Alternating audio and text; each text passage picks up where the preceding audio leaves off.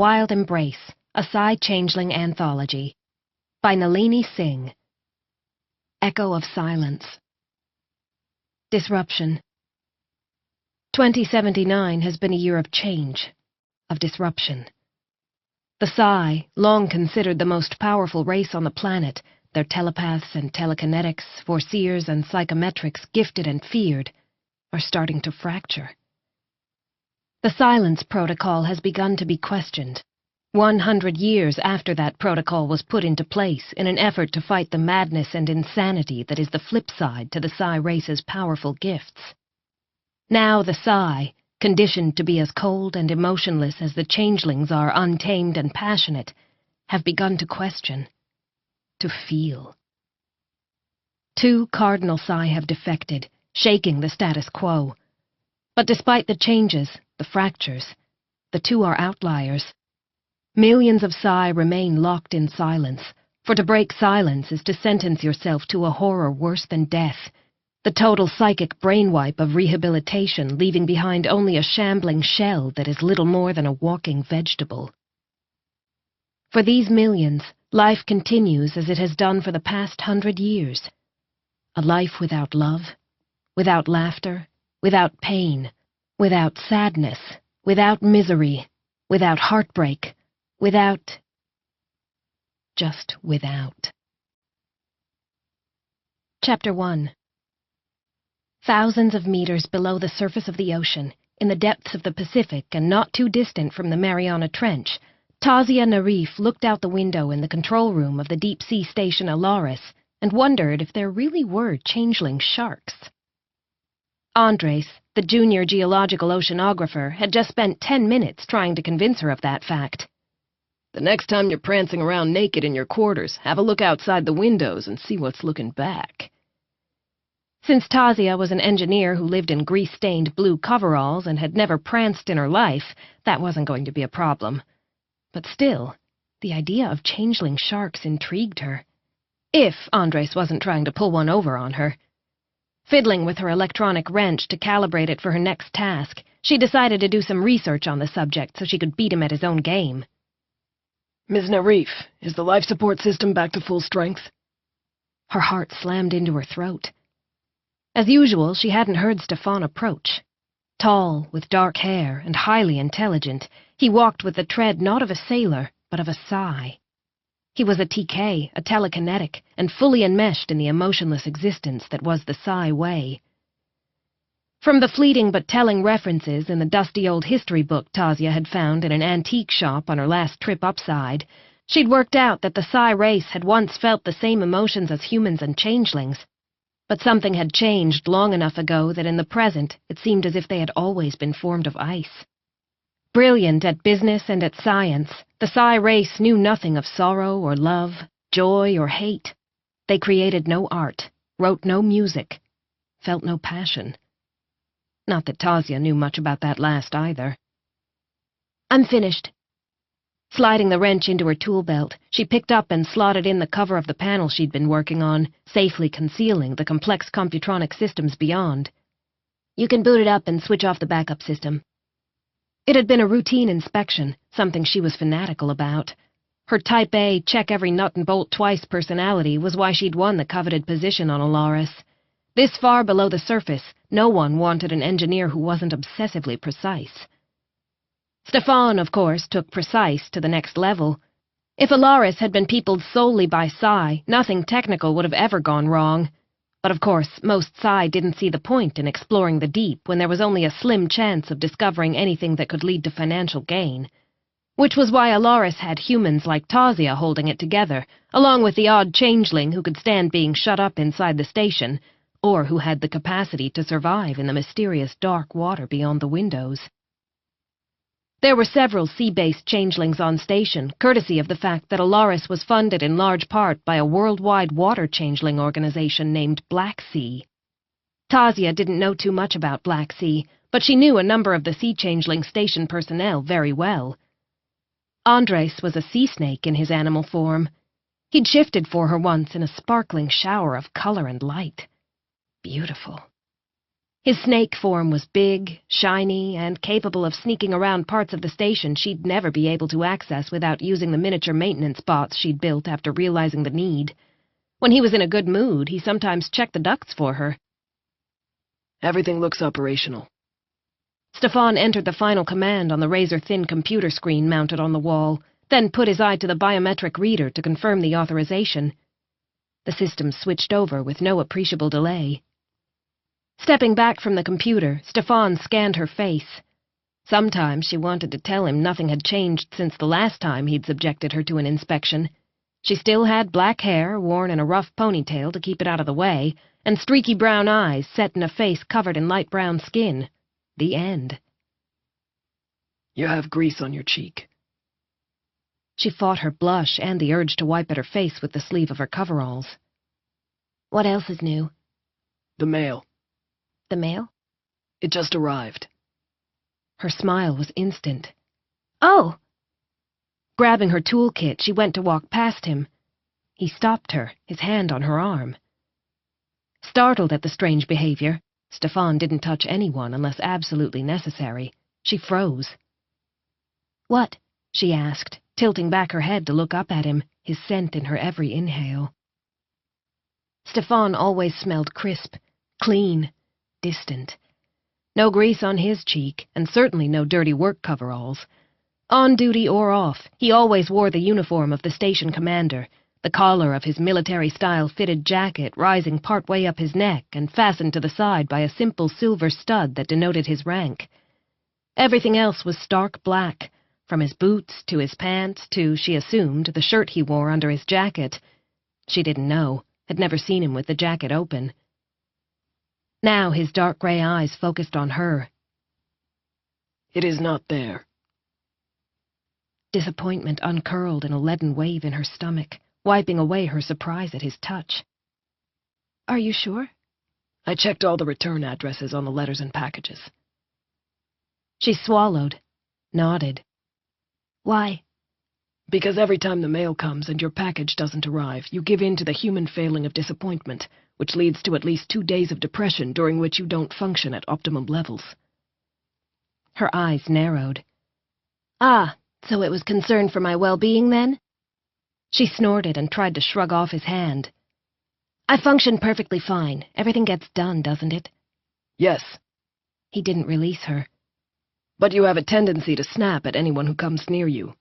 What do you care? She asked, feeling cornered and sad and angry at him for being the bearer of news she didn't want to hear. Emotion makes no difference to you. The humans and changelings care.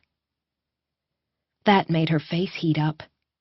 Stefan ran the show, contracted to manage Alaris at what had to be an exorbitant fee. If he said people were complaining because she got a little down a couple of days a month, then people were complaining. It won't happen again. Of course it will, unless you stop waiting for a package that will never arrive. It was a stab to her soul, a blade made of ice that broke inside her as she bled. Let me go. Wrenching herself out of his hold, she walked quietly out of the control room and headed down into the true guts of Alaris, where no one else ever ventured. Only when she was sure he hadn't followed her did she curl up in a corner and put her head on her knees. No tears. Tasia had stopped crying a long time ago, but the sadness was a crushing weight, a brick on her heart. She'd truly believed that the passage of time would soften her parents' anger, bring forgiveness. But it had been 5 years since she'd walked out on her arranged marriage, and still her family shunned her. A year ago, when she'd won a place on Alaris's first mission team, she'd written to them. It was an honor to be on the deep-sea station. Surely they would forgive her now that she'd brought such a claim to the Narif name, now that she'd become more than the daughter who had not followed the wishes of her elders. The first month on board, she hadn't been too disappointed at the lack of a response. Her parents lived in a remote region of desert and wind, a region their people had chosen to keep deliberately untouched by technology, except that which was needed to assure the safety of the settlement. They also didn't believe in wasting money on costly transportation when other, more economical methods were readily available. Their reply would come slowly, via camelback, until it reached the nearest major city. The second month, she'd told herself there must have been a storm to delay things. That happened at times, the wind howling across the desert to create sand devils that could strip the skin right off anyone unlucky enough to be caught in the center of one. The third month, she'd blamed it on her name. People were always getting her mixed up with Nausea, who worked on Alaris's surface base. No doubt Nausea would forward the letter with the next mail drop. The fourth month, a knot grew in her stomach, and kept growing. A year, and still no reply. No message. She would have worried about their well-being, but she knew they were safe. She still had one friend in the village, busy with 2 young children, a demanding husband, and elderly in-laws, and utterly delighted to be in the center of that cheerful chaos. Mina wrote to Tasia when she could, gave her the news. Tasia's brother had found a pretty and shy bride. His marriage celebrations followed 9 months later by a healthy son. Tasia's mother was no longer coughing. Tasia's father had taken her to be seen by the city doctor, who'd settled permanently in the village and who was happy to barter his services for a good home-cooked meal and a little company, his wife having passed on. Tasia's father was enamored of his grandson and spoiling the boy terribly, as a grandparent should, Mina had added. Tasia's parents had given the money Tasia had sent them to the holy man. She knew. Of course she knew. In her heart she knew she would never again drink her mother's sweet milk tea or hear her father's gravelly voice. She would never again laugh with her brother, never meet his bride or her nephew. And she would never again feel her beloved Teta's kisses and hugs, her grandmother who had so patiently brushed her hair the many times Tasia had returned with tangles after a day of scrambling up trees and rolling down sand dunes. She knew. She knew. Next mail drop, she ensured she was fixing a hydraulic lift on the lowest floor of the station, where no one would come looking for her, and where she didn't have to hear the excited cries and see the beaming smiles of her colleagues as they received care packages or unexpected gifts, or letters that made them shed tears of joy. Great, she muttered when the relay tube turned out to have a hole in it. A problem? Her back stiffening where she crouched in front of the exposed inner machinery of the lift, she glanced up at Stefan. "Can't you wear a bell or something?" No. Of course he didn't have a sense of humor. Psy never did. She still couldn't get her mind around the fact that 2 powerful Cardinal Psy, including a gifted Foreseer, had recently defected into a Changeling pact. How could that possibly work? Changelings were as primal as Psy were cerebral, like Stefan with his remote gaze and cool words. "The tube is busted," she told him. "I missed the last equipment request, so we'll have to wait till next month." Is it urgent? She considered it, aware Stefan was a teleport-capable TK. He could bring in emergency equipment in the space of mere minutes, if not seconds, his mind reaching across vast distances in a way she could barely comprehend. But the unspoken rule was that the rest of the station personnel didn't ask him for anything that wasn't critical. Everyone knew that if Alaris sprang a fatal pressure leak, they'd need every last ounce of Stefan's abilities to get them to the surface. "The other lift is still functional," she said, hooking her spanner into her tool belt and tapping in the code that meant the computer would bypass this lift until she recorded it as being back online. "We can survive a month." He nodded, his dark brown hair military short. Since he wasn't part of the Psy race's armed forces, she thought it was because he had curls. Psy hated anything that was out of control. When he continued to loom over her, she rubbed her hands on her thighs and stood up. That didn't exactly even things out since he was so much taller, but it made her feel better. He reached out and gripped a lock of hair that had escaped her ponytail. "Grease." Rolling her eyes, she pulled it out of his grasp. "Was there anything else you wanted?" "It appears I made a mistake last month in telling you no letter or package would come." Pain in her heart, her throat. "No, I needed to hear that." "However, instead of having you snap at everyone for 2 days a month, you're now so quiet that people are becoming concerned." Tasia remembered how Andres had been poking at her this morning, trying to make her smile with those silly jokes of his. But he was her friend. Stefan was nothing. "I'm not Psy," she said point blank. I can't ignore hurt or forget that my family hates me. He didn't flinch. You knew that before. What changed? You took away my hope. There was a small silence that seemed to reverberate with 1,000 unspoken things. For a single instant captured in time, she thought she saw a fracture in his icy composure, a hint of something unexpected in those eyes she'd always thought were beautiful despite their coldness. Then a tool fell off Tasia's belt and she bent to grab it off the floor. By the time she rose, Stefan was gone. Just as well, she thought, though there was a strange hollowness in her stomach. She wasn't some bug under a microscope for him to study. She was a flesh-and-blood human being with hopes and dreams and emotions. Maybe those emotions made her heart heavy with sorrow and her soul hurt, but she would never choose to erase them in the way of Stefan's people. What use was it to have such power if you saw no beauty in a child's smile or in the sea's turbulent moods, if you didn't understand friendship or laughter? No, she'd rather feel, even if it hurt so much she could hardly breathe through it at times. Chapter 2.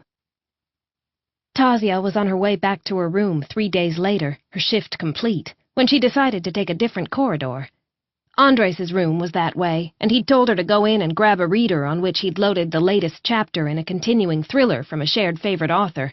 Having finished it already, he wanted her to read it so they could dissect the mystery from start to finish. He was convinced he'd figured out the murderer. Using his code to get in, she found the reader where he'd said it would be and shook her head at the state of his room.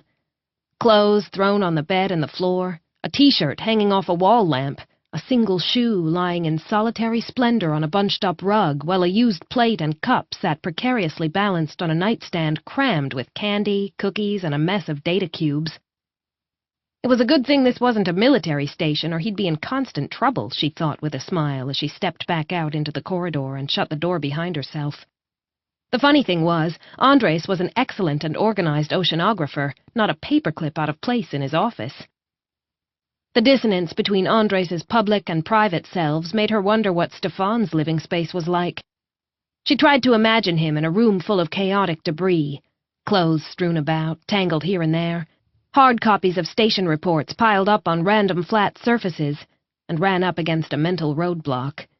Stefan's room, her brain informed her, would be as neat and as tidy and as flawless as Stefan. So perfect it had no personality.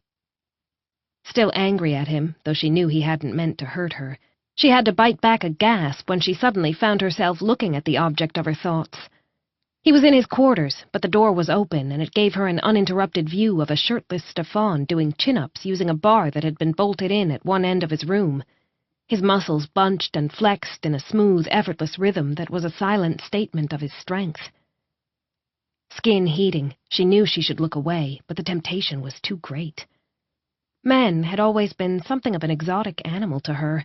She'd never been the girl who knew how to flirt, or who had a secret boyfriend in the village. That hadn't changed after she left her homeland.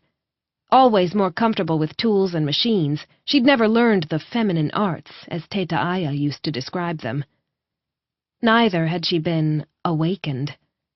Another one of her grandmother's scandalous euphemisms, the elderly woman having outlived 3 husbands and who knew how many lovers. Tasia had begun to think she simply didn't have that gene, the one that made the other girls sparkle with anticipation at the sight of a boy. All Tasia had wanted to do was learn, build, explore, and none of the boys in the village had ever found that the least bit interesting.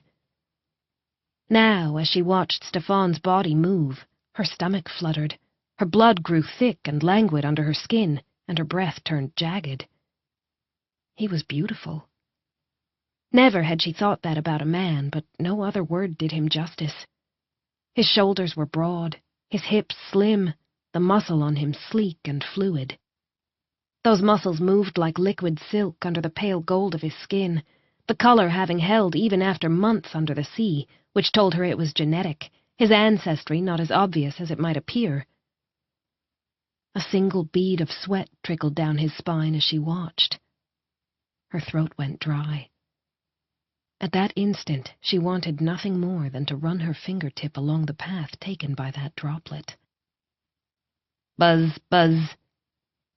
Jerking down her head, she turned off the specialized comm they used inside the station and moved quickly away before Stefan could turn, see that she'd been spying on him. Her cheeks burned as she hurried out of sight. Only once she was in her own section did she check the comm, to find a message from a friend asking if she'd like to have dinner together. About to refuse, she decided she needed a distraction and said yes. Because if she was fantasizing about Stefan, then she'd clearly been working too hard. Should he ever discover her unusual response to the sight of his body, he'd be faintly quizzical, but otherwise unaffected. A few Psy around the world might be starting to question silence, as their way of life was apparently called according to recent rumors, but Alaris's station commander wasn't part of that group. He was the most emotionless person she'd ever met. Tasia didn't run into Stefan again until 5 days later, possibly because she'd done everything in her power to avoid contact. When she did end up in the same space as him, it was at the senior staff meeting where they went over the health of the station piece by piece, including the health of the crew and anything else that might affect the smooth running of Alaris. Not up for discussion were any current research projects. Because while it was Stefan's task to make sure Alaris ran smoothly, all staff and crew safe, it was Water Changeling Dr. Knight who headed the research team and through whom all related data was funneled. Tasia figured the split had something to do with Black Sea not wanting the Psy to co-opt research they'd funded. She wondered if Stefan was troubled by the implied lack of trust, then realized he wasn't troubled by anything. I think we should have another station event mid-month. That came from Allie Livingston, the station's chief counselor. A single monthly get-together isn't enough, not when some people inevitably miss it because of their shifts. As a result, it might be 2 months before they have a chance to blow off steam in a group setting. I'm willing to take your lead on this, Ms. Livingston. Stefan's tone was even, his form motionless where he stood at the front of the room. Around him, some of the crew slouched in sofas, a few held up the wall, while Tasia leaned against a sofa arm. However, Stefan added, you must ensure these social events do not leave the crew unable to function. The researchers set their own hours, but I need my crew alert if the station is to run at maximum efficiency. Allie shoved a hand through her strawberry blonde hair. Yeah, sorry about that. No more hangovers, I promise. I was thinking about a quiz night. She held up her hands when several people groaned. You mock me now, but I bet you all get into it. Competitive lot that you are. Are there any other non-standard matters that require discussion? Stefan looked straight at Tasia, and she wondered if he could see her thoughts, see how her mind kept replaying the sight of his strong, beautiful body doing those chin-ups. He was telepathic, after all. No, she reminded herself. Uninvited telepathic contact was against the rules of the Psy race, and Stefan would never break the rules. The lift situation remains stable? She nodded in response to his question. We'll be fine until the next delivery.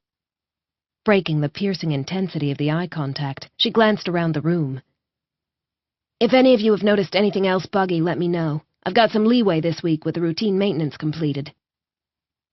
She kept her head down the rest of the meeting, but swore she could feel Stefan's eyes on her throughout. Impossible, of course. He'd never pay extra attention to a particular crew member when he already had the information he needed from that crew member. Slipping out as soon as he dismissed the meeting, she headed down into the bowels of Alaris to tinker with a non-essential system.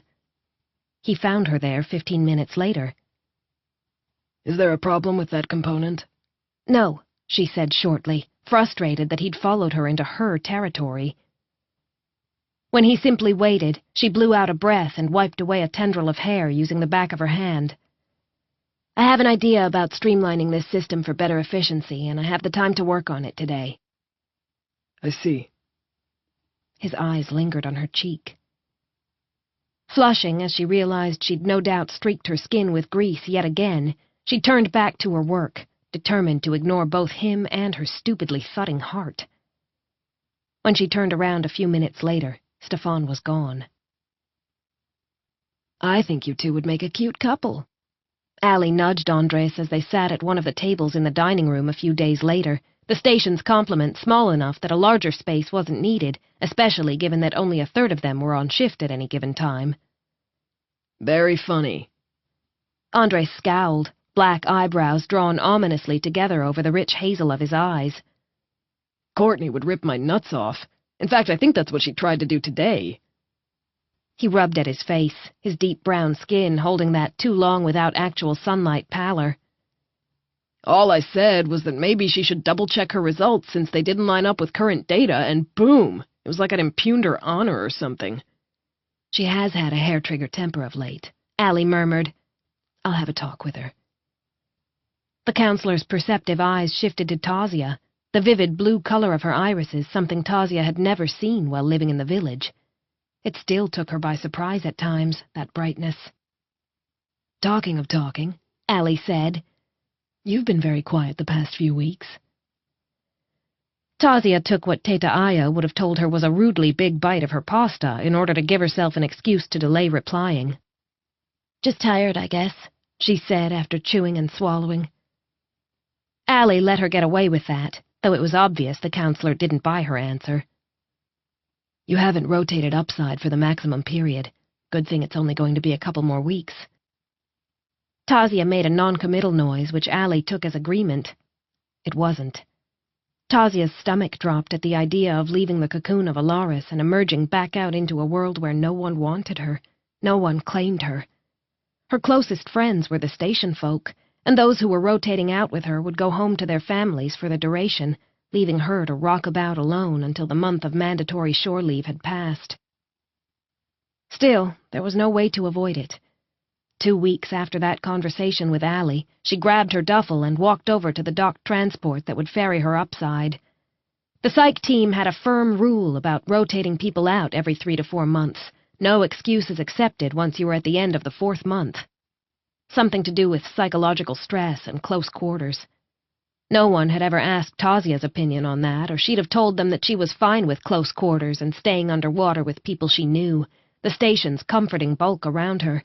She had no need for the horrible nothingness that was the hell of shore leave.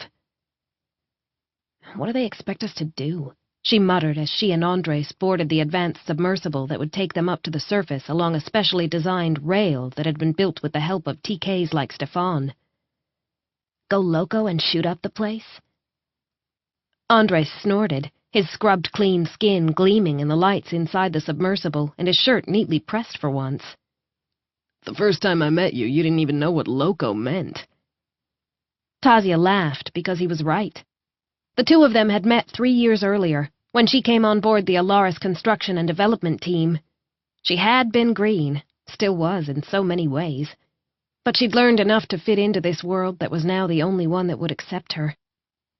"One thing you can say for close quarters," she said, gut clenching against the fresh wave of pain. "You get to know your station mates very well." "Tell me about it." Andres groaned. "Goddamn Trev snores loud enough to make the walls rattle." A step on the entryway before she could respond. A tall, rangy body with close-cut dark brown hair getting into the submersible. Stefan. She hadn't realized he had an upside trip scheduled. As usual, he made no effort to engage in casual conversation. He was so remote and self-contained that she could barely connect this man to the flesh-and-blood one she'd seen that day in his room, and later in her dreams. Even as her shoulders tensed at the memory, she had the strangest urge to poke at him, to needle him into reacting. Except, of course, he wouldn't. He was Psy. On the entryway, the maligned Trev gave them a grinning salute, then shut the door, spinning the lock. The submersible was now sealed for the duration. It would take them some time to reach the surface.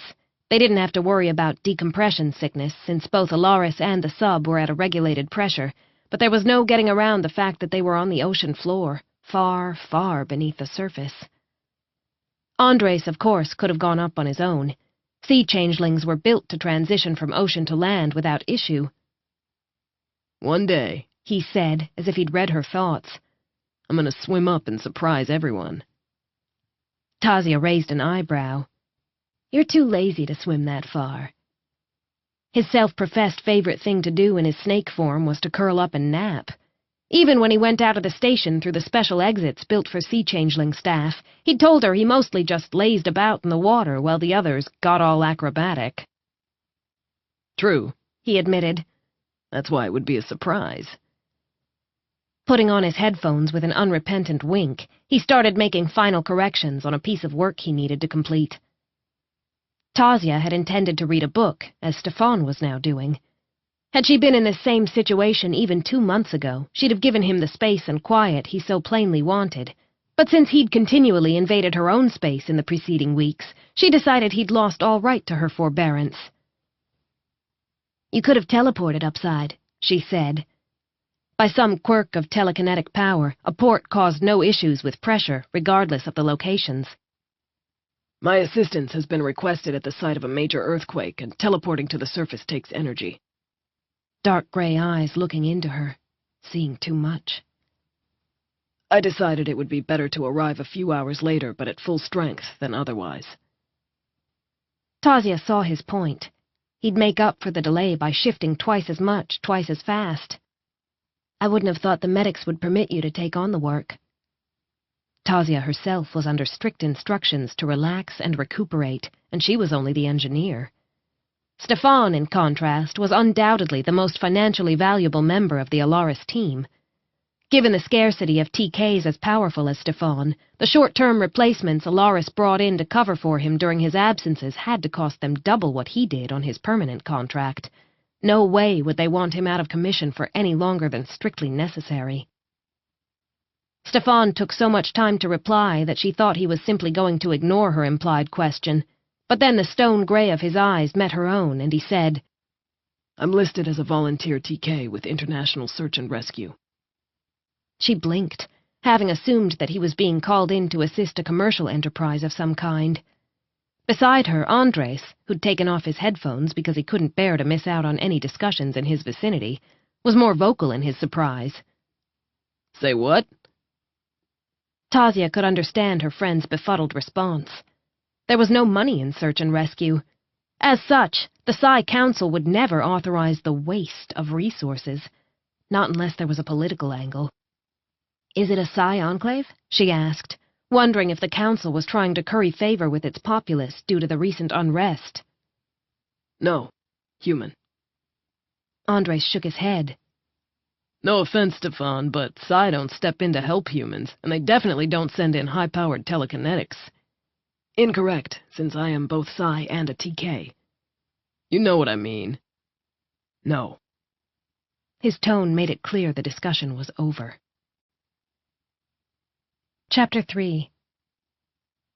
Disembarking upside at last, the trip having passed both too slowly and too fast, Tasia blinked at the tropical sunlight, had to admit it felt good on her skin.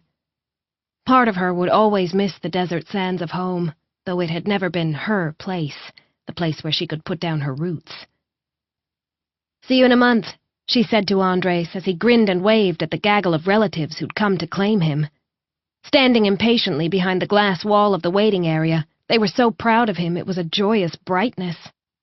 Small, excited children pressed their hands to the glass, an older woman cried happy tears while others just beamed at Andres, and 2 teenagers held up a banner that said, "We missed you, bro." Tiny hands had drawn colorful marine animals all over the banner. This was what it should be like. Family was the bedrock of life. That was what Tasia had always been taught, still what she believed. A person could weather anything so long as she had the strength of her family at her back. To be without family was to be a ghost, lost in the wilderness. Andres turned toward her. "Will you—" "I'll check in for you at the office." She smiled and took his ID card. "Go on, I think your mom's gonna burst if you don't hug her soon." It was his mother who was crying. Tasia recognized her from many earlier meetings. Andres' mother had invited Tasia home for dinner on countless occasions during Tasia's time working on the construction and development team. "Thanks, Tasia." Andres hesitated. "You know you're always welcome to come home with me. One more body won't be any trouble. Ma loves to feed people, and she adores you." She cherished him for his friendship, but she also knew that this time should be his. And much as Tasia loved his family, it made her so sad inside to witness their love, their togetherness. It was a terrible thing to admit, but their joy reminded her too much of all that she had lost. Better for such a guest to stay away. Never would she risk putting a damper on Andres' visit by inadvertently betraying her own painful homesickness. "I'll be fine," she said, her heart a dull ache in her chest, but her smile and wave for his family very much real. "I've got a few dates set up." A gleam in his eye. "Secretive. I like it." He kissed her on the cheek before heading off, turning to walk backward long enough to call out, "I'll expect a full report." Then he was gone, excitedly swallowed up by his boisterous family. "You lied." She didn't startle, having felt Stefan's cool presence at her back. Taking a step forward in an effort to fight the temptation to turn around and push at him until he cracked, until he acted human, she said, "It's a lie that'll ensure he doesn't worry about me during his break." With that, she hefted her small duffel and strode toward the office building to check in. She'd leave both her own and Andres' ID badges there. It was easy enough to verify ID with a DNA scan when it was time to return to Alaris, and this way there was no risk of losing the IDs. Stefan fell into step beside her, shortening his long strides to match hers. "What will you do?" Concerned? Stefan? No, she thought. He probably just wanted to make sure his engineer would return to Alaris without problematic psychological issues. The smooth running of the station, after all, was his mandate. "I'll rent a room for the month I'm upside." The office staff had shown her how to arrange such temporary accommodation her first trip upside. Now she had a list of places she could call to see if they had vacancies. Advance bookings were difficult, as no one could guarantee exactly when conditions would be right for the submersible to come up. If everything was booked, there were always the bunks at the back of the office building. No one would mind if she used one of those, though Tasia intended to do her best to avoid that scenario. She'd spent a week there her first rotation upside, and the quiet pity she'd seen in the eyes of those who went home every day to their families was nothing she ever wanted to repeat. "What will you do in your room?" Fingers tightening on the handles of her duffel at Stefan's question, she fought the burning in her throat, the flame of anger in her stomach. He had no idea what he was doing to her, how his questions were forcing her to face her cold, lonely existence headlong. No playing with Mina's children for her. No cuddling her nephew or helping her father fix the machines the desert sand was constantly clogging. That was what a daughter who was wanted and loved would do, not one who'd been forsaken. "I'll hang out," she said, keeping her pain to herself. "Read a few books, maybe go to the theater. Have fun." "Do you wish to do that?" "No." Temper snapping, she spun around to face him, her jaw tight and her fury caustic acid in her veins. "But it's the best I can do. Satisfied?" "You could come with me." The world froze, and when it started moving again, nothing was as it had been.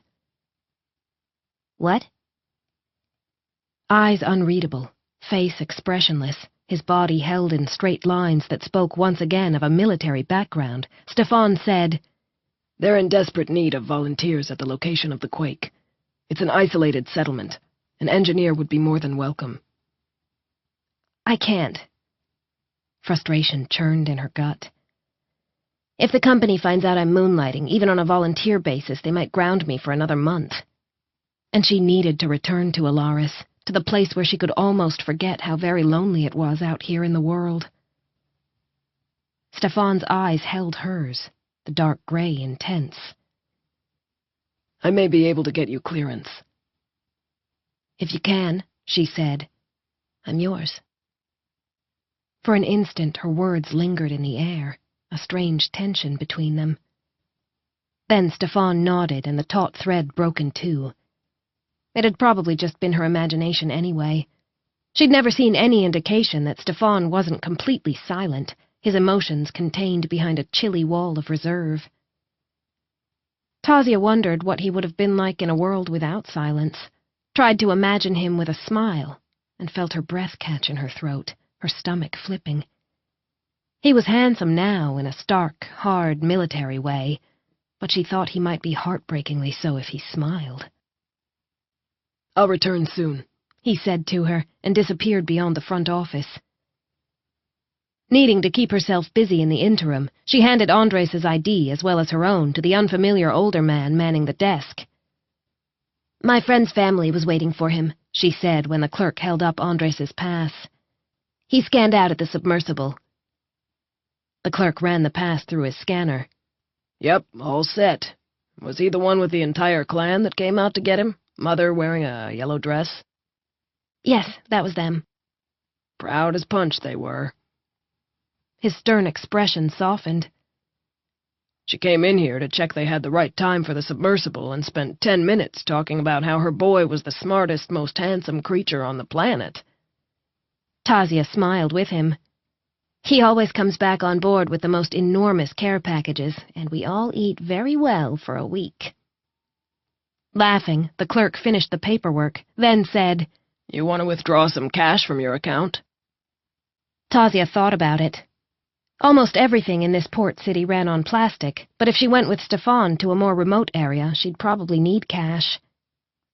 "Yes," she said, and hoped the decision sent a loud signal to the universe about her intentions and desires. She'd just completed the transaction when she was called into the back office and asked for her reasons for wanting to volunteer at the quake site. Stefan stood silently by the window as she looked the Living Resources Director in the eye and told the blunt truth. "I've got no one upside. The month passes at a snail's pace, and I return to Alaris no more relaxed than when I got out. I'd prefer to spend that time helping people rather than feeling sorry for myself." The director tucked a wing of blonde hair behind her ear and said, "Well, that's certainly honest enough." She tapped something into the datapad in front of her. "I'm clearing you for volunteer duty with Stefan, but remember, you'll have a physical before returning to Alaris. Make sure you're rested and well-nourished by then, or I will bench you for another month. And you'll lose that month's salary, too." "Yes, ma'am." Joy burst to life in Tasia's bloodstream. She wouldn't be alone and useless upside. Not this time.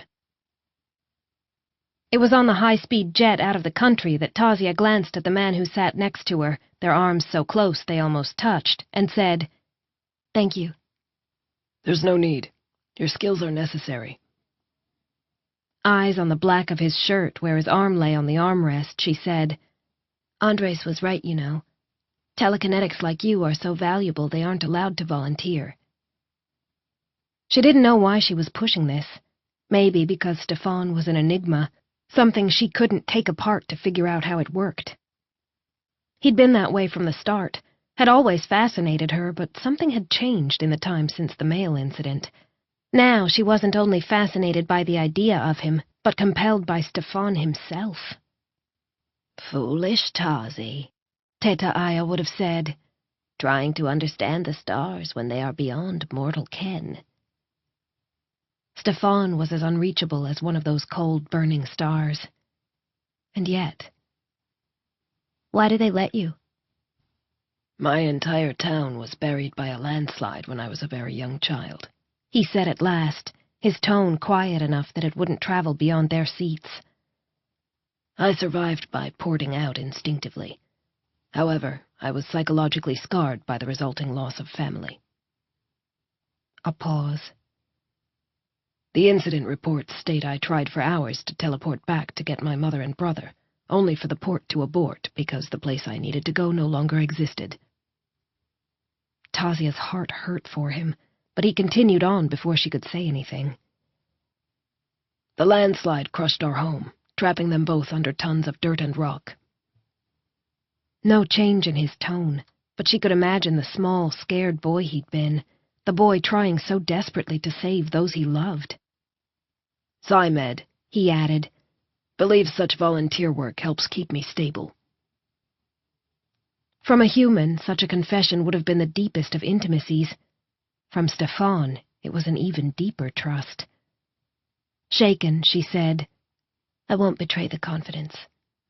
"If I thought you would, I wouldn't have told you." Dark gray eyes held her own, the contact unbreakable. "You have more questions." "I always have more questions," she said with an ache in her soul, because that had been her father's lament. "Here comes my Tazi. What questions for me today, my daughter with her smart mind and curious spirit?"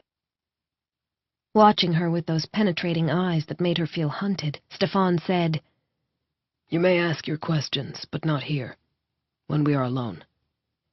You might regret saying that. This conversation, it wasn't one she'd ever thought she'd have, not with Stefan. You'll be answering questions till you're old and grey. Perhaps I will prove in no way as interesting as your mechanical devices. Somehow, Tasia didn't believe that. Tapping out a request on the computer screen built into the arm of his seat when she didn't answer, Stefan ordered them meals. Eat as much as you can. Our meals will be erratic once we land. Chapter 4. They changed in the private cubicles on board the jet, getting into clothing suitable for the quake-hit region. She wore her own work boots, scuffed and comfortable, but Stefan had sourced a search and rescue uniform for her that was similar to his own. The color of sand, the thin, breathable but tough material covered her arms and legs, providing protection from the rubble and the sun both. The lightweight jacket, worn over a t-shirt, sealed up the front, which meant she could tear it open should it get too hot. What on her looked merely serviceable looked like a pressed military uniform on Stefan. His bearing was so erect. "Ready?" he said as soon as they'd landed and been processed through to the hot desert land not so very far from her own. Blowing out a breath, she nodded. I haven't done this before. You might feel some disorientation. He stepped close. Her heart slammed into her ribcage, and a second later she was being teleported for the first time in her life, the world spinning before it settled. In the space of 3 heartbeats, they'd gone from a modern, gleaming airport to a village deep in the interior, where a massive quake had buried ancient and lovingly handcrafted homes the color of sun-baked mud, cracking and buckling the land in every direction. There were no screams, no cries. Only an eerie silence as people worked with frantic hands to unearth the buried. Many had nothing but those hands, fingers bloodied and nails broken. Stefan began to lift huge chunks of material within a minute of arriving. The relief on the townspeople's haggard faces was so visceral it tore a hole inside of Tasia. Right, she said, and dumping her gear in the same spot where Stefan had dropped his duffel, headed out to talk to the person who seemed to be coordinating the rescue efforts. The grateful local woman soon had her out fixing everything from broken pipes to checking wiring for danger to jerry-rigging communications equipment that kept breaking down. Only a small rescue team had made it to the village so far, the rest still en route. As a result, the available able-bodied volunteers, trained and untrained, were stretched to the limit. Tasia fell exhausted on her sleeping bag hours after full dark, some kind person having rolled it out after putting up a tent for her and Stefan. When Stefan came in bare minutes later, his face drawn and digging into his duffel threw her a Psy nutrition bar, she gulped down the tasteless thing. It was only then that she realized she hadn't eaten since the plane. Will you be okay? I'll need at least 6 hours of sleep to recover to a level where I can continue to shift material. With that, he threw her another bar, ate 4 more himself, and went to sleep. Or she thought he must have, because she woke with the nutrition bar still in her hand. A glance at the clock showed only 5 hours had passed. Moving about quietly so as not to wake Stefan, she stuck her feet into her boots and ducked out to use the facilities. Afterward, she rinsed out her mouth with careful use of water, then took a long drink as she finished off the bar. Shower facilities were non-existent, the well having been crushed in the quake, but the locals had repeatedly cautioned her to make sure she drank enough water to stay strong and hydrated. Tasia had forgotten how easily the desert sun could sap a person's strength. Tankers were on the way, and those villagers not involved in attempting to rescue buried survivors were trying to resurrect the well, but until then, personal hygiene had to take a back seat to survival. It was better not to ask Stefan to pour in more water. He was already being pushed to the edge of his endurance, lifting the debris. Stepping back inside the tent, she found the box of wet wipes she'd grabbed from the little shop next to the Alaris offices and glanced over at Stefan. He hadn't moved, his breathing steady. 6 hours, he'd said, and 6 hours it would be. Turning her back to him, she stripped off the clothing on her upper half, her skin burning at the idea of being near naked with a man who wasn't her husband, then quickly wiped herself down as much as possible before getting into a fresh bra and t-shirt.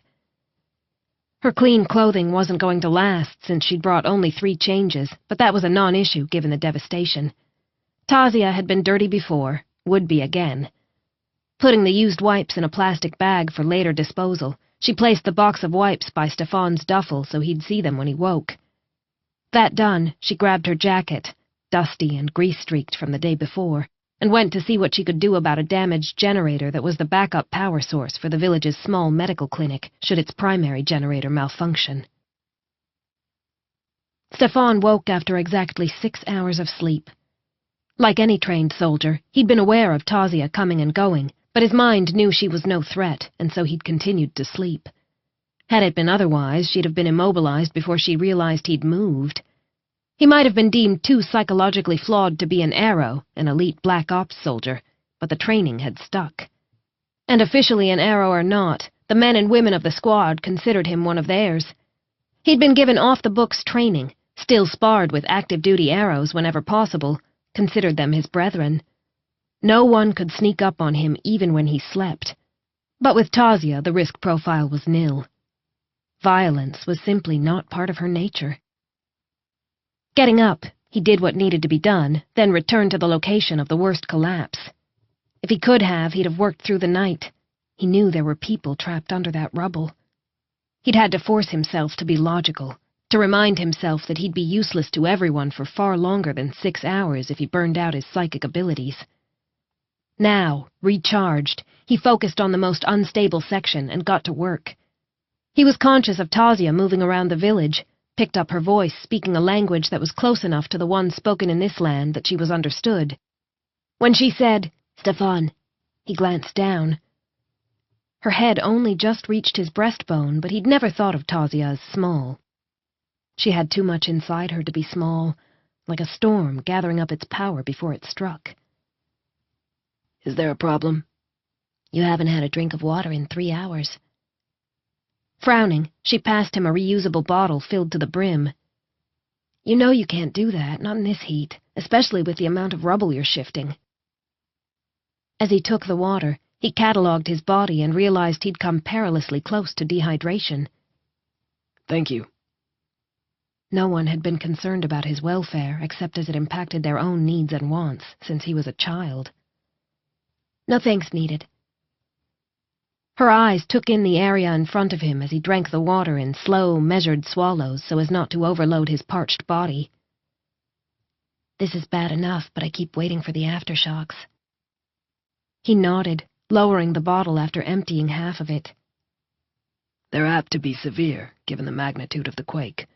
That's why I have to get the trapped out now. The rubble is too unstable to hold in a major tremor. Working without a break for the next 4 hours, not stopping even when Tasia passed him water and he gulped it down, he got half the trapped out before the world shook again. Screams pierced the air as things crashed and people bled, but his first thought was for Tasia. Reaching out with his mind as he crouched down to ride out the aftershock, he searched for the brilliance that was hers. He didn't invade her mind to find her. He didn't have to. Tasia's mental signature was as unique as a fingerprint to him. And there she was.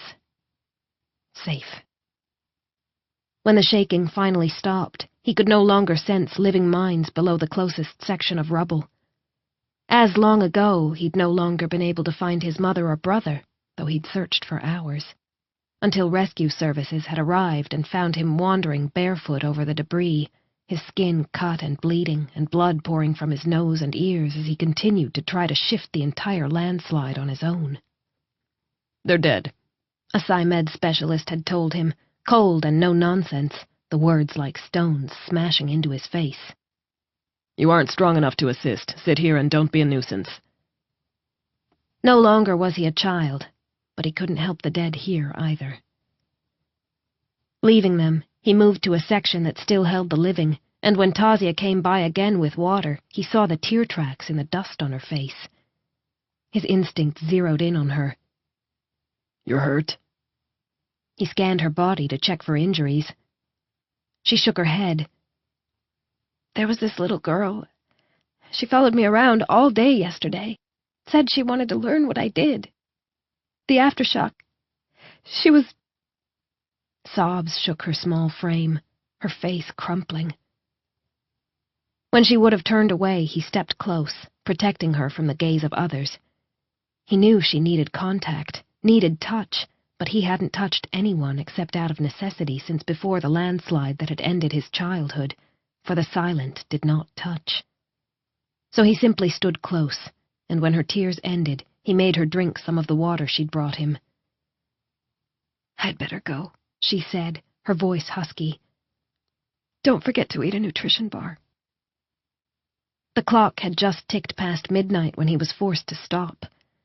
Mental muscles strained to the last degree, his uniform hanging on a frame that was burning energy faster than he could replenish it, he made himself walk away from the rubble. Tasia was inside the tent, working on a small component by the light of the solar-powered emergency lantern she'd bought in the same little shop where she'd bought the box of cleansing wipes she'd shared with him. "There's not enough electricity to do computronic work after dark," she murmured absently, then looked up. "Stefan, sit before you fall down." The words were sharp. "I'm fine, just low on energy."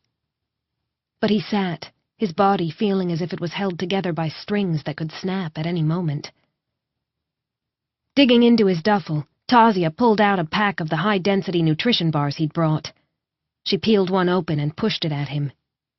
"Eat." Watching him to make sure he obeyed the order, she found some water and gave that to him after dosing it with a vitamin and mineral powder. "There's enough drinking water that we don't have to ration it. Tankers will be here tomorrow." He drank the water, ate another bar when she gave it to him. "Have you eaten?" A nod. "Some of the villagers managed to put together an outdoor oven, made flatbread. I had that. I think you need these bars more than I do." "Did you have the vitamins?" She could easily fall victim to malnutrition. "Yes." Putting aside the component she'd been working on, she thrust her hands through her hair, then dropped both her hands and her gaze. "Sorry about breaking down like that." "There's no need to be sorry. You are human. You feel." Her eyes met his, so open and heavy with sorrow. "Do you remember feeling as a child?" "Yes."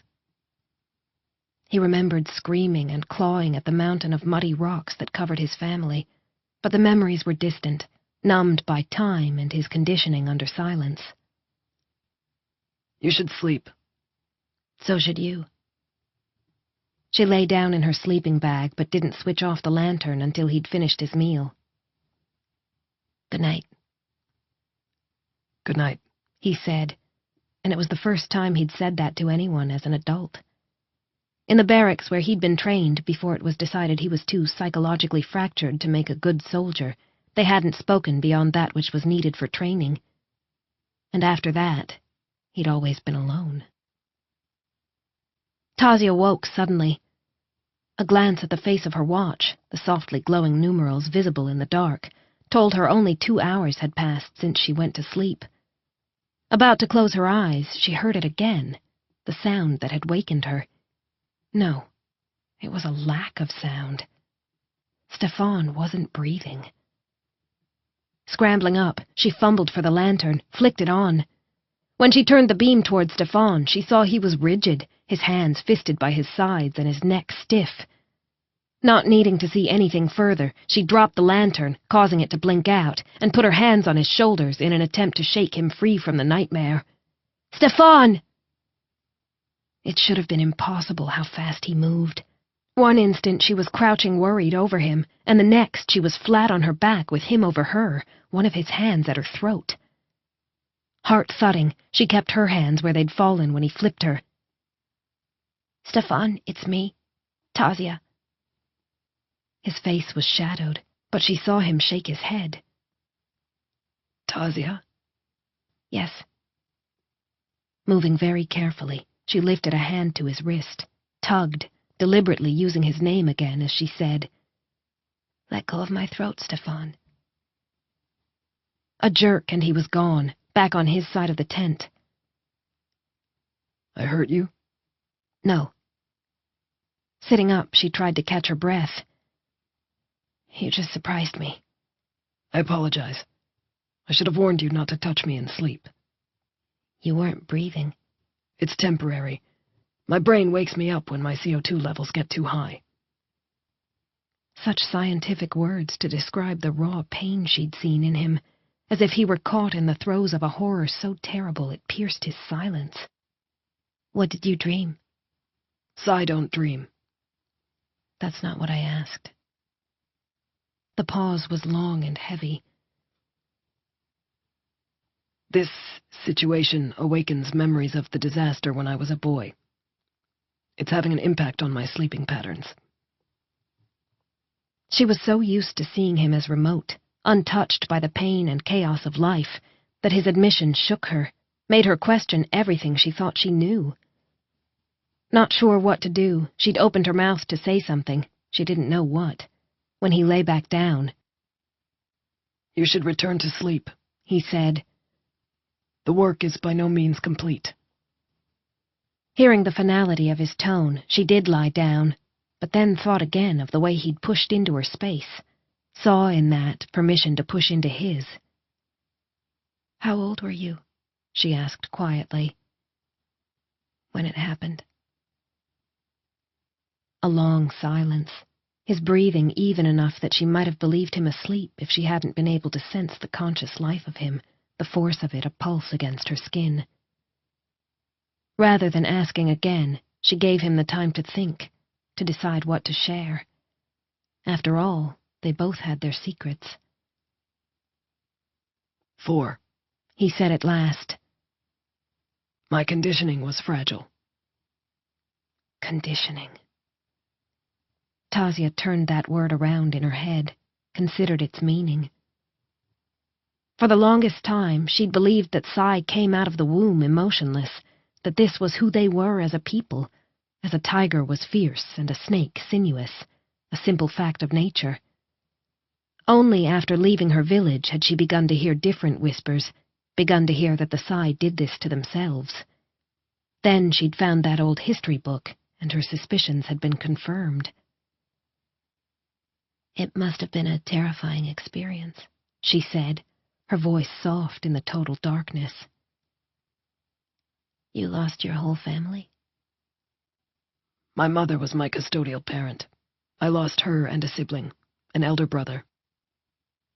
Having turned to face his back, Tasia thought about reaching out and touching him as she might a fellow human in pain. But Stefan was Psy.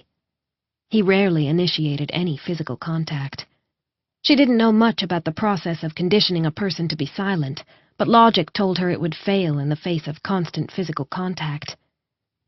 And she didn't want him to feel any more pain, this extraordinary man who helped others even when providing that help pushed him back into memories of the most heartbreaking loss. Her eyes burned. 4 years old. His grief and confusion would have been incalculable. So she kept her distance, said, I'm sorry for your hurt. He didn't answer, and she didn't force herself any deeper into him. But that night she slept with an ear open for Stefan's breathing, and when he stopped again, she said, Stefan, until he snapped out of it. They didn't speak otherwise. Chapter 5. It was 2 days later, all known survivors rescued, that the villagers began the cleanup operation. Tasia continued to fix anything and everything she could. Stefan, meanwhile, was needed as much as he'd ever been, the large structures that had collapsed, impossible to shift otherwise. Heavy equipment was coming, but the roads to the village were treacherous, and several trucks had already broken down. The good news was that the water tankers had arrived on schedule. There's more than enough drinking water, especially since it looks like the well will be fully operational soon, she told Stefan late that afternoon, after he stopped working before nightfall for once. The only reason he'd stopped was because a piece of debris had fallen on him, causing significant bruising to his torso. He'd have been out there minutes afterward regardless, but thankfully one of the volunteer medics had told him to rest and keep his muscles from stiffening up or he'd be useless the next day. Good, he said, doing a stretch as they stood outside their tent. His wince broke through the normal lack of expression on his face. "Stop it," she muttered, glaring at him.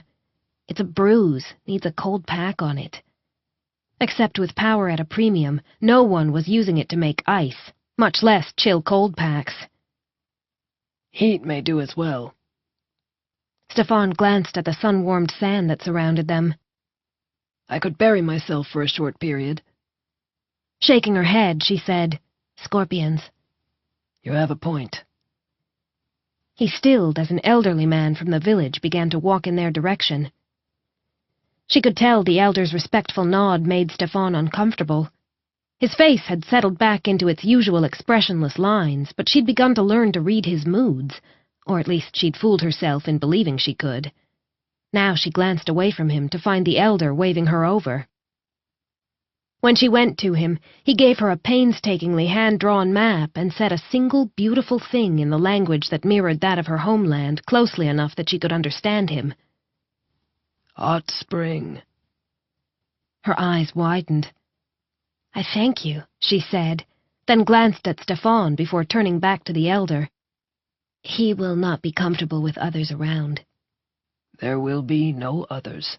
It is my family's secret, the spring." He passed her a faded photograph with wrinkled hands that held an age tremor. "Go there." Then he pointed out the location on his map. "I thank you," Tasia began, but the white-bearded man waved it off. "The gratitude," he said, "is ours." Walking over to Stefan after the elder left, Tasia told him of the hot spring, showed him the photograph of the distinctive rock formation not far from that spring. "Have you enough energy to port there?" Stefan considered the image. "I won't know until I try." "You should try," Tasia said. "The hot spring will soothe the ache, help you be in shape for further work." She added the last because that was the only thing about which Stefan seemed to care. His own health was important only when it threatened to become an impediment to his task. "You hate being dirty," he said to her surprise. "You can come and bathe in the spring." Tasia sucked in a breath. To be naked with Stefan. But no, he'd never expect that. So they'd take turns. She could handle that, knew he'd never peek, though she might.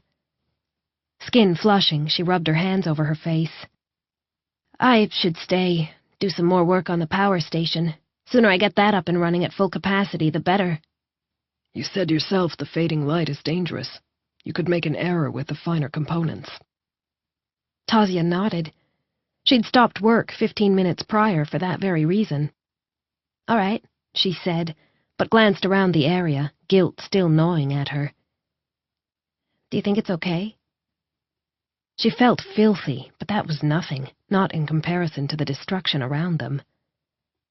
"I don't want to waste time." "We won't be gone long." Stefan glanced at the rubble. "And there are only the dead waiting below now." Her hand rose toward his arm. She had to consciously wrench it back before she made contact. "You're sure?" she whispered. "Yes." No expression on his face, no change in his tone. But his eyes, they were fixed on the crushed ruin of the village. "At night," he added, "when the humans fall into exhausted sleep, the area is clear and I can search with my telepathic senses. There are no longer any living minds under the rubble." Heart a lump of pain in her chest, and mind filling with the name of the little girl who'd wanted to be an engineer, Tasia closed her eyes in a moment of remembrance. When she opened them, it was on a swell of quiet determination. Nothing could turn back the clock, bring the dead back to life. What she could do was ensure Stefan's health. The death toll would have been far higher without his dogged efforts. "Come on, we should get to the spring before it gets dark." Ducking into the tent, she grabbed a towel from her gear and 2 sets of dirty clothing. She could at least rinse them out. They should dry quickly in this heat. Stefan did the same before stepping close to her. "Ready?" he said, as he had the first time he ported her. "Yes."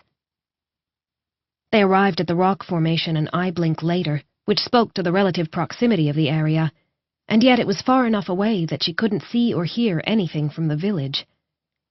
Taking out the map, she pinpointed their current position, then traced the line that should lead them to the spring itself. I have it, Stefan said, and set off without another glimpse at the map. A 10-minute walk later, they ducked into the mouth of a cave and followed the sense of damp heat until they found themselves in a chamber lit by the fading evening light that poured in through a hole in the roof, the air hazy with curls of steam. "In," she ordered Stefan, putting down her stuff and taking his. "Now, Stefan." You should... "Don't be chivalrous," she ordered. "You're moving more stiffly already. Get in before I push you in." A small pause before he lifted his fingers to the seal of his jacket, their eyes locked. It felt shockingly intimate to watch him do that simple act, butterflies taking mad flight in her stomach. Turning her back to give him privacy, she tried to focus on the wall in front of her, but was breath-stealingly aware of every tiny sound Stefan made as he stripped out of his clothes. You never speak so authoritatively to me on Alaris, he murmured, his voice stroking over her skin. She fought a shiver. "You're my boss on Alaris." The sound of water lapping, a slight hiss. It is extremely hot. Good. Keeping her back to him, she frowned and stepped closer to another area of misty vapor. "I think there's a tiny spring here, too." Smiling when she discovered she was right, she took all their clothes and began to dump them piece by piece into the water, pulling out each in turn to scrub it against a large whetstone in an effort to get some of the dirt out at least. Once she had an armful, she walked outside and placed the clothes on sun-warmed rocks to dry. I can do mine, Tazia, Stefan said when she came back in and returned to her task. Rolling her eyes, she looked over her shoulder. "Can you ever just accept a favor and say thank you?" Wide shoulders exposed by the way he sat in the spring, his strong arms braced along the stone edge, he held her gaze. Thank you. The words felt like a caress. "You need to sink lower into the water. That falling beam hit your shoulder, too." She'd felt her heart stop beating when she'd seen him go down, had dropped everything to run to his side, check he was alive. The memory of fear made her voice sharp as she said, "Or do you want me to push you down?" Tazia was in a very bad temper today, Stefan thought as she turned back to her chore. Have I done something to offend you? He asked when she came back inside the cave after taking care of the last of their clothing. She sat down on the cave floor with her back to him. No. He didn't understand emotion, but he knew she wasn't telling him the truth. The spring is large. You can share the space, he offered, though it was difficult for him to be in such close proximity to another being, and particularly to Tazia. Tazia, he said when she didn't reply. I can't. Keeping her back to him, she leaned forward as if she'd drawn up her knees and wrapped her arms around them. I know it may seem irrational and old-fashioned to you, but I was brought up to be chaste. The words were taut. To be naked only with the man I took as my husband. I don't live in that world anymore. Harsh strain in those words. But I can't discard who I am like it's an old coat. I understand, Stefan said, having already guessed at Tazia's value system after so carefully noting every single thing about her in the year they'd worked together. Your cultural mores are no more or less irrational than the protocol under which my people are conditioned. He saw her shoulders relax. Rising, she walked over to sit on a rock nearer the spring, her eyes on the entrance and her body in profile to him. Have you ever thought about breaking silence? She asked. I broke some of the rules when I left home. Important rules? He asked quietly. Yes. The most important. Her hand fisted on her thigh. small and so fine-boned that he sometimes wondered how she handled the tools necessary to her profession. Even with all the advances in tech, wrenches were still heavy. Torque still required muscle. I never did think about breaking the rules, Stefan said. The rules are safe. It's why my race chose silence over 100 years ago. Of course, had his conditioning been without flaw, he would have had difficulty even talking about the protocol. Tasia turned a little on the rock, enough that she could look at his face. I've heard rumors about why, but never knew if they were true. Our psychic abilities are powerful, but they predispose us to insanity and violence. Doesn't that scare you?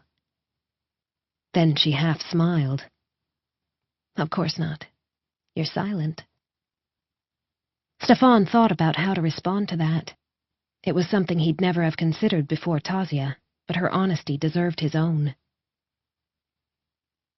My silence is problematic because of the trauma I suffered in childhood. What even most Psy didn't know about silence was that the conditioning for those like Stefan, people with dangerously strong abilities, was reinforced by pain controls termed dissonance. If Stefan broke silence on any level, he'd be punished with pain. The worse the breach, the more debilitating the pain, until it was possible it could kill him. Or that was how it was meant to work. Part of the reason Stefan had been shifted from aero training to the commercial arm of the Council's telekinetic arsenal was that his brain was deeply resistant to certain aspects of the conditioning process, including the dissonance controls. His psychic trainers had finally declared it to be a fundamental flaw, one that could not be fixed. No one had wanted to release such a strong telekinetic into the commercial team, but a soldier without foolproof conditioning couldn't be trusted in the field. He might fracture, and with his dissonance controls erratic at best, no one could be certain he wouldn't take his partner or team with him when he lost control of his telekinetic powers. Tasia's eyes widened. So, do you feel? I don't know. What he did know was that things had begun to change in him the first time he'd spoken to Tasia Narif, parts of the conditioning just falling away. I'm not as perfect a Psy as I should be. No, you're not. Tasia's dark eyes held his. You care too much about these people. Even if Stefan didn't know if he felt, Tasia knew. He'd almost burned himself down to the bone already. When he straightened in the water, his shoulders and upper body came fully into view. She sucked in a breath, her gaze taking in the muscle and tendon that was all that was holding him together at the moment. You're too thin, Stefan.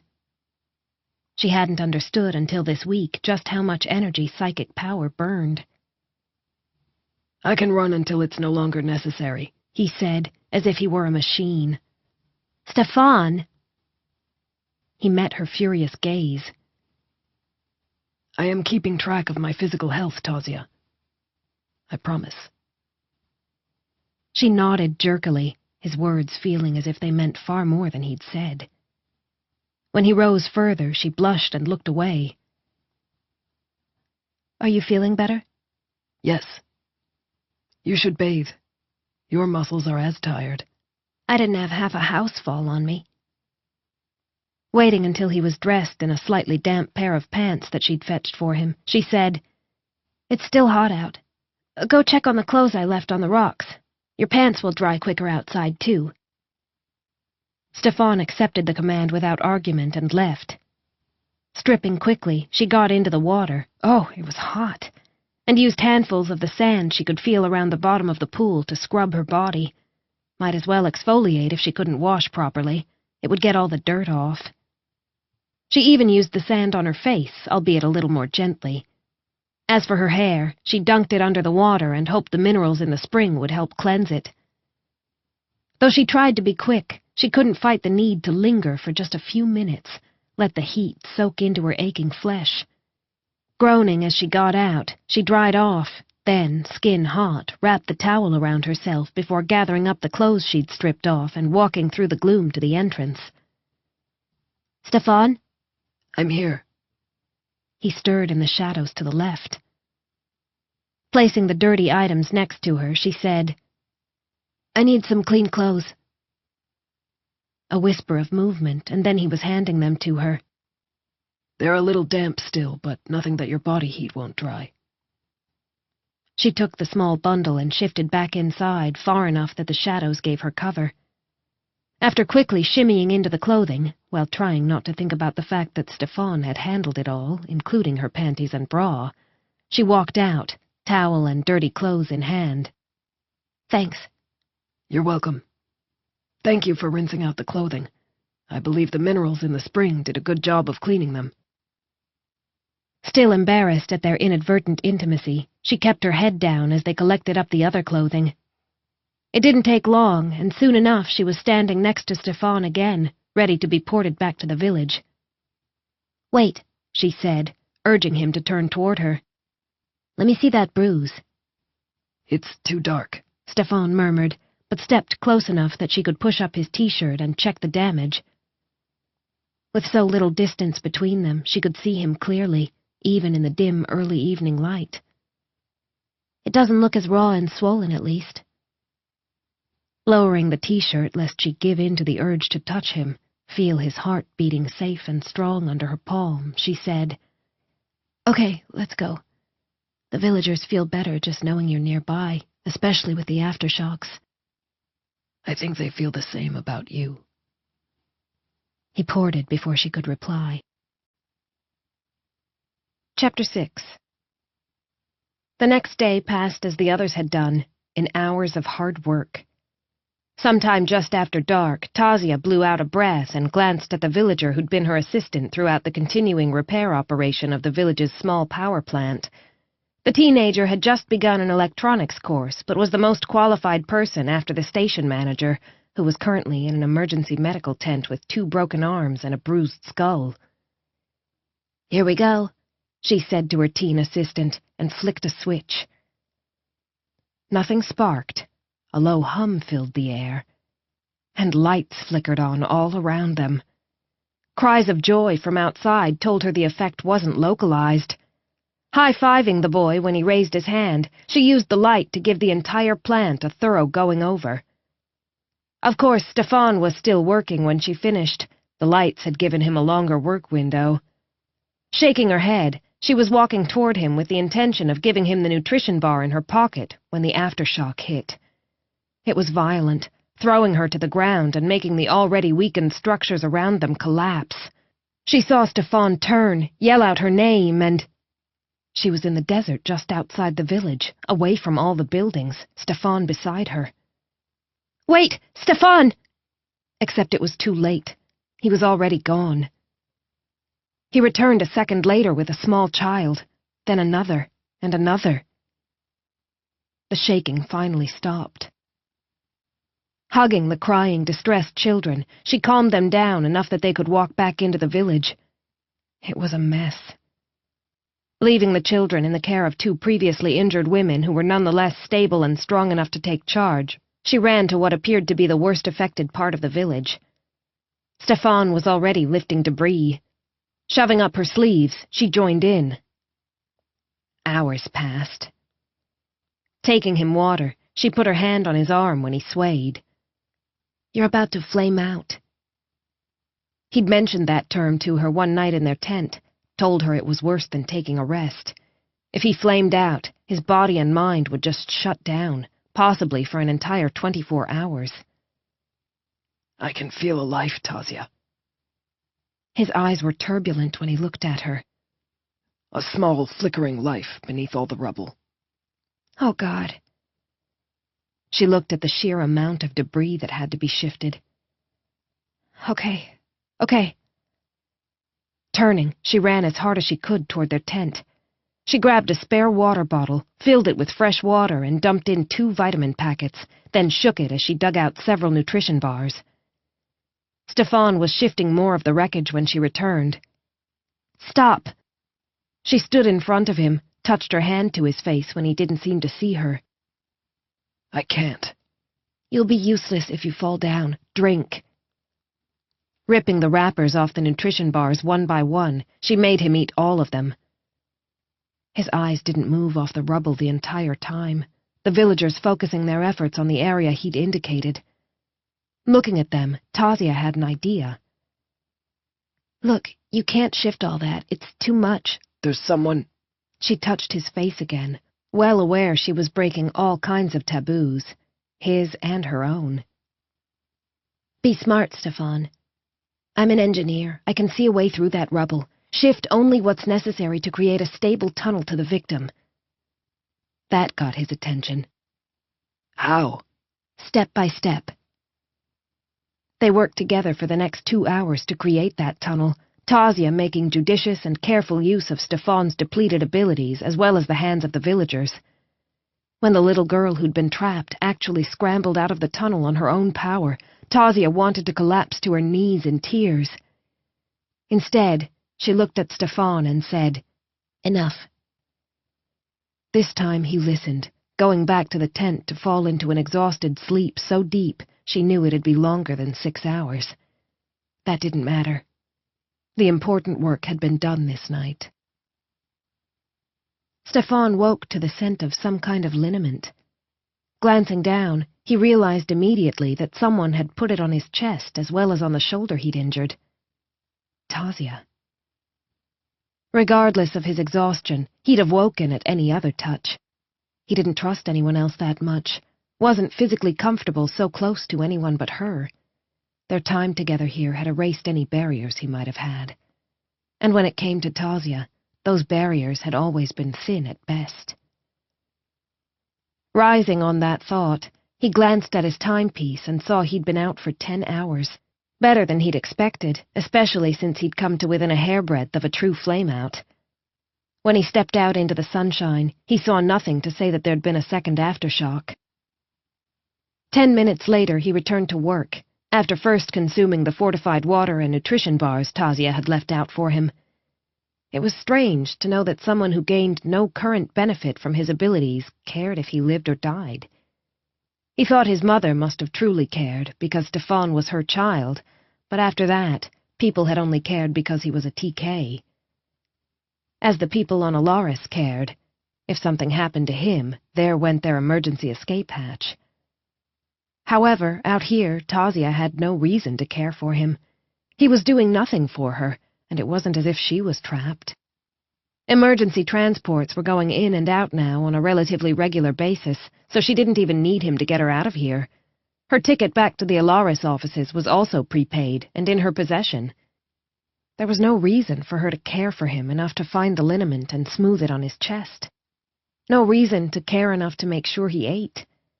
It was as if she cared for him.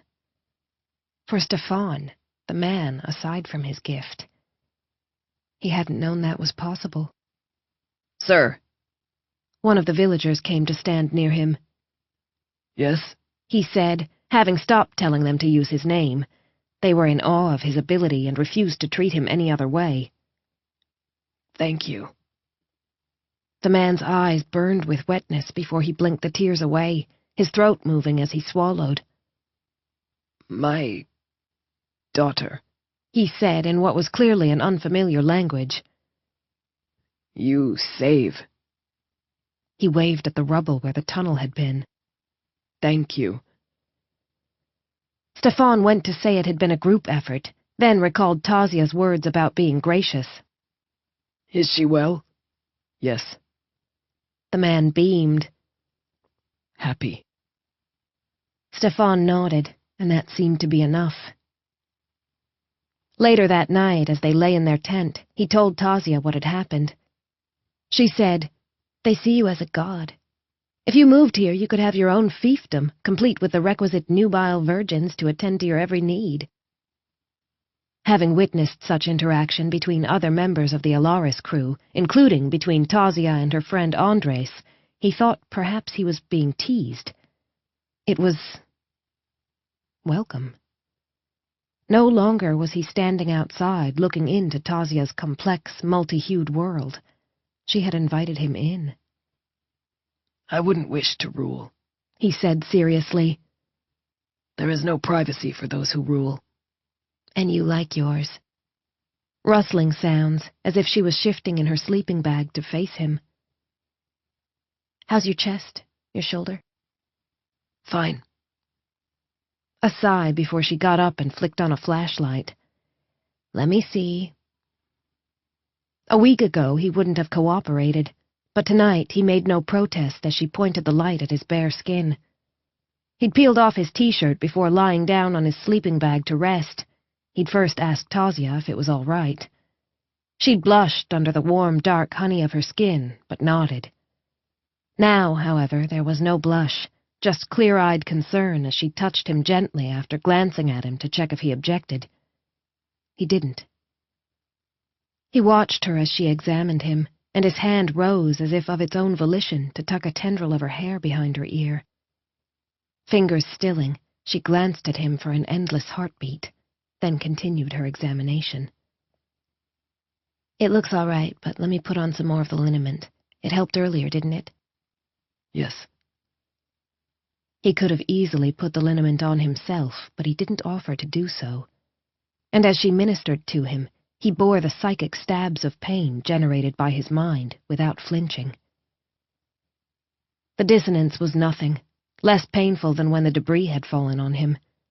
It should have been much sharper and brighter, had been a year ago when he'd first seen Tasia's eyes light up as she smiled and felt something strange happen inside him. He'd thought his inexorable compulsion toward the station engineer would fade once he knew her, but it had grown with each word they'd spoken to one another, each time he'd seen her or heard her laugh, or even read a report she'd turned in. At this rate, his already erratic dissonance would degrade into nothing soon. If he wanted to keep his mind free of psychic coercion and not attract any unwanted Psy-Med attention, he'd have to be very, very careful not to give any indication of the disintegration in public.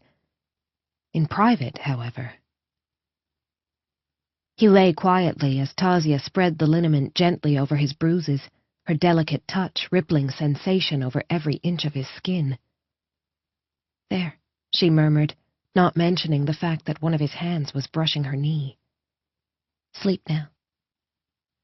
Stefan didn't want her to move away, but he remembered what she'd said about her cultural mores and kept his silence. He would not do anything to cause her distress. Listening to her settling in, he waited for the rhythm of sleep, and when he heard only wakefulness, said, "Our next trip upside.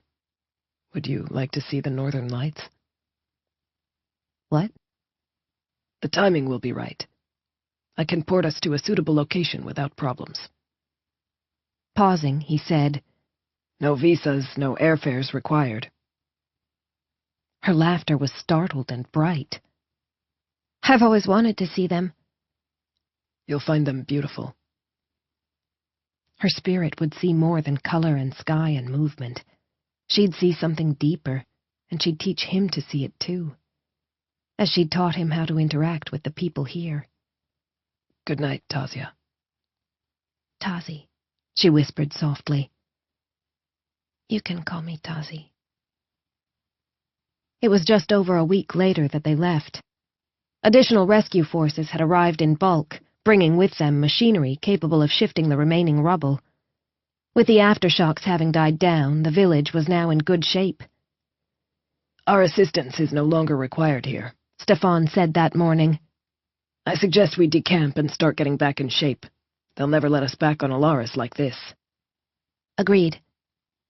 When she reached out to touch the jut of his collarbone, he didn't flinch. Somehow they'd become accustomed to each other after so many days sleeping next to one another.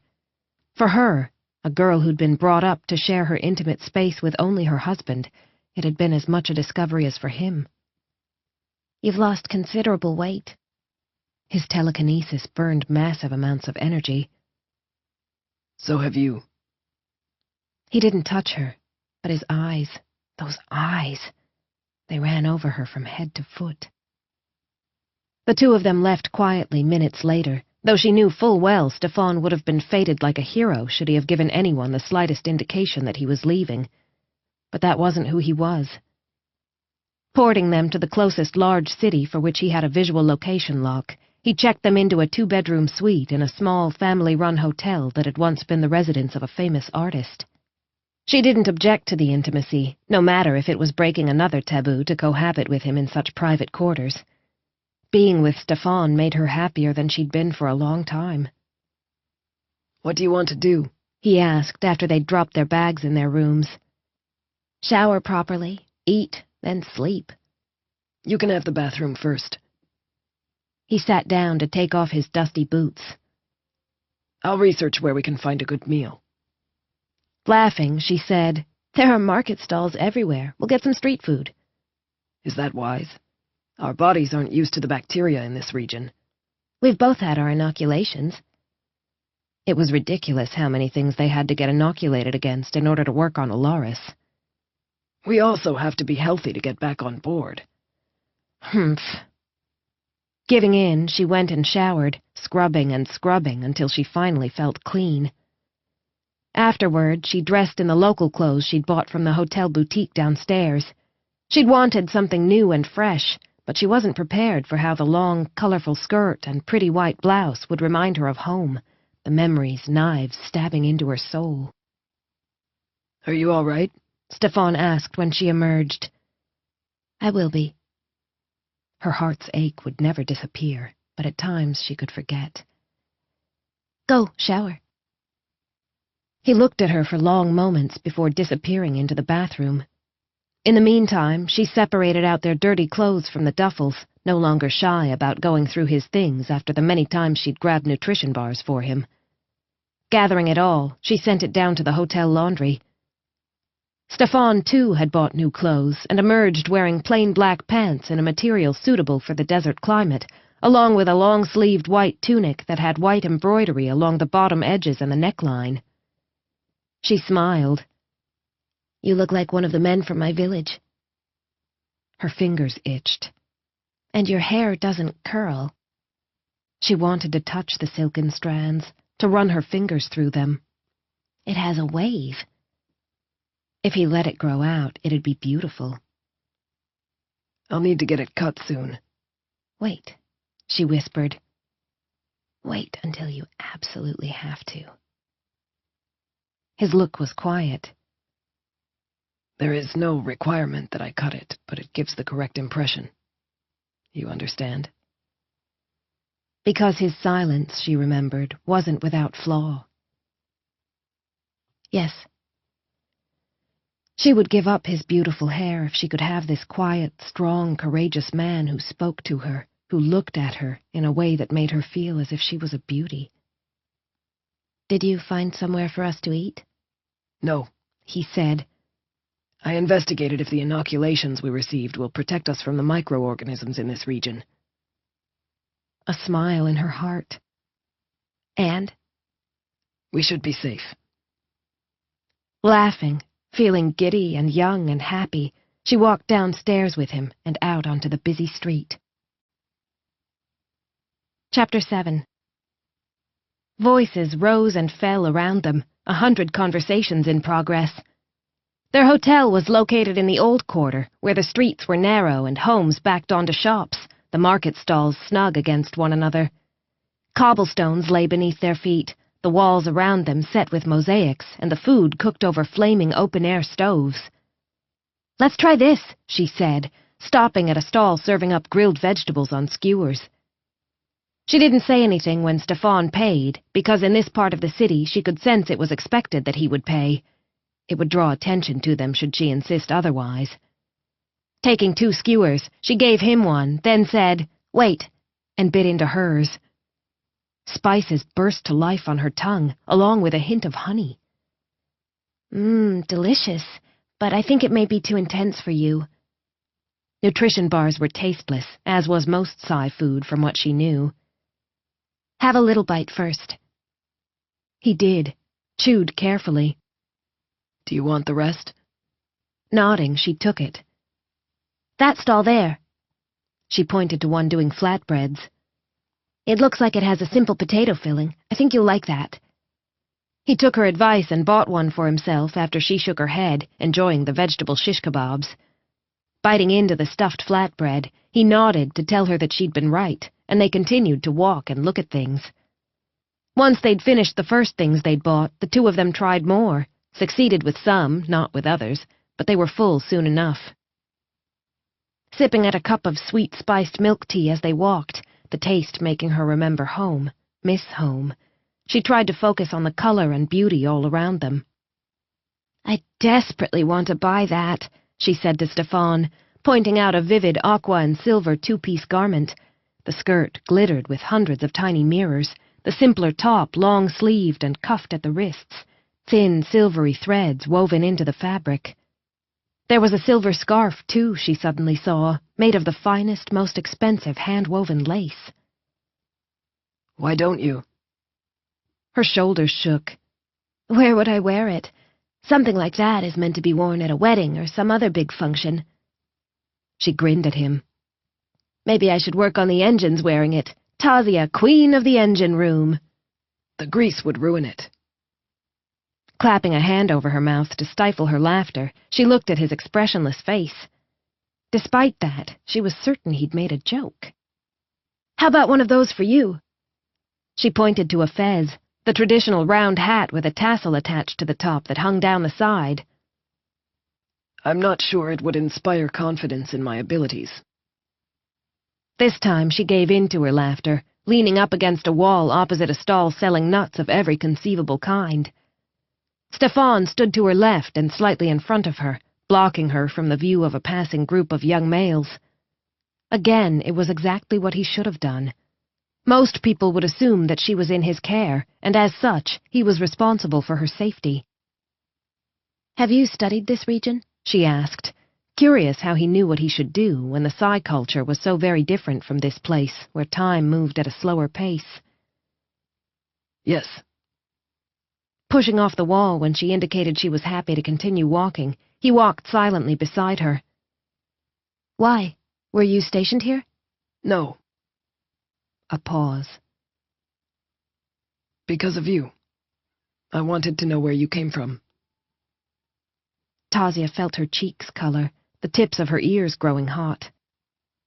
"You never spoke to me much except about station business." He didn't answer her until they were almost to the end of the street, heading toward a garden that had an old fountain as its centerpiece. "I didn't know how." Taking a seat on the stone bench around the fountain, Tasia put the half-empty cup of tea beside her and rubbed her hands on her skirt, her nerves taut. Stefan stood in front of her, his bearing as military straight as always. Protected from the sun by the shadow thrown by his body, she looked up into his eyes and said, "Sit with me."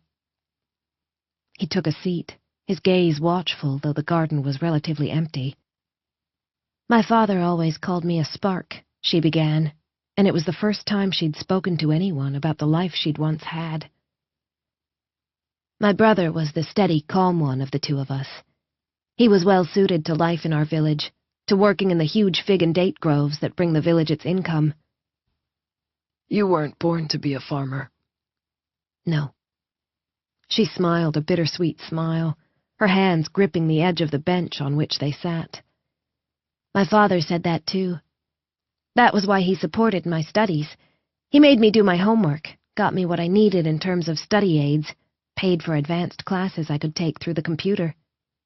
"It sounds like he was proud of you." "Yes." She swallowed. "But, you see, he thought I'd end up running the power station in the village. It's the biggest, most prestigious job there, and really, really important." "So far out, power can save lives." "Yes." As they'd both seen in the quake zone. "But I'd learned how to run the power station by age 16, and I knew there was so much more out there in the world. So I applied for a scholarship on my own, one that meant I could study engineering." She could still remember how her pulse had fluttered, how her palms had sweated as she filled in the online application form. "Did the rift happen then?" No. Her heart ached again, a throb of sorrow. "I was so scared he'd be angry at what I'd done, but my father was so proud that his daughter was one of only 5 students in the entire country chosen for a scholarship based on academic merit. He told everyone, held a celebration." Tasia swallowed her tears as her mind filled with memories of the way her father had danced her across the square, her skirt swirling around her legs. When the time came, I was afraid to go to the big city to study. All at once, she'd realized she'd be far from home, from family. But my father spoke to a friend he had in the city, and I boarded with them. Jadim Narif had made sure his spark of a daughter had a family away from family. They had a girl at university too, and she helped me, but I went home every holiday I could. I missed everyone so much. Stefan no doubt knew how this story would end, but he stayed silent, let her speak. I was happy to be done with my studies, to return home, but I knew even then that I'd have to leave again if I was to practice as an engineer. She blew out a breath. I thought I could send money back, help the village, but my father, he hadn't given up on his dream that I'd run the power station, or that I'd marry the son of the man who was a good friend. Stefan, forearms braced on his thighs, sun on his hair, seemed to go motionless. He wished to force you into marriage? No, Stefan, it wasn't like that. He knew Kabir and I were friends, that Kabir was a good man who would care for me and who would support me in my important job. She tried to make Stefan understand. In my culture, the father is responsible for his daughter's happiness. If I'd said I didn't like Kabir, or even that I'd met another suitable man, he might have been angry, but he wouldn't have forced the match. But what I said was that I didn't want to marry at all. She could still see the shock on her father's face at her declaration. I knew if I did, I'd never be able to do what I wanted to with my life, which was to work on the Alaris team. If not that, then another location that'd test my skills.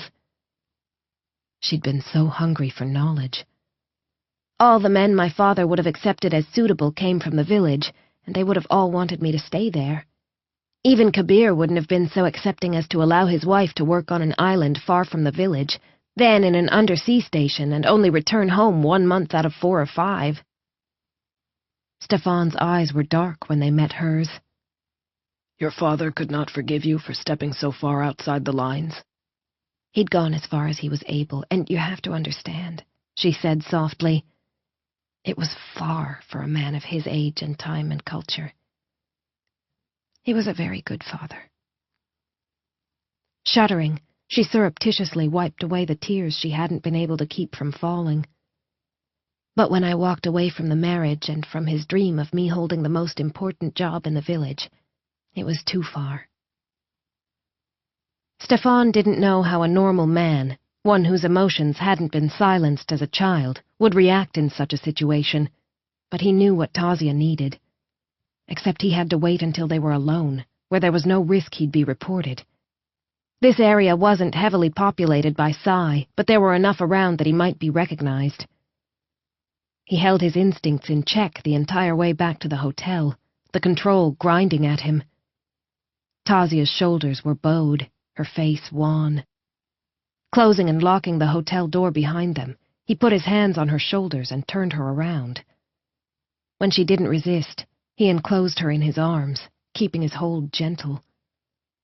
Until she burrowed into him, her hands fisted against his chest. He tightened his hold, held her as she cried. Right then, he was helpless in a way he hadn't been since he was that bleeding, desperate child trying to shift half a mountain off his family. There was nothing he could move or shift for her, nowhere he could take her at this instant. All he could do was hold her. When he felt her stop crying after a long, long time, he lifted her into his arms and carried her to her bedroom. Placing her on the bed, he lay down beside her curled-up body and sensed the pain controls snap, one by one, the fragile foundations on which they'd been laid no longer in any way hospitable. It should have been excruciating, but he felt only a sense of freedom, as if he could finally breathe. The medics who'd evaluated him couldn't have known the extent of the weakness in his conditioning, or they'd never have let him out into the world. But then, He hadn't realized the magnitude of the fault lines inside him until Tasia had walked into the station. Something in him had broken that day. Today, the already fractured ice splintered into countless shards. Curving his body around her smaller one arm under her neck, the hand of his other on her hair, he just stayed with her. She didn't reject his touch, her body melting into his as they lay there beneath the afternoon sunlight that slanted into the room through the blue-painted wooden blinds. Used to the rhythms of her sleep, he sensed when she gave in to exhaustion. He knew he should rise. Tasia wouldn't want a man who wasn't her husband to sleep with her in her bed. But when he tried to retrieve his arm, she made a complaining sound and wriggled closer. He could have easily reached into her mind, her human shields thin, and woken her, but he would never breach that trust. The only time he would ever enter Tasia's mind was if she invited him in. "Stefan," a sleepy murmur. "Shh, I'll go." "No." She curled her fingers over his arm. "Stay." It was the only word he needed to hear.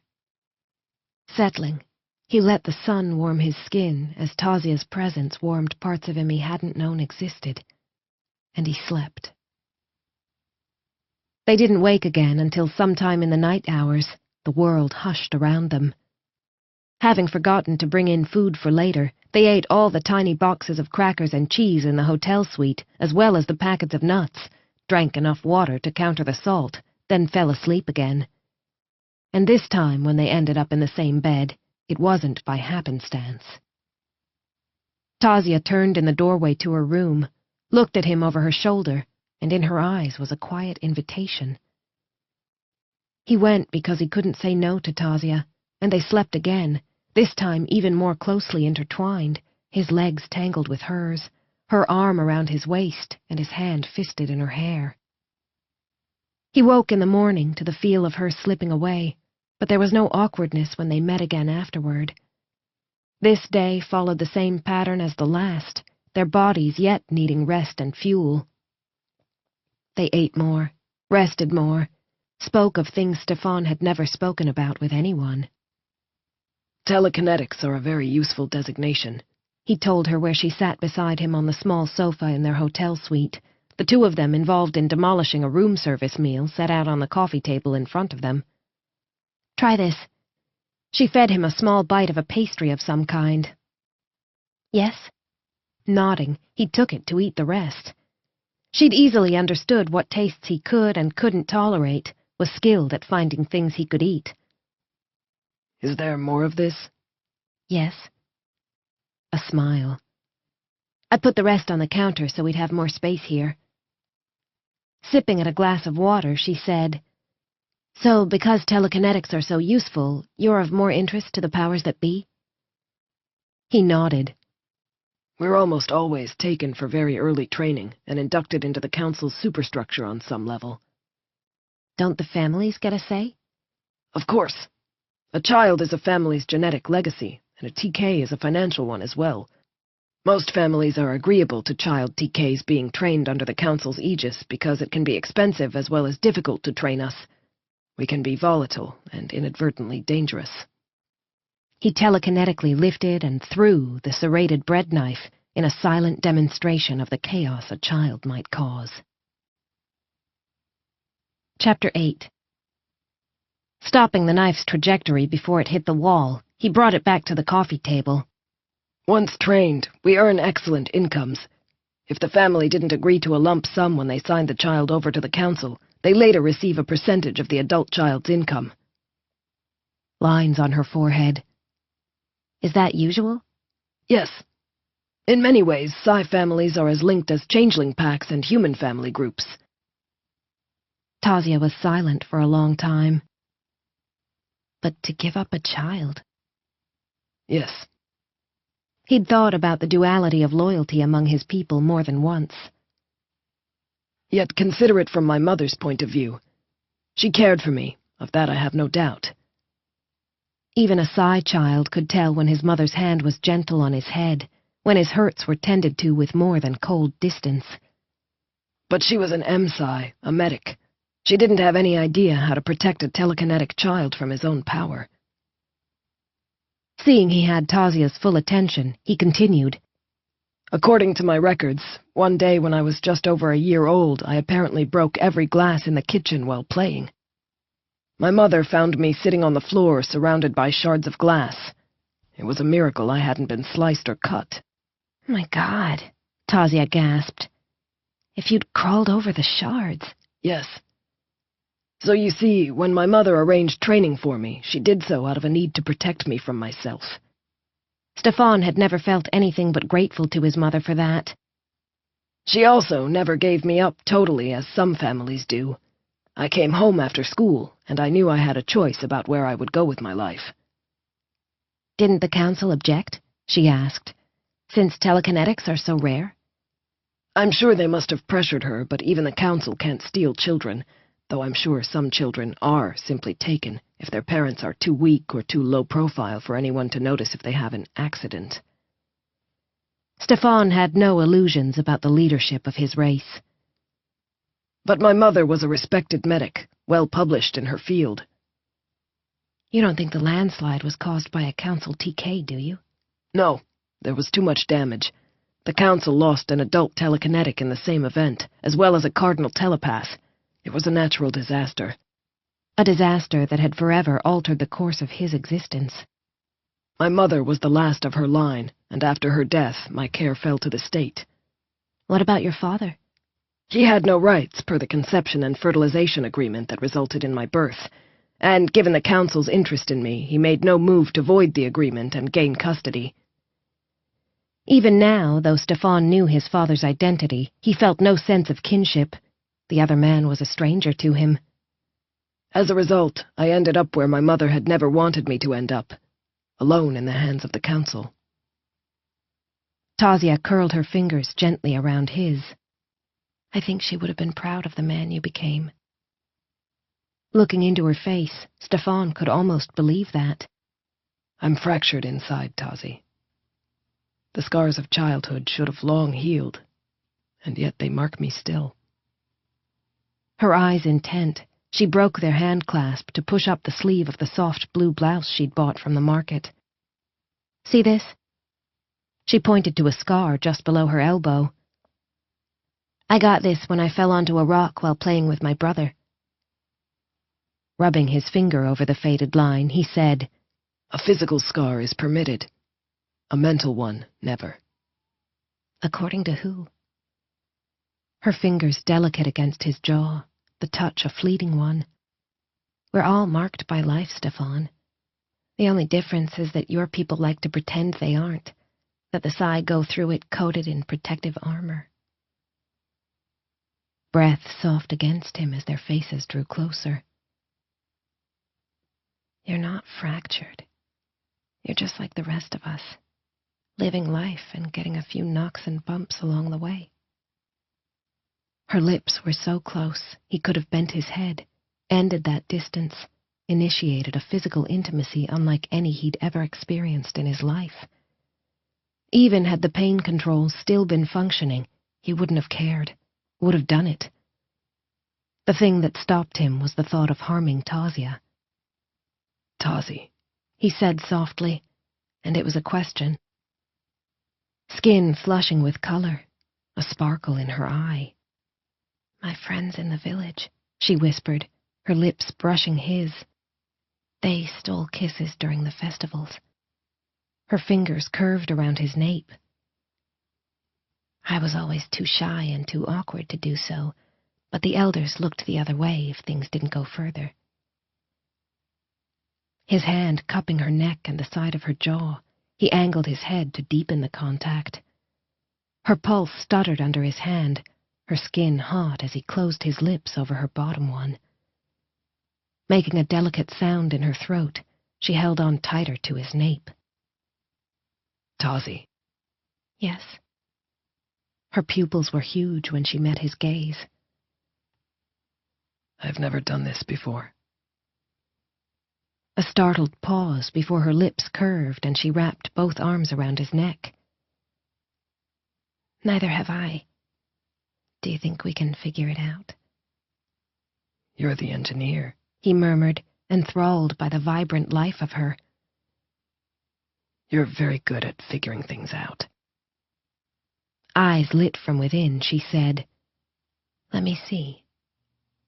A heartbeat later, she did the same thing to his lip that he'd done to hers, a caress, a sweet courtship.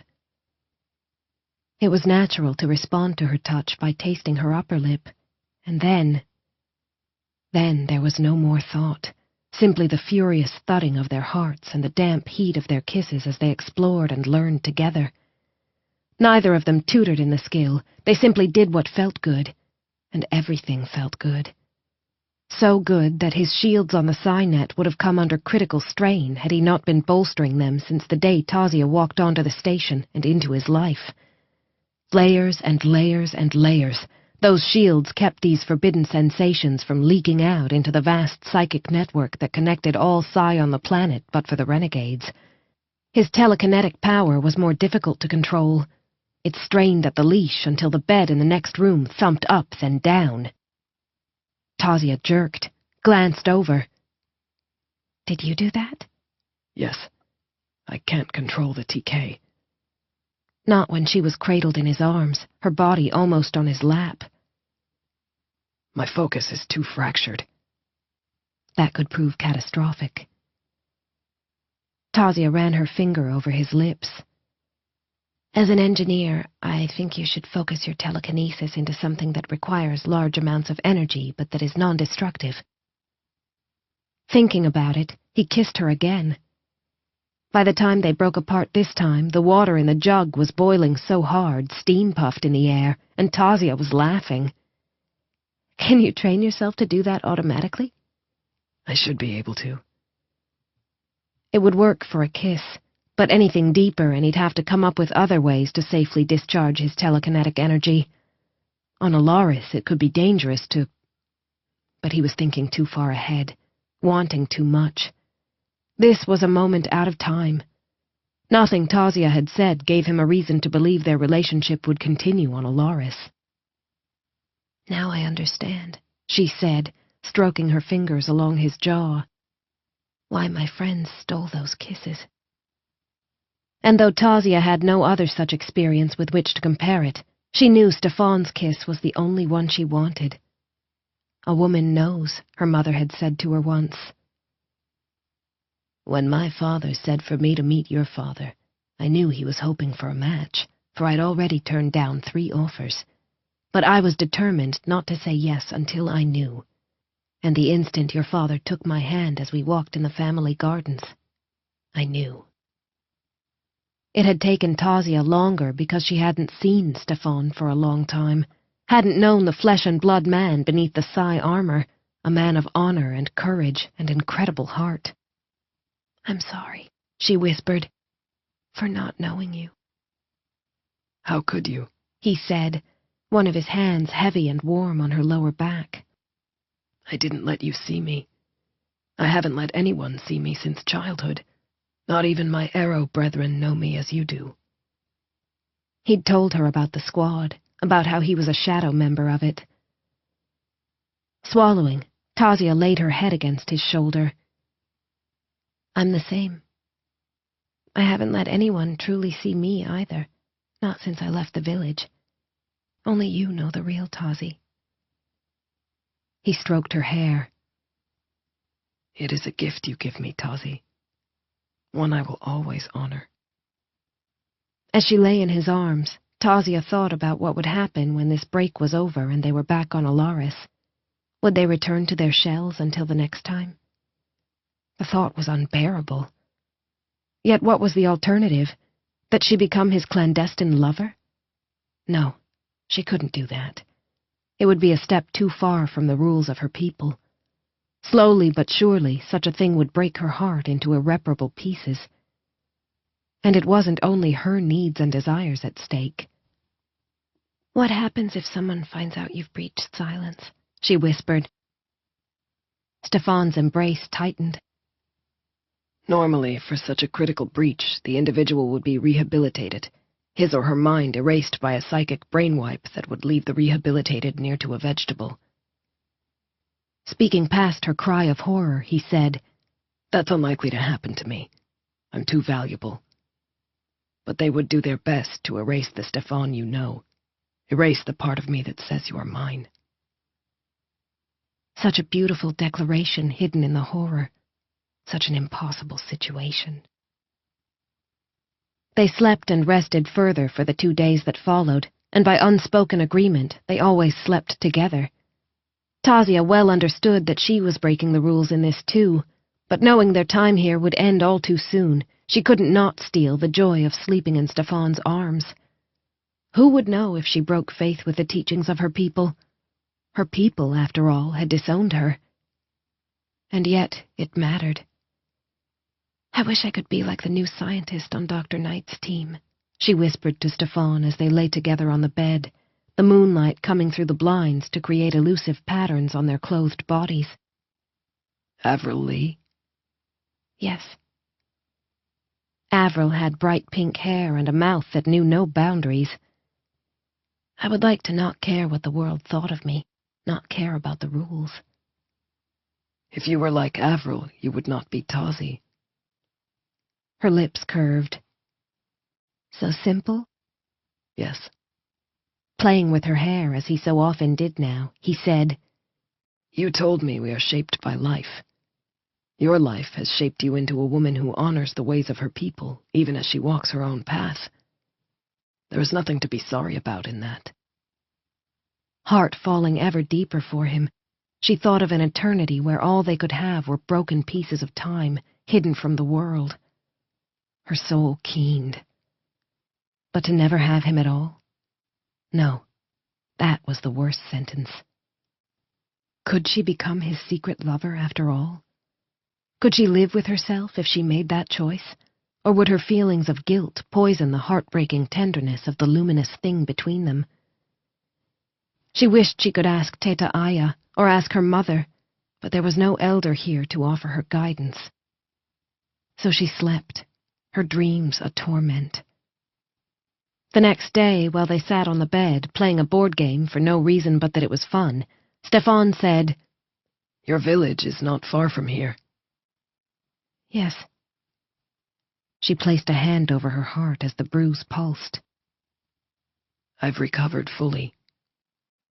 Quiet words. "I can port you there."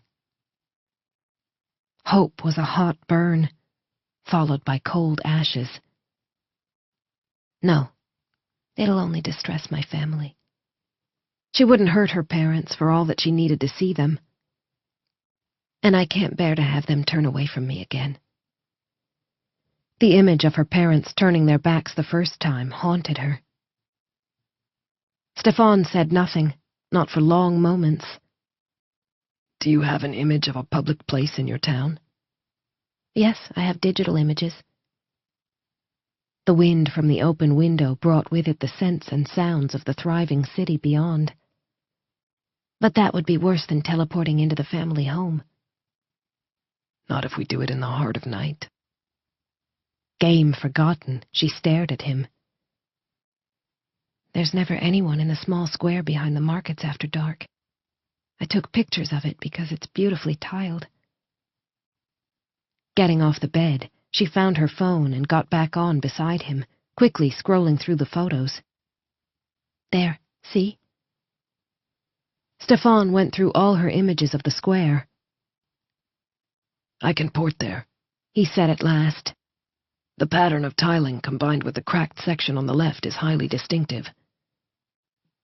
That afternoon, they went out and bought scarves to hide their faces, as well as black local dress for Stefan so that he'd attract as little attention as possible, despite his height. As for her, she wore one of the skirts and tops she'd already purchased. Getting him to sit on the bed long after night had fallen, the world so very quiet, she wrapped the black scarf around him desert style, covering his hair, then bringing it around to cover his mouth and nose. "You look like a warrior out of the old movies," she teased him, her stomach flipping at the intensity of the eyes that watched her. Stefan could say more with his eyes than most men could with 1,000 words. As she wrapped a more feminine scarf around her head in a gentler style, leaving her mouth and nose visible for now, he told her he found her beautiful. And looking into his eyes, she felt that way. "No grease streaks for once," she said, nervous. "I have a confession." He rose from the bed. "I only used to say that to have an excuse to speak to you. Sometimes you didn't have grease on your face. I lied." Startled into laughter, she walked into his arms. Like a boy pulling at a girl's pigtails to get her attention? "Yes. I've never lied to you about any other thing." "I know." She stepped back with that, looked into his face, and touched her fingertips to his. "I'm ready." Chapter 9. Without a word, he ported her to the place that had been her home and her heartbreak. Tears burned in her eyes as she looked around the square currently swathed in shadows, dawn about 4 hours away, but she didn't let them fall. The fountain was quiet this night, likely because the rains hadn't yet come and no one wanted to waste water, even for such a pretty sight. Instead, painted flower pots ringed the fountain, no doubt put there by those in the neighborhood, the villagers taking pride in their public spaces. She saw a child's toy set neatly atop one of the tables to the side of the square, to be picked up by a parent or the child the next day. No one worried about their belongings being stolen or lost. The community large enough for a relatively big power station, but too small and tightly knit for people to be strangers. Any would-be miscreant was quickly brought to heel. "Are we in the right place?" Stefan's voice was dark velvet against her senses. She gave a jerky nod. "This way." Taking his hand, she led him through night-dark streets to a home with a simple door that she knew led to a spacious, graceful courtyard within. It wasn't locked when she tested the latch, and heart-thudding, she dared walk into the paved front entranceway before sneaking around to the side gate to enter the main courtyard. A tiny red light flared in the dark just as her foot touched the courtyard. Tasia froze. "Teta." Her voice shook, her eyes wet. Dropping her sneaky rolled cigarette, her grandmother rose and almost ran to her. "Tasie, it's you," she said joyously, in a language Tasia hadn't heard for years. "My sweet Tasie come home at last." Letting her grandmother's wrinkled arms wrap around her, Tasia allowed the tears to fall. Beside her, Stefan remained a quiet, dark statue. When her grandmother drew back, her own eyes were red, her cheeks wet. "So long you have been gone, Tasia." "I wasn't wanted," Tasia said. "You know I wasn't wanted." "Pfft." Her grandmother waved her hand, but there was sadness in her eyes for the years lost. "Come, sit with your teta." They sat, her grandmother tiptoeing inside to make them cups of sweet milk tea, over Tasia's protests, and bring out tiny cakes flavored with almonds and figs. "Your young man is very quiet." "Yes," she said, her gaze meeting Stefan's. He'd pulled away the scarf from his mouth and nose to bare his face, a face that was so precious to her now. "So?" Her grandmother narrowed her eyes at him, switching languages at the same instant. "What are your intentions toward my Tasie?" Coloring, Tasia went to speak, but Stefan beat her to it. "I would marry her if she will have me," he said, and her heart thundered. "Yet I cannot. Not in a way that could get back to the council."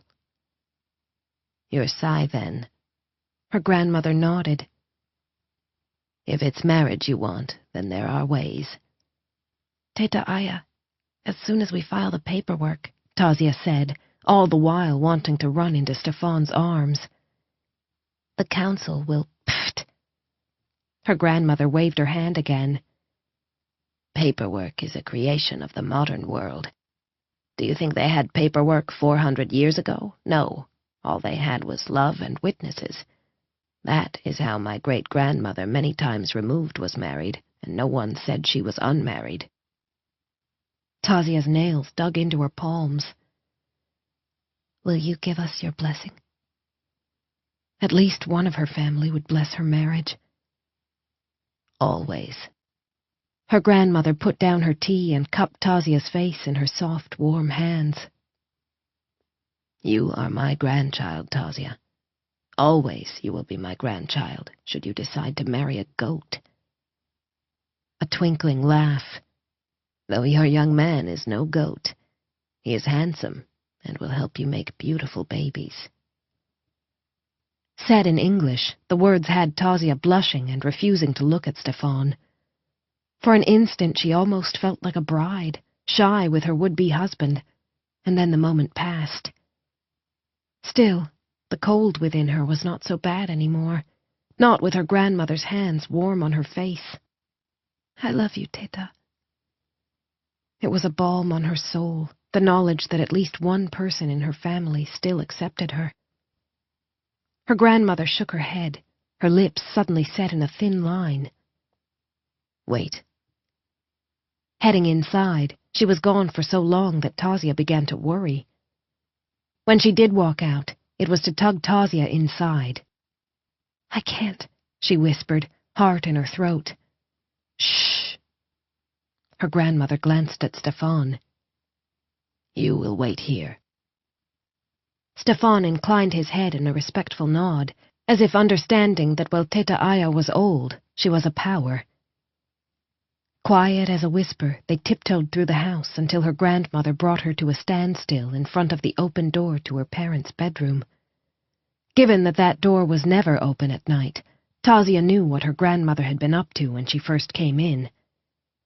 Leaning into the doorway, Tazia looked at the sleeping faces of her parents and cried silent tears.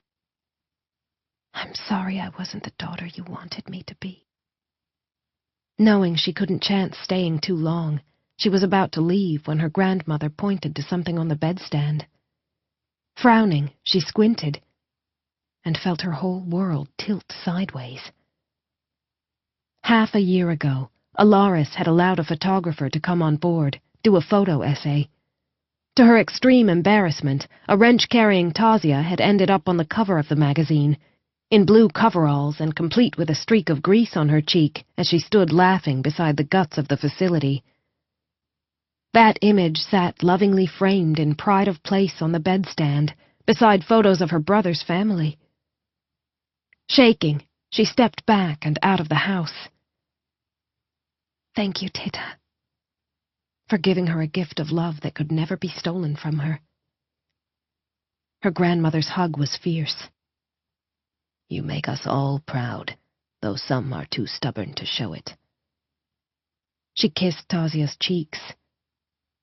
Your father, he misses his small spark so fiercely. If only you weren't as stubborn as one another. Tazia frowned.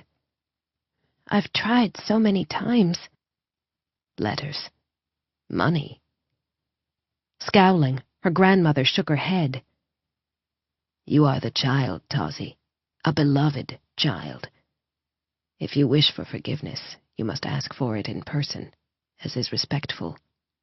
She doesn't need forgiveness, for she has committed no crime, Stefan said into the quiet, her grandmother having spoken in English. Rolling her eyes, Teta Aya looked from one to the other. Foolish children. It may be truth that you committed no crime, Tazi, but you broke your father's heart. The words hurt Tazia's own heart. Whether he was right to feel thus is irrelevant. Whether he is being a stubborn goat who is wrong in his thinking is irrelevant. Do you understand? Tazia stared at her grandmother's wise and elegant face, nodded slowly. He can't set aside his pride, so I must set aside mine. When Stefan stirred, she knew he didn't understand. My father is a wonderful man, she told him, but if he has a flaw, it is that he can't bear to be wrong. She touched her fingers to Stefan's jaw. I don't mind bowing my head to him, Stefan. He is my father, and I can forgive him this flaw. Stefan nodded. I understand now, Tazi. We are none of us perfect. He stroked her hair. And you are strong enough to be the one who bends. Ah, he understands you. Her grandmother smiled in beaming pride. Yes, my Tazi bends. She does not break. Turning, Tazia went to ask her grandmother how she could do this, how she could meet her father and apologize in a way that would let him save face with the village when there was a noise in the doorway to the house. Tazia? Her blood a deafening rush in her ears, she turned to find her father there. Her mother stood behind him, her eyes sheened wet and a trembling hand raised to her mouth. There was no time to think, no time to come up with a plan, to work it all out. Wanting to wrap her hand tight around Stefan's, but knowing that wouldn't be acceptable, not yet, she instead clasped her hands in front of her and bowed her head. I've come to ask forgiveness, Father, she said softly, barely able to hear her own words through the pained hope that was the hard beat of her pulse. And your blessing on my marriage. A gasp from her mother, silence from her father for so long that she began to worry. But then she saw his slippered feet in front of her, felt his hand on her hair. So now you think to marry a man I do not know. Tears in her throat, she swallowed. That's why I've come home, Father, so you could meet him. Why should I listen to a daughter who takes so long to come home? That was when Tazia knew she'd been forgiven, because that was how her conversations with her father had always gone when she'd done something wrong, and her answer was the same as it had ever been. Because I am your spark, who does not always do what she should. Enclosing her in his arms, her father squeezed her so tight that she couldn't breathe. She didn't care, and when her mother tugged her away to clasp her close, both of them crying, she forgot the world. But never Stefan. Wiping away her tears, she went to introduce him to her father, but her mother squeezed her hand in a silent warning, a reminder that the man who came to ask for her hand would be judged on his own strengths and merits. So, her father said to Stefan, you wish to marry my daughter? Yes. I am Stefan Berg. Stefan bowed his head enough for respect, but not enough that it would be seen as obsequious. I would walk proudly with her, but to do so would put her at risk, so I ask you to give her to me in secret. I promise you I will guard her honor with my life, for I have no life without Tazia. Her father's eyes were unreadable. Come, Stefan Berg. Watching after them as they walked off into the darkness, Tazia looked desperately to her grandmother, who shook her head and said, Sit, talk with your mother. If the man is worthy of you, he will prove his worth. He's never prepared for... Who prepares? Her mother interrupted, eyes still teary. Your father, he almost sweated off half his body weight when he came to ask my father for my hand after seeing me at a festival. Nerves fluttering, Tazia nonetheless allowed her mother to lead her inside the house and to the kitchen. There, Kaya Narif bustled around, making more tea and setting out snacks. Mother, Tazia said, this is a lot of food. Of course it is. Her mother tapped her on the cheek, then leaned down to press her lips to Tazia's forehead. We'll have much talking to do if you are to be married before you leave, and others will come. No! Panic and fear bloomed in Tazia's heart. We have to be careful. Stefan is Psy. Her mother smiled. I know, baby. Your brother, his wife and child, your friend Mina, who you will be glad to know has been cross with us this whole time. Her voice shook, and she came to take Tazia into her arms again. I am so sorry, my baby, but I had to stand with him in public. You two always made up before. I expected you would again in a heartbeat. Tazia hugged her mother, the two of them rocking one another gently. "It's all right," she whispered, knowing her mother had been caught in a hard place. "I expected the same. I didn't know I could simply come home." "That is our fault," her mother said, and her grandmother nodded. "We didn't love you enough that you ever doubted that." Tazia started crying again. "No, you loved me so much." They cried many more times through the hours, and in between the tears, Tazia learned that while her parents had given the money she'd sent to the holy man, they had done so as an offering, asking the holy man to pray for a cherished daughter who was alone so very far from home. More tears fell then, and all their eyes were red-rimmed by the time her father and Stefan returned home. Tazia was at the table rolling out sweet dough for tiny pastries, while her grandmother drank strong coffee in a small cup and her mother put together fresh fruits and breads for breakfast.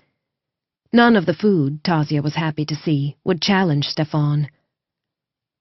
Neither man said anything as they took their seats at the table with Teta Aya, the huge wooden sprawl of it big enough that Tazia could continue rolling out the dough as dawn colored the sky outside and the men ate. She was bursting to ask what had happened, but she knew she had to be patient, wait for her father. He laughed suddenly, eyes on her. "Still my spark, so impatient." Kissing his wife's hand as she came to put tea in front of him and Stefan, he said, "We will hold your wedding in the courtyard at dawn tomorrow, while the village sleeps. Today you will rest. Then you and your man will spend time with your family, and the villagers will know only that my Tazi has come home to ask her family's blessing on her marriage, for she is a cherished daughter who knows that family is everything." Tazia had no private time with Stefan in the hours that followed, the two of them surrounded by family at every instant. Despite her mother's urgings, she didn't sleep, not even for an hour or two. She didn't want to waste a moment. Joy filled her veins at being with those she loved, and she kept looking over to check that Stefan was all right, especially when her brother insisted that he hold the baby. Taking the fat, happy babe gingerly into his arms, Stefan looked very carefully into the child's face. "Your son's eyes are Tazia's," he said at last. Tazia's brother grinned and looked to his wife. "Did I not say the same when he was but 2 days old?" Tazia's sister-in-law, a sweet woman, smiled affectionately. "You did."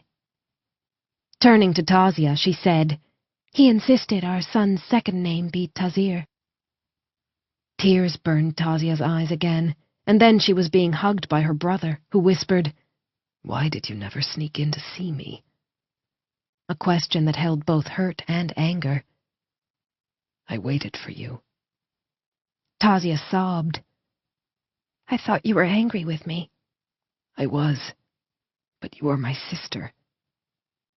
A crushing squeeze. "I will always protect you."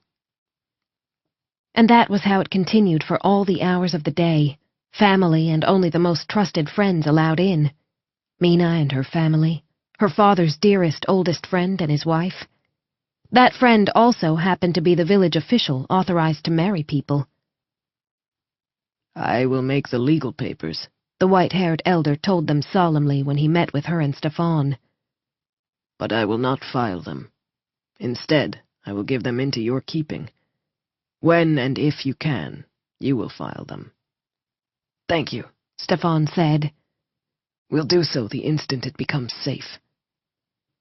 The older man nodded. "It is a thing for the world.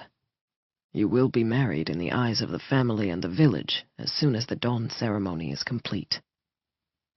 Stefan disappeared for an hour after that, and Tazia worried until she saw his tall form beside her father and brother in the courtyard, where he was helping to put up the wedding pavilion of hanging silks.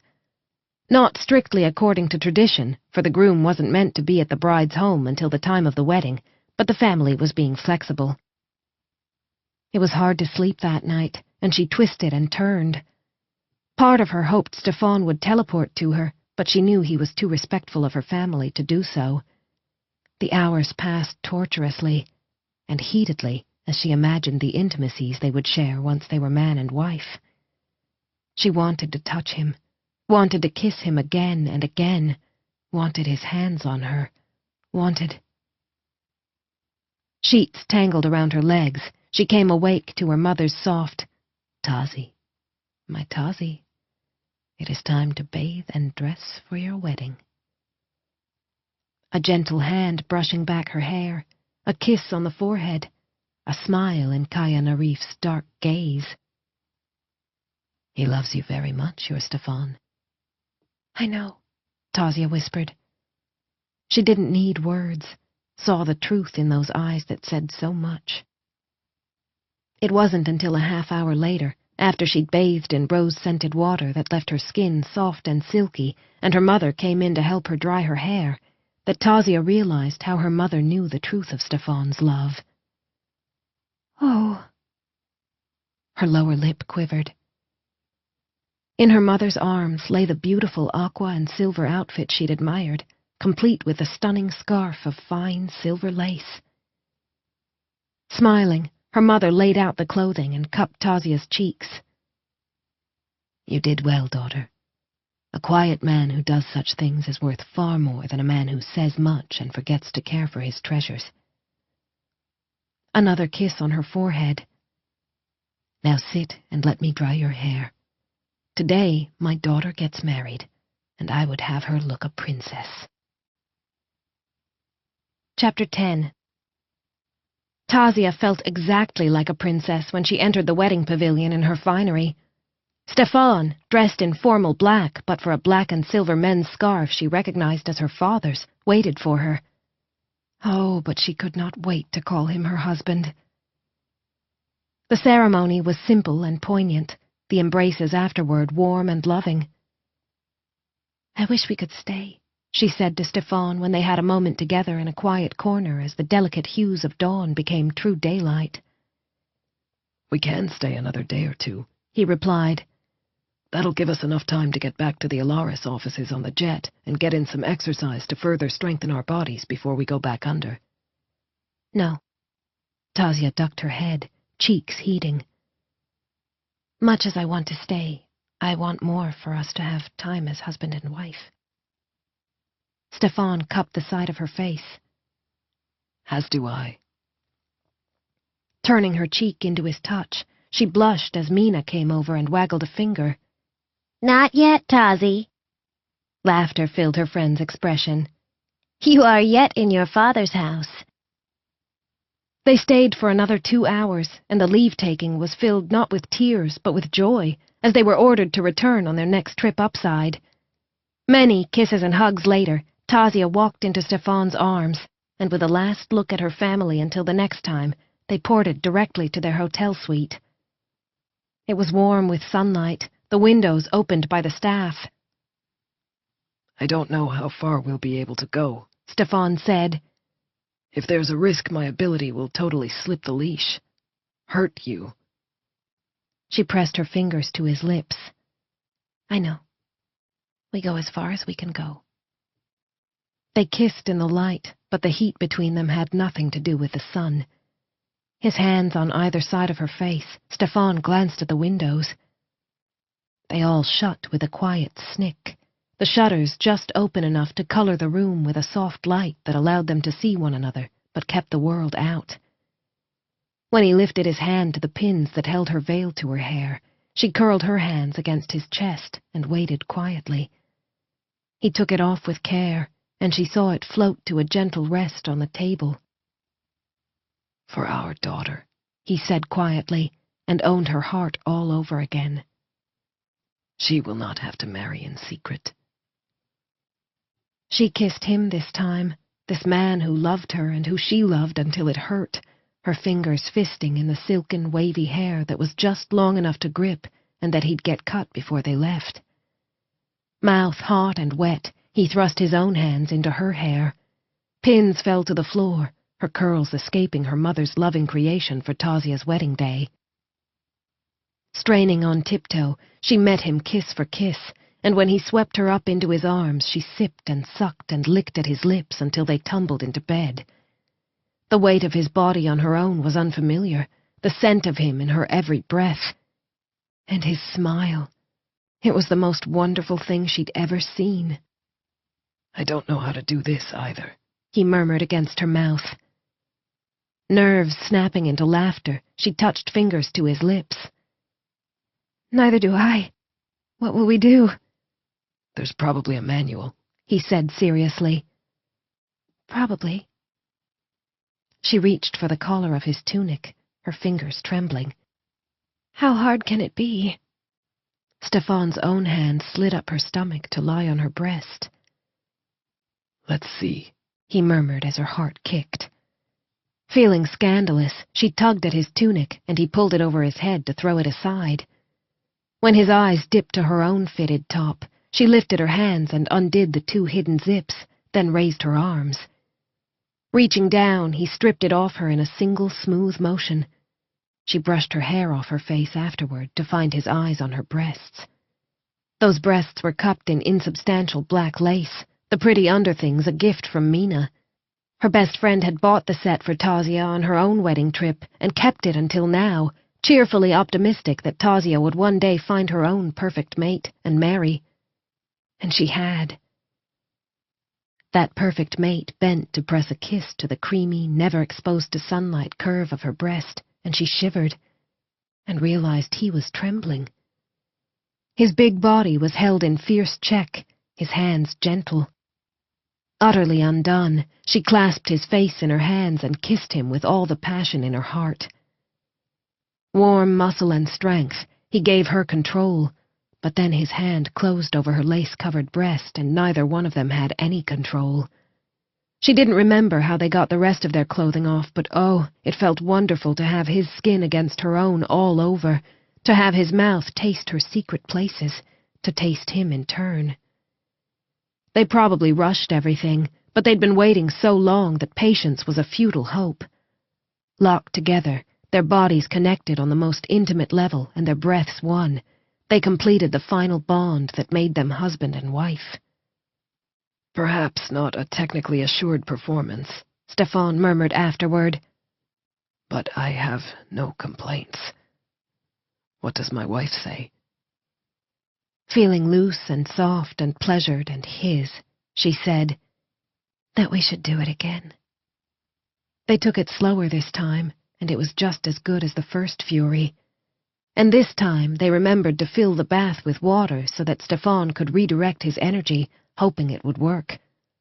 As for the broken furniture, splintered kitchen counter, and crushed ceiling fan, he would port it all away, and they'd pay for the mysteriously missing items.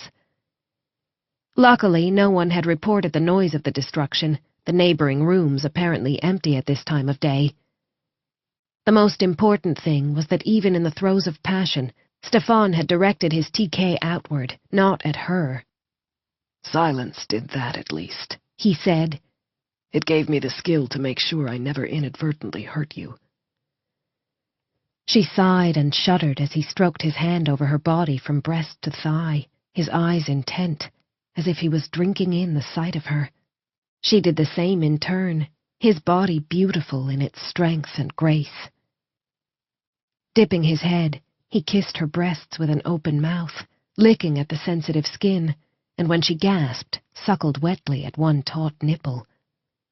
She bit her lip to keep from crying out, but then Stefan ran his hand over her ribs and lifted his mouth to repeat the caress on her neglected breast. Tugging at his hair, she brought him to her for a kiss as she wrapped her legs around his hips in shameless seduction. One of his hands cupped the back of her thigh.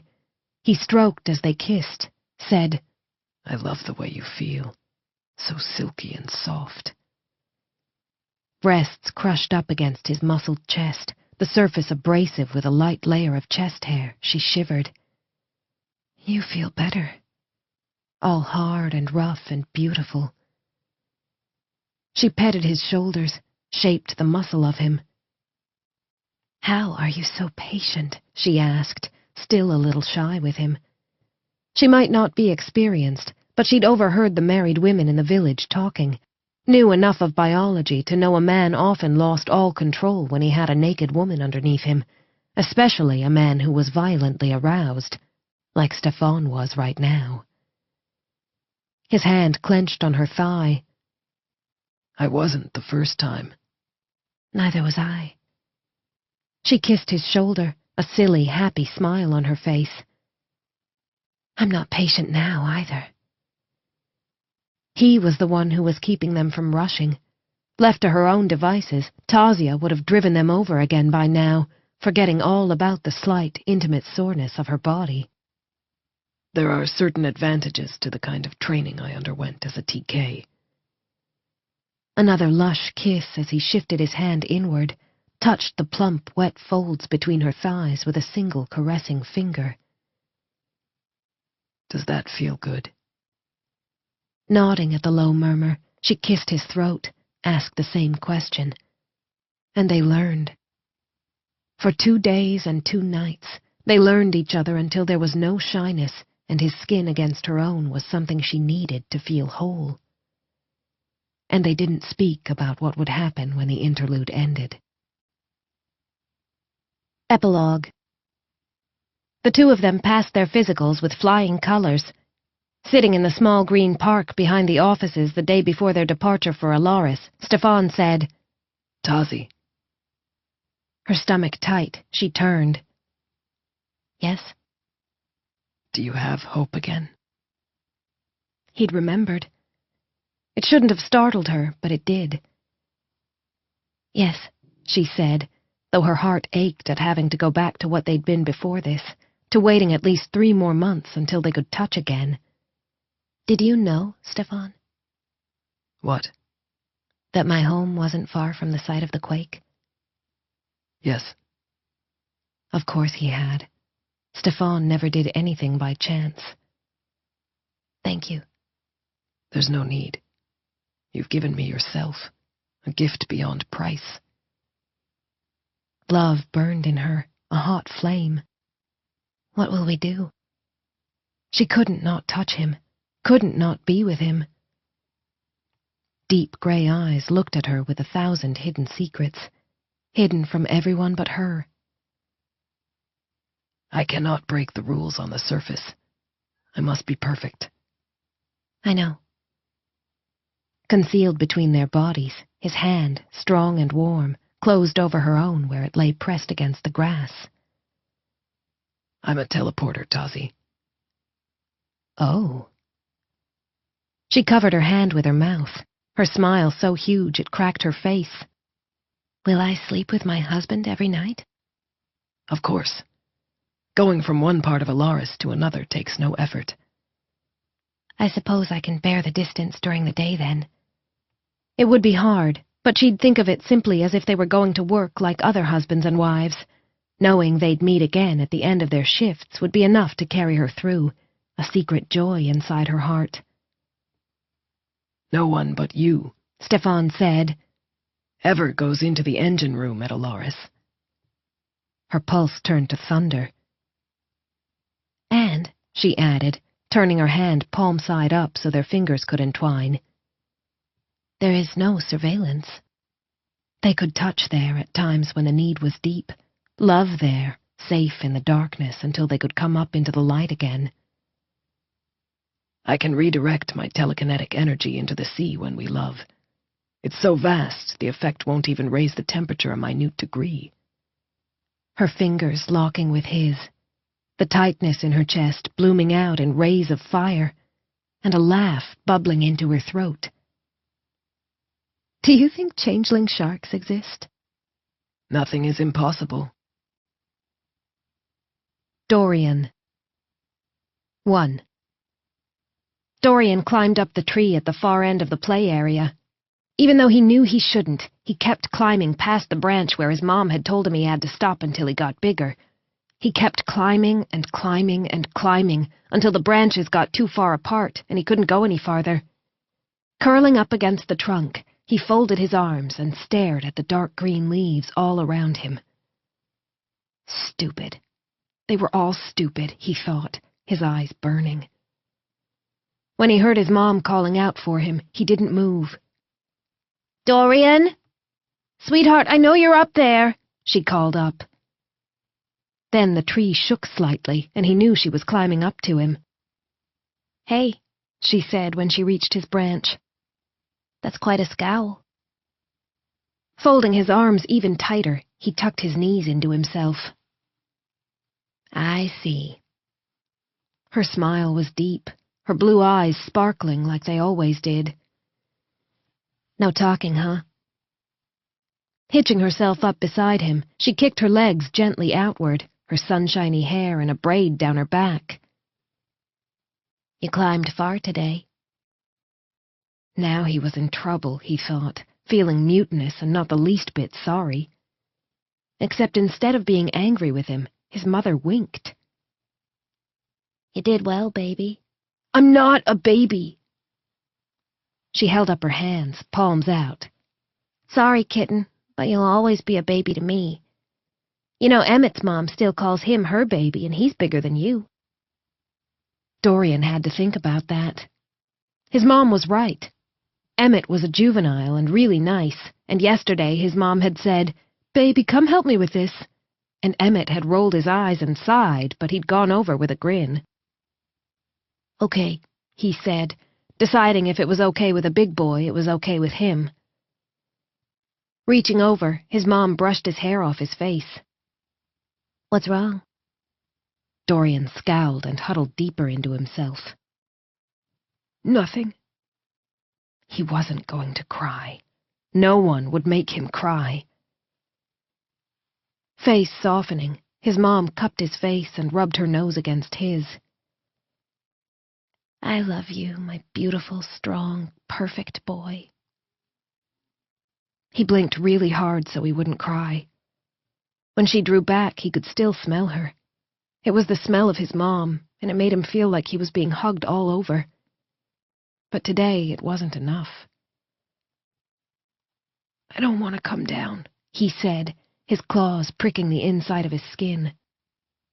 His mother looked at him for a long minute before nodding. "All right, baby." Leaning over, she kissed him on the cheek. "I'm gonna go home and start dinner. Your favorite meatloaf."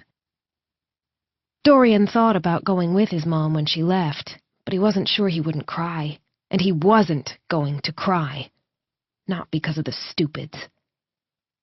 Swallowing the thick thing in his throat, he breathed in and out and tried to get his leopard to stop clawing inside him. It hurt, but the leopard was really angry and sad, and it was hard. Until another scent filtered into the air. Dorian stared wide-eyed as Lachlan stopped on the branch below him.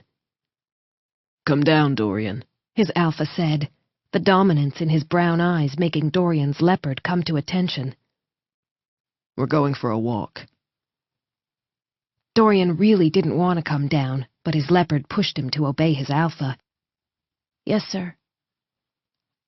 It was harder to climb down than it had been to climb up, but Lachlan didn't help him, simply waited for him at the bottom. Even when Dorian slipped and skinned his palms, his alpha didn't offer to help. Getting down, Dorian looked up with a small grin. "I did it." Lachlan ruffled his hair, his hand big and warm. "I knew you would." Dorian slipped his hand into Lachlan's and they started to walk. His heart thudded inside his chest when his alpha led him past the edge of the safe area where the cubs were meant to play. He'd tried to go past it a few times, been scolded. He still tried sometimes with his best friend Mercy. They both wanted to know what was outside. Now he was going to see.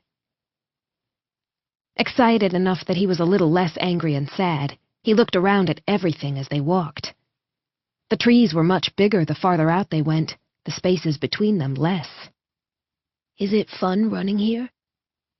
"Yeah." Lachlan grinned, and when he met Dorian's gaze, Dorian saw his alpha's eyes now glinted yellow-green.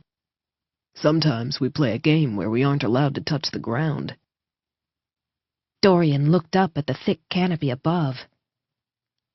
"All the way?" he asked, awed. "Yes. You'll be able to do that too one day. You're already the best climber in your age group." "No, I'm not." Head down, he kicked at the pine needles below him. I can't do things like everyone else. That's true, Lachlan said, and dropping Dorian's hand, lifted him up with a grip under his arms. The alpha put him on a standing position on a huge boulder. Dorian could now look straight into Lachlan's eyes. It was hard, because Lachlan was alpha and Dorian was just a kid, but Dorian didn't look away. I'm not a leopard. Did someone say that to you? Lachlan's voice held a growl. Shaking his head, Dorian swallowed and folded his arms again.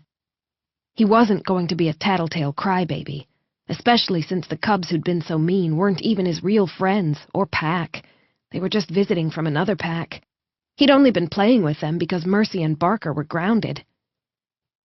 I'm not dumb, he said instead. I try really hard to shift, Lachlan. I don't know why I can't do it. It made him so angry and hot inside it hurt. I know you try hard. Lachlan put his hands on his hips, the leopard in his voice as he spoke. The fact that you can't shift doesn't have anything to do with that. I know, I'm latent. Dorian didn't really understand what that was. He just knew he hated it. Why can't Shayla fix me? The pack's healer could fix everything else, even Mercy's broken leg when she'd slipped and fallen on the rocks by a waterfall. Dorian, you're a smart boy. I'm not going to patronize you by telling you things will be easy for you, Lachlan said, speaking to him in a way no grown-up had ever done. It's going to be harder than it is for your friends. Dorian stared at his alpha, his leopard at attention. What do I do? You're not only smart, but strong, Lachlan said. One of the strongest, most dominant young cubs in Dark River. I think you could be a sentinel one day. But I can't shift. Neither can Zeph, and he's my sentinel. Dorian frowned, having never really considered that. Zeph was human, but he was still Dark River, even if he couldn't change into a leopard. He's really good at stuff. Yeah, he is. Lachlan held his gaze. You can become good at stuff too. You just have to work hard and never ever forget that you're a member of Dark River. What keeps us strong as a pack are our members. I can't have you giving up. Dorian growled. I don't give up. Yeah, that's what I figured. Lachlan looked at him without blinking, his eyes leopard again. So what will you do the next time someone makes you feel bad because you can't shift? Dorian thought about his angry, sad feelings, and he thought about Zeph, who was so good at stuff, and he thought about how his mom and dad said he was a wonderful son, and he thought about what Lachlan had said. Then he nodded. I won't let them, he said, his leopard standing straight inside him. Just 'cause I can't shift doesn't mean I can't do everything. I just gotta try harder. Good. Lachlan nodded up toward the canopy. You want me to start teaching you how to climb from tree to tree? Really? Dorian jumped down to the ground, landing easily because his cat told him what to do. Let's go! 2. Dorian lay high on the branch above the battle zone, his body as still as stone. The leaves rustled around him, but he didn't move, barely breathed. Inside him, his leopard was contained, held back with sheer willpower. It had taken him time to learn to do that, to contain the animal so it didn't claw him bloody on the inside. For a long time, he'd woken curled up in agony as the leopard fought him for a freedom he couldn't give it. At first, he'd cried out, and his parents had run in to pet him and cuddle him. It was kind of embarrassing to think about now, but like his mom said, he was their baby, so he just had to suck it up. Because she still petted and cuddled him, even though he was 14. His little sister Kylie always giggled when Mom did that, and then he had to growl and chase the real baby of the family around the house and tickle her until she shifted into her cub form and tried to tickle him back using her paws. He grinned within, while remaining unmoving on the outside. At least Mercy's mom did the same hugging-cuddling thing to her, and both his mom and Mercy's mom did it to Lucas and Vaughn, who were older, so none of them could hassle one another. But these days his parents didn't need to come to him at night anymore. His leopard did still get out of control at times, but he didn't scream, just woke up breathing hard and fast. Then he used the techniques Emmett's mom had taught him to calm himself. Keeley called it meditating. Dorian would get ribbed so hard if he admitted to meditating, so he called it mental discipline, just like the discipline his friends had to learn to deal with their own leopards. Only they were learning how to balance their wild instincts with the human part of their nature, and he was learning to keep his trapped and angry leopard from driving him insane. There. Zeroing in on the tiny movement, he used the same mental discipline to hold utterly still, so that his scent wouldn't shift along the air currents. He'd already messed up his scent trail using a few other tricks, so if he stayed motionless... He took the shot. Fuck! Lucas glared up at the tree as if he could see Dorian, the splatter of green on his t-shirt marking him as a kill.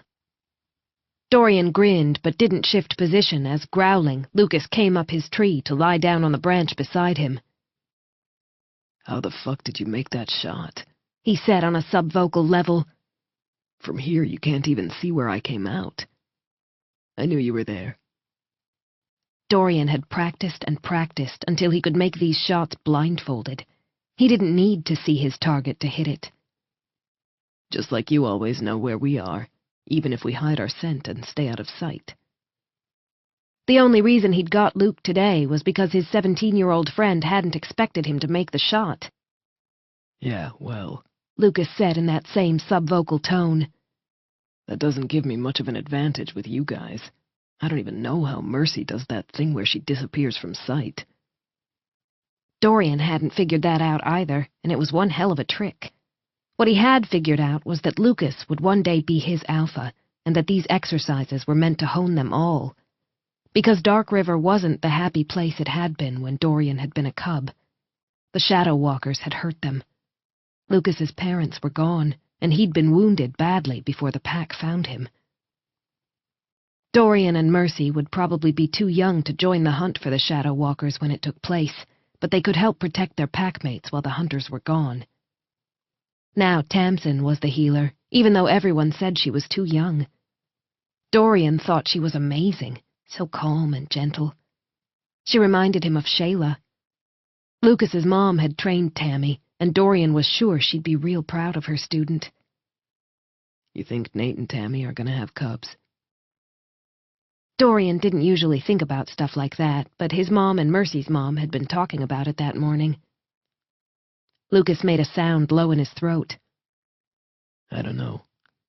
I heard Emmett's dad say Nate was being stubborn because he thinks Tammy's too young. Yeah, but she's a healer. They're like cub magnets. Adults. Yeah. They fell silent for long minutes, and then Dorian felt it. A faint whisper along the air currents, a bare hint of a familiar scent. He couldn't see Mercy, but he knew she was in the trees to his left. Shifting with extreme care so as not to give away his position, he closed his eyes and listened. And then he took the shot. The curses that sounded from the canopy were so colorful that had Mercy's parents heard her, she'd have been grounded into the next century. "I'll get you for this, Dorian!" Jumping down to the ground, she glared in his general direction, and he realized exactly why she was so pissed. He'd gotten her in the face, the green bright against the pale gold of her skin. Shit, he muttered. That'll leave a bruise. Because his job was to be a sniper, he was using relatively small paintball pellets rather than the larger ones the others had been issued, but at that velocity it would have hurt regardless. Her mom's gonna smack me. I don't even want to think about her dad. Yeah, sucks to be you. Watching Mercy wipe off the green paint using her forearm, he tracked her as she strode over, sniffed around to confirm their location, then climbed up the tree to join them. Sorry, Merce, he said. I wasn't aiming for your face. A scowl, but no real anger from Mercy, his friend as quick to forgive as her temper was hot. Don't worry about it. She finished cleaning off the paint. Tell me what gave me away. Caught your scent, but it was your gun that gave me your exact position, he said. You should have primed it earlier. The faint click had been all he needed. Damn. She looked at Lucas. What gave you away? I was overconfident. Knew Blondie was here, but didn't think he'd make the shot before I got him. The three of them fell silent as a unit as something changed in the air. Vaughn. The jaguar changeling moved differently from the leopards, was quieter, a shadow. That made him near impossible to hit at night, but it was late afternoon now, which meant Dorian had a slightly better chance if he didn't screw it up. Falling into the quiet space where he could hear his pulse as a soft echo in his ears, slow and easy, he didn't look. No, he just was. And when his body wanted to turn in a hard motion and his finger wanted to squeeze the trigger, he did it before his conscious mind realized Vaughn had doubled back on him. Vaughn didn't swear like the others. He just snarled. Next night hunt, Blondie, he said. Your ass is toast. Dorian allowed his body to relax now that the exercise was complete. Jumping down after Mercy and Lucas, he grinned at the jaguar. Bet you $10 I can hit you at night. He enjoyed giving himself a challenge, enjoyed pushing himself. Like taking money from a cub. Shoving a hand through the thick amber of his hair, Vaughn looked at Lucas and Mercy. Who do you put your money on? Lucas. Mercy placed her hands on her hips, her tone snarky. He's a Black Panther, you idiots. You think you're going to see him? That, Dorian admitted, was an excellent point. So far he'd never managed to take Lucas down on a night hunt, but neither had he managed to hit Vaughn. The two of them were really good at night. Just like Mercy was really, really good at dawn. She was a ghost. He was still considering that when Nate appeared out of the trees with an unfamiliar male by his side. The guy looked like he was around Luke's or Vaughn's age. His green eyes were a little wild in his dark-skinned face, as if his leopard was just waiting to explode out of his skin. Taking in the scene, Nate gave Dorian an approving nod. We'll talk through the exercise tonight at dinner, he said. For now, I want you to meet Clay. Lachlan's just accepted him into Dark River. The older boy didn't smile, didn't look particularly as if he wanted to be in a pack, but he nodded at their greetings. Clay's been on his own for a while, Nate said. I want the four of you to store your paint guns and take him for a run. Show him around. On his own? Dorian didn't know any cats that young who'd been on their own.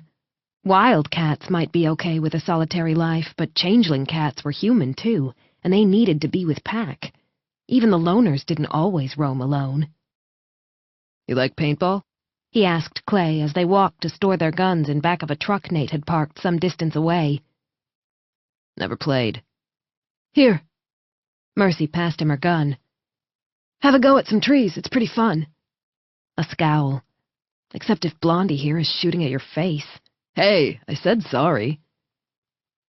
Clay looked from one to the other, a slight easing in his expression.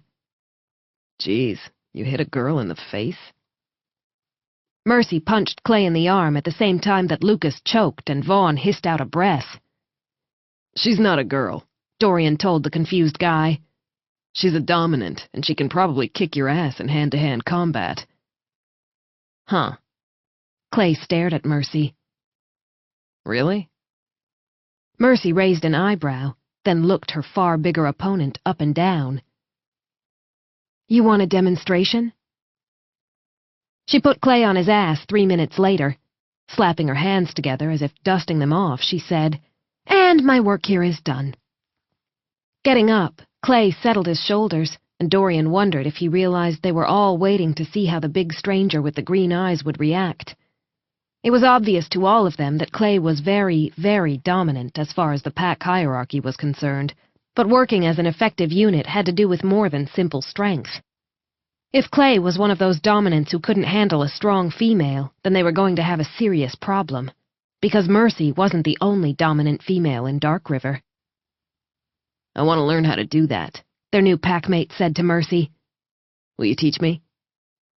Mercy smiled as the rest of them blew out quietly relieved breaths. Yeah, sure. It was strange, but a half-hour later, as they ran through the forest, Dorian realized he understood more about being a leopard than Clay did, even though the older boy could shift. It made him wonder what had happened to Clay to make him so close to his leopard, and yet so unaware of how to be a cat in a pack. He didn't ask, though. He understood that sometimes a guy just had to be who he was. Luke, Vaughn, Mercy, Nate, none of them treated Dorian as any different than them. He knew he was different, but his latency no longer made him angry-sad as it had when he'd been a cub. Lachlan had helped him a lot, as had his parents. Then, one freezing night when he was only 6, he'd run and run and run, and somewhere in there, he'd come to a kind of peace with himself. It still hurt deep inside, and he knew it probably always would, his leopard horribly wounded. But he was a valued member of the pack, and that was what mattered. 3. Dorian lay stunned next to the fire with Shia. He had his head in his mate's lap, and she was using a comb on his damp hair. He'd just have thrust his fingers through the white blonde strands and left it after he took a dip in the nearby stream, but Shia had offered, and he liked it when she petted him, so he was happy to lie here looking up at the brilliant stars above. I shifted, he said, not quite able to believe he'd run through the forest on 4 feet, the wind rippling through his fur. You were beautiful, Shia told him again, her own joy a vibrant pulse along the mating bond that linked their hearts to one another. And so cute. Hey. He growled, grabbing her hand to nip playfully at it. I am a Dark River Sentinel. We aren't cute. Laughing, she bent down and kissed him, her tight curls electric with energy around them. How about adorable, she teased before going back to her combing of his hair, the rhythmic motion making him feel lazy and cherished both. What was it like, when you first found yourself on 4 feet? Disorienting, he said, thinking of that first shock after Shia's gene therapy had taken sudden, unexpected effect. You have no idea how difficult it is to coordinate 4 paws at one time. Smile luminous, Shia put aside the comb and placed one hand on his bare chest, playing with his hair with the other. I've seen the cubs, she said. No wonder they're always tumbling. Yeah. He felt like a cub himself, was conscious he had so much more to learn. But one thing he knew beyond doubt. Your voice, telling me to trust a leopard to know what to do. That's what I needed to hear. All his life he'd fought to control his leopard, to restrain it so it wouldn't claw him bloody in its frustration, wouldn't drive him insane. That discipline had given him a life and a strong, trusted position in the pack, but in that moment after the shift, it had also left him alone and lost. My leopard was waiting. Ready, he said to Shia, wonder bright in him. As soon as I surrendered to it, I understood how I needed to balance, how my body was meant to move.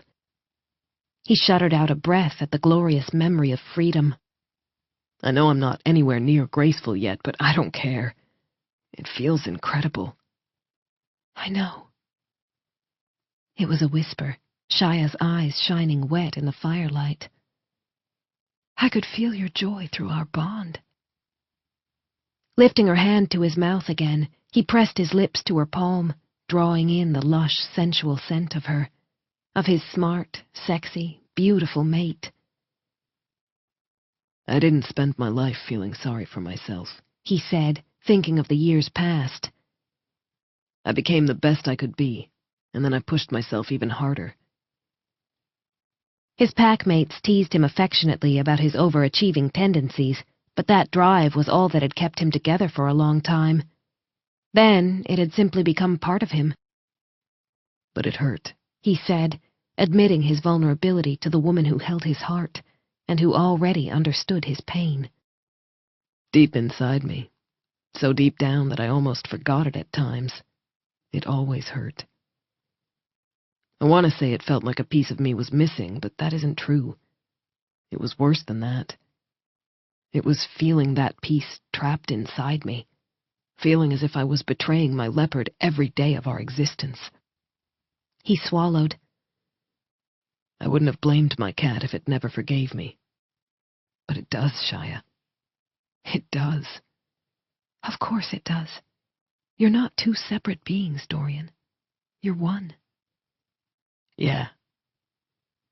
He smiled because it was true. After a lifetime of being separated from his cat, he didn't have to fight it anymore. They could just be. Now that leopard rubbed against the inside of his skin, as excited as he was, as happy. Its emotions were wilder than his own, its mind thinking in far simpler patterns. The cat doesn't see the point in worrying about the past. Shifting off Shia's lap on those words, he said, "Come lie with me."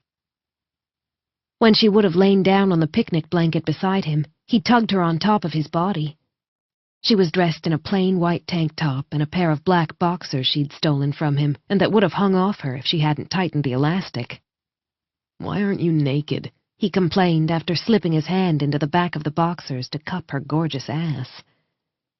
Nipping at his lower lip, she kicked up her legs after tucking her curls behind her ears in a futile effort to control them. "Because we have two tiny and very curious chaperones." He grinned. "They get to sleep okay?" "Yeah, fell asleep waiting for you." Her blue-gray eyes danced. "Nor wants to brush you." His chest rumbled with laughter. "I have a feeling she'll get her way." Their son's best friend was an adorable little cub who'd survived a terrible start to life, with her sweetness and heart intact. "And Keenan?" "He wants to go running with you." Shia kissed him again. "If you'd rather have some privacy to explore the leopard, I can—" "No." Stroking his hands up her back and under the tank top, he smiled. "The leopard wants to play with them, too." Cubs were to be looked after, said the leopard, even if that meant being brushed by a sparkly pink hairbrush. "It needs to care for them. It's never had the chance to exercise that instinct." And the instinct was a visceral one. Dorian had had it his entire life. Shia smiled. "You really should call Lucas back." His alpha had called soon after Dorian shifted for the first time. "What did he say?" Dorian asked. "Just that he'd felt the urge to check up on you. I didn't want to steal your news, so I told him you were fine and would call him back." She bit her lower lip. "That was a few hours ago." Blowing out a breath, Dorian nodded. "Right. Where's the phone?" His alpha was worried, no doubt having sensed something staggering through the blood bond that linked all the sentinels to their alpha.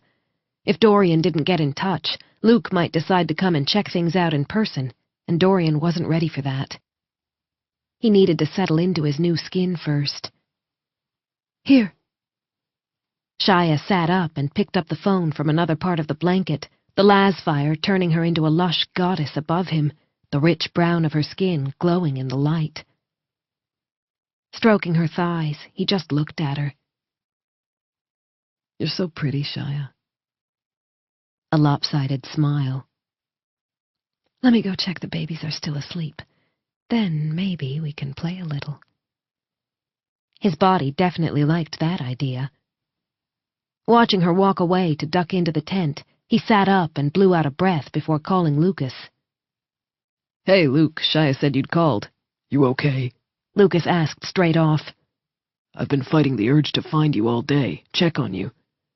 "Oh, geez, Luke." Dorian groaned.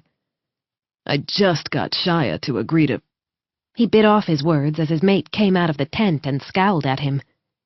Grinning, he said, "To play chess." Lucas snorted on the other end. "Yeah, I know that kind of chess," he said with a grin in his voice. "You sure there's nothing I need to know?" Dorian had never lied to his alpha. "There is something," he said. "Nothing bad, but something I need to work out for myself first." A pause before Lucas said, "All right. You know where I am when you're ready." Hanging up after a few more words, Dorian put aside the phone and watched Shia come to him. Hey, he whispered before a wild craving tore through him. Sharp concern in his mate's eyes. Dorian? She dropped to her knees beside him. What's wrong? nothing, just change of plans. Cupping her face as he held back the shift so he could speak to her, he said, The leopard. It needs your touch. And then he surrendered to the painful beauty and sheer joy of the shift, allowing the human part of him to recede into the background as the leopard took center stage. The leopard he was folded its legs and put its head in Shaya's lap, its eyes closing as her hands stroked through its fur. Peace sank into the bones of man and leopard both. 4.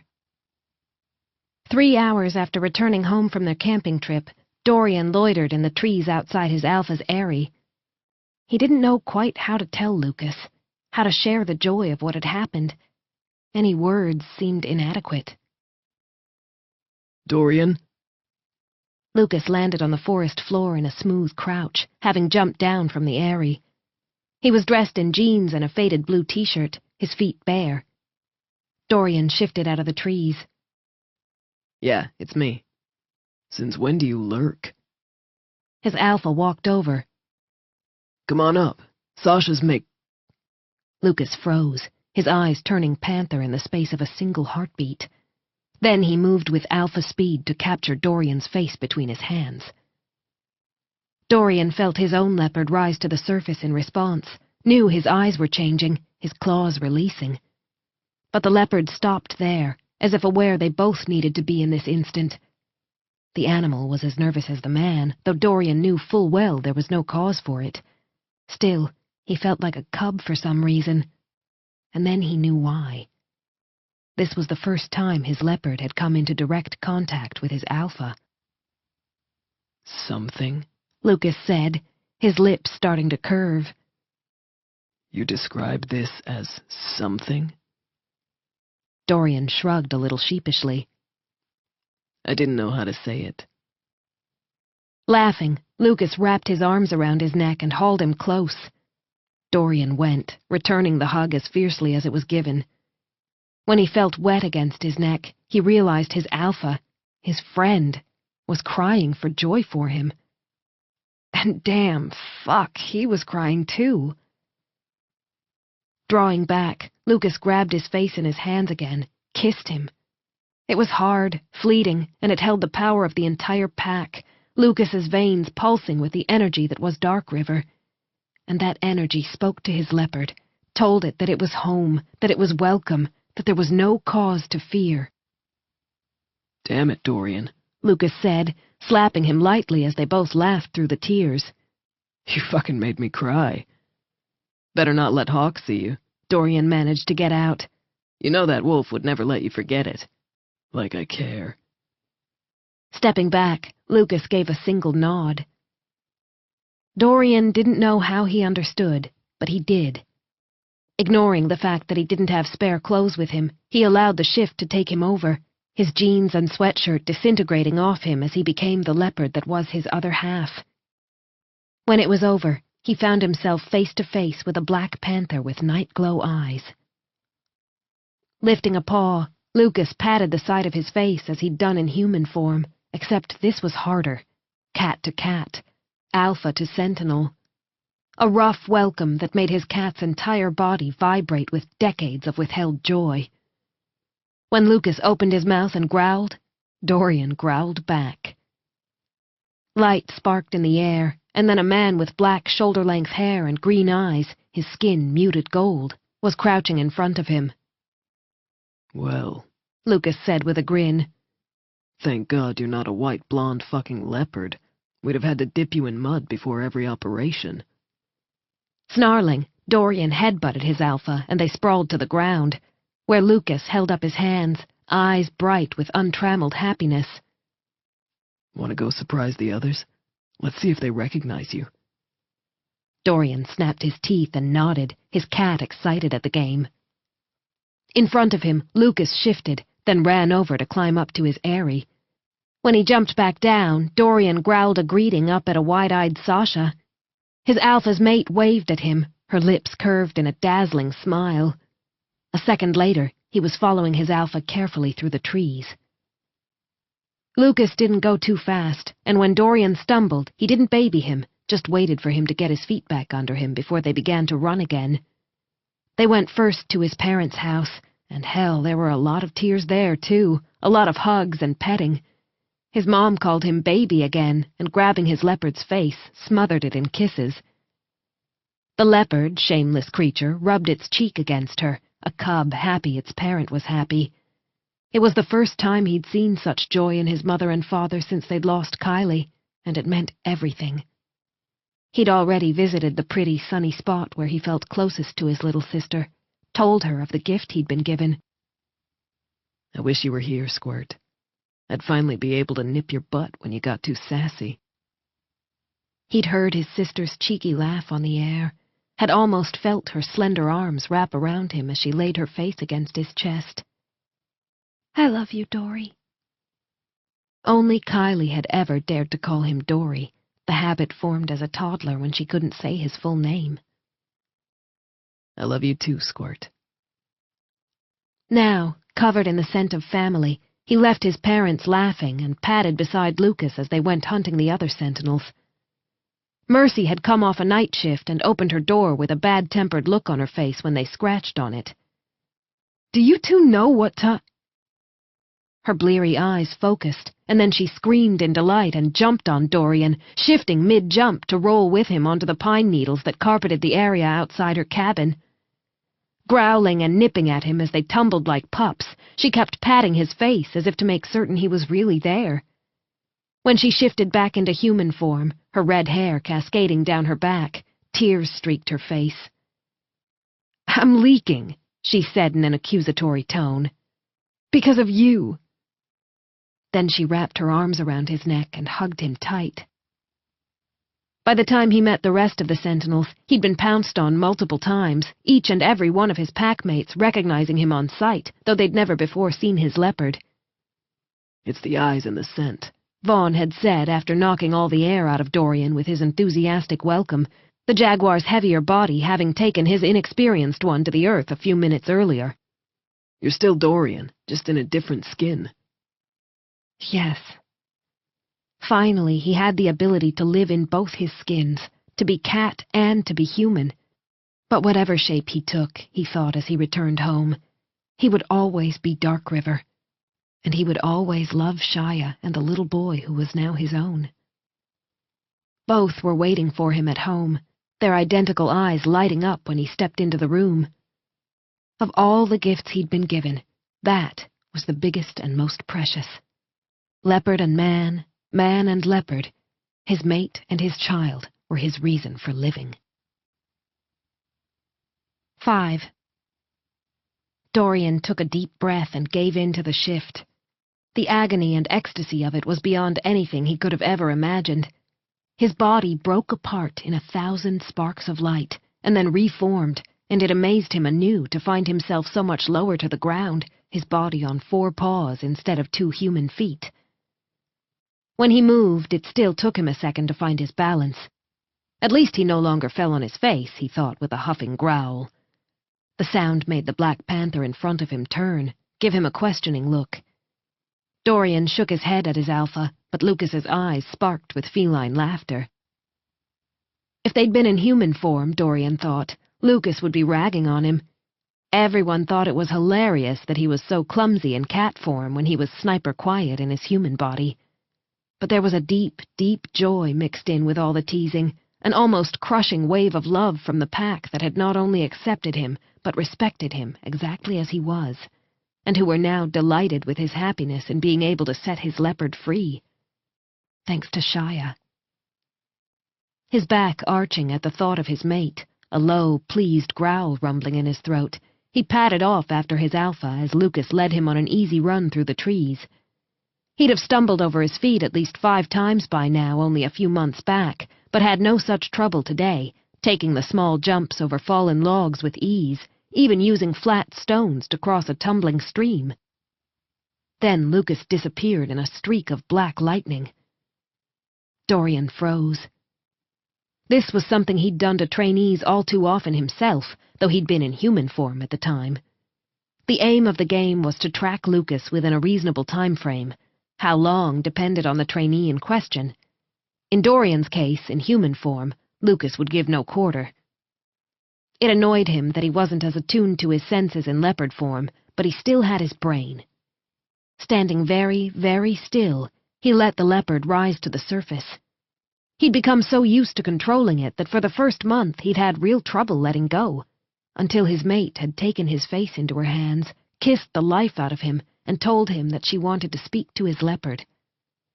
Turned out his leopard wanted to play with her, too.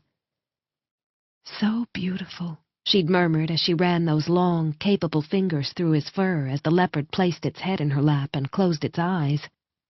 "And so lazy." He'd growled then, heard her laugh, both man and leopard entranced by the sound. No matter what form he held, he loved her, adored her.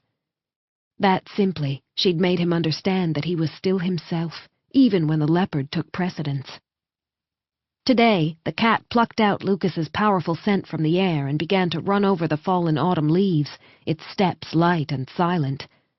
Deep within, the human part of Dorian watched in quiet pleasure. He wasn't as clumsy as he'd thought, not anymore. Because though it had been forced to live within a human skin all those years, the leopard hadn't ever given up. Instead, it had learned from the sniper. Today it veered sharply away as it caught the barest whisper of movement from the right, rolling onto a heavy carpet of leaves just as a large leopard slammed out at him. The gold and black cat hit him on the side in a glancing blow, but Dorian had already danced out of reach.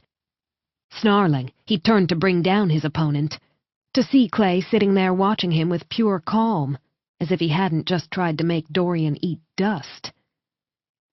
When he snarled again, his fellow sentinel laid his head on his paws and pretended to go to sleep. This wasn't only hide-and-seek. This was a hunt, and Dorian had just lost a point. Exhilaration raced through him, because his fellow sentinels and his alpha weren't cutting him a break. They were treating him as exactly what he was, one of them. With that in mind, he began to move with even more stealth. All the sentinels were powerful, and they all had their own personal strengths. Vaughn, for example, was one hell of a climber, while Mercy could hide in plain sight by standing utterly motionless. A new scent in his nose, so faint the man might have ignored it, but the leopard froze, and changed direction to circle back in on its prey. The jaguar lying in wait on a tree branch didn't see him as he came around to stand below the tree, staring up. "Point to me." He gave a pointed cough growl. Vaughn's head whipped back, and even from this far away, Dorian could tell the jaguar was pissed at having been shown up by the newborn, as his friends liked to call him when they were trying to drive him nuts.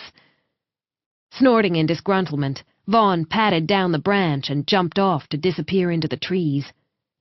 Dorian smiled inwardly and was just about to head back on the trail when he was hit again, this time from above. And it wasn't Vaughn. Fuck, he thought as he rolled out of the way. Except his attacker had her teeth in the ruff of his neck, and she wasn't letting go. Twisting his body, he managed to nip her side enough to make her release him, but she was on him again before he could get out of the way, and she was trying to go for his throat. Protecting the vulnerable area by ducking his head, he plowed into her chest. She growled but didn't back down, bringing up her clawed paw to rake him down the side. Shit. The marks were light, would heal within the next few hours, but the fight was done because she'd drawn first blood. Pulling away, he huffed as he caught his breath. In front of him, the other leopard shifted in a shower of sparks to become a woman with flame-red hair crouching on the forest floor. "Tut-tut," Mercy said, waving a finger. "Overconfidence be the endeth of man." When Dorian growled at her, she leaned down until they were nose to nose. "Listen to your leopard, boy genius. Stop thinking." She tapped the side of his head. "The cat has had to trust you its whole life, but you've never had to rely on it. If you can learn to do that, you'll be unstoppable. I would have never been able to get the jump on you in human form, but you can't think like a human in leopard form, or you'll only hobble the animal." Lifting her head, she shifted back into her leopard form, which happened to be slightly smaller than his own. As he watched her leave, her tail curling lazily, he considered her words. Sure, he'd given in to the cat, but while the cat's cunning had allowed him to sneak up on Vaughn, he'd relied mostly on his human mind, not trusting the leopard's instincts. For a man who had built his life around the word control, giving in was one hell of a hard ask. "Stop fighting it! Dorian, please!" His mate had said those words to him the first time he shifted. Stunned and in shock, and so in love with her it hurt, he'd done as she asked, and it had felt like coming home. Flexing his claws on the ground, he reached for the mating bond, for the love that had only become stronger with the passing days. Leopard and man, they both held on to it like a lifeline as he once more did as his Shia had asked. He gave in. An explosion of scents and sounds, textures against his fur, so many noises to explore that it threatened to overwhelm. The man began to fight his way out, to take control. "Dorian, please." Shia's voice again from that fateful day, reminding him that he was leopard and man both, and this was the leopard's playground. The human part of Dorian fell back. The leopard took a deep breath, separated out the important sense from the not-so-important, though it did pause to consider chasing a rabbit, and began to run after Lucas. Dorian felt their heart pump with exhilaration, their muscles flex, their fur rush back in the wind as the leopard, its mind sharp and cunning and furiously intelligent, caught Lucas's double back and switched directions so that they might be able to sneak up on their alpha. Pride bloomed within the heart of the leopard as it thought of telling its mate of its skill, imagined her stroking those long, capable fingers through his fur and saying, "Beautiful." Later, after she'd all but put him into a coma with her petting, she'd laugh and murmur, "Lazy." The leopard halted, sniffed, and backed away. Trap, it thought to the man when Dorian surfaced, and that was all that needed to be said as they switched back, skirting around the danger. 6 more traps later, both leopard and man were snarling at his packmates. He'd avoided the rope tie, the tripwire, and 2 others, but they had managed to dump him into a slimy mud pool and successfully snapped a branch painfully in his face. His fur matted and his nose smarting from the trick, one his leopard was most annoyed that it hadn't sensed. He almost walked right into a pit. Pausing with one foot on the edge of the disguised hole in the forest floor, he didn't back away, but instead went right and into the forest, after Lucas's scent. Instinct told him his alpha had created this trap while the others had been keeping him busy. Staring up at the trees, the leopard thought, and then it jumped. Dorian didn't know which one of them was more surprised when they ended up on the branch with a single lunge. For a moment, the leopard retreated, startled by its own skill, and the man took control. Looking around, he realized exactly what his alpha had done. A second later, the leopard was back, its breath caught, and they began to race along the skyway of the trees, tracking Lucas from above, because Luke had underestimated him. And Dorian's nose was still smarting enough that he took great delight in jumping down on top of his alpha from his hiding place in the branches. Then he took even more delight in ensuring he got as much of the mud slime as possible on Lucas before letting go. A sparkle of light and color, and then a very dirty Lucas was sitting there scowling. "Damn it, Dorian. This stuff stinks." The leopard satisfied, Dorian gave in to the shift again, his human body covered in mud when he reformed, his hair sticking up in spikes. The shift made clothes disintegrate like clockwork, but it was a crapshoot as to whether a single shift would get rid of ordinary stains or dyes, or stuff that was stuck to the body itself. Sometimes 1 shift and it was all gone, and sometimes it took 6 shifts to get even partially clean. Today was clearly not a lucky day for either Lucas or Dorian. "Serves you fucking right," Dorian told his alpha. "Wasn't my idea," Lucas muttered. "Nate came up with that one. He wanted to join in, even though we couldn't shift the out-of-state meeting he had today. A feminine laugh from the right. You have a stripe across your face, Blondie. Turning tiger on us? Dorian fixed Mercy with a narrow-eyed glare. I know that was your trick. She blew him a kiss before shifting into animal form and scrambling up to lie on a tree branch as Vaughn and Clay prowled out of the trees. Vaughn shifted, while Clay curled up at the foot of Mercy's tree. I was hoping you'd fall into the pit, the amber-haired sentinel said with a grin. I told Luke to line it with banana peels and mushy apples, even stashed the supplies for him. Closing his eyes, Dorian wiped off a bit of mud that was stuck to his eyelid, giving Vaughn the finger with his other hand. It took him a second to realize the other sentinel hadn't replied. Looking up, he saw Vaughn and Lucas had shifted back into animal form. They gave him a bare instant to complete his own shift, and then all four swarmed him, tumbling into him like overgrown kittens. Startled, he kept his own claws sheathed and mock-battled with them. And then, as Vaughn pushed him aside and Mercy took his side so they could bully the jaguar while Clay and Lucas stood there with feline laughter in their eyes, he understood. No special favors. No expecting anything less from him. No being considered anything but capable. He was a sentinel. He was one of them. Always had been. Always would be. A crash of love down the mating bond, as if his mate had felt his elation. Laughing as he and Mercy managed to pin Vaughn, only to be attacked by Clay, who'd decided to turn traitor, Dorian thought his mate would surely help him devise a worse foul than a stinking slime pit or a snapping branch. And then he stopped thinking, and let the leopard play. Partners in Persuasion. Chapter 1. Felix looked up from checking a row of baby trees planted by a juvenile and found himself the target of a stunning smile. Bright green eyes, her hair in a million fine braids, and her skin bronze brushed with gold, she was more beautiful than any woman he'd ever seen. She was also a senior Dark River soldier who'd likely make sentinel in the next year or two if the Interpack scuttlebutt was to be believed. She raised a hand, wiggled her fingers, her eyes sparkling. Blushing, Felix looked down at the plant he was checking. The juvenile had done a good job, but the boy was new at this. And he could still feel her looking at him. Glancing up from below his lashes a minute later, he found her leather-clad legs angled away, so he looked up fully. She was talking to Hawk, Felix's alpha having run down to see how things were going with the planting of the area that had been decimated during the battle with pure Psy. The beautiful green-eyed soldier's name was Desiree, and unlike Felix, she was a leopard changeling. The cats were pitching in to help keep the area secure during the replanting. The part of the forest that had been destroyed during the fight against pure Psy was so open right now that they'd be sitting ducks otherwise.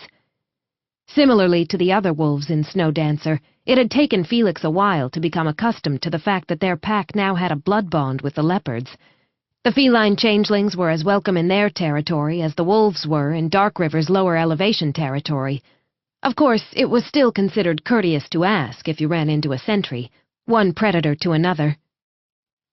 Laughing at something Hawk said, Desiree nodded and waved goodbye to the alpha. Hawk had already spoken to Felix, so the other man just shot him a salute before heading out, which left only Felix and Desiree in this section.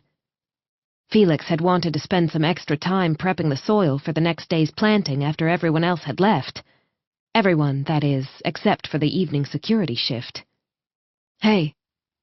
Booted feet hunkering down on the other side of the seedlings he was checking. I'm Desiree. Felix knew he should be polite, reply with his own name, but Desiree's dominance was so overwhelming that his wolf quivered, ready to run. It didn't matter that she was leopard rather than wolf. She was a predator far stronger than him, and his wolf knew it.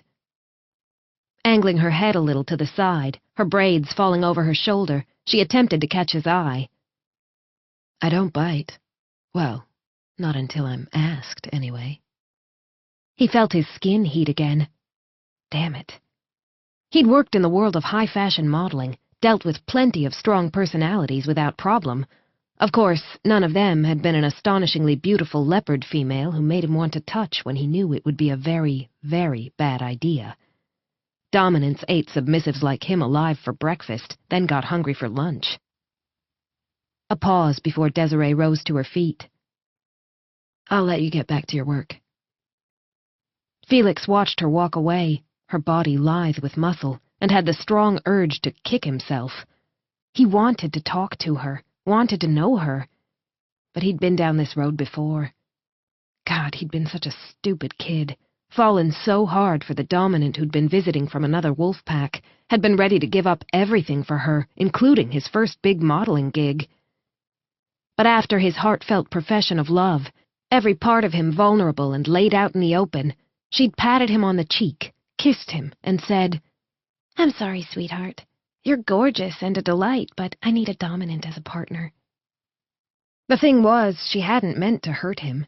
She'd really believed they were simply sharing intimate skin privileges as friends, and that Felix understood the facts of life, that while dominants often mated with submissives, it was usually a male dominant with a female submissive. The opposite direction was far rarer, and when it came to dominant leopard females, he'd never heard of it. They were so wild and independent that it took a stubbornly strong male to haul them into a long-term relationship, much less a mating. Riley's courtship of Mercy was the perfect example. The leopard sentinel had run the wolf lieutenant a merry chase. Fascinated and delighted for them, Felix had watched from the sidelines along with the rest of the pack, but that kind of a dance wasn't in his future. He'd make a wonderful mate, he knew that. He was loyal, good with his hands, and he adored children.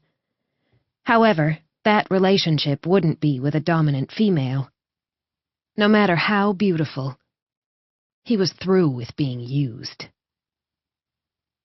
Desiree leaned up against a tree far enough into the shadows of the forest surrounding the denuded area that Snowdancer's horticultural expert couldn't see her, and watched him.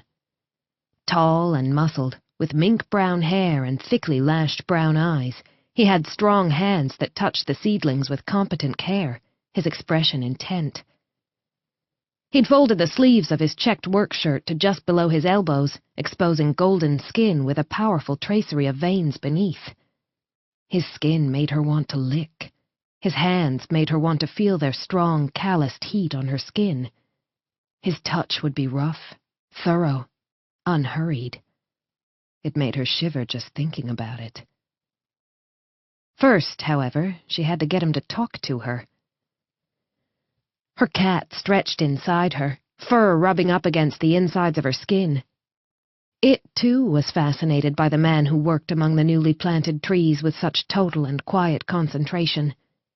It wasn't his looks that had first drawn her attention, though the man was certifiably hot. It was the way he worked with plants. She'd watched him without him noticing her for over an hour, seen him handle the fragile seedlings with a breathtaking gentleness. Yet the very hands that had done that had also lifted up a 50-pound bag of soil as if it weighed nothing. The combination of raw physical strength and incredible gentleness was deeply compelling.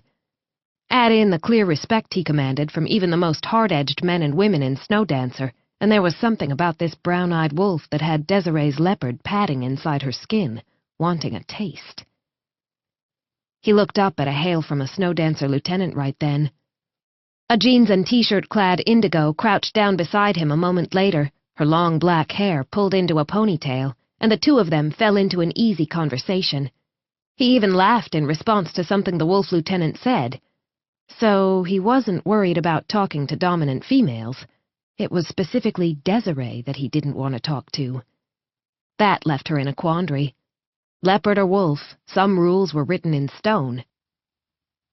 If a submissive said or even intimated no, a dominant backed off, immediately.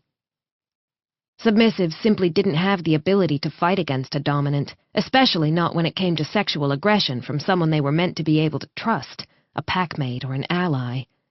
The submissive would simply get more and more uncomfortable and distressed. Desiree scowled, hating the idea that she might hurt the beautiful man with the careful hands. She didn't want to. She just wanted to know him. One more try, she told herself, and if he made it clear he didn't want her, she'd clamp down on her need to touch him, and no damn argument. That thought was uppermost in her mind the next evening when she turned up before sunset to do a security shift. She liked the evening shifts up here. It was quiet, and thanks to the sizable area they had to patrol, she rarely ran into the other soldiers. Desiree wasn't a loner by any means, but she was feline enough to enjoy a touch of peace and quiet at times, especially when the starlit night sky was as stunning as it got up in the Sierra Nevada. Not that the sky was the focus of her attention tonight. Felix, however, was nowhere to be seen. It hadn't taken her long to figure out his name. All she'd had to do was engage one of his packmates in conversation, and it had popped out naturally enough, since Felix was in charge of this entire planting operation. Lips twisting in disappointment at not seeing him, she put down the gift she'd brought in the hope it would break the ice, and left to do a security sweep of her section. After the way the packs had been attacked, no one was taking any chances. Desiree had fought in San Francisco itself, come up against pure Psy attackers in hand-to-hand combat, but it had been the most brutal here. The reason for the denuded ground, however, was a violent power that had saved the lives of Snowdancer's soldiers and devastated the enemy. Hawk's mate, Desiree thought, was one hell of a woman. When she finished her sweep, it was to find her gift sitting exactly where she'd left it. Sighing, she leaned back against a tree, and straightened almost immediately. There he was, on the very edge of the current planting area, using a shovel to turn some soil. She'd noticed that about him. Even though he was technically the boss here, he liked to get his hands dirty. About to head over to him with her gift, she glanced around to make sure no one else was nearby. It wasn't that she didn't want people to know she was courting him. Hell, she was as possessive as any dominant, and she wanted him. But it might make him uncomfortable. Only when she was certain the coast was clear did she walk forward, keeping her stride easy so as not to make him feel hunted.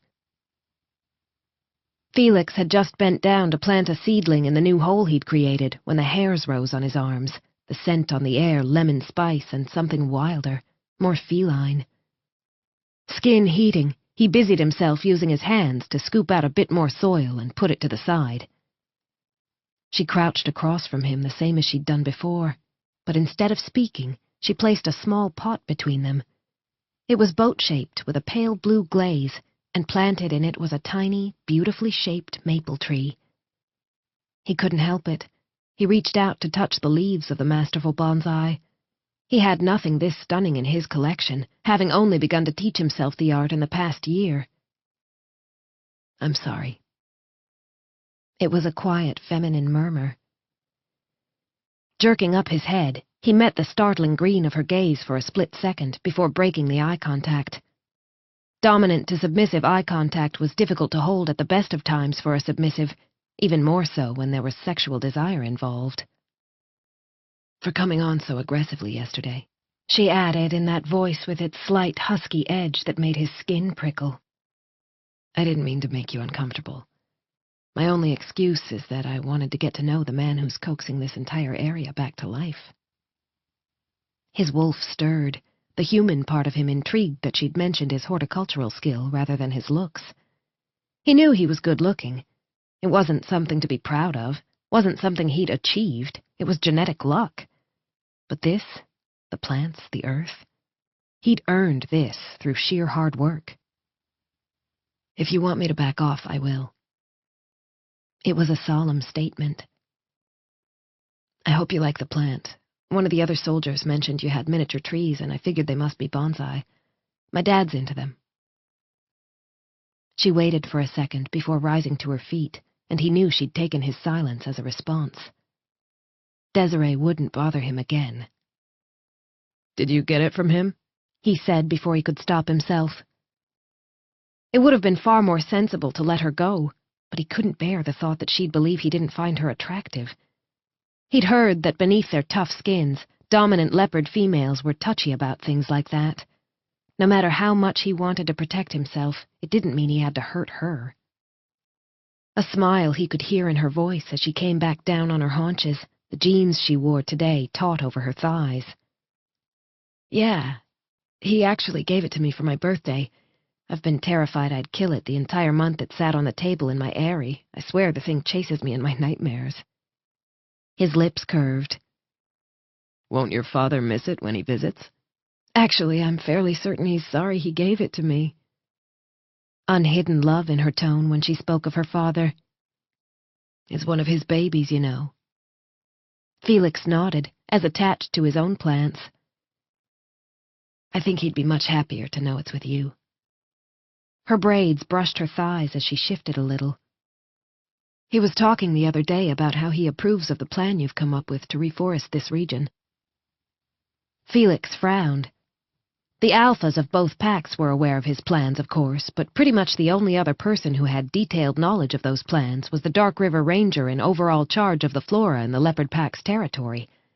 Heavily built, with tightly curled black hair threaded with a bare few strands of gray, Harry was a gentle giant of a man.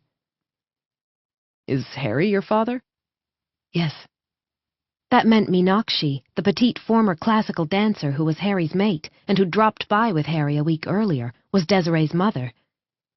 He wondered what her parents thought of their dominant daughter, but that was a very personal question, and he wasn't going down that road with Desiree. "So—" Desiree held out a hand. "Friends?" Felix had soil on his hands, having not worn gloves because he loved the feel of the earth. He used the excuse not to touch her. Skin privileges were important, and he didn't want to initiate them with Desiree, because he was afraid that once he started, he wouldn't be able to stop. And the line had to be drawn here, now. "Friends," he said, flicking her a quick look before he glanced down. She stayed with him for another few minutes, asking about the planting and the trees, questions which didn't stress his wolf and that he could answer in as much depth as interested her. Once again he watched her leave, a strong, intelligent, and sensual woman who'd only ever see him as a pretty diversion. When it came time to choose a mate, she'd go for someone stronger, someone dominant, someone who was the total opposite of Felix. Chapter 2. The planting area was quite a way down from the snow dancer den, but Felix had decided to run home today, his wolf needing to stretch. Stripping in the garden shed, he set his clothes aside and shifted. Agony and ecstasy, piercing pleasure spliced with pain, his wolf skin forming out of the millions of particles of light that had once been his human form. Then he was shaking that skin into place, the white-streaked light brown of his fur settling. His packmates teased him that his fur was as pretty in wolf form as his hair was in human form. A few of them had even threatened to comb and braid him. He knew the teases, had grown up with them, and he ragged his friends as wickedly in turn. Drew, one of the worst, had cheerfully taken Felix's teasing during the time when the other man had been flamboyantly and, at first unsuccessfully, courting Indigo. As Felix stepped out into the cool night air, he considered what Drew would have done if Desiree approached him while he'd been single. Not talked about plants, that was for sure. Felix's wolf growled, and the human part of him winced at the harsh reminder. Just because he wasn't dominant didn't mean he didn't have value. Every member of Snow Dancer had value. That was why it was such a strong, stable pack. He couldn't allow his unwilling response to a leopard soldier mess him up again after he'd spent years putting himself back together after the last time he'd played with a dominant. Sinking deep into the wolf's mind, he let the animal take over, and they padded carefully out of the planting area, to pick up a trail scented with lemon spice that held a wilder undertone. Desiree had passed this way during her watch, and he was tempted, just for a second, to follow, to discover if she found him as intriguing in this form as she did while he was human. Then he came to his senses and headed homeward, the little bonsai she'd given him safely ensconced in the garden shed for the night. He'd take it home in the truck tomorrow. Tonight, he ran under a darkening sky, still swirled with faint glimmers of vivid orange and red. The colors faded during his run, and the stars were starting to appear by the time he neared the den. Slowing to take a seat on the edge of a waterfall, he looked up and watched the stars glitter to life like frozen diamonds, and when the wildness of his nature wanted to sing to those stars, he lifted his head in a howl that was answered from other parts of the territory. Their ensuing song was pure, primal music. Home. Family. friends. Wolf content and the man in a better place, Felix turned and covered the final distance to the den. He padded to his quarters in wolf form, would have gone in using the special pressure switch built low into the door, but his 16-year-old sister was in the corridor and came running over to kneel beside him. "Felix!" Throwing her arms around him, she rubbed her face against his fur as if she hadn't seen him for years. He returned the affection. Madison, a beloved member of their small family pack that existed within the larger Snowdancer pack. At so many years younger than him, Maddie had always been a pup in Felix's mind, a pup of whom he was deeply protective.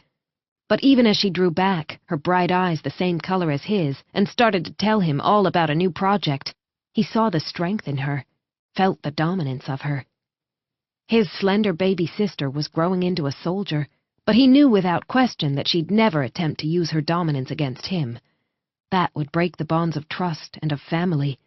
Those bonds had taken a lifetime to form, and such trust wasn't a gift easily handed to a stranger. "I hate history homework." Maddie rolled her eyes, then leaned close to whisper, "Can I hide out in your quarters so Dad doesn't make me do it?" Felix gently nipped the tip of her nose in answer, their familiar hierarchy set in stone. She'd be his baby sister always, and he was her big brother. Making a face at him, she rubbed her nose, her lower lip quivering. He growled, used to her tricks. She stuck out her tongue at him. Okay, I'm going home to read about history so ancient it should be in cobwebs." Another wildly affectionate hug before she rose to her feet. "If I go missing, it's probably because I turned into a skeleton myself. I'll tell Mom and Dad you said hi, and that you turfed me out without a thought to my wounded heart." Wolf huffing in laughter at her dramatics, he watched her make her way down the corridor, a graceful brunette girl in a short skirt, well-worn boots, and a slouchy sweater, a girl who hadn't yet reached her full adult height. That pink denim skirt hadn't been so short on her when she'd asked for it for her birthday. The same jeans that had given him his 6 feet 3 inches of height would, he was betting, take Maddie to at least 5'9". Smiling at the thought of how annoyed she'd be at once again growing out of her favorite clothes, he pressed his paw against the pressure switch to open his door. Once inside, he nudged the door closed and shifted back into his human form in a fracture of light and painful ecstasy. He stretched as he walked to the bathroom, more than ready for a shower.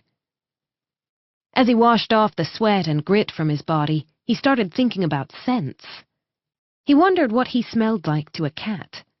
Probably of dirt and plants.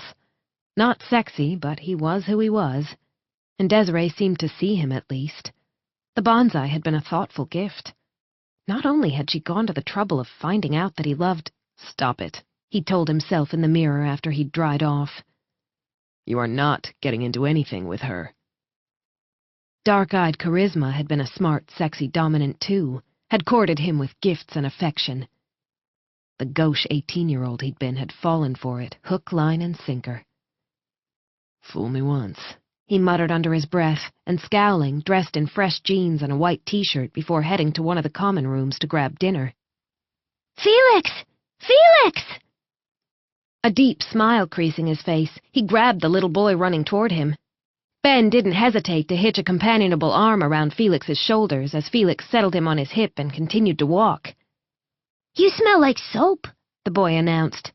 "Did your mom make you take a bath?" It was a commiserating question. Felix's shoulders shook. "I was dirty from planting trees," he said through the wolf's laughter. "I got dirty from falling in a mud pool 2 days ago," Ben announced gleefully, his silky dark brown hair shining under the den lights that had segued automatically from simulated sunlight to a softer glow that told those within that night had fallen. "Yeah?" he said in response to Ben's story. "I bet you had to have a bath." "No, Hawk threw me in the pond to clean me off." Ben's excitement was infectious. "That was much better than a bath." Felix kissed the top of Ben's head, his wolf already conscious the boy would grow up to be strong, fiercely so. It was easy to know with some of the little ones, even before they knew it themselves. Right now, however, Ben was still a very small boy, and like all the children in the den, he trusted Felix without question. Submissives had that effect on the most vulnerable members of their pack, the reason why they were tasked with evacuating the pups should it ever become necessary. "Do your mom and dad know you're out here playing?" he asked, aware Ben had a curious streak a mile wide. Uh-huh. Mama's with Lara over there. He waved in the direction of the common room where Felix was headed. She made cake, and I got to eat the first piece. It was really big, and it even spoiled my dinner, but Mama said it was okay this one time. Having reached the doorway, Felix saw that the cake was in the process of being demolished by those in the room. "Hey," he said when Drew went for a second slice, having wolfed down one while Felix watched. The other male looked at him with narrowed blue eyes, the brighter light in this room picking up fine glints of copper in the thick brown of his hair. "I'll fight you for it." He held out a fisted hand for a game of rock, paper, scissors. Snorting, Lara swept away the last slice and handed it to Felix, the soft black of her corkscrew curls bouncing around her fine-boned face, her eyes a clear tawny brown, and her skin a natural dark tan. Eat it before he decides to pounce. "Please." Drew tugged at one of her curls, the golden skin of his arm marked by thin scratches that meant he'd probably been playing rough-and-tumble games with the pups. "I have manners." "Of a leopard," another soldier said with a sly grin, the crumbs on his t-shirt telling Felix he'd successfully navigated the cake free-for-all. Leopards are nice, Ben said loyally, having two very good and equally mischievous friends in Dark River. Sighing, Drew shook his head. "So young and already corrupted." "I'm going to mention you said that to Mercy," Felix threatened, and took a seat at the table with Ben in his lap. "Mercy doesn't count. She's an honorary wolf." Drew sprawled in the chair across from him, smiling his thanks when Ben's mom, Ava, brought them some coffee, having gone across to top up her own and Lara's cups. "Spence have baby duty?" Felix asked the maternal female, whose dark eyes and hair were identical to that of her son. Ava's smile held love, affection, and pride in equal measures. "He's showing her off to a couple of his photographer friends who are visiting from the other side of the territory." Mercy's not a wolf, Ben said suddenly, his frown deep and his small face scrunched up in thought. She's a leopard. I saw her. She's all golden with spots. Felix suddenly wondered what Desiree looked like in her leopard form. She was so sleek and dangerously sensual in her human form that she'd no doubt be gorgeous as a cat. "Here," he whispered to Ben, sneaking him a bite of cake. Giggling, the little boy totally gave himself away to his mom, but Ava just smiled and reached over to pluck him into her lap. "What are you doing, my little cake fiend?" A snuggle, a kiss, Ben's laughter filling the air. Felix grinned, his wolf watching through his eyes. This was what he wanted. A mate, cubs to protect and love, a woman who'd see value in him, not simply a body she wanted to fuck. Losing his taste for cake at that harsh reminder, he nudged the remainder of the slice over to Drew. The other man gave him a frowning look, but didn't say anything. Not then. It was 20 minutes later, the two of them now alone in the common room, that Drew leaned forward. "What's up?" Felix chewed the bite of lasagna he'd taken. It was divine, deserved his full concentration. Pity, then, that his taste buds had gone into rebellion and everything suddenly tasted like dust. "I'm an idiot. About anything in particular?" It was hard to remember that Drew was a dominant at times like this. Not only a dominant, but the pack's tracker, tasked with hunting down and executing rogue snow dancers. It was one of the most dangerous positions in the pack. "Women," Felix muttered, hoping that'd be the end of it. Drew's smile was smug. "Ah. Oh, shut up." The other male was so happily mated that Felix wanted to throw something at him at times. Grinning, his eyes wolf, Drew jerked up his head. "Desiree, huh?" Felix's mouth fell open. "How did you—" "Oh, please, Felix, it's a pack. We're nosy." Obviously, one of the snow dancer soldiers on security patrol had seen Desiree approach him last night. "She's a dominant." "So?" Yeah, Drew would say that. He'd gone hell for leather for a lieutenant older and more dominant than him. There was one critical difference, however. Drew wasn't and never would be a submissive. When Indigo snarled at him, he snarled back. In the same situation, Felix's wolf instincts would urge him to bare his neck, submit to the lethal predator in the room. His hand tightened on the fork, and he took another big bite to shut himself up before he said something stupid. Drew didn't take the hint. Look, He said, if you're worried she's with someone, she's not. Far as I know, Desi hasn't been dating anyone for the past few months. Desi. For some reason, it irritated Felix that Drew knew her nickname when he didn't. I'm not looking for a short-term lover, Drew, He said bluntly. I'm ready for more. He'd been ready most of his adult life, his drive toward building a home and a family a powerful one. Eyes meeting his for a long minute, longer than Felix's wolf was usually comfortable with when it came to a dominant, the other male nodded. I get that. Desi won't push where she isn't wanted. You tell her no? Felix ducked his head, ate another bite of lasagna, then admitted his muck-up. I accepted her friendship. Drew groaned, leaning his elbows on the table to drop his head into his hands. Damn it, Felix, you know better. She's interested in you, and you know how she'll take that. Yes, he knew. Dominants didn't really understand subtle when they were sexually interested in someone. Blunt was always the best response. I'll tell her tomorrow. I just didn't want to hurt her feelings. His hand fisted under the table at the lie. The cold, hard truth was that he'd wanted to talk to her again. Wanted to hear that husky voice rasp over his skin as she asked him questions about his work that seemed to hold a genuine interest. He reminded himself that Charisma, too, had asked him questions like that at the start. Humoring him, he'd realized afterward. He'd poured out his dreams into her hands, and all she'd given him in return was a pat on the cheek and a kiss goodbye before she'd gone on to mate with a fellow soldier. Yeah, no way in hell was he ever going through that again. Chapter 3. Desiree was excited about a man for the first time in what seemed like forever. She'd gone through her young and wild phase like most leopard females, but that had been years ago. Though touch was as important to her as to any changeling, she'd been abstaining from intimate skin privileges for long, lonely months. There was just no one she wanted to be with, and though friends had offered to help her ease her touch hunger, she'd turned them down. There was nothing wrong in being with a friend, in finding comfort in each other's arms, skin to skin as her soul craved, but she wanted more. Felix. There was something there. Something that had her smiling as she arrived on watch to find him putting her bonsai in the passenger seat of his beat-up old truck. It had hurt her the previous day when he hadn't taken it home, though she'd told herself he could hardly carry it in his mouth. But oh, he was a beautiful wolf.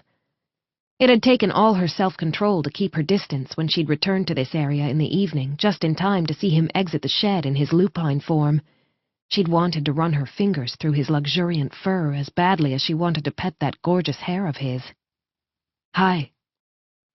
A quick glimpse from below a fan of long lashes, his skin stretched taut over the dramatic bones of his face. Not a blush this time. No, this was harsh tension. Her smile faded. Stopping a couple of feet away, she leaned against the side of the truck. Is something the matter? He blew out a breath, his shoulders rigid under the battered gray t-shirt he wore, the fabric skimming down the hard planes of his upper body. I can't do this. Quiet, intense words. A punch to the stomach couldn't have taken her more by surprise. The spark between them, she'd been certain he'd felt it too. You don't like me? She wasn't the giving-up type. Had to know if there was something she could do to stop him from walking away before she'd even gotten to know him.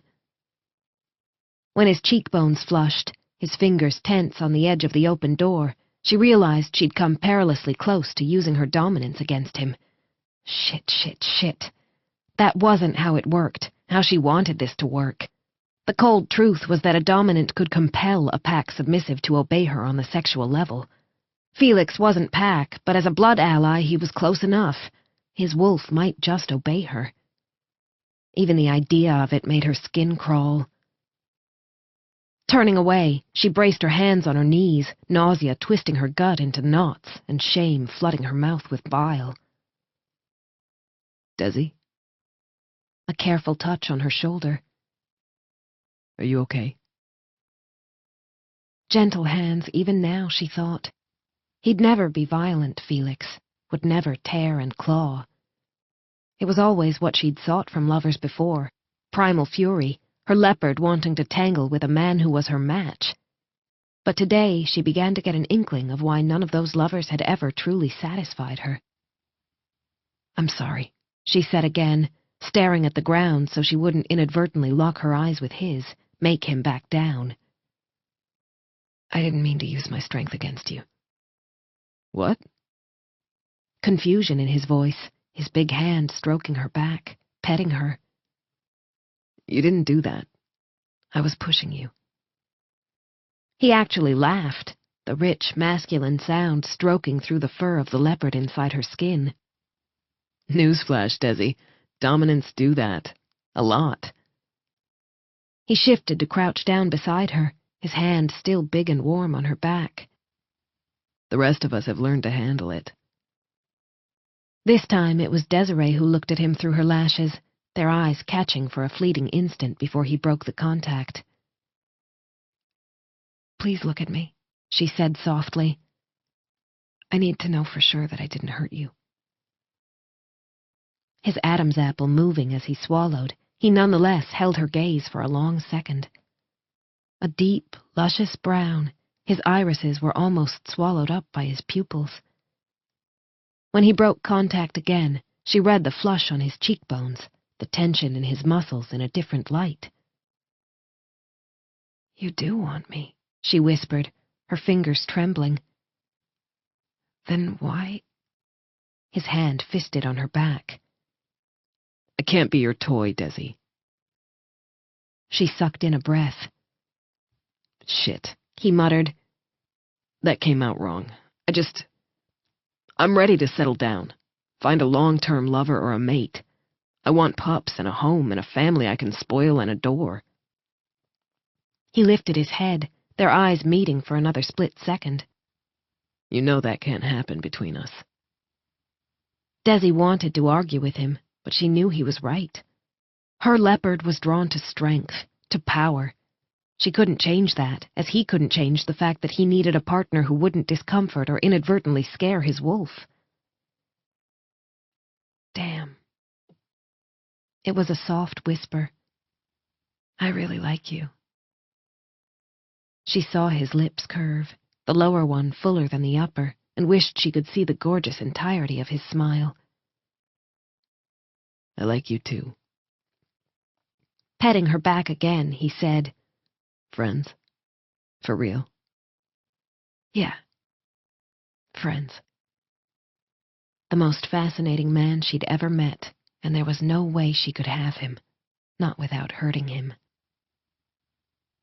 Desiree kicked at the fallen pine needles outside her parents' Yosemite home, trying to walk off her temper before she went in for a late lunch with her mother. She hadn't had a restful sleep after her shift, her body torn up with primal sexual desire focused on a man she simply could not touch. "You'll kick a hole in the earth all the way back to your Nana and Nani in Kashmir if you keep doing that." Desiree groaned at the sound of that clear voice with its lilting accent. "Hi, Mom." Shoving her hands into the pockets of her jeans, she met green eyes the same shade as her own and answered in one of the Kashmiri languages her mother had taught her as a toddler. At least that way they could visit us more easily. Her maternal grandparents lived in a remote area of the mountainous region. "Don't be silly, Cublet. You know your Nanny would never stand for tramping through a dirty tunnel. She likes to fly in the jets." Petite and in dancer shape, her silky brown skin unlined, Meenakshi slipped her arm into Desiree's. "Now come inside. Tell your ma what's wrong." "Nothing's wrong," she muttered, feeling sulky and frustrated. That earned her a pat on the arm and a crook of a finger. Surrendering, Desiree leaned down and was kissed on the cheek, Meenakshi's hand warm on Desiree's other cheek as the scents of fire and water mingled with growing green things enveloped her, The fire and water was her mother, an elemental, artistic creature.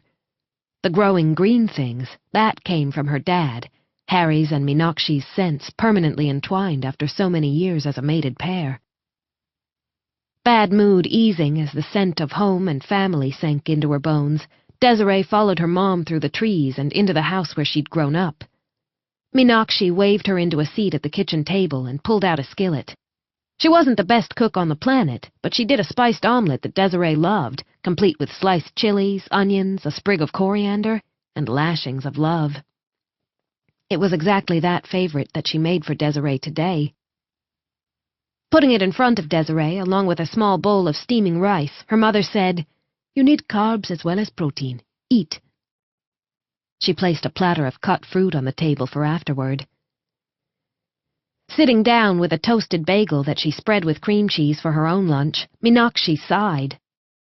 27 years and 6 months since I discovered this, and it remains my delicious nemesis. She took a big bite, made a blissful sound in her throat. Desiree laughed. I know, my fault. Meenakshi had apparently started craving bagels with cream cheese during her first pregnancy, hadn't been able to eat them during her second, then started again right afterward. At least I didn't make you eat pickles and strawberry ice cream. Together. Her mother's eyes widened.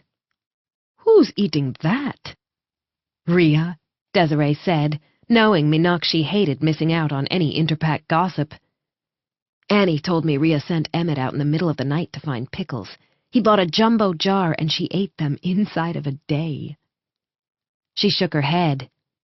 Apparently she dips the pickles in the ice cream. Meenakshi's smile was affectionate. I can't wait for their cub to be born. And I bet you the baby grows up and either hates pickles or adores them. No middle ground. Just like you can't stand cream cheese and your sister loves bananas more than is good for her. Sonu call yesterday or today? Her sister, Sonal, might be roaming the world, but she made sure to touch base regularly, aware Meenakshi worried about her cublets. Her mother's face lit up even as she groaned. Look at this! She thrust her phone at Desiree.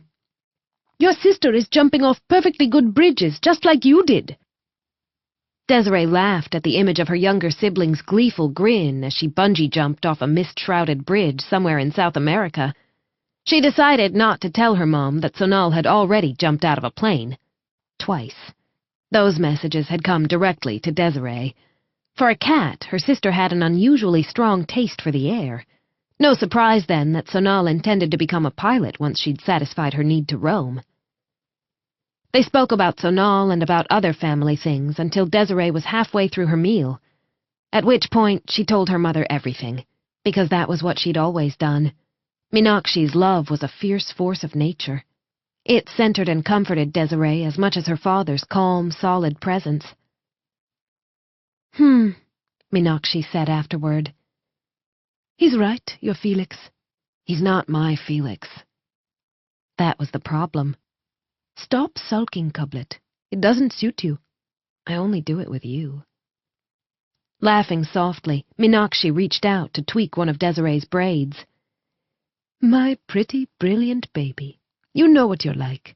Your cat fights chains tooth and nail. It'll take a very strong man indeed to tie you down. He's strong, Desiree said with a scowl. Submissive doesn't mean weak, you know that.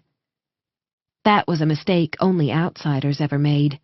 Every changeling raised in a balanced pack knew that all submissives would fight to the death to protect the vulnerable under their care, their courage unflinching even under attack from dominance they could have no hope of defeating. Meenakshi raised a perfectly shaped eyebrow. I know that. But does your leopard know that? Desiree worried her lower lip with her teeth, the leopard prowling frustrated and confused inside her skin. I want him more than I've ever wanted a man in my life, she whispered, and I can't bear to hurt him. She met her mother's intent gaze. He's so talented, Mom, so gifted. I swear he literally coaxes the trees to settle into the soil, to grow. Rubbing a fisted hand against her heart, she swallowed. I feel this hunger to know him, To find out all the pieces of him and hold those pieces close so nothing can ever harm him. Meenakshi set her cup on the table. That's more than want, sweetheart. I know. She folded her arms around her middle, hugging herself tight. I just don't know if it's enough for Felix. A week after she'd agreed to be his friend and nothing more, Felix watched Desiree joke with a fellow Dark River soldier as all the adults who'd been helping with the planting that day gathered for an impromptu party. The soldiers had worked out a watch rotation that meant everyone could join in, and Felix had done a run up to the den in the truck to sneak out food and drinks. Now they sat among the trees to the left of the denuded section, the dark gold of sunset turning the entire area into an oil painting. Felix, seated with his back against a pine, a beer in his left hand, should have been relaxed, content. He was ahead of schedule, the mood of the pack lifting with each new square of greenery. The seedlings were taking well, and he had every hope that by this time next year the denuded area would be covered thickly enough that the pack no longer saw it as a vulnerability. Instead of being happy, however, he was irritable and aggravated, and it wasn't difficult to figure out why. His body hadn't let him get much sleep since the day Desiree stepped out of the trees and sauntered over to him on those stunning legs currently encased in sleek black jeans. He dreamed about the lemon spice and wild cat scent of her, woke up aroused and hungry. Meanwhile, she was leaning against the big male leopard, shoulder to shoulder, the two of them so easy with skin privileges they'd probably end up in bed tonight. Squeezing his beer bottle tight to the point that he was in danger of fracturing it, he got up and decided to walk off his mood. He left the bottle on a crate the others were using as a table, and hands in the pockets of his jeans began to stride toward a stream about a 10-minute walk away. Hopefully his head would be in the right space by the time he made the round trip. Lemon spice in the air. Felix. Freezing at the sound of that husky voice, he hesitated only a split second before carrying on. She came after him, her long legs matching his stride, though he was a solid 5 inches taller. You're mad at me. He gritted his jaw. No. You've been scowling at me since the party started. What did I do? Nothing. No, she'd been friendly. No more dazzling smile, no more flirting, no more sense of invitation in her voice. It was exactly what he'd asked for, and it infuriated him. Not leaving, she kept walking with him until they were far enough away from the party that Felix could no longer hear the others. Then she cut in front of him. Bringing himself to a halt, he stared past her gray t-shirt-clad shoulder, though having her this close to his neck deeply discomforted his wolf. A single move and she could rip out his jugular, sever his carotid. I'm stubborn, Felix. Her voice held the edge of a growl. Tell me what I did to offend you. He knew he was tangling with a stronger predator, his wolf clawing at him to back off, but he couldn't. Not today. I want to go for a walk. Do I need to ask your permission? Flinching, she unfolded her arms. Fine. She stalked past him, back toward the party. Do what you want. Fuck. He stared after her, knowing he should let her go. Desi. If she didn't stop, he couldn't make her. That was the thing. He couldn't ever make her do anything she didn't want to do, would always have to trust that she'd never break his faith if they... She stopped, turned on her heel. Yes? Shoulders tight at the edgy response, he looked at the ground, back at her. You can come with if you want. A glare, but she fell in beside him again, and they walked in silence all the way to the stream. Sunset was fading into evening by the time they arrived to take a seat on a fallen log beside the water. Felix's vision had adapted automatically to the fading light, and he knew hers would have done the same. Hands fisting and unfisting by his side, he finally blurted it out. Are you going home with him? Who? She angled her body slightly toward him. Barker? It was an incredulous question. Felix stared out at the trees on the other side of the stream, his skin flushing from the force of her gaze. Why do you sound like that? He's a strong dominant. The females in my pack find him very attractive. We trained together, Desiree said dryly. I've put him flat on his back in a fight multiple times. That doesn't make me want to jump his bones. He was the one who flinched this time, because should it ever come to a physical fight between the two of them, Desiree would eviscerate him. He didn't have the killer instinct of a dominant, didn't want it. Groaning, she leaned her head against his shoulder. Why do I always say the wrong things around you? It startled him, the uncertainty in her tone. Chancing a glance at her, the weight of her head against his shoulder something that gave him pleasure, he said, I don't know what to say to you either. That's not true. Her braids moved against him as she shook her head. We have perfectly great conversations when other people are around. She was right.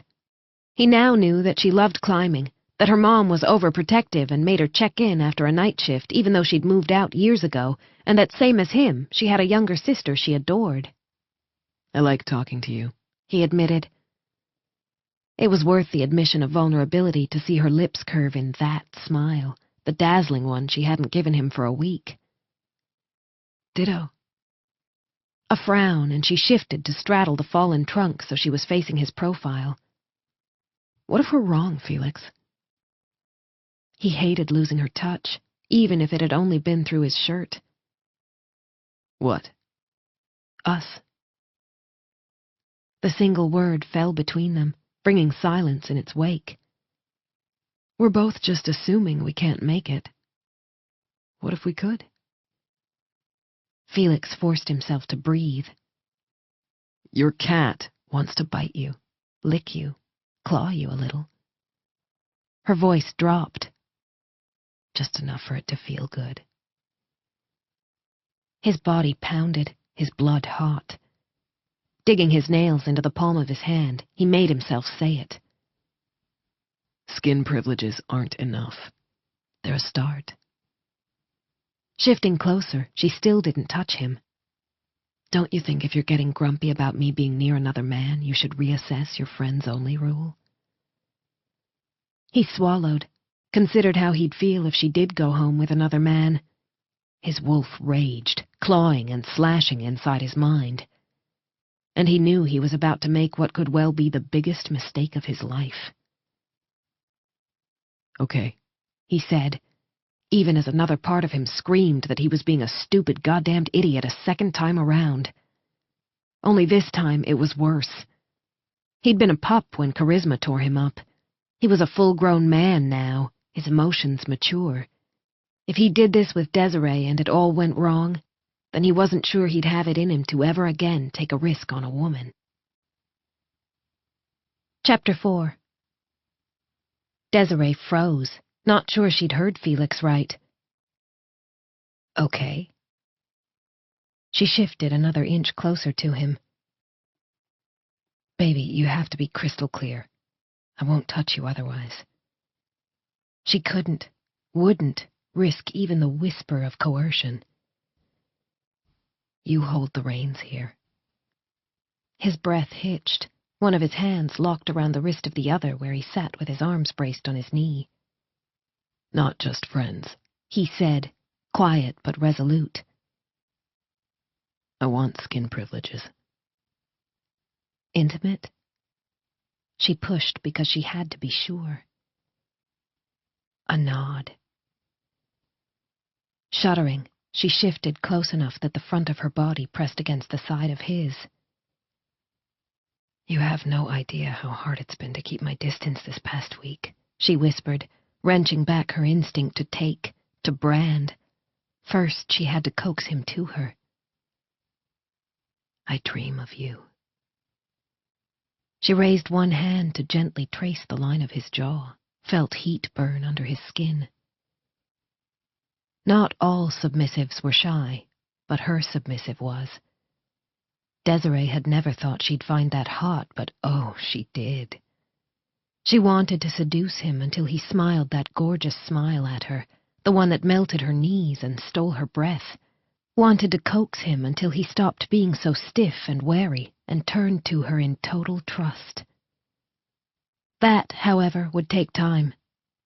She was asking his wolf to trust a predator with far bigger teeth, asking him to fight his primal instinct to get the hell away. Forcing her leopard into patience, she continued to stroke the line of his jaw, loving being able to touch him. His skin was rough with stubble, the abrasive texture delicious. Caress by gentle caress, she coaxed him, her body a wall around his own, but one that didn't trap. When he did finally relax, turning his face a fraction into her caresses, she felt like purring. Instead, she petted him some more, saw his hand ease its grip on his other wrist, saw the blood rush back into his abused skin. Unable to totally resist temptation, she leaned forward and pressed her lips to his jaw. The masculine heat of him burned into her, his physical strength gloriously apparent in the flex of his body as he turned enough that it was an invitation. Heart slamming against her ribs, she cupped the side of his face and drew him into a slow, sweet kiss. He tasted so good, felt good, smelled good. She wanted to devour her gorgeous Felix piece by piece. Coax, be gentle, seduce, she reminded herself. Slow, slow, slow. His arm came around her at last, and she was startled to feel his hand close gently over her nape. It was a possessive hold she'd have expected from a dominant, but then again, she'd never dated a submissive. Leopard, unworried by it because it knew it could escape the tie at any time, it brushed against the inside of Desiree's skin, intent on sinning blissfully with her wolf. He tasted of a lick of beer, but underneath the bitterness of hops was a taste that was pure, healthy male. Pure Felix. She tried to shift closer, was stopped by the way they were seated, his upper body twisted to meet her kiss. Placing her hand on his throat, He wasn't there any longer, having jerked away to the other side of the trunk. Reeling, she tried to think what she'd done, but her mind was too scrambled, her breasts swollen and aching. She shifted off the trunk to go to the stream, kneel down and throw some cold water on her face. The shock of it made her cat bristle, snapped her mind awake. I touched your throat. Felix, his own breathing not exactly even, said, It's a sensitive area. Desiree wanted to slap herself. That was a sensitive area in leopard culture too, but doubly so in wolf. She went to apologize, found her leopard against it.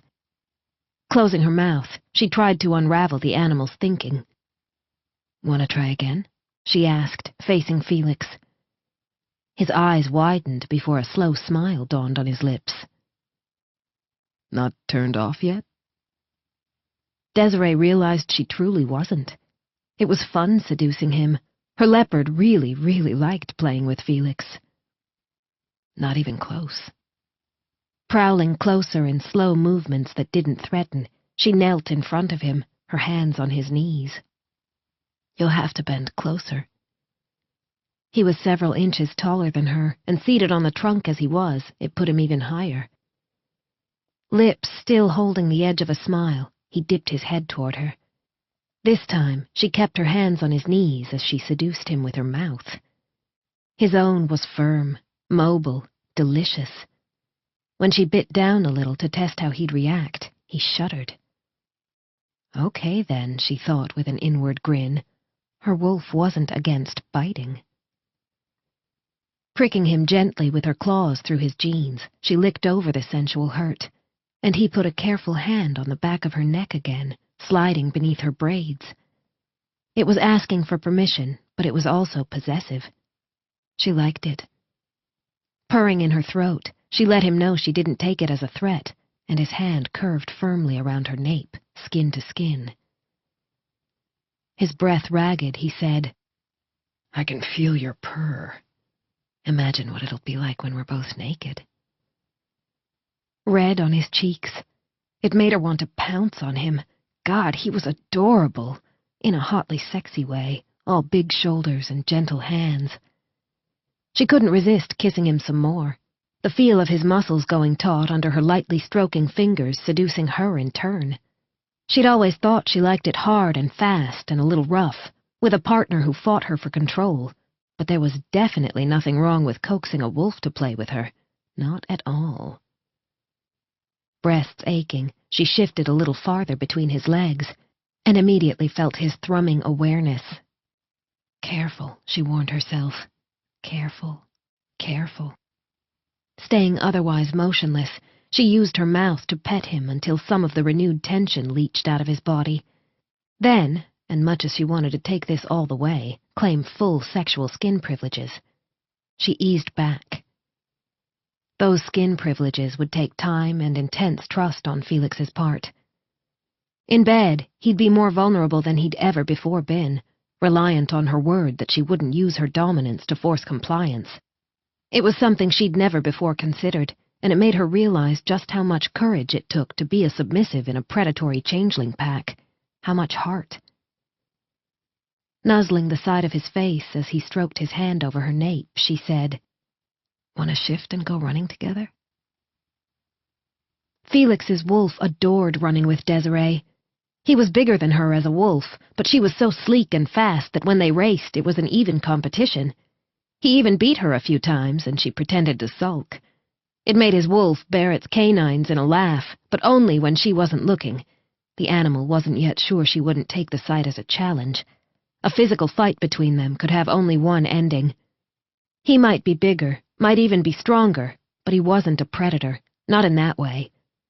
Desiree was built to protect those she called her own, built to fight claw and tooth, built with the ruthless ability to take down anyone in her path. Without her ferocity and that of the other dominants, her pack would be easy prey for their enemies. The two of them ran across the mountains of the Sierra Nevada, and he showed her places she hadn't known existed, for this was Wolfland, Felix's backyard. When the moon came up, they sat on an outlook and watched it spotlight the world. He was sorry when they had to return because it was time for Desiree to do her security rotation, but as they shifted back into human form and dressed with their backs to one another in an unspoken courtesy, he was happy. And terrified. Whatever he'd felt as a naive 18-year-old, it had been a pale shadow of the emotion now growing inside him. He'd been a boy then, young and fragile-hearted and eager as a puppy. With maturity had come knowledge about himself, as well as an increasing depth of feeling. He no longer bounded like a puppy, had learned to shield himself against hurt, but the way Desiree touched him, the way she treated him, it made the puppy want to come out of hiding, made him want to rub his cheek against her, let her nuzzle at his throat, trust her. Shivering at the idea of her lush, persuasive mouth on his throat, he'd buttoned his buff-colored shirt halfway when she prowled around to face him, her walk lazily feline. "Let me," she said, and took over the task. "You are so built." He blushed as he seemed to be doing permanently around her. "What I do, the work, it's physical." She petted her hands over his chest after finishing with the buttons. "Oh, I know. I watch your butt when you bend over to haul those big seedling pots around." Skin heating even further, Felix dared narrow his eyes, though he could only hold hers for a split second. "Stop teasing me." A husky chuckle. "But it's so much fun." Petting hands on his chest again. "I love how you blush. Makes me want to bite you." His cock grew hard between his legs once more. "I think you need to get bitten," he muttered, his wolf peeking out from between its paws to see if he'd offended her. Desiree threw back her head and laughed, the sound wildfire around his senses. "Dare you," she said afterward, green eyes sparkling. Felix almost did it. Almost trusted her to purr rather than strike out at him, but it was too soon. His wolf froze, and so did the man. Sliding her hand into his, Desiree squeezed. "Offer's open. Anytime you want." Felix couldn't stop thinking of Desiree's words, her voice, her scent, as he got to work the next morning. She'd kept his hand in hers as they walked back to the others, making her claim on him clear. As a result, he'd been on the receiving end of more than a few winks and wolf whistles since then. It was all good-natured, and he managed to hold his own, shooting back a few one-liners himself. That is, until Hawk appeared and angled his head toward the trees in a silent order. Rising at once, Felix walked to join his alpha in the privacy of the forest. Is something wrong? Hair of silver gold glittering in the sunlight lancing through the canopy, Hawk said, I heard Desiree made a move on you. Pulse thumping, Felix nodded. Are you fine with that? It was a blunt question. I know the more dominant leopard females can come on strong. With interpack dating still new, they don't always read our cues well. If you found it difficult to say no to her, tell me now. Felix flushed. No, it was... I wanted it. Want her. Hawk reached out to grip the side of his face and jaw. Look at me. Unable to refuse a direct order, Felix obeyed his alpha, his wolf sitting rock-still inside him as it stared into the pale blue eyes of the most dangerous predator in the entire region. Hawk could move like lightning in either form, his body a muscled and dangerous machine. You really okay? Yes. Hawk released his grip. In that case, he said as Felix broke the eye contact in shuddering relief. Have fun and try not to get scratched too hard. Amused words. Felix felt his lips curve at the memory of the claws that had pricked him through his jeans. He'd liked it. Liked that even though he was submissive to her dominant, she didn't see him as too weak to play with the way she wanted to play with a male. You're a good alpha, Hawk, he said as they walked back, conscious the other man had made specific time in his day to check up on a packmate he'd worried might be in over his head. Hawk paused, then wrapped an arm around his neck in an affectionate contact between two wolves. Come on, you might as well put me to work for a half hour while I'm down here. That was another thing that made Hawk such a great alpha. He didn't ever denigrate the work of others in his pack. Felix was nowhere near the power structure, but he was the horticultural expert, and in this arena, Hawk always gave his ideas weight. He'd asked Felix to sit in on the strategy meeting for this section of their territory, had requested he arrive with a plan for replanting. That plan had been discussed in detail, with the alpha and his lieutenants questioning Felix's decisions and giving him the go-ahead only once he'd satisfied them he knew exactly what he was doing. Same as they'd do with any other operation that involved the safety of the pack. No special treatment, no condescension. Giving Hawk a shovel, he said, You might want to dig near the juveniles. They turned up to do extra shifts voluntarily. I suspect it's because they want to flirt away from the maternal females, but still. Surprisingly, Hawk scowled when Felix had expected an amused and affectionate grin. I don't blame them. The alpha's scowl deepened. Would you believe Nell told me off for kissing Sienna in the corridor? Felix couldn't fight his own grin. Way I heard it, you were doing more than kissing. Wasn't there a half-unbuttoned shirt involved?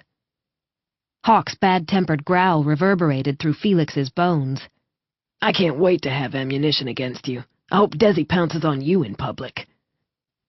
The idea made Felix's entire body go hot.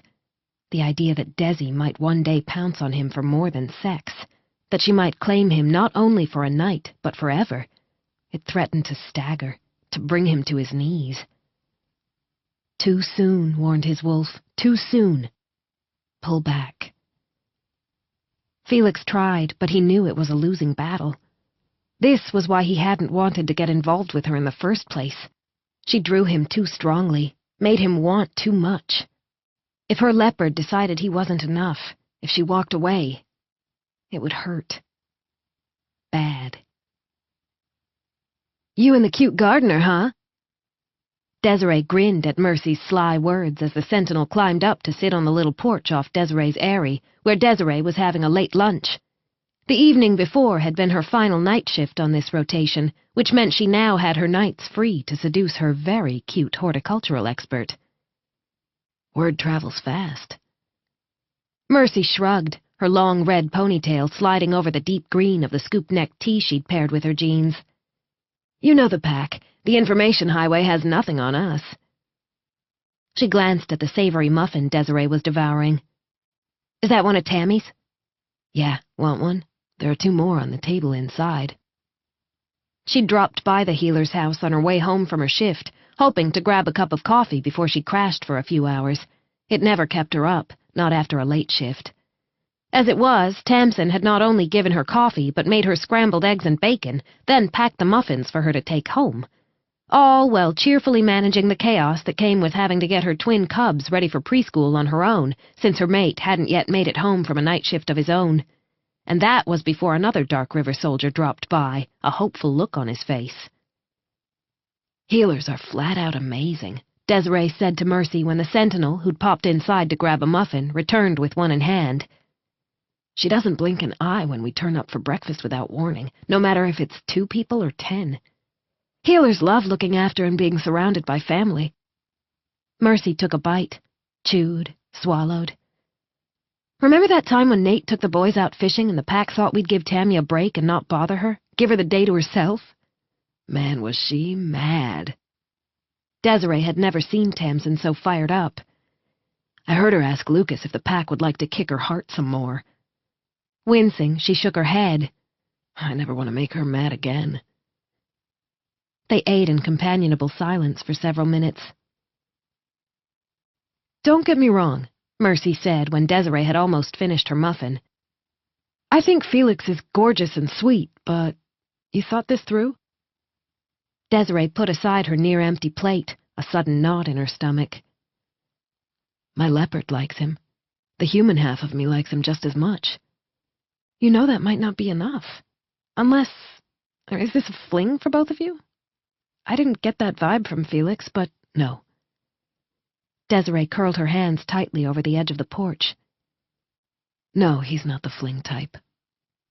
He was too solid, too stable. This is the start of a relationship. Mercy nodded, face solemn. I'm not going to interfere. I know what it's like to fall hard for a wolf. A grin that made her eyes glow golden. I just wanted you to know I'm here if you need to unload, or if you need to talk about the possible repercussions or road bumps. Thanks. Desiree appreciated the offer, aware Mercy understood the instincts of the leopard within her better than most. The pack stuff. Not an issue, Mercy interrupted. After me and Riley, Hawk and Lucas both agreed that the packmates in question can choose their allegiance, and that there's no reason for either one to change packs if he or she doesn't want to. That took one major worry off Desiree's mind. She couldn't imagine not being part of Dark River, and Felix was as attached to Snowdancer. I have no desire to hurt him. It would crush me if I did. I'm going into this with my heart wide open. Mercy didn't say anything, but they both knew that wasn't enough. Because they weren't human, were changeling, their leopard's an integral aspect of their nature. And while Desiree's leopard liked Felix, enjoyed playing with him, for a dominant leopard female to mate, the leopard had to consider the male its match. It infuriated Desiree that anyone might ever consider Felix less in any way, but she knew her leopard might end up being the worst offender. Because sometimes the human heart didn't win. Sometimes the untamed animal within made the choice, and that choice could be a ruthless one that tore Felix and Desiree apart. Chapter 5. Felix didn't linger at the work site for the first time since the replanting had begun. Driving his trusty old truck to the den, one of the lieutenants in the passenger seat, and the flatbed filled with tired but raucous packmates arguing about the plays in a recent football game, he felt cautiously happy, excited. Desiree had messaged him earlier that day to ask him out to dinner. It was stupid how happy that made him. Part of him had been prepared to hear from her only at night, in the context of intimate skin privileges. It would have been a kick to the gut, and he'd have ended things then and there, regardless of how much he wanted her, but it would have also been a painfully expected thing. A dinner invitation wasn't. Leopard females of Desiree's dominance liked to be chased, or that was what Felix had always believed. He'd been trying to figure out if that meant he could ask her out without stepping on her toes, but she'd beaten him to it, and he felt like that damn vulnerable puppy again, all excited and nervous and... Felix, slow down before this old jalopy falls apart. Checking the speedometer at Indigo's drawl, he eased his foot off the accelerator and twisted to glance guiltily through the back window. "Are they okay?" he said, returning his attention to the forest track. Indigo snorted. "Hard cases, each and every one." She stretched out her long legs. "Never seen you so eager to leave your babies." Felix smiled at the gentle teasing. The seedlings were babies, of the forest, of the land that succored them. "The soldiers on security detail have promised to babysit. Drew said he'd sing them a lullaby." Indigo laughed at the reference to her playful mate, her love for Drew an echo in the air. "Tell me, I won't blab. Do I look like I was born yesterday?" "I'll guess then. It has something to do with the gorgeous Desiree, doesn't it?" A pause. "You're blushing, so I declare myself right." Felix cursed his inability to keep his cool where Desiree was concerned. "We're going on a date. Any place I know?" He shrugged, trying not to betray the depth of his excitement. "It's a surprise." "You know what they say about cats and surprises," Indigo said darkly. Felix shot her a startled look, conscious she was good friends with Mercy, and realized he'd been had. "Very funny." A wicked grin that lit up the vivid purple-blue of her eyes. "Hey, I had to do it." He parked in the den garage a few minutes later, and though everyone else took off with shouted thanks or quick slaps on the back, Indigo fell in beside him. "Want some advice?" "No." Of course, packmates being packmates, that didn't stop her. "Dominant or submissive, a woman likes feeling wanted." Felix thought of the way Drew had courted Indigo so outrageously until the entire den had been on tenterhooks waiting to see what the other man would do next. "You liked all the things Drew did?" "He did drive me a little mad," Indigo admitted with a slow smile. "But I never wondered if he found me attractive. Something to be said about that." Her words circled in Felix's brain as he showered. It wasn't that he didn't know how to make a woman feel good. He did. Only most of the women he'd dated after returning to the den had been submissives like him. There was no question of hierarchy between them, of who should lead the dance. But that, he thought, didn't make Indigo any less right. He dressed carefully in clean jeans and a chocolate-colored shirt that brought out his eyes, according to the young designer who'd gifted it to him after Felix did a show for him gratis. It had horrified Felix's booker, but Felix had already known he was about to leave the modeling world for good, having been accepted into a horticultural apprenticeship. Why not go out doing a show for a designer he liked, who needed a hand up? Ready, and with several minutes to spare, he ducked out to one of the pack's 2 massive greenhouses. Both were concealed from aerial view, courtesy of some very clever positioning and creative camouflage that nonetheless didn't block the sunlight needed by the plants, and Felix was the one in charge of how the greenhouses were utilized. The pack had asked him to take up a position with them after he'd qualified, and he couldn't have been more delighted to accept. He loved working in Snowdancer territory, loved that everyone came to him for anything to do with plants. 4 years on, and he'd been promoted to the head of the horticultural team when his boss retired. Today, at 31, he managed a staff of 5, their primary task to make sure Snowdancer had an independent source of fresh fruits and vegetables notwithstanding the season. That self-sufficiency became especially important in winter, when heavy snow could bog down the roads out of the Sierra Nevada and make supply runs difficult. As for the flowers he and his staff nurtured, they weren't for the stomach, but the heart. Smiling at the thought of some of the floral requests his team had fulfilled for packmates, he worked quickly to make a special bouquet. This wasn't usually his job. He had a teenager on his team who was training as a florist, but he wanted this to come from his own hands, his own heart. It took him longer than he'd anticipated, and he was a little breathless when he met Desi just outside the white zone where she'd parked her vehicle. Dressed in black jeans that hugged her legs, paired with black ankle boots and a V-necked red t-shirt made of a silky-looking fabric, she took his breath away. And that was before she shot him a smile that dazzled. "Are those for me?" He located a few of his brain cells, worked out how to speak. "Yes." Wanting to kiss that smile into his own mouth, He passed across the bouquet of sweet pea blooms and Chinese hellebore and blackberry lilies. The blackberry lilies glowed with the colors of sunset, the petals dotted with dark spots like those of a leopard. Touching a petal, he said, "I was late because I was hunting for this one. I wanted the bouquet to be unique and beautiful. Like you." Desiree's eyes grew wide, her hand pressing to his jaw as she rose on tiptoe to touch her lips to his in a sweetly tender caress. "No one's ever given me flowers before." Man and wolf both stared. "But you should get flowers every day." Desiree found herself lost for words. Men found her exciting, a little wild, strong, but no one had ever looked at her as Felix was doing. As if, along with the strength, she was also the pretty, feminine type of woman due flowers as a matter of course. It wasn't something she'd ever really thought about before, but she had the feeling she could become addicted to getting flowers from this brown-eyed wolf, and most of all to the way he looked at her when he gave them to her, as if she was the most wonderful thing he'd ever laid eyes on.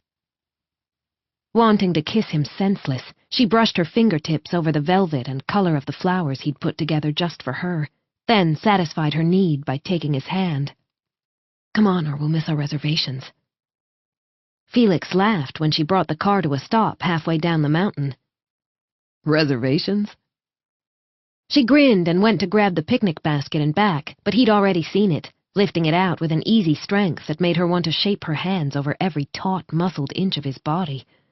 Damn, but the man was hot. And sweet, and smart, and good with his hands to go with it. Was it any wonder she wanted to sigh and pounce on him at the same time? Touching her fingers to one of the blooms in the bouquet she was leaving safely in the car, she picked up the picnic blanket with a racing heart, tucked her arm into his, and led him to a stunning glade she'd discovered a month before while on a solo run late one night. Situated beside a small, clear spring that burbled water out over smooth rocks, it was private and lit with the last faint glow of the setting sun as they walked to it, but she'd snuck up here earlier and added solar-powered fairy lights. Those lights flicked on 3 seconds after they reached the spot, pretty dots of color in the dark. Felix froze. Desiree's skin burned. Shit, who was she to try to be all romantic? But it was too late to take down the lights. Ready to fire back a flippant response if Felix teased her or if he laughed, she heard, "You did this?" It was a rough whisper. "For me?" His unhidden pleasure was like sunshine in her blood. "First time ever," she admitted. "I'm not very good at romantic gestures." Being one of the boys had always come much easier. Felix wrapped a careful arm around her waist. "I think you're really good at it." Drawing in his scent, she felt her cat stretch out in a pleasured arch, a purr caught in her throat. "Let's set up the blanket." She forced herself to separate from him and flicked out the tartan blanket. Her reward was to see him set the basket to the left and lie down on the blanket, his eyes on the fairy lights above. A shy glance before he raised his hand toward her. Her blood warm and heavy, she came down onto the blanket and, careful to watch for his responses, placed her head on his chest, her fingers spread over the warm strength of him. He didn't jerk, his arm coming around her, and they lay together in contented silence for long minutes. When Felix began to play with her braided hair, his fingers brushing her nape now and then, she couldn't restrain her purr. He halted, but only for a second. Boneless after several minutes of the lazy petting, she luxuriated in the rumble of his chest when he spoke to ask, "Who does these braids?" "I do." It took some calisthenics, but she was pretty good at it now.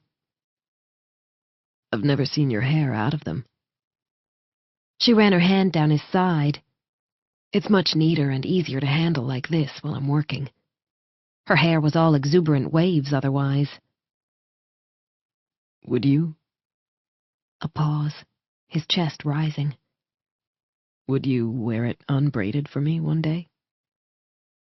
1,000 butterflies fluttered in her stomach. "Anytime you ask." When Wolf Song rose on the air minutes later, she almost felt Felix's wolf prick its ears in interest, but he didn't join in. "They'll figure out where we are," he said to her when she asked why. "Nosy Parkers." Laughing, Desiree rose up on her elbow to look down at him. His gaze connected with hers for a powerful instant, skated away long before she'd had a chance to drink in his gorgeous eyes. Patience, she counseled herself, not for the first time. In being with her, she was asking Felix to go against his most deeply rooted instincts. If her leopard was confused by what was happening between them, so was his wolf. "So wolves are the same as cats in that respect, at least," she said lightly. "Pack gossip runs fast and hot." He spread his hand on her lower back, a delicious heavy weight. "I lived in private apartments and hotel rooms while I was working as a model," he told her. "No Drew poking his head in to tease me, no Madison knocking to ask if I wanted to treat her to takeout, no one hassling me about my life or bending my ear about their own life." A deep breath, his next words quiet and potent with emotion. "I hated it." Desiree stroked her fingers through his mink-dark hair, the strands cool, heavy silk. "Why did you travel so far? Everything I know about you says you're a man who prefers home and family." He folded one arm behind his head. "You might have noticed I'm a little shy." Color on his cheekbones. Desiree couldn't help it. She reached down and kissed each blade-sharp cheekbone in turn. His lips tugged up at the corners. "I used to be much worse," he told her. "It frustrated me until I couldn't breathe sometimes. I'm happy being submissive. I have no desire to become a dominant, but I hated being so shy. It was crippling." "So you decided to take up one of the most aggressive and brutal jobs in the world as far as self-esteem is concerned?" He shrugged at her dry comment. "I had to figure out some way to make myself get over the shyness, or I knew I was going to end up imprisoned in the den." Shaking his head, he said, "It would have made me resent the place and the people I loved, and I couldn't bear that." His decision displayed a deep internal strength that had her leopard paying careful attention. This man, the animal realized, was far more complex than simply being a sweet, smart playmate. "How long were you away from the den?" He didn't immediately answer, his gaze connecting with hers again for a fleeting instant. "Your eyes have gone leopard." "My cat likes you, Wolf." Hand flexing against her lower back, he made eye contact again, holding it for long, beautiful seconds this time. "I was gone 5 years," he said after breaking the intimacy of the connection. "Even though I couldn't return home often, I stayed tightly connected with my family and the pack. After that, I spent 2 years apprenticed to a horticultural expert in another state, but that was close enough that I could visit the den regularly." Desiree petted his hair again, loving the feel of it, loving even more how his eyes closed in unspoken trust and his breathing evened out. "Do you ever miss it? That jet-setting life?" "No." "Simple. Absolute. No room for doubt." "What about you? Do you like to travel?" She wanted to kiss each one of his lashes where they lay in a dark fan against his skin. Man, she was so sunk. "I roamed for a couple of years when I was younger," she said, her voice huskier than usual. "Most leopards do." It was part of their nature. "But while I liked seeing the world, visiting other packs, it was fun only because I knew I could come home any time I liked." Felix's eyes opened to reveal pupils dilated in pleasure from her petting. "You wouldn't mind being with someone who's a homebody?" His heart thudded under her hand as he asked that question, as he let her see that he was thinking beyond this moment, beyond skin privileges. "I'd love it," Desiree whispered, her own heart thudding as hard. "I'm a homebody, too." She could feel her smile deepening as all the hopeful joy inside her fought to escape. "I'm also a really good cook. Bet you didn't expect that." Felix was forced to admit he hadn't. She was so much the soldier that he'd never linked her to anything domestic. Did you make the picnic? Yes. Sitting up, she reached for the basket. I even made dessert. Rising to a seated position beside her, Felix tried to hold on to his heart when it wanted to burst out of his chest and lay itself at her feet. It was all happening too fast, too hard, but she was destroying him. More than one woman had tried to seduce him over the course of his lifetime. In the modeling world, would-be lovers had attempted to do it with fancy dinners and dressed in sexy clothes. Within the pack, it was flirtation and sensual play. No one, however, had ever done something so painfully romantic, spent so much time and effort to create a night that would make him feel special, with no expectation of a return. Desiree knew full well his wolf wouldn't permit total skin privileges tonight, that they might never get to that point, and she'd still given him romance. How was he supposed to hold on, keep himself from falling? Swallowing the raw emotion in his throat, he said, "What's that?" as she set out pieces of French bread, then spread them with something fresh and herb-scented she had in a small jar. She topped the bread with chopped onions, tomatoes, and green peppers. My take on bruschetta. She lifted a piece to his lips. Taking a bite, he groaned. More. Smile bright, she fed him the rest. He picked up the second slice before she could and held it out to her. She bit at it, threatened to nibble on his fingers. He decided he wouldn't mind, his wolf charmed into lowering its guard by this dangerous, beautiful cat who treated him as a man. Not a submissive, not a pretty plaything.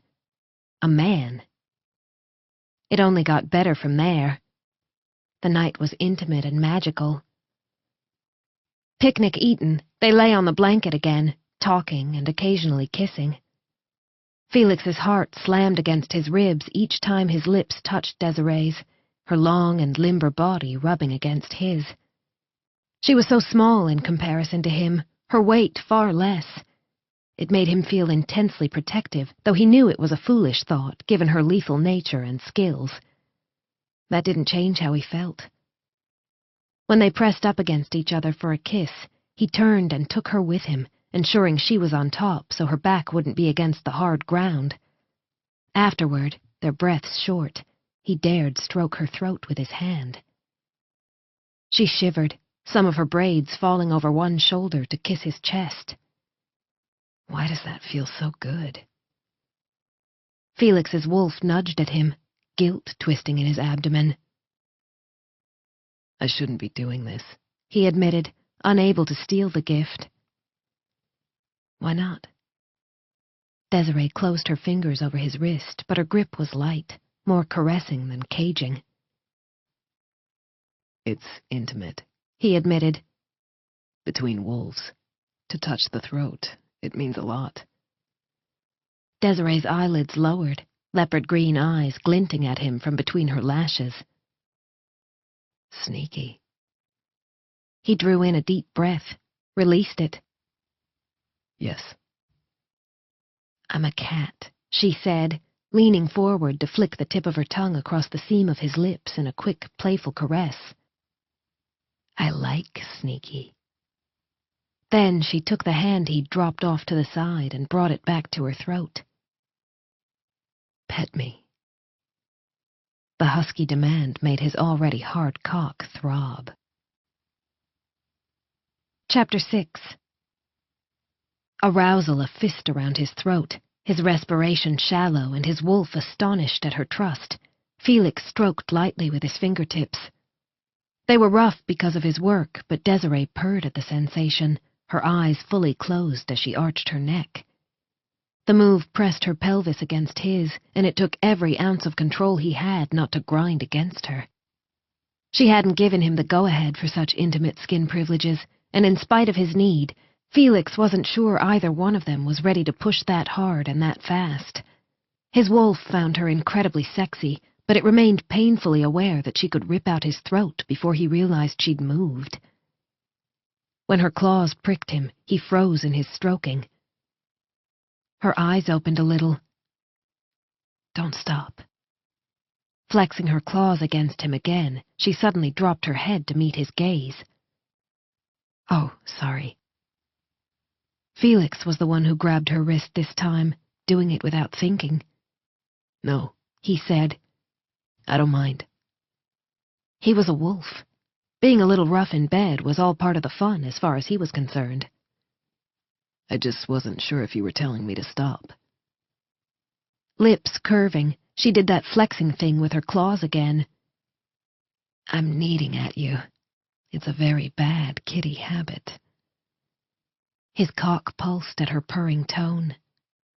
"I like it," he said in an echo of what she'd said to him earlier, and breath tight, tugged on her wrist. She came toward him with a lazy, feline smile, her hair sliding around him as they kissed. The taste of her was dark, intense, luscious. Growling low in his throat, he moved his hands to her lower back, his fingers on the taut curve of her ass. He really wanted to pet that ass, was just about to do it when Desiree kissed her way across his jaw to nip at his throat. His wolf took over. Desiree knew she'd messed up the instant Felix went motionless around her. He'd been all sexy, delicious male an instant before, his mouth and his hands doing hot, beautiful things to her. "Damn," she whispered, raising her head from his throat at once. "And right after you told me how important the throat is to a wolf." Felix didn't immediately answer, his eyes the rich, dark amber of his wolf. "Fuck," he said when he did speak, the single word harsh and low. A second after that, his cheekbones flushed a deep red. It wasn't shyness this time, she realized. His jaw was set with brutal hardness, his beautifully shaped lips pressed into a thin white line. Desiree frowned, about to ask him what was wrong, when he shifted slightly beneath her and she realized the answer. Her act in nipping at his throat had seriously shifted the balance of power, and in so doing had put paid to his erection. His very nice erection. Not sure how to handle this. Dominant or submissive, he was a guy, and guys tended to conflate masculinity with sexual prowess. She rolled off him to lie on the blanket on her back, her face turned toward his. "I'm really sorry I forgot." She didn't mind taking the blame for what had been her mistake. "Forgive me?" His hand was fisted bone-white against his thigh, and it sounded like his jawbones were grinding against one another. When he spoke, the words were gritted out. "That's not the problem, and you know it." Scowling, she rose up on her elbow to look down at him. "So we hit a hiccup." It wasn't the first time, probably wouldn't be the last. "Don't tell me you weren't enjoying it till then." Felix braced one arm below his head again, that hand fisted as tightly as the one by his thigh. "When I'm in bed with a woman, I want to feel like a goddamn man, not like I've had my balls cut off." Desiree flinched at the soul-deep stab. Sitting up fully, her arms around her raised knees, she sucked in deep draughts of the cold night air, but it did nothing to stop the burning in her gut, in her eyes. The second she heard Felix move behind her, she got to her feet and, striding to the nearest tree, climbed easily up into the branches. "I should get these lights down," she said, though she didn't really have to. The lights were solar-powered and gave off so little illumination that they weren't a threat to either pack's security. She'd intended to leave them here, figuring someone else would eventually stumble across the glade. It had delighted her cat to think of that person's surprised wonder. Now all she felt when she saw them was pain and humiliation. "Desi." Felix's deep voice ruffled her fur the wrong way, made her want to snarl. And because she was hurting and close to crying, she gave in to the urge, saw him jerk where he stood below the tree. That didn't make her feel good. Ashamed of herself, she returned to tugging on the string of lights, not doing much of anything to actually unravel them. "Desiree." Surprised he hadn't backed off after her harsh response, she glared down at him. "What?" It came out another snarl.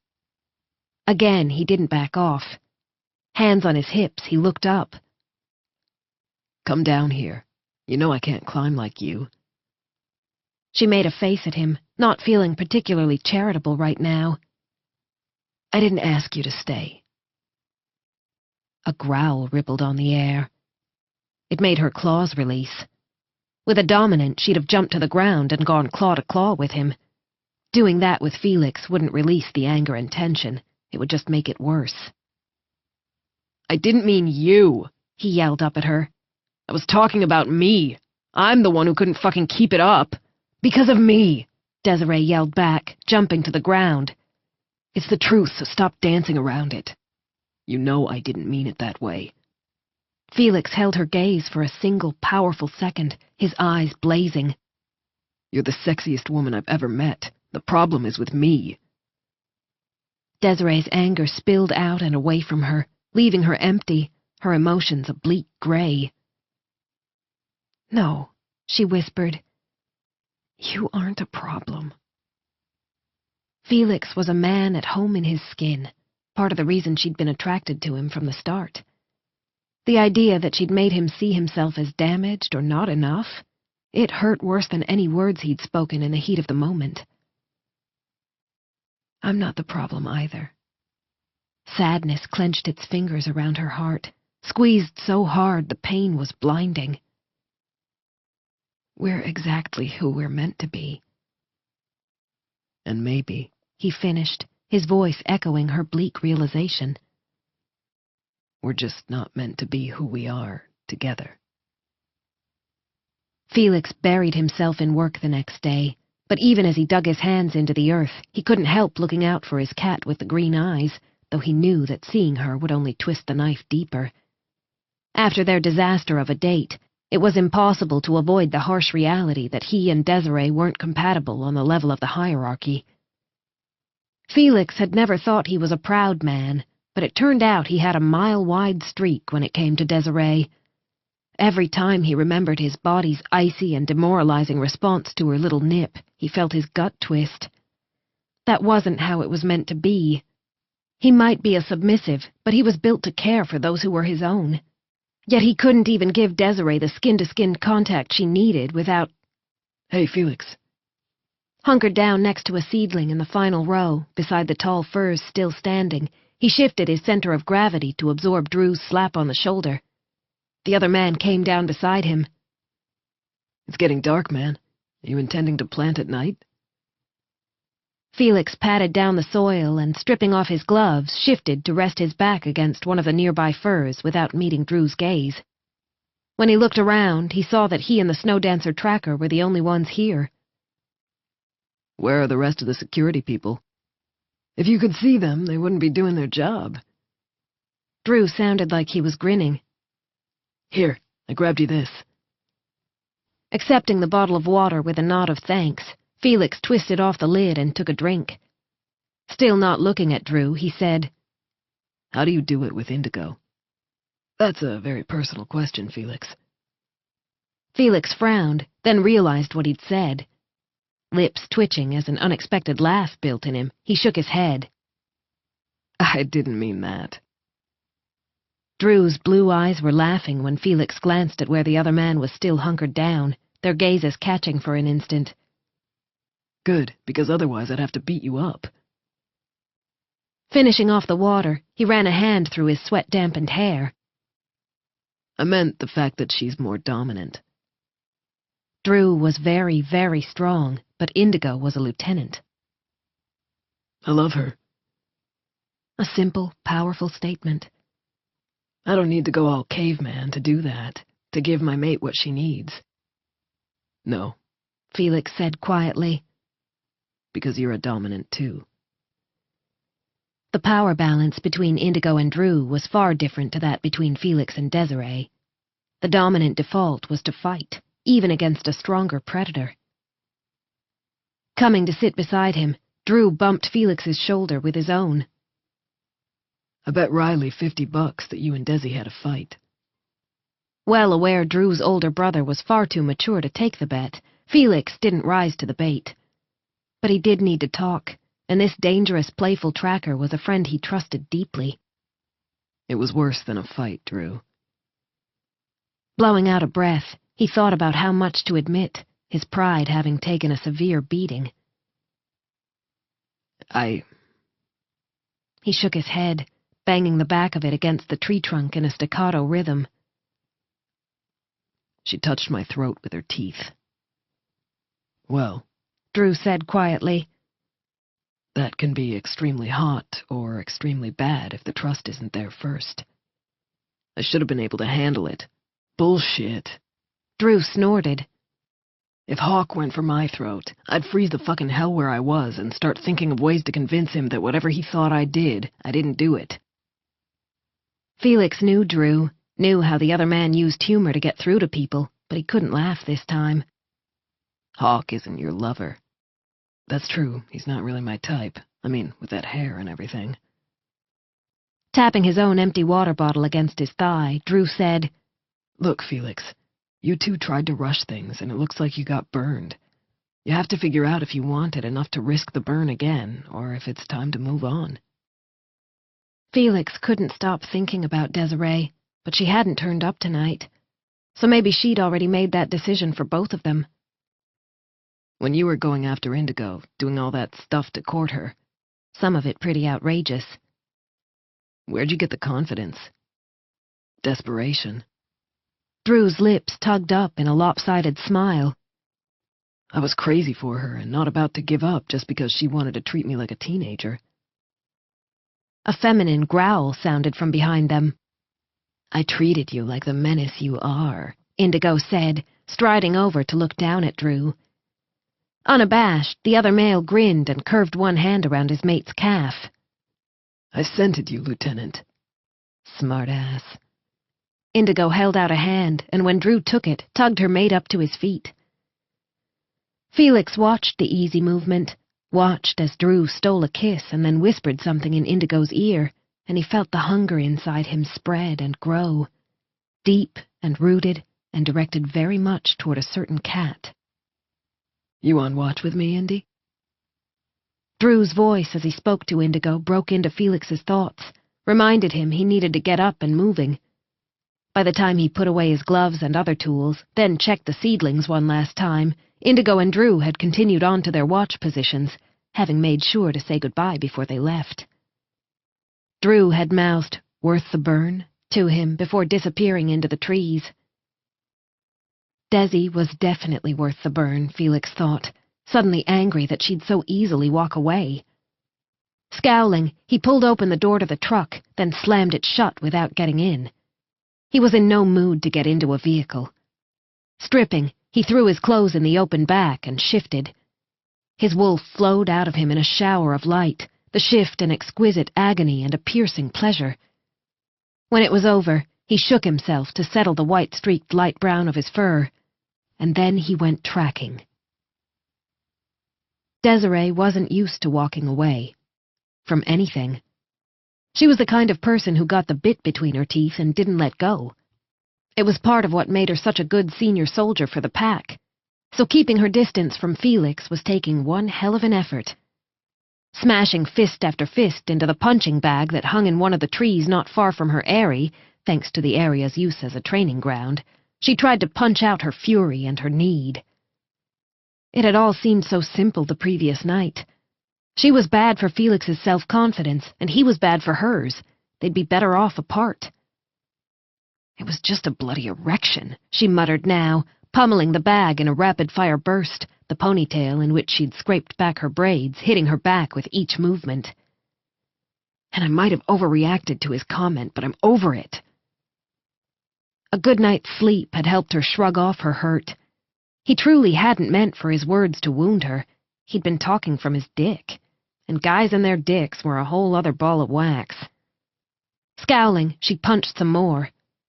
If she could get over it, why couldn't he? This wasn't a dominant submissive thing. This was the two of them reacting too quickly without stopping to think of... She swiveled on her heel at the scent on the breeze, rich earth and autumn warmth. Felix. Stripping off the boxing gloves, she left them in the little hollow in the tree trunk where she'd found them and headed toward the scent. She found him under her eyrie, a stunning wolf whose fur rippled with gradations of color and whose eyes were an intense amber. Standing proud and strong, his ears pricked, it was clear he'd heard her coming.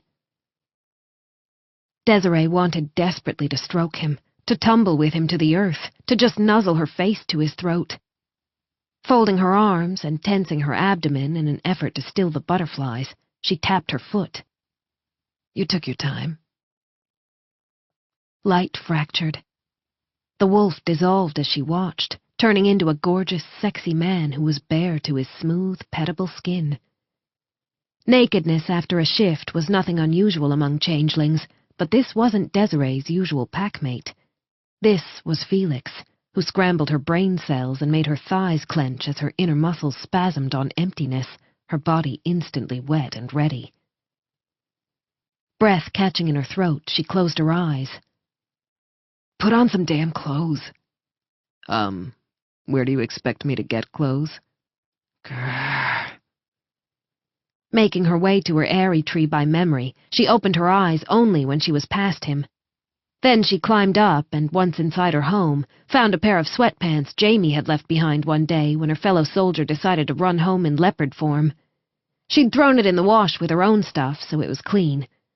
Chucking it down to the gorgeous naked wolf below her eyrie, she jumped back to the ground. Felix froze in the act of pulling on the sweatpants. Wow, he whispered, his eyes wide. That was incredible. Her cat wanted to purr.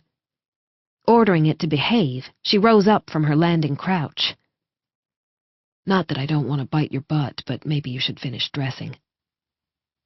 Hot red color on his cheeks, he finished pulling on the sweatpants over that very biteable butt.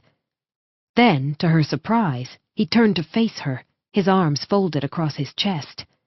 And though his eyes didn't meet hers, his posture held a stubbornness that told her he wasn't going to back down.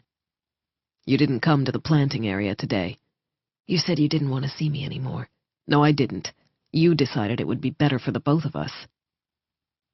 Desiree opened her mouth to argue, and realized he was right. They hadn't really discussed the future, just the fact that perhaps they were bad for one another. Damn it.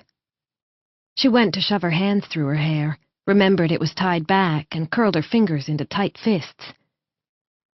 Did I pull rank? She was infuriated and frustrated both. No, Felix said. I think thinking you know best is just a natural character flaw. Grrr. Claws slicing out, she glared at him. Did you come here to pick a fight? He paused for a second before nodding slowly. Yes. Chapter 7.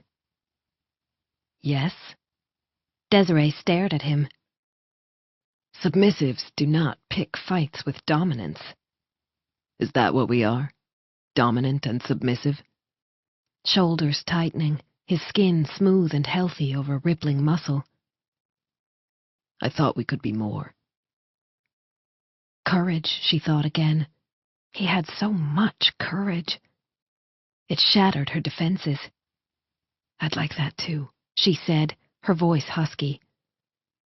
But I'm afraid of hurting you. His skin grew taut over his jawline. A relationship will never work if you're constantly pulling back. Either I can handle you full throttle or I can't. End of story. She went to open her mouth to argue, closed it. He was right. A true relationship needed to be in balance. Blowing out a breath, she flexed her fingers. We've been rushing things. Her claws slid back into her skin. I know part of that is my fault, but part of the fault is with you, for being so damn irresistible. A hint of a smile on his lips, that slightly full lower one tempting her to indulge. I agree we've been rushing, but I can't slow it down when I'm with you. Any ideas? No hanky-panky for the next week, Desiree said, though her leopard was in rampant disagreement. It wanted Felix, wanted to bite and lick and mark. We date like we're 14-year-olds on our first dates. Lines marred Felix's forehead. No. No. She put her hands on her hips. I'm trying to figure out a solution. Attempting to give the trust between them time to build to the point where they could try sexy things again without worry, because she wanted to try all kinds of sexy things with Felix. All kinds. 16-year-olds, he said, who aren't ready to go all the way. Nothing below the waist, and the throat's out for now. A smile built inside her. Done. Entire body relaxing, she allowed herself to caress him with her eyes, saw his breathing alter, sensed his scent change as he became aware of her petting gaze. I want to lick you, she said on a purr. But there shall be no licking tonight. 16-year-olds do not lick at the start of a date. Want to watch a movie together? Felix asked, his rich brown eyes meeting her own for a single glorious second as around them the trees rustled in a cool night wind. Yeah, she said, and turned to the tree. Claws out, she clambered up and was on her porch before she remembered her date wasn't a cat. She peered over. Standing at the foot of the tree, the large trunk bare of any handholds, Felix scowled and sliced out his claws. As she watched, he copied her ascent exactly, using the same grips, the same foot brace positions. He wasn't anywhere near as agile as even a young leopard, but he made it to the porch without slipping. I knew you were smart, she murmured, but that was phenomenal. She knew the speed at which she climbed, that he'd been able to separate out the movements and remember the precise order. Wow. A flush on his cheekbones, but his smile told her it wasn't embarrassment. I like watching you, he said, and her heart melted into goo. This was ridiculous. She was a tough-shit soldier, acting like a teenager. And it felt really good. Slipping her hand into his, she tugged him into her home. It was simple, a 2-level airy, though the second level was only a large, shallow step up from the first. The first level was a living room/dining area/kitchenette, with a bedroom on the second level. Instead of a wall, she'd opted for curtains to block out her bedroom. Most of the time, the curtains stayed open. Those who visited were her friends and family. Today, however, she walked over and let them down. It was too distracting to have the bed in her line of sight while a half-naked Felix was prowling around her living area, his eyes wolf-amber with interest. He stopped in front of the wall she'd covered with framed snapshots of family and packmates. Is this your sister? He asked with unerring accuracy, zeroing in on an image of a laughing young woman with wild curls she wore in a short, bouncy cut. Same green eyes. Yes, her name's Sonal. Sonu to pretty much everyone. Desiree felt a deep tug of love inside her for the sister who'd been her chatty little shadow throughout childhood, and with whom she still had a fierce bond. She's off roaming now, seeing the world, meeting other packs, and, to our mother's despair, bungee jumping off bridges. Felix turned his head. Did you do that too when you roamed? Laughing, she admitted the truth. Yes, that's where Sonu got the idea. Desiree's roaming days had been a time of play, but they had also seasoned her, given her leopard room to grow. And as she'd told Felix, it had only been fun because she'd known she could return to Dark River at any time. Pack was home, and this man, beyond the sexual heat between them, aroused the same feelings of belonging and comfort and peace in her. Because she couldn't be near him and not touch, she put her hand on his lower back. He stiffened. Dropping her hand at once, she said, "What?" She hadn't thought that was a sensitive zone, but she'd never dated a wolf before. Felix's muscles remained tense as he said, I had an ex who used to touch me there, just like that. She hurt me. The simple statement said far more than any florid words. Claws pricking the insides of her skin, Desiree tried to keep her growl from her voice. Shall I go hunt her down? A startled smile before Felix tangled his fingers with her own. No, but thanks for the offer. Leopard, happy that he'd accepted it, though it was still snarling at the idea of him being hurt, Desiree told him about the other photographs before ducking into the bathroom for a quick shower to wash off the sweat from her punching session. Felix asked to use the shower after her. I came straight from planting, he said. I'll pull on these sweatpants again after, but it'd be good to wash off the day. Here's a fresh towel. Smile deep as he accepted it, he said, I won't be long.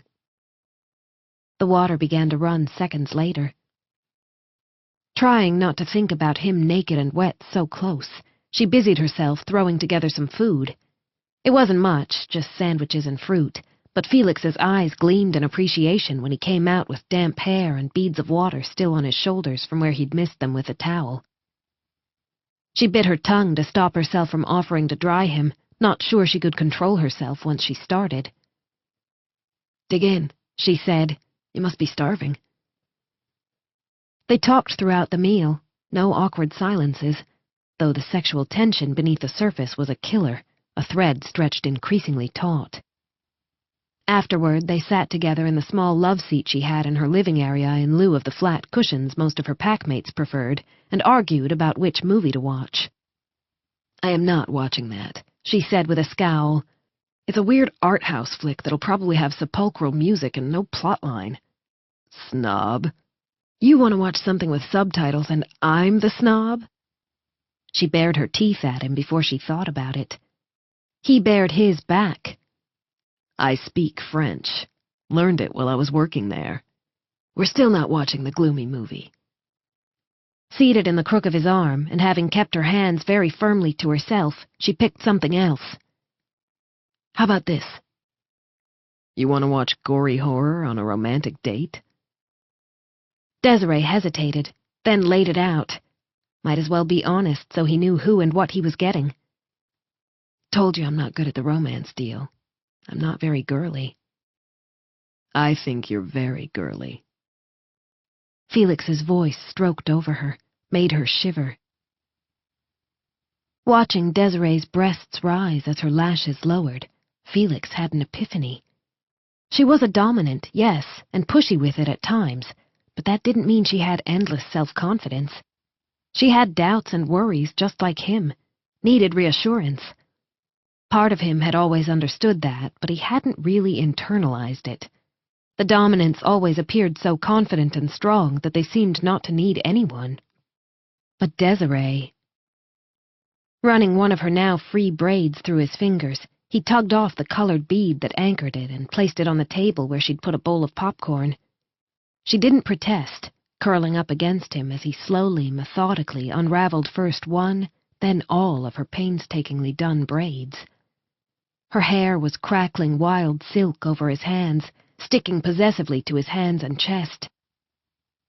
Desiree, meanwhile, was all loose and limber, a quiet purr under her skin. Not speaking, he continued to pet her until her eyes closed, her pulse languid. What did you do today? He asked quietly. Ran a patrol, she murmured. Babysat 5 rambunctious cubs for a few hours. Punched a bag hanging from a tree. Agreed not to pounce on a certain wolf. The wolf inside him padded to the surface of his skin, seduced out of its instinctive wariness. Why were you babysitting? It wasn't that dominants didn't babysit. They pulled their weight when it came to raising the pack's children. He was simply curious about her. Rubbing her cheek against his chest, she said, Can I stretch out over your lap? Body hardening, he said. Yeah. Her movements quintessentially feline, she lay down with her head on his thighs, her feet up on the arm of the love seat, and her eyes lazy. Colored a yellow-green at that moment, they made it clear her leopard was close to her skin. Pet me some more.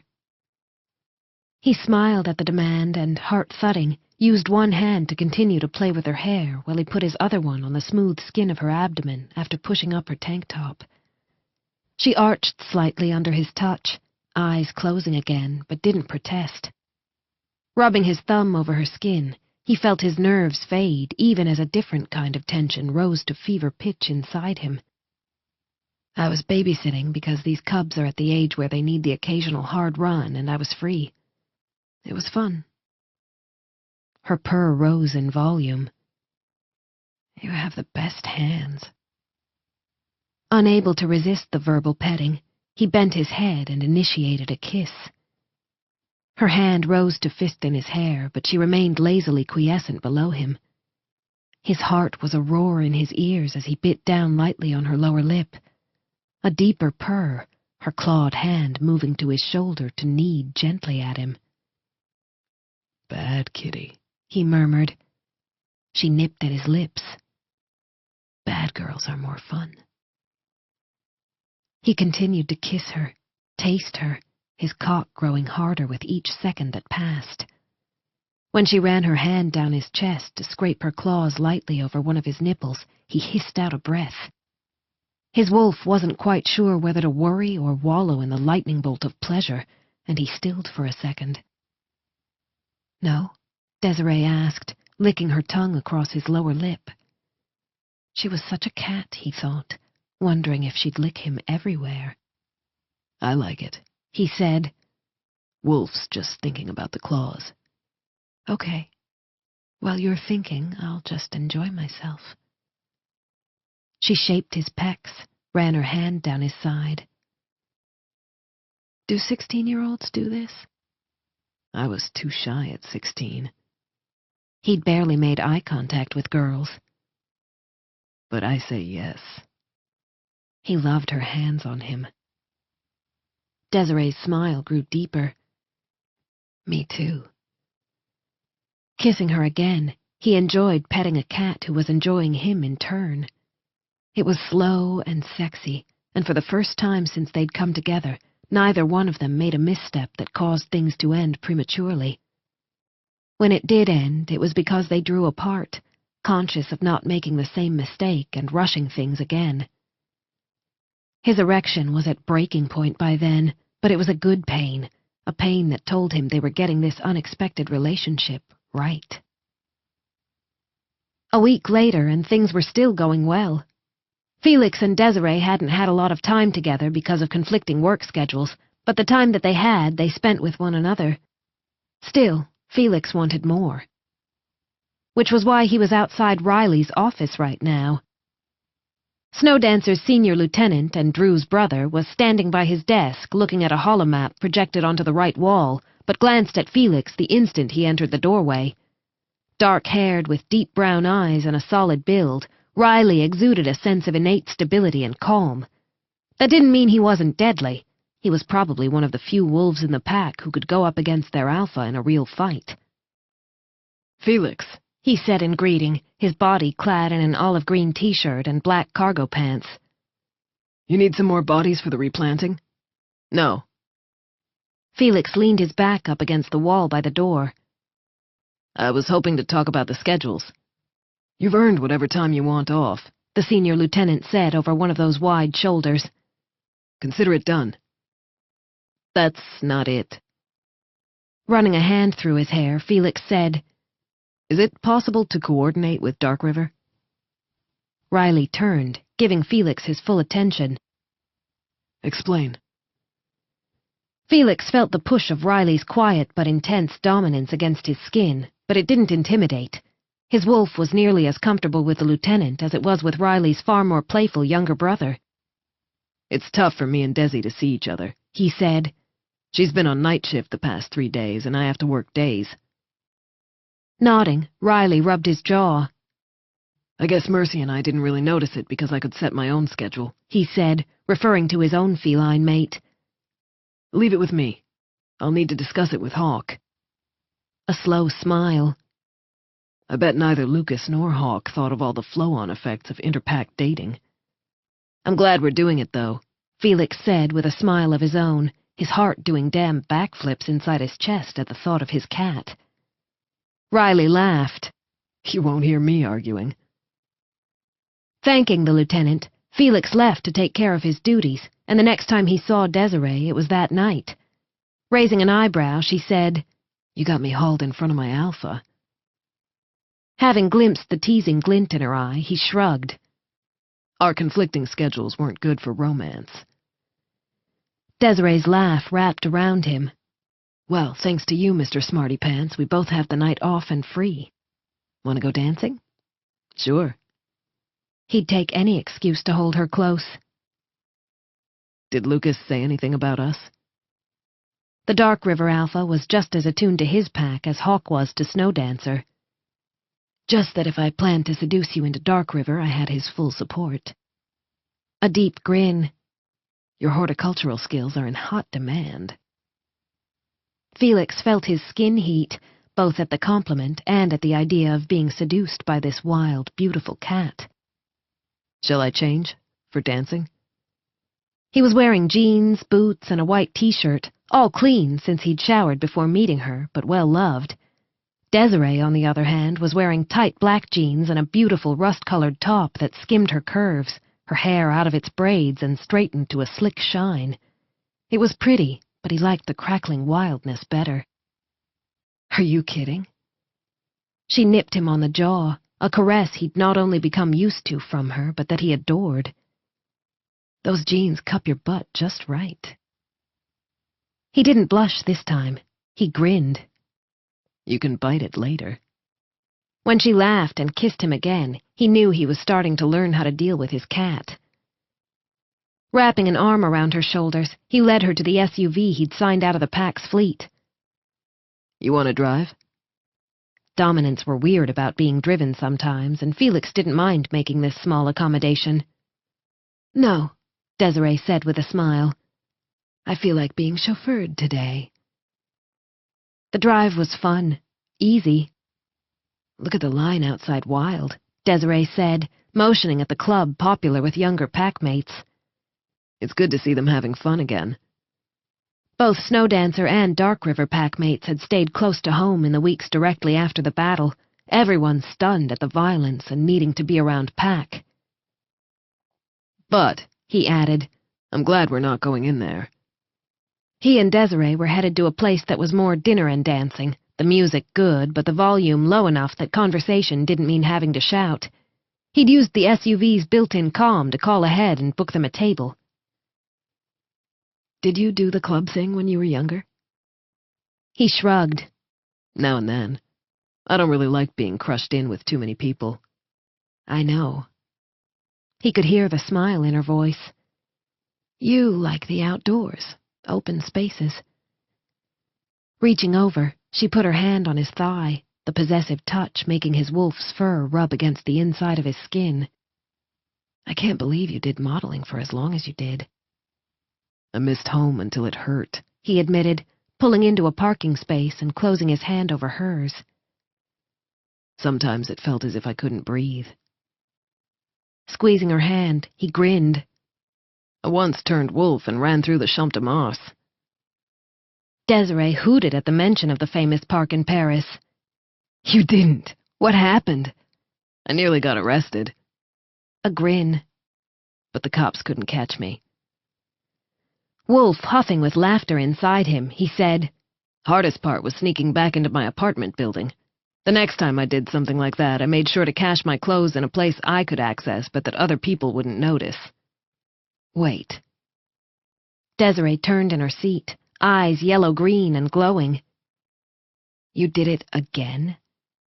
I spent time in a lot of cities, he said in his defense. Milan, New York, Sydney, Paris again. But I usually tried to find a park at least. He laughed at the memories. My favorite time was when a bunch of kids ran into me while I was a wolf and we played football until their moms noticed and freaked out, even though I was very well behaved and obviously changeling. Well, city people probably aren't used to seeing a great big wolf casually playing football. Desiree was utterly delighted by his stories, asked him to tell her more as they walked to Amore, the restaurant where they planned to eat dinner, dance a little, just enjoy being with one another. The more he shared, the deeper she fell. He was telling her about another model he'd known when they arrived at the restaurant, to be told their table wouldn't be ready for another 20 minutes. In no hurry, they decided to hang out at the bar. They'd just grabbed their drinks, and Desiree was cuddled up to Felix, telling him about her trainee soldier days, when some asshole patted her butt and said, Hey, babe. Chapter 8. Rolling her eyes, she turned to the big, muscle-bound idiot. Touch me again, and I'll rip off your hand. All tanned skin and white teeth, he leaned against the bar. She was dead certain he was a non-predatory changeling, but from his behavior it seemed likely he was one of the bulls from the local deer herd. They could be as cocky as predators. Want to dance? She couldn't believe the nerve of the moron. Deciding to ignore him, she turned back to Felix to see that his jaw was clenched, his eyes wolf. Hey. She put a hand on his chest. Don't let some random dickhead ruin our night. Felix's muscles remained bunched, but he looked back down at her. She smiled, and felt the asshole touch her again. Growling low in her throat as her claws sliced out, she spun around and clawed bloody lines across the back of his hand. He hissed as blood welled, but didn't back off. Get out of her face. It was Felix's voice from behind her, his body pressed up against her back. The other male smirked. Or what? Or I'll kick your fucking ass. Desiree slammed her drink down on the bar, aware of the entire place going dead quiet as the others around them picked up on the violence simmering in the air. The asshole glanced at his friends, then back not at Desiree, but at Felix. What about you, pretty boy? You gonna stand there and let your girlfriend do all the work? Desiree's leopard went stock still inside her skin. This was what had been holding her back. Not that Felix was less dominant, but whether he could accept, truly accept, a woman who was more dominant. And not only that, a woman who was a trained soldier, designed and built to fight. So when he said, What, watch my seriously hot woman put you on your fat ass and look sexy while she's doing it? Oh yeah, I'm definitely game for that. Every single cell in her body exploded in violent pleasure. She went to shoot him a grin, but the goddamn fuckwit who'd interrupted their date tried to touch her again. Snarling, she slammed out, and suddenly the bull wasn't so happy messing with her on his own. As his friends yelled and came at them, she was aware of Felix falling in beside her. They shared a grin before wading into the melee together, and it was a melee. It seemed like everyone was ready for a good fight tonight in this very nice, very respectable establishment. He fought side by side with her throughout, and it was at that moment that she understood the true depth of his courage. He didn't have the aggressive instincts of a dominant, but like all snow dancer submissives, he'd been trained in combat so that he wouldn't be helpless if he was ever the only line of defense for their most vulnerable. Tonight, she saw what it meant when a submissive fought for someone he cared about. He was all teeth and claws and fury, and an unflinching refusal to surrender, even against bigger, more violent opponents. And he never got in her way. Instead, he was there to back her up, give her anything she needed. He made sure her flank was protected, that she never had to worry about sneak attacks. His kicks found their mark time and again, and he smashed more than one jaw. She saw him take a brutal punch to the gut as the instigator of the fight got in under his guard, but Felix ignored the injury to ensure she remained covered. Desiree, on the other hand, was enraged. This time, she got the offending asshole bull deliberately in the face. "If you want to play for real," she snarled as he stumbled back, bleeding, "then let me show you my fucking claws." Felix had seen dominants fight before. You couldn't be part of Snow Dancer and not have witnessed that, even if it was only in a combat simulation. As it was, with the recent violence, he'd seen it in truth, but he'd never seen anyone fight like Desiree. Her moves were silken, sinuous, and could turn deadly with a whisper-like change in pressure or force. He didn't think the idiots who'd initiated this had any idea she was pulling her punches. "Damn, you're beautiful," he said when they came face to face for a split second, their eyes colliding. He wanted to kiss her so badly at that instant. But then he heard another angry battle yell, and it was on again. 4 minutes later, an unbruised and unbloodied Desiree buffed her nails on the silken fabric of her top as she stood with her boot on the chest of the man who'd been stupid enough to touch her without permission. "Now I'm going to go have my dinner," she said to her very bruised and battered and clawed-up opponent. "Unless you'd like me to further kick your mangy ass?" The bull groaned, spreading his hands in surrender. Yeah, that's what I thought. Turning, she hauled Felix down to her mouth with her hand around his nape, claws pricking his skin. He went, his wolf perfectly happy to be in the control of this very dangerous woman, because that dangerous woman had just laid out 10 other people while treating him as a partner. There'd been no condescension, no ignoring him. She'd worked with him, left her back open, trusting him to watch it. At one stage they'd been fighting back to back, and now she didn't protest when he wrapped his own hand around her nape and held her tight as they kissed. It was hot, it was wet, and it was perfect. Ahem. Breaking apart at the pointed sound, they turned to find the owner of the restaurant glaring at them out of eyes of up-tilted jet. "Really?" the petite woman said, tapping her stiletto-clad foot. "You had to put a dent in my brand-new bar and bend 3 stools?" Desiree grinned. Hey, at least we didn't break anything. "Oh, shut up." The woman went over and, using the pointed tip of her shoe, prodded sharply at the bull who'd started it all. "Get up, you whiny baby, and call your herd leader. You're about to get one hell of a bill." Felix tugged Desiree away from the irritated owner, who happened to be a human member of Snowdancer. Walking over to the restaurant section, where they received a round of clapping and grinning woohoos, they took the table pointed out by a smiling waiter.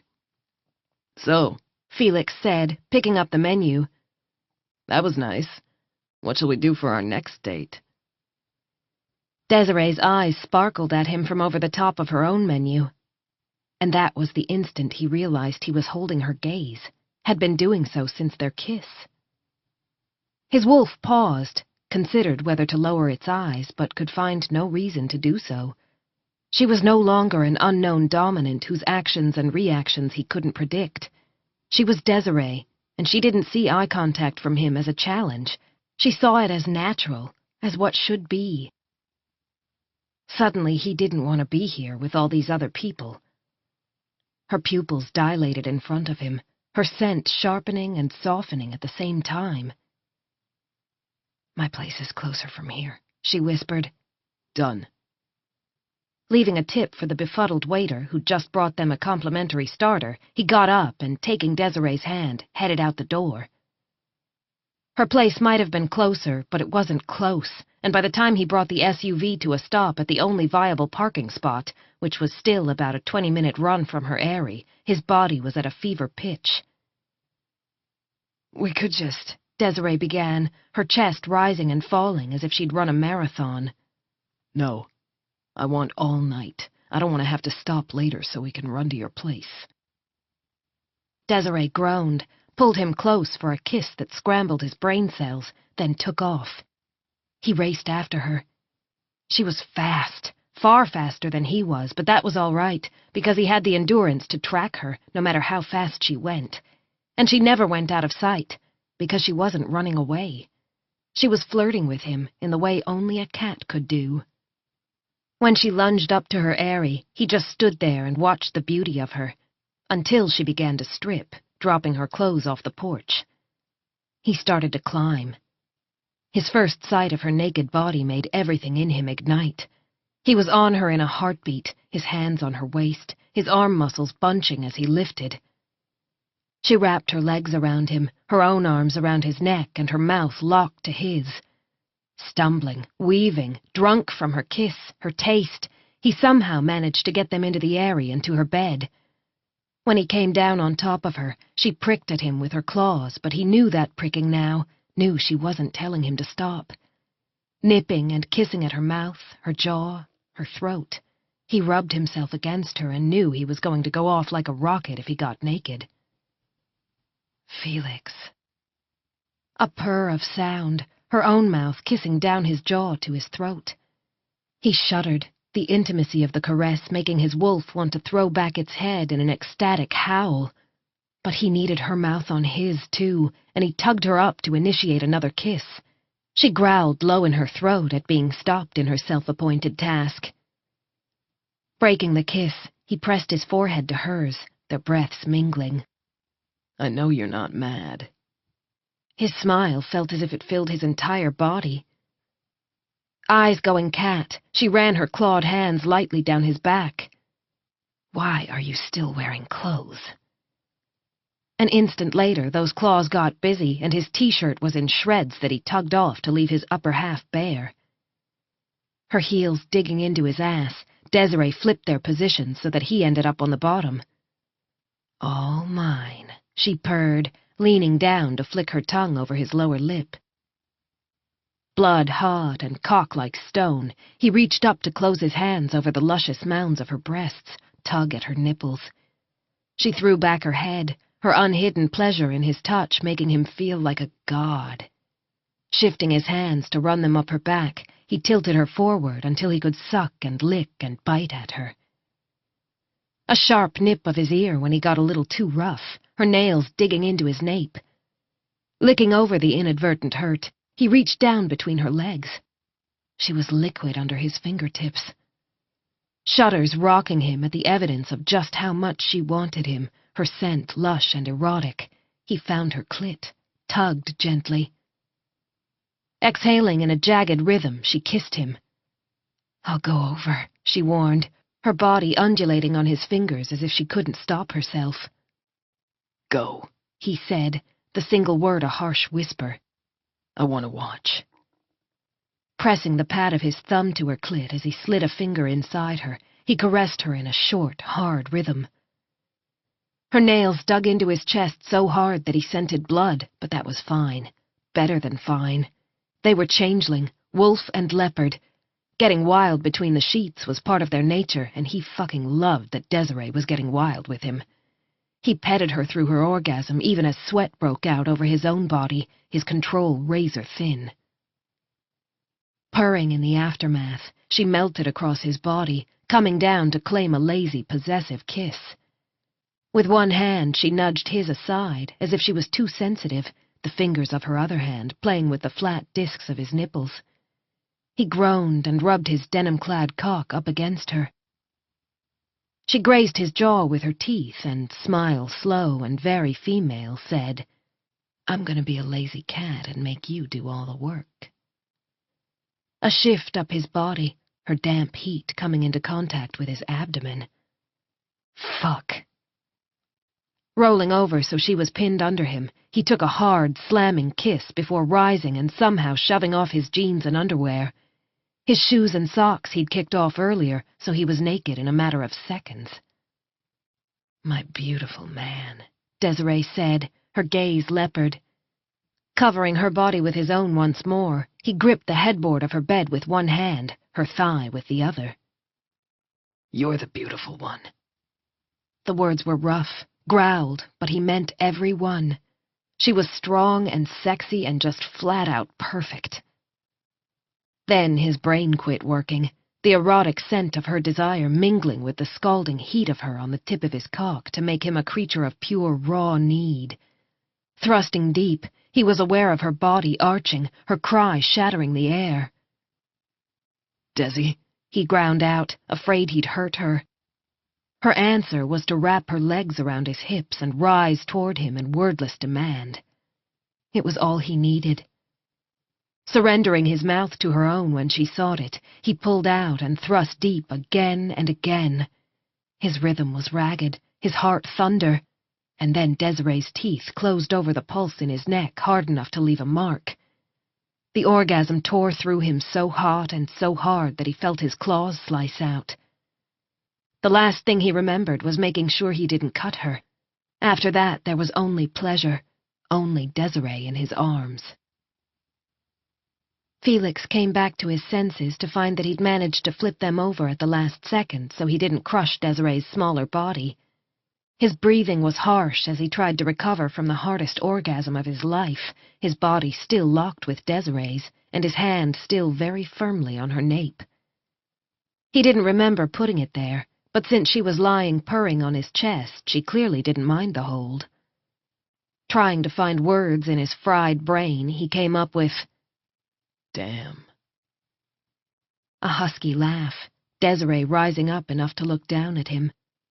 Her eyes were night-glow, her skin bearing the marks of his possession. You have some moves, Felix Grady. It was an admiring statement. His wolf preened. Releasing her nape, he ran his hand down the curve of her spine to lie on her butt. That was nothing, he said, feeling just a little smug.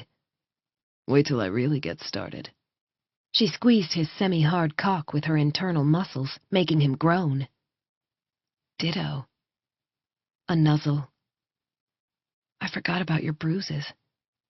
What bruises? He'd felt nothing but pleasure, was still drunk on it. Sitting up fully on him, she checked his abdomen and sighed regardless.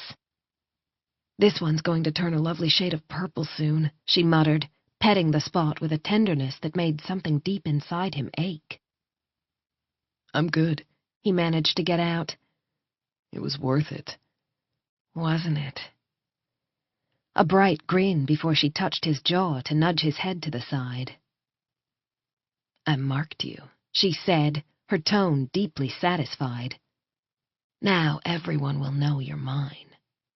He grew harder inside her, his skin stretching tight over his body and his heart hurting with emotion. That wasn't just sexual possessiveness in her voice, in her expression. It was the kind of bone-deep possessiveness he'd seen in Indigo's eyes when she looked at Drew. It said, mine, and told everyone else to back the hell off. It also held a deep, deep vein of affection. Maybe even of love. I love you, he said, taking a risk that could destroy him. Desiree's face lit up. I love you too, she said without hesitation. It threatened to make his heart explode. But even with emotion crashing over him, never had he felt more content in his skin. He was a predatory changeling submissive, and his lover's every word, every action, every smile told him he was perfect exactly as he was. Desiree, he knew with absolute confidence, didn't want him to change, would never see him as not enough. Mine, she said aloud with another possessive smile. Gorgeous mind, huge heart, a body built for sin, and deliciously talented hands. A kiss punctuated each word. And all of you is mine. She pricked his chest with her claws. He hissed out a breath. What was that for? Just staking my claim. A narrow-eyed look, but he saw the playful cat behind it. Felix's lips curved in a smile that surely cracked his face. All yours, he said, his wolf daring to imagine what she'd do if he made the same blatant claim in turn. When she leaned down to suck on the bite mark she'd made over his pulse point, he groaned at the raw pleasure of being touched by this woman who was his lover in every way. But his wolf was suddenly distracted by something even more powerful, even more primal. Maybe it was a subtle change in Desiree's scent. Maybe it was the way she looked at him with those feline eyes that were so affectionate and so delighted with him. Maybe it was just visceral instinct. But his bones sang with a knowledge so beautiful that it gripped his heart and squeezed. Squeezed. Chapter 9. Felix? Desiree raised her head, her eyebrows drawn together over eyes glowing yellow-green. What's the matter, baby? It was only then that he realized he'd gone motionless as his wolf tried desperately to calculate his next move. But he couldn't calculate. He was too fucking happy. Now I know your cat likes me, he whispered through a throat scraped raw with emotion. Tilting her head slightly to the side, Desiree rolled her eyes. Of course my cat likes you. Who do you think bit you? He smiled, feeling just a bit wicked. Come here, cat. I want to pet you. Smile playful, she stretched out her upper body over him as they kissed. He couldn't stop grinning, and when she raised her head, suspicion painted her expression. Nipping at his lips and jaw, she growled in the back of her throat. You look like you have a secret. Grin even wider, he tried to flip them, was stopped by the senior soldier now scowling at him. He laughed. You really hate not knowing, don't you? Grrr. God, I love you. Her eyes shifted from cat to human. Nuzzling him affectionately, she allowed him to flip them this time, their ensuing loving slow and deep and full of soft whispers. Desi, he murmured when she was once more boneless in his arms. Holding her gaze, he smiled again. We're in the mating dance. It was a changeling truth that the male always knew before the female, so he could figure out ways to hold on to his wild mate. But until the dance had kicked in, Felix hadn't known if that would hold true for a submissive male paired with a dominant female. Your cat really likes me, he said as Desiree's mouth fell open. You sneak! She threatened to claw furrows down his back. That's why you had that smug, happy look on your face. Yes, he admitted, smug and happy. Wrapping his arms tight around her, his wolf in his eyes, he growled at her. I'm going to catch you, cat. Do your worst, wolf. Slitted green eyes. This cat doesn't plan on being easy prey. That was a serious challenge from a dominant female, but Felix was playing for keeps. I never expect easy with you, he said, dipping his head and biting her exactly where she'd bitten him, his wolf as possessive of her as she was of him. And that wolf knew she'd permit the aggressive caress. She did, her purr vibrating against him. Now we dance. Felix was still dazzled and overwhelmed the next morning, his wolf ecstatic. But he also knew he had to push himself even more than he'd already done. Desi wanted to be with him, but he had to win her, had to convince her cat their lifelong dance would be worth it. He thought of what he'd seen his packmates do to court their mates. Drew with his tricks that had annoyed Indigo, then made her laugh. Hawk throwing Sienna over his shoulder and carrying her out of a bar, though, admittedly, Felix wasn't sure Sienna considered that part of their courtship. Cooper with his messages and song requests on the pack-wide radio frequency. All those acts had fit the man in question and the woman he wanted to claim. The thing that would fit Felix and Desiree, it would take a little planning. Hi, he said to Desiree that night, after meeting her at the end of her watch. Want to go for a run? She narrowed her eyes at him. You want to go for a run? After ignoring me the entire day? Sorry, a busy day. She had no idea. We could run to your place. Yeah, why don't we do that? Then she took off. This time she wasn't playing, and she was fast. That was fine with Felix. He enjoyed tracking her, and thinking about the look on her face when she reached home. Desiree was steamed. There were rules to the mating dance. Well, okay, maybe there weren't actual rules, it was different for every couple. But if written rules had existed, the one thing the rulebook would say in bright, flashing neon letters was that you weren't supposed to just ignore it. Her leopard snarled. It adored Felix, but right now it could have cheerfully clawed him bloody. She wasn't expecting high romance, she thought with a stabbing pain in her heart. Felix knew she wasn't good with the girly thing, maybe figured she didn't really need any of the trappings of the dance. Her eyes burned. Stupid. He was amazing. Just because he didn't want to dance with her didn't mean that she should be angry. Only she was.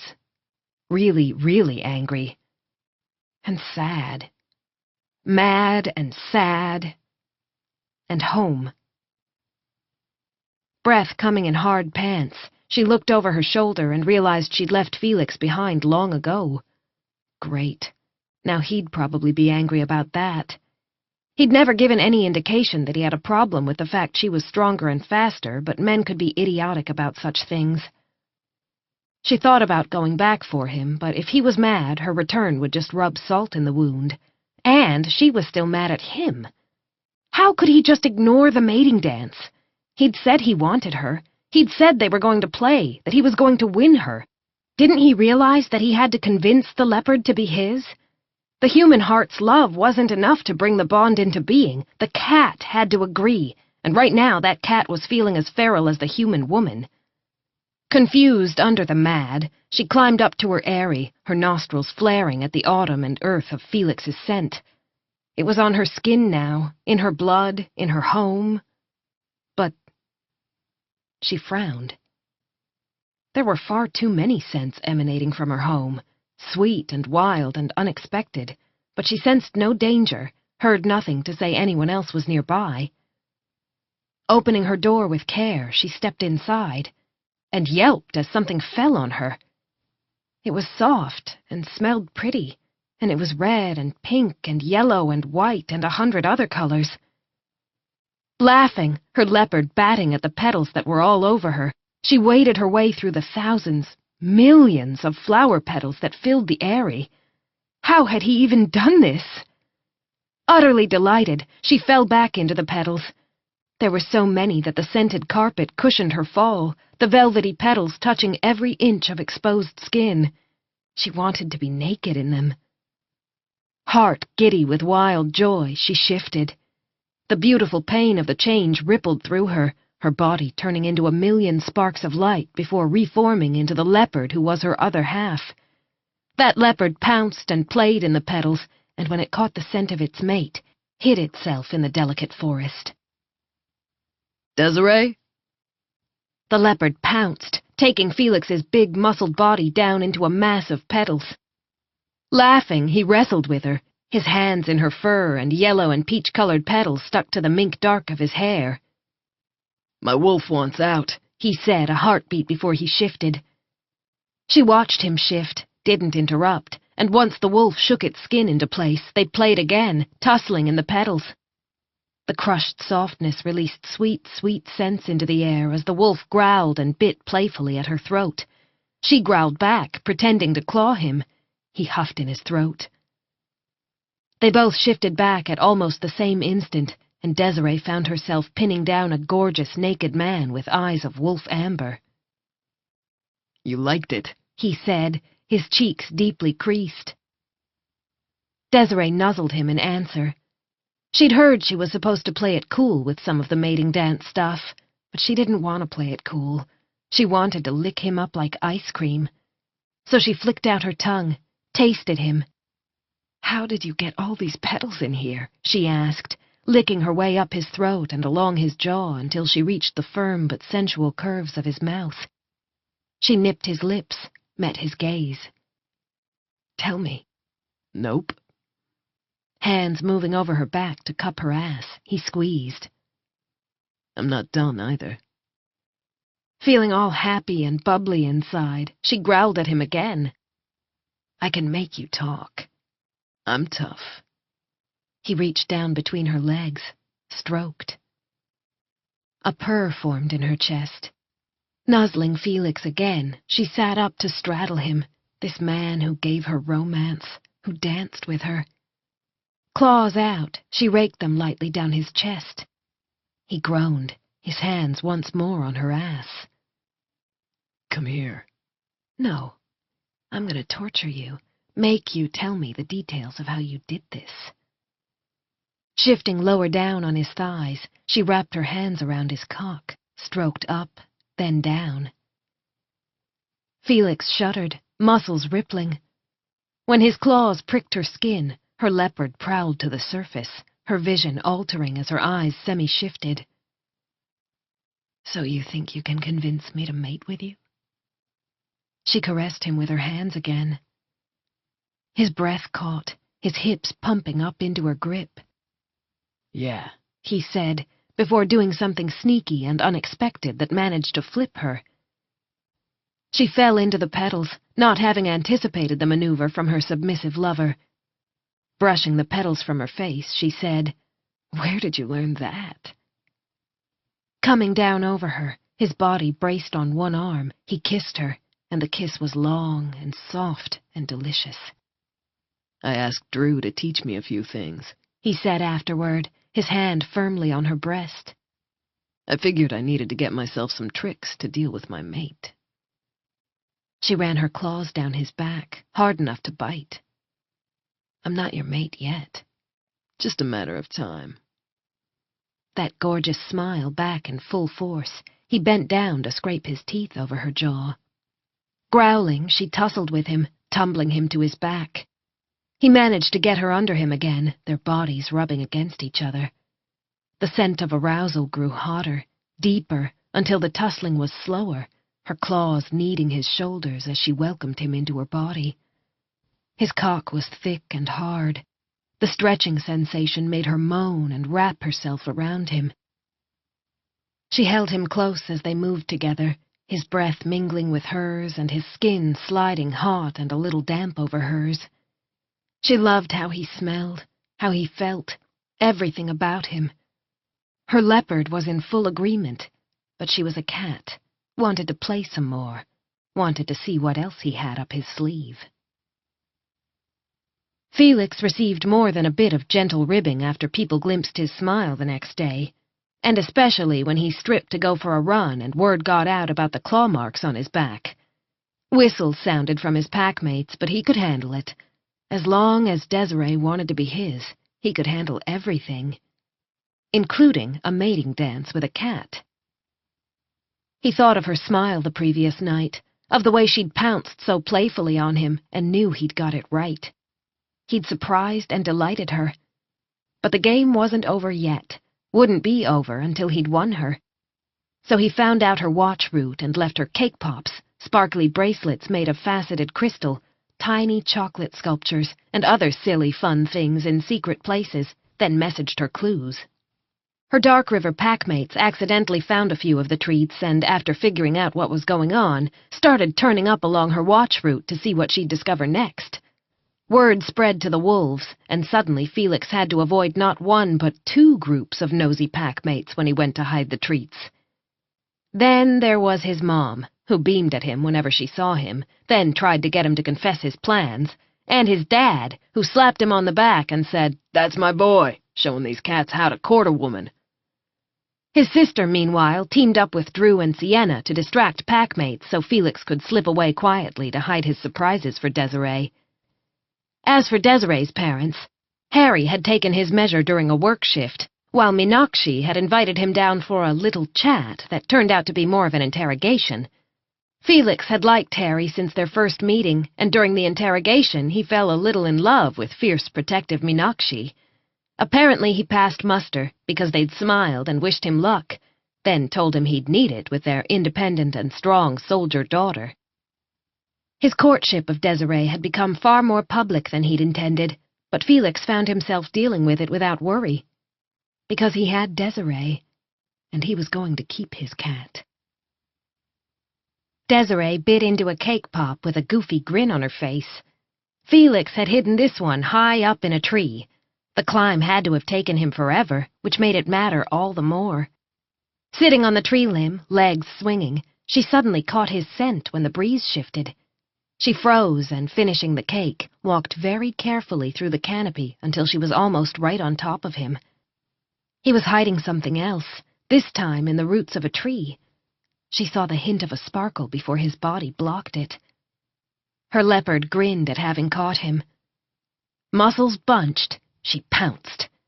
They went rolling to the forest floor, Felix's startled eyes looking up into hers as she stretched out on top of him. "You were meant to be in the other sector," he said with a scowl. "I know." She'd swapped sectors with another soldier after deciding to see if she could find some of his hidden treats before he sent her the clues. "What did you hide for me?" He gripped her hips. "Bad kitties don't get presents." Pretending to growl at him, she wiggled out of his hold and went to the tree roots. His gift was hidden in a small hole among the roots. It wasn't a necklace or a bracelet. No, it was a string of tiny sparkling beads meant to tie off braids. Her eyes burned at the beauty and perfection of the gift. "Where did you get this?" Nuzzling at her from behind, he said, "Special order from New York." He was so damn wonderful, and she wanted the whole wide world to know he was hers, for no one to ever again question their relationship. Placing the beads on the ground with care, she turned into his arms and kissed him. He groaned, hitching her onto his thighs as he knelt on the ground. Say yes, he whispered. say yes, Desi. Her heart overflowing with love, Desiree wrapped her arms around him, put her lips right to his ear, and said, "Yes." The mating bond ignited, stealing their breath and making the air rush out of his lungs. His arms locked around her, hers around him, as the power of it gripped them both by the throat and demanded everything they had. Trembling in the aftermath, Felix in a similar condition, she realized she could feel the earth and the warmth of him inside her now. Her leopard stretched out in pure, happy delight as Felix fell back, taking both of them to the forest floor. Lying flat on his back, his hands on her hips, he watched her push the hair off her face. And he smiled. A gorgeous, deep smile that creased his cheeks and that was so infectious she was grinning madly when she kissed him. You taste smug. I am smug, he said, shifting his hands to her ass. I just convinced my impossibly beautiful, dangerously sexy, dominant leopard changeling to mate with me. Amber eyes glowed with the wolf's delight. This smug isn't going to wear off for a while. He groaned as she rubbed her body over his hard one. Especially if you keep doing things like that. Desiree decided she liked him smug. She particularly liked how he held her eyes as they just lay there, looking at one another with matching grins. I feel slightly drunk. Yeah, the mating bond packs a punch. He ran a hand over her back. Thanks for hitting on me right back at the start. Thanks for taking the risk and playing with me. Running her fingers through his hair, she rubbed her nose against his. So, where are we gonna live? Epilogue. They ended up building an eyrie near the snow dancer den.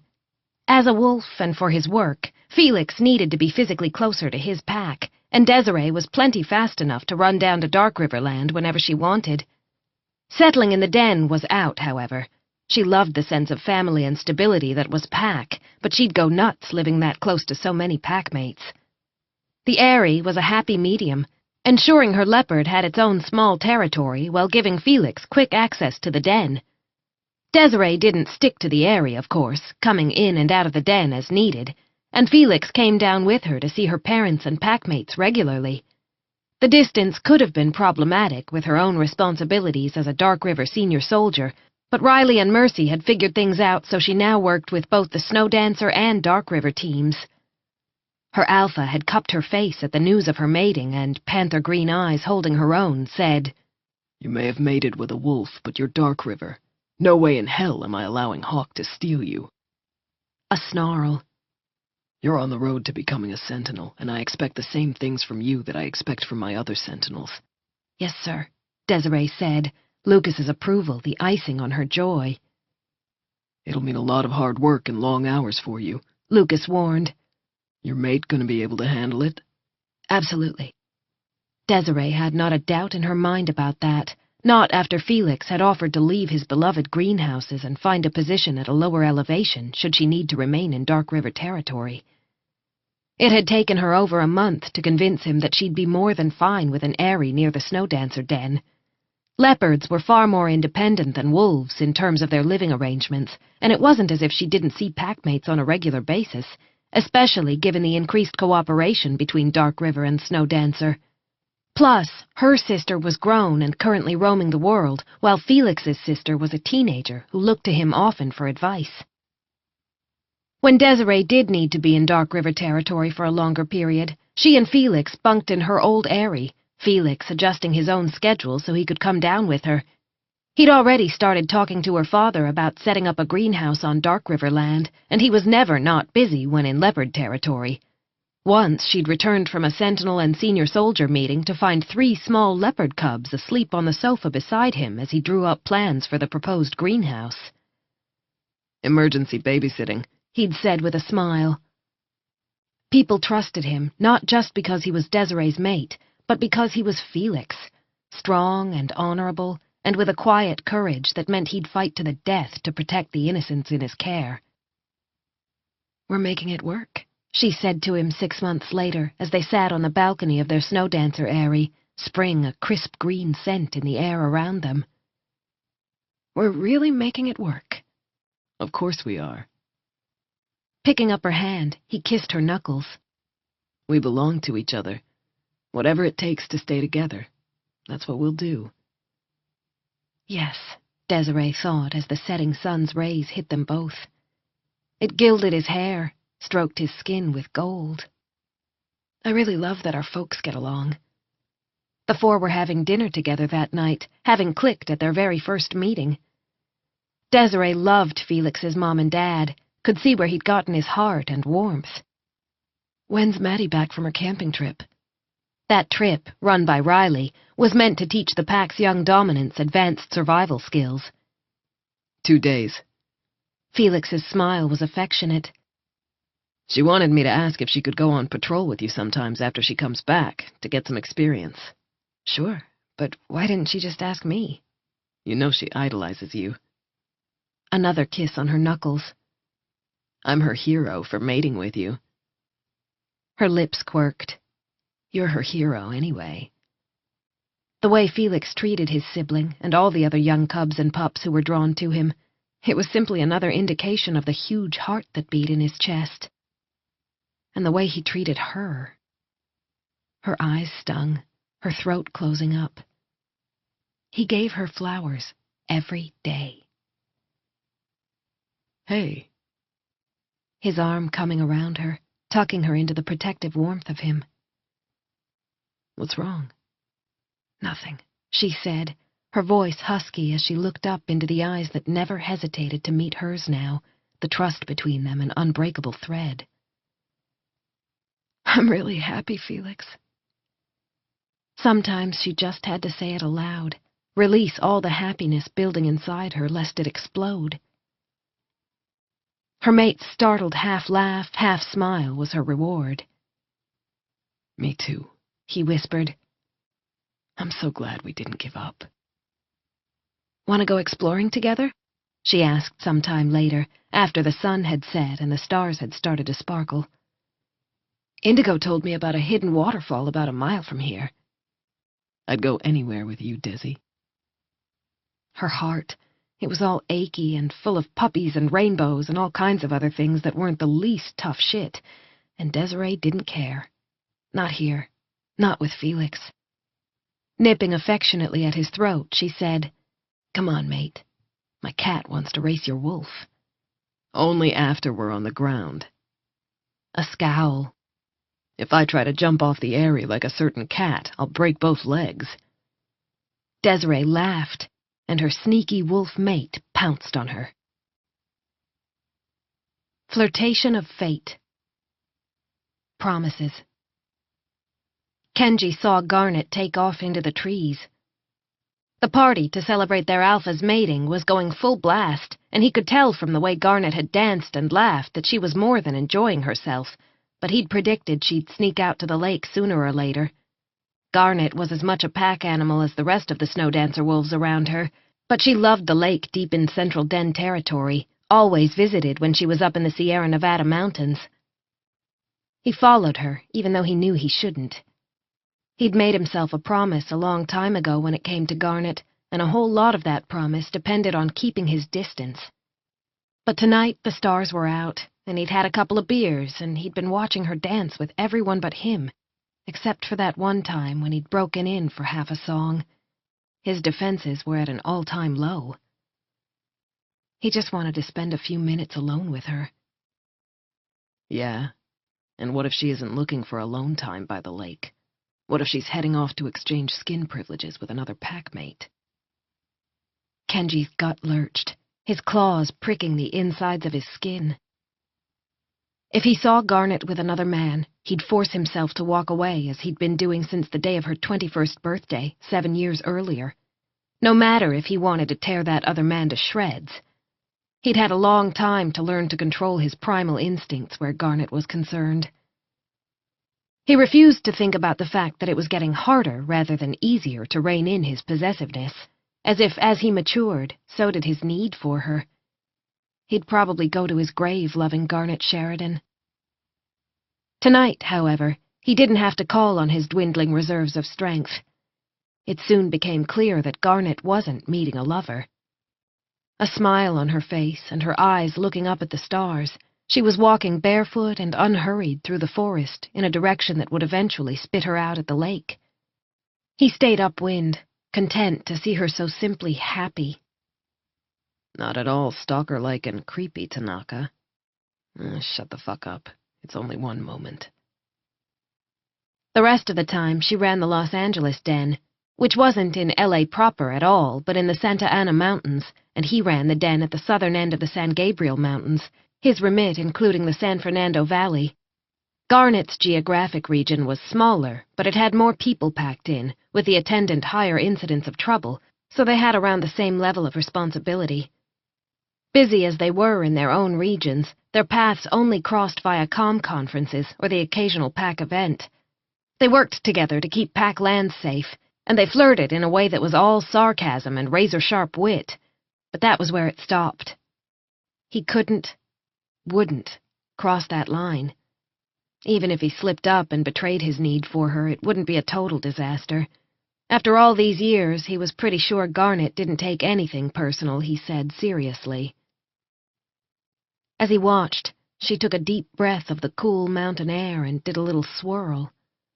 Her soft blonde hair was up in a fancy knot, and her mid-thigh-length dress was the color of a blood orange and fitted, but at that instant she moved as if she were a pixie with flowers in her hair, and who wore a frothy summer dress. The image made him smile. Garnet had never been the frothy skirt type. She'd always been so small that she'd had to fight to be taken seriously, even as a powerful dominant.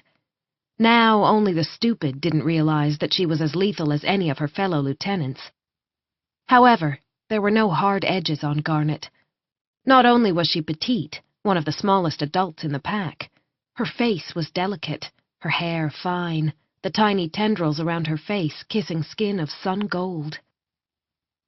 His fingers curled into his palms as he fought the urge to reach out and thrust his hands into her hair, bunching the softness in his grip as he brought his mouth down on the lush temptation of her own.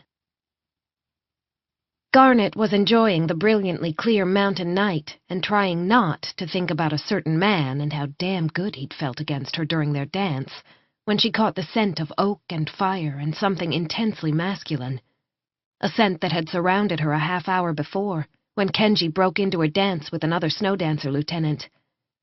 She'd caught it on her skin afterward, a silent, aggravating taunt. Her wolf rising to the surface of her skin on the memory, she growled low in her throat. Go away, Kenji. There was no need to raise her voice. His hearing was as good as her own, and he was close. He must have stayed upwind to sneak up on her. Why do you have to be like that? He said, prowling out of the trees to fall into step beside her, tall and graceful and with the handsome features of a Japanese pop star, all clean angles and dramatic bones. That his slightly overlong hair was dyed a rich purple and sprayed with tiny golden stars only added to the effect. She'd have thought it an affectation, except that he'd been doing things like that since he was a kid too young to think about being cool. As a 7-year-old, he'd once drawn tattoos on himself with permanent marker. Then there was the time he'd painted his hair with house paint. She could still remember his shaved head afterward. It had been the only way his parents could strip off the toxic paint, as shifting might have redistributed the paint all through his wolf fur. They'd been more distressed than Kenji. He'd asked the barber to cut zigzag patterns into the resulting stubble. She liked the way he wore it now, how it was just long enough to hint at rebellion, the strands thick and silky. Going to the lake? He asked, green eyes locked on her. Putting a half-meter of distance between them because she knew it wasn't a good idea to be alone with gorgeous, teasing Kenji Tanaka when she'd had a drink or three and her inhibitions were lowered, she said, Going to the lake. To be alone. He closed the distance that separated them. His boots touched her bare toes, he was so close, and neither part of her changeling nature would allow her to give way now that he'd pushed. Not moving her feet an inch, she tipped back her head to look him in the eyes.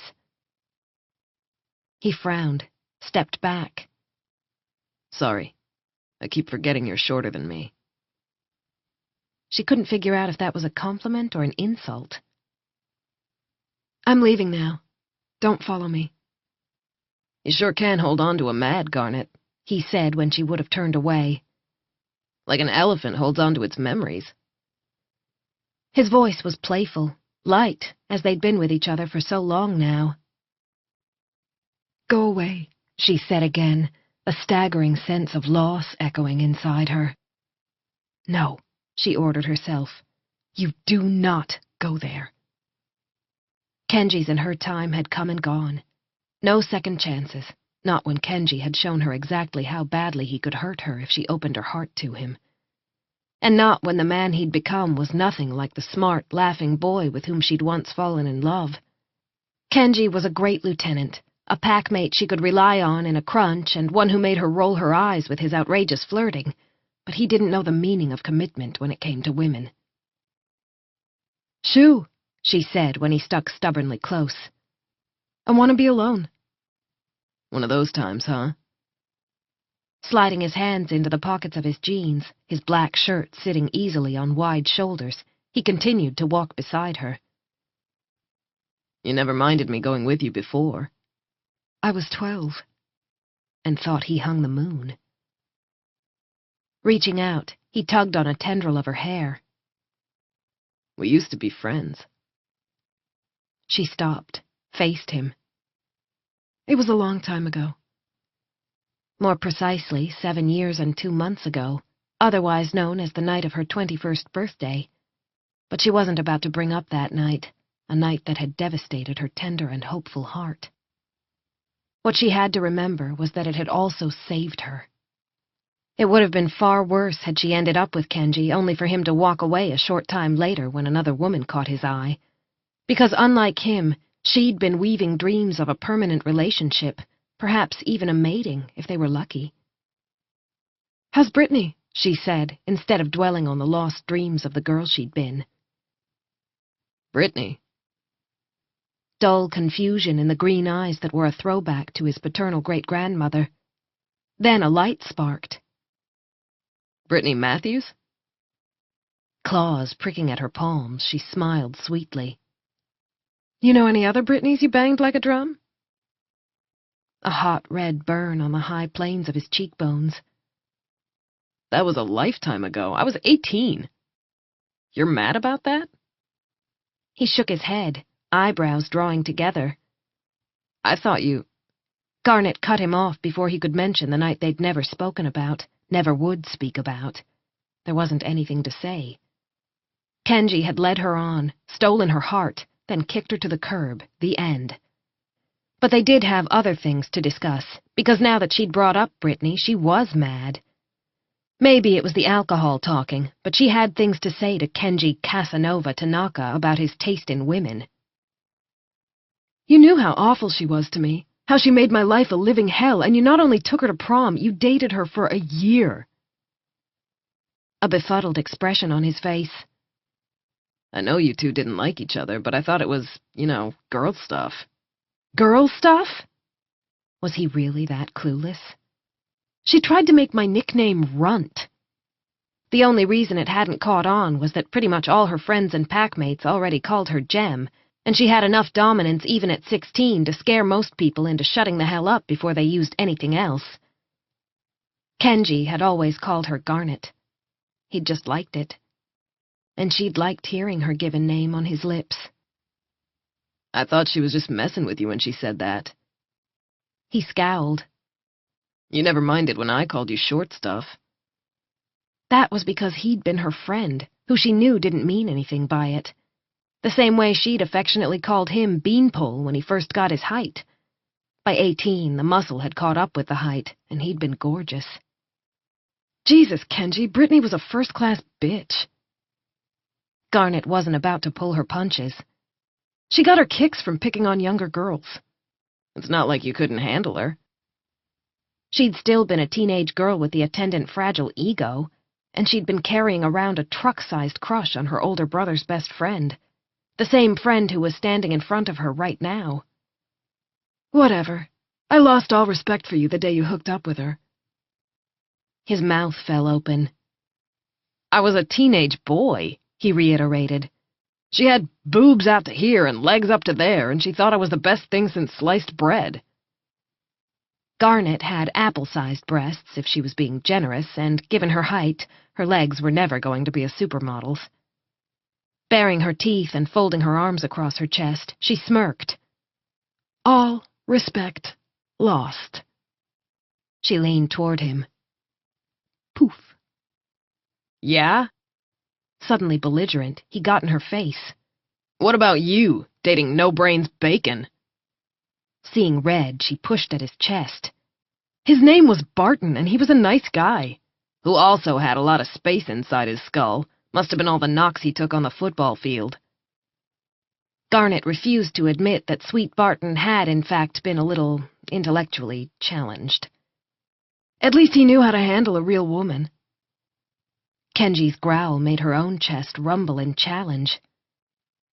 "You were fucking 15 when he moved on you," he gritted out. "I should have done more than punch out his lights." Garnet's eyes went wolf. "That was you?" Barton had broken things off with her without warning, after turning up with a black eye he'd shrugged off as a training injury. Kenji's muscles bunched. "He was a fucking senior, and you were—" Garnet plowed her fist into Kenji's face, slamming his head sideways. He jerked, one hand going to his jaw. "What the fuck, Garnet?" "That was for Barton," she said, her breath ragged. "And for me. Thanks to you, I had to go stag to the junior dance." His eye already looking like it might blacken, causing a twinge of remorse in her gut, Kenji said, "Better than you being taken advantage of by a guy who should have known better." Furious heat flooded her face, wiping out all traces of remorse. "I knew what I was doing." 15, Kenji said again, his voice more growl than sound. "And you still looked like a kid. He was a fucking deviant." "I had boobs." She shoved her hands under those boobs. "Just because you go for balloon-sized tits doesn't mean anyone who dates me is a deviant." Eyes flicking up from her breasts, Kenji growled low in his throat. "That's not what I said." "Yeah? Sure sounded like it." "God damn it, Garnet, No warning, just his strong, beautiful hands thrusting into her hair and his mouth slamming down on hers. Pleasure, raw and violent and vicious, punched through her with the force of a freight train. Finally, her body sighed. Finally. Hard on the heels of that pleasure came fury. Jerking up her knee, she would have got Kenji right in the family jewels if he hadn't twisted out of the way, breaking the contact between them. "Good move," she said with a glare, even as her wolf lunged against her skin, wanting more, wanting him. "What did you think you were doing?" "What I should have done when you were 21. Chest heaving and hair falling over his face, he stared at her with eyes gone the pale, husky amber of his wolf. Feeling her own wolf in her eyes, Garnet was the one who growled this time. "You missed that chance," she said, "and I dodged a bullet." He flinched, but she wasn't done. "Keep your hands to yourself, or next time I'll rip them off. I'm not interested in being a notch on Kenji Tanaka's bedpost." She strode past him, refusing to acknowledge the horrible sense of loss that pulsed beneath her anger like a deep, dark bruise. The same way she'd refused to cry when Kenji stood her up on her 21st birthday. She'd dressed up for him, even had a friend do her makeup and hair. Everyone had thought she'd made such an effort because of the party her yearmates had thrown her, but she'd done it for Kenji, her friend and the boy she'd always gone to with her problems and hopes and dreams. Even when he'd been a hormonal idiot dating Brittany, he'd never let her down. At 20, heading into 21, she'd finally been old enough that he'd allowed himself to look at her as a woman, not a girl. She'd been so happy, because that crush of hers, it had never truly disappeared. He'd courted her, specifically asked to be her date the night of the party. Then he hadn't come. She'd been worried about him, had called around frantically, only to discover that he'd gone out dancing with not one but 2 female packmates. Kenji Tanaka could go drown himself in the goddamn lake for all she cared. Chapter 1. 3 months after Garnet had punched him and Kenji's black eye had long faded. Just as well. Maybe soon he'd forget the taste of her, the feel of her, the scent of her so close, the magnificent anger that had turned her blue eyes a molten wolf gold. What the fuck had he been thinking? It had been hard enough to stay away from her when he'd never indulged his bone-deep hunger for her. Now, it was proving impossible. And to top it all off, he'd just arrived at her den, was scheduled to spend the next 4 days here. 4 days. The only thing that might stop him from going mad was that Riaz and Indigo would also be present, the other 2 lieutenants unknowingly providing a buffer. The 4 of them planned to discuss the security protocols around this part of Snowdancer's territory, which basically meant Kenji's and Garnet's sectors. Cooper had charge of the den at the other end of the San Gabriel range, but since he had to keep an eye on a border as well, Indigo and Riaz would go to him after finishing up here. It'd allow the 3 to physically test security ideas, give further depth to the report they'd make to their alpha. All of this was possible because the Psy were currently mostly focused inward, and it was a review that was sorely needed. Snowdancer had been so busy coming up with strategy after strategy to deal with everything that had been happening back-to-back over the past year that there'd been no time for a more in-depth assessment. Indigo and Riaz's task was to ensure all the pieces fit together seamlessly, and that the entire Snowdancer command structure knew exactly what was happening security-wise across the territory. Snowdancer was so strong as a pack despite their geographic spread because they never lost sight of the fact that they were one. Garnet might punch him out in a personal fight, but she'd be there in a heartbeat if Kenji needed backup in any other situation. Running his hands through his hair as he shoved down his need, he grinned. He'd had the naturally black strands dyed just for Garnet. His hair was currently dark pink with streaks of cobalt and dark sapphire. Really, it was sedate for him, but he doubted Garnet would agree. She tended to curl her lip every time he joined a comm conference with a different look. His packmate Louisa, a hairdresser and colorist, loved him. Called him a walking billboard for her services, even though these days he never allowed her to do the permanent DNA bonding that meant the color would stick even once he shifted. Mostly nothing showed up when he was in wolf form, his molecules rearranging themselves into another pattern, the pattern that created the timber wolf who was also him. But there had been that one time when he'd ended up with a sparkly gold ear. Never again. Despite the limitation that meant each look rarely lasted past a day, more often only hours, he didn't even have to go to Louisa. If she thought he'd gone too long without a change, she'd hunt him down. Once, when he'd been too busy, she'd done it right at his desk as he continued to handle pack business, including their new alliance with the Psy Changelings. He'd ended up with tiny silver stars all over his hair. The pups in his den had adored it. Garnet had asked him if he'd fallen into a play vat at the daycare center.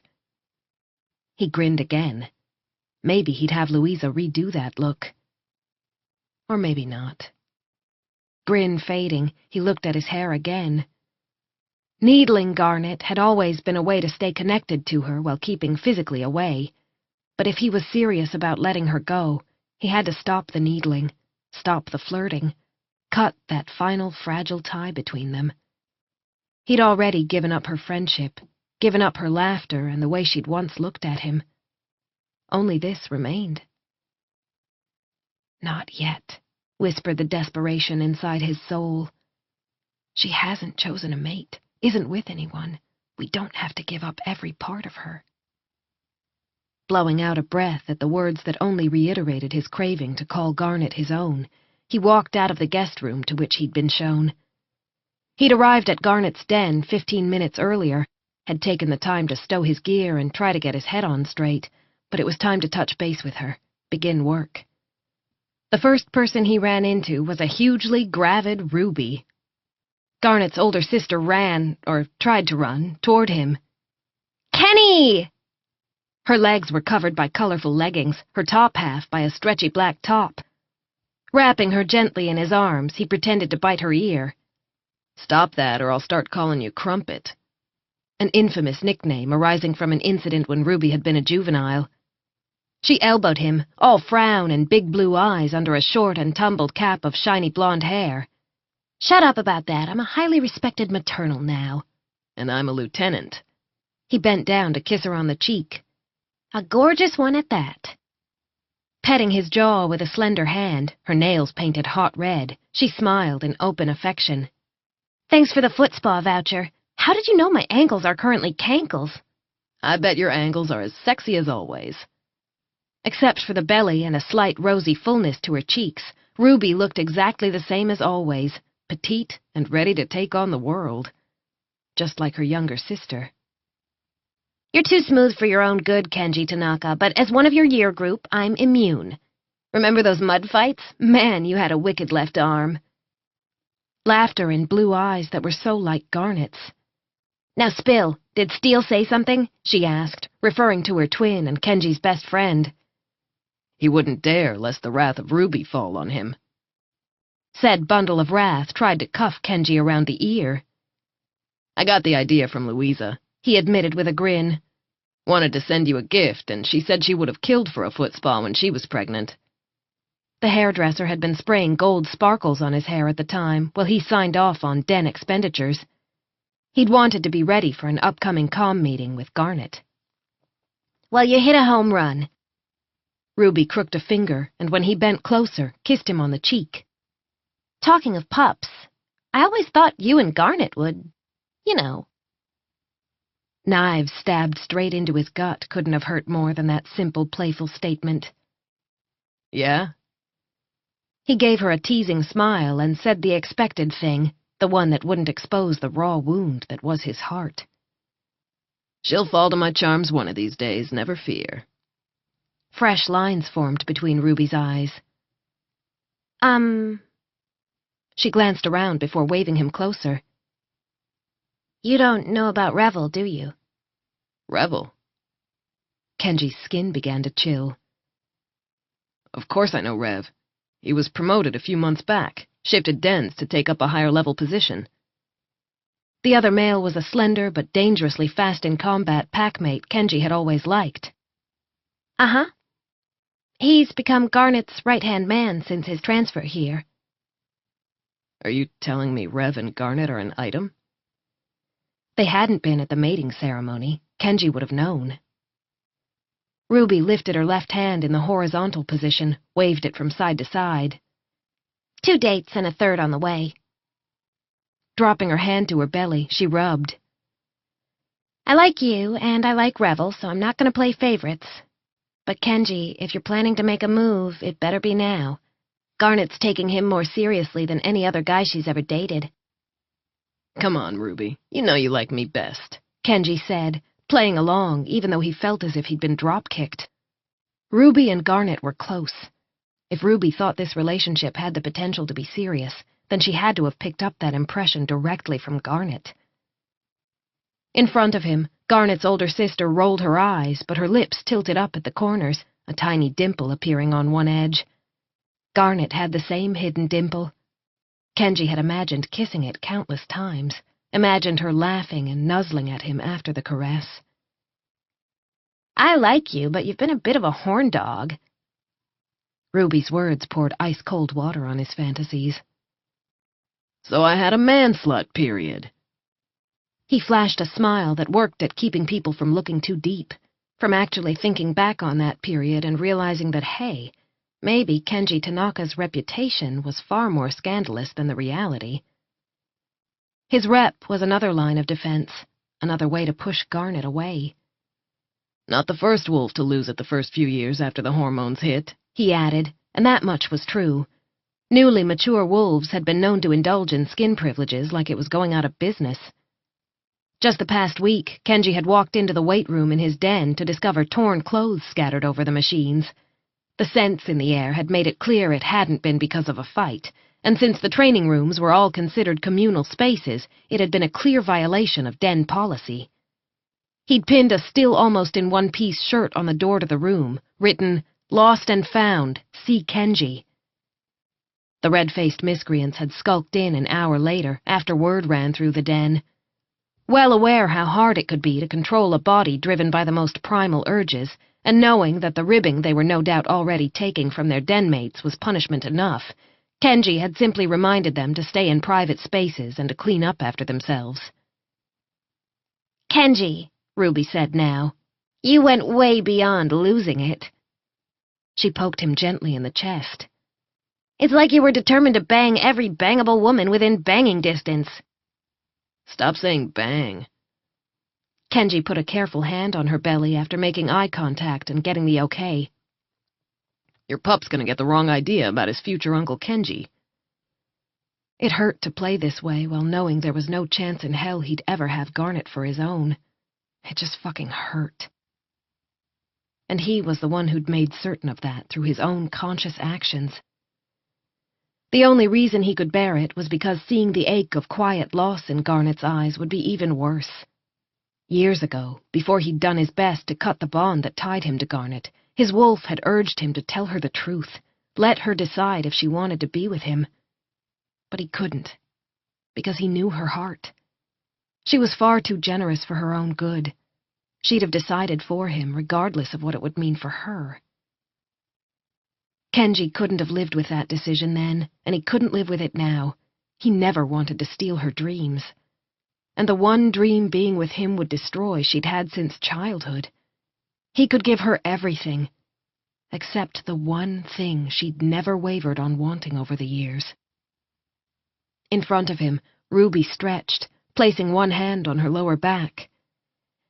"This pup is going to give me a herniated disc if he doesn't pop out soon." She smiled and stroked her belly. "Mommy loves you, baby boy. She wants to hold you." Kenji tucked a strand of her hair behind her ear, and the question, it just came out. "So it's really serious between Garnet and Rev?" He had no right to ask that, but he could no more stop himself than he could stop loving Garnet. "Revel's not your competition." Ruby's expression softened.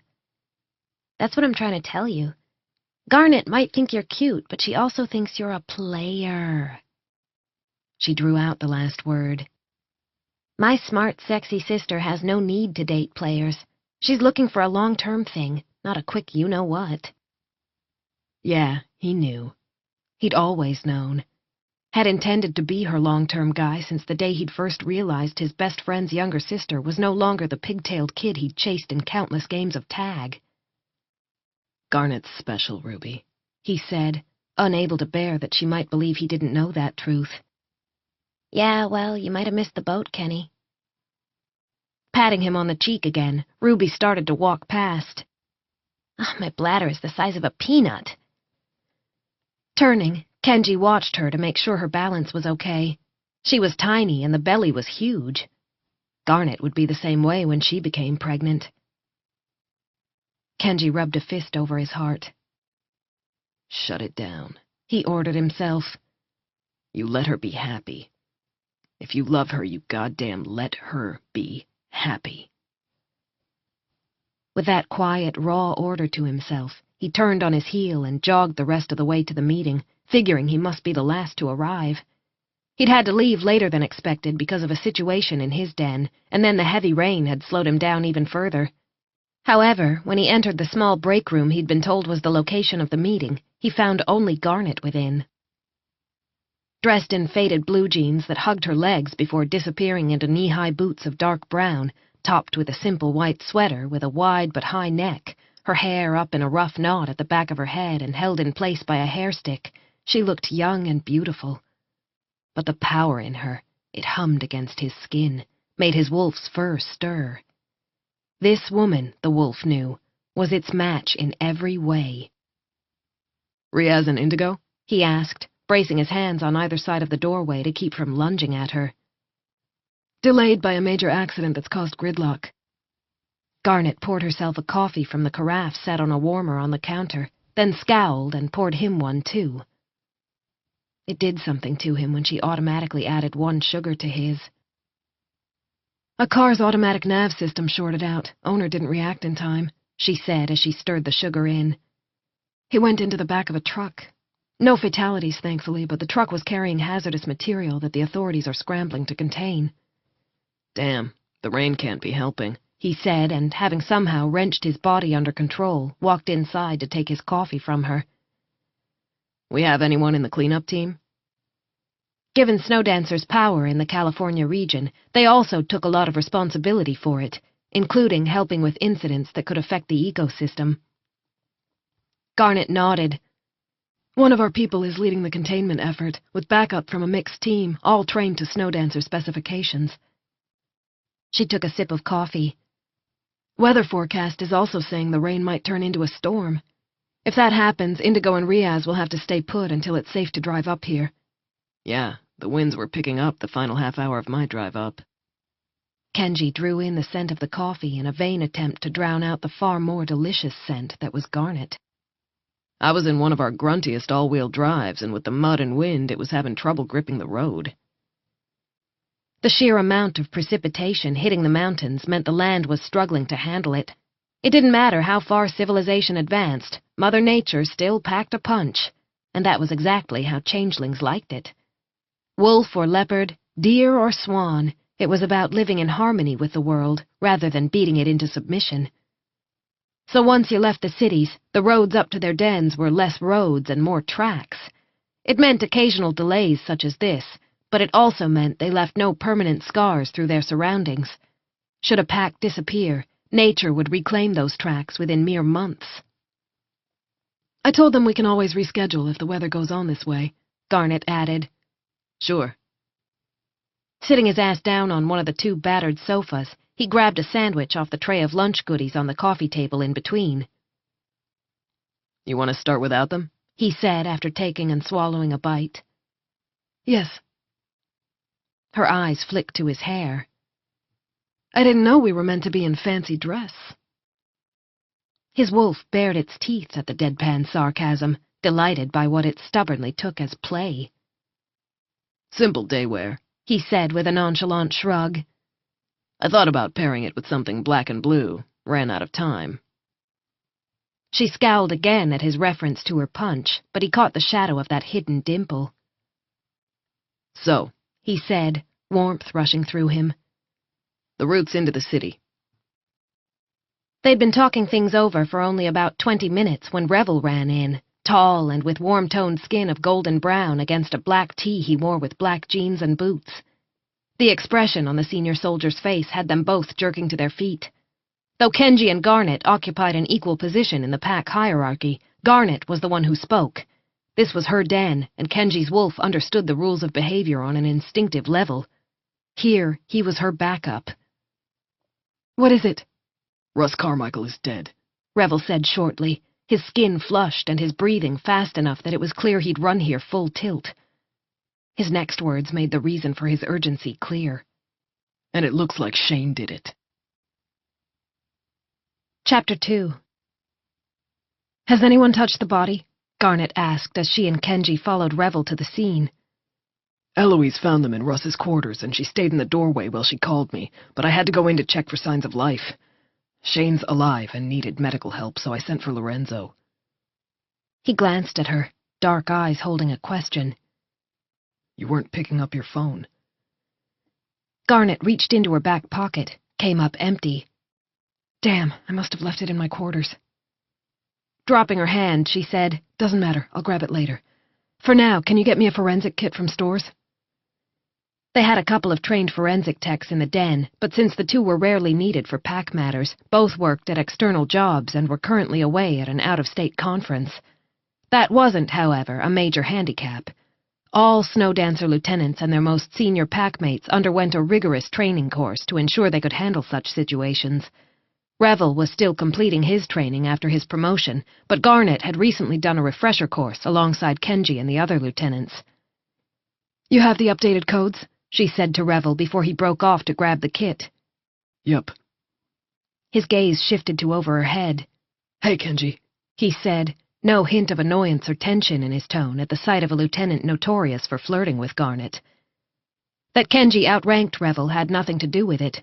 Neither did the current situation. Wolves had been known to growl and snarl at romantic rivals while working together to deal with an emergency.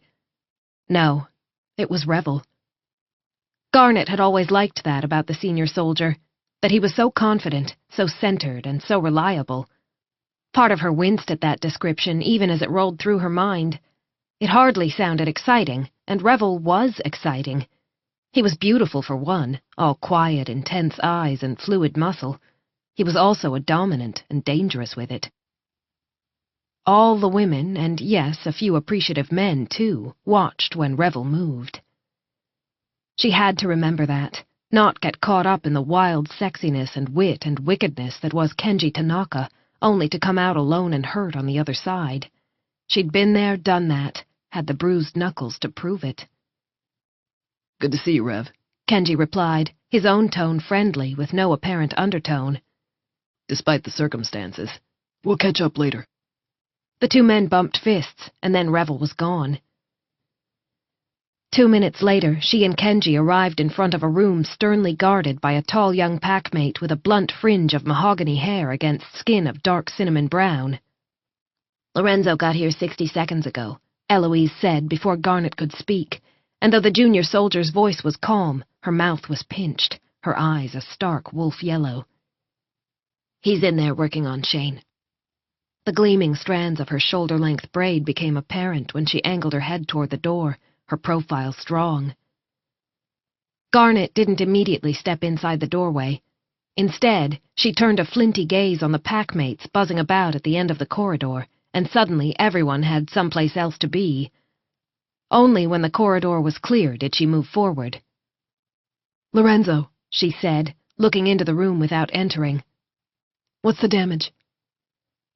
Kenji put his back against the wall on the opposite side of the door from Eloise, close enough to listen without butting into Garnet's space. It caused a flicker of pleased surprise in her wolf. She and Kenji had worked together on pack business for the past 3 years, ever since she made lieutenant, at the same age at which he'd originally been promoted. However, given their different specialties, they'd never had reason to work side by side this closely. Cocky as he was, part of her had been waiting for him to attempt to take charge. Shane's unconscious. Lorenzo's familiar accented voice broke into her thoughts, the healer having lived in El Salvador until 2 years earlier. His birth pack was small and the only wolf one in the entire country, but oddly, it had been gifted with the births of 2 highly talented healers of a similar age. The situation had left neither one truly fulfilled. Healers as strong as Lorenzo and his packmate needed their own group of people to nurture. The El Salvador pack was tight-knit, and the 2 healers were best friends, but there was simply too much drive and energy between them, and nowhere for it to go. Meanwhile, before Lorenzo's snow dancer mate snagged him, Garnet's den had been making do with 3 junior healers supervised remotely by snow dancer's healer Lara. These days, a deeply contented Lorenzo acted as Lara's deputy in a number of matters, including training the younger crop of healers. Garnet trusted him without question. He has a pretty big bump on the back of his head, Lorenzo continued. He'll have to be carried out. Some facial bruising, possible broken ribs, too. A compact man with silvered black hair against skin of a honeyed brown, the den healer got up from his crouch beside Shane's sprawled form. Stretcher's on its way, but you can have a quick look at the scene as it is. I'm going to take a few readings from Russ's body. Garnet glanced at Kenji. Can you take some photos? If she didn't have to worry about him attempting to pit his dominance against hers, she could use his support. No problem. He slid out his phone as he entered the room with her, his shoulders fluidly muscled under the white of his shirt, the sleeves of which he'd rolled back to the elbows. He wore the shirt untucked over jeans of dark blue denim, his only ornamentation, aside from his hair, a handcrafted pendant carved from black hardwood and polished until it gleamed like stone, which he wore at his throat on a rawhide tie. She was used to seeing that circular pendant with its simple spiral pattern. His maternal grandfather had made it for him, and Kenji wore it in remembrance after losing the other man to an unexpected lung ailment 3 years earlier. Now he began to snap photos from beside her while she took in the scene. Neither one of them would move any farther into the room at this point. Death was a sticky, iron-rich scent in the air, but it wasn't old death. No, the iron was too bright, tasted wet to her senses, while Shane's breath was a living warmth. Russ, by contrast, was bleak white in death. The 54-year-old lay on his side on the floor. He was facing Shane's feet, an improbably small red stain on the front of his white shirt, and his head resting against the oat-colored carpet that showed every drop of blood. There was no pool of dark red, just droplets.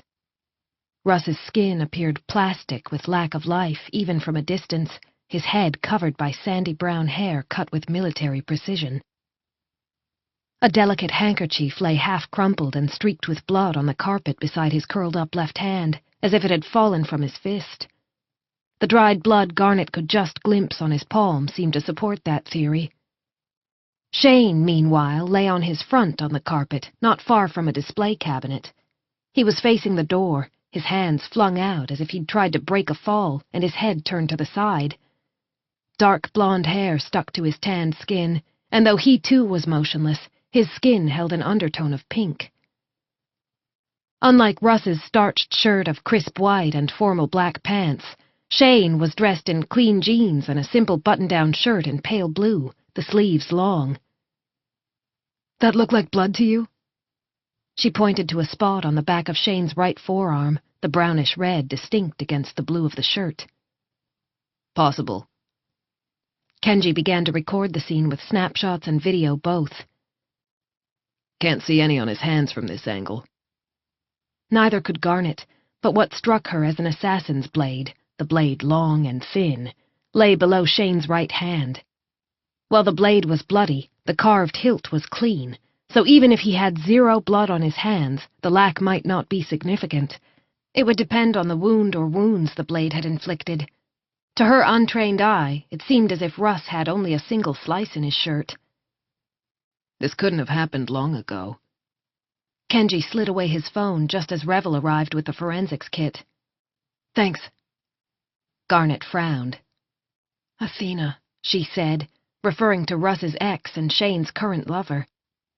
"I'll take care of telling her," Revel said, his eyes taking in the scene once more.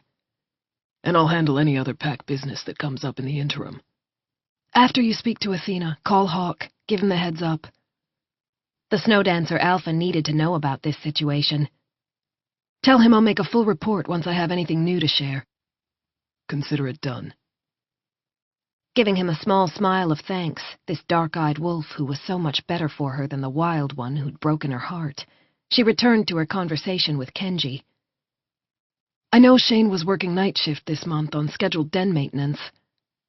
Things it was easier to do while most packmates were asleep and the corridors clear. "He would have gone off shift around 7:30. She glanced at her watch.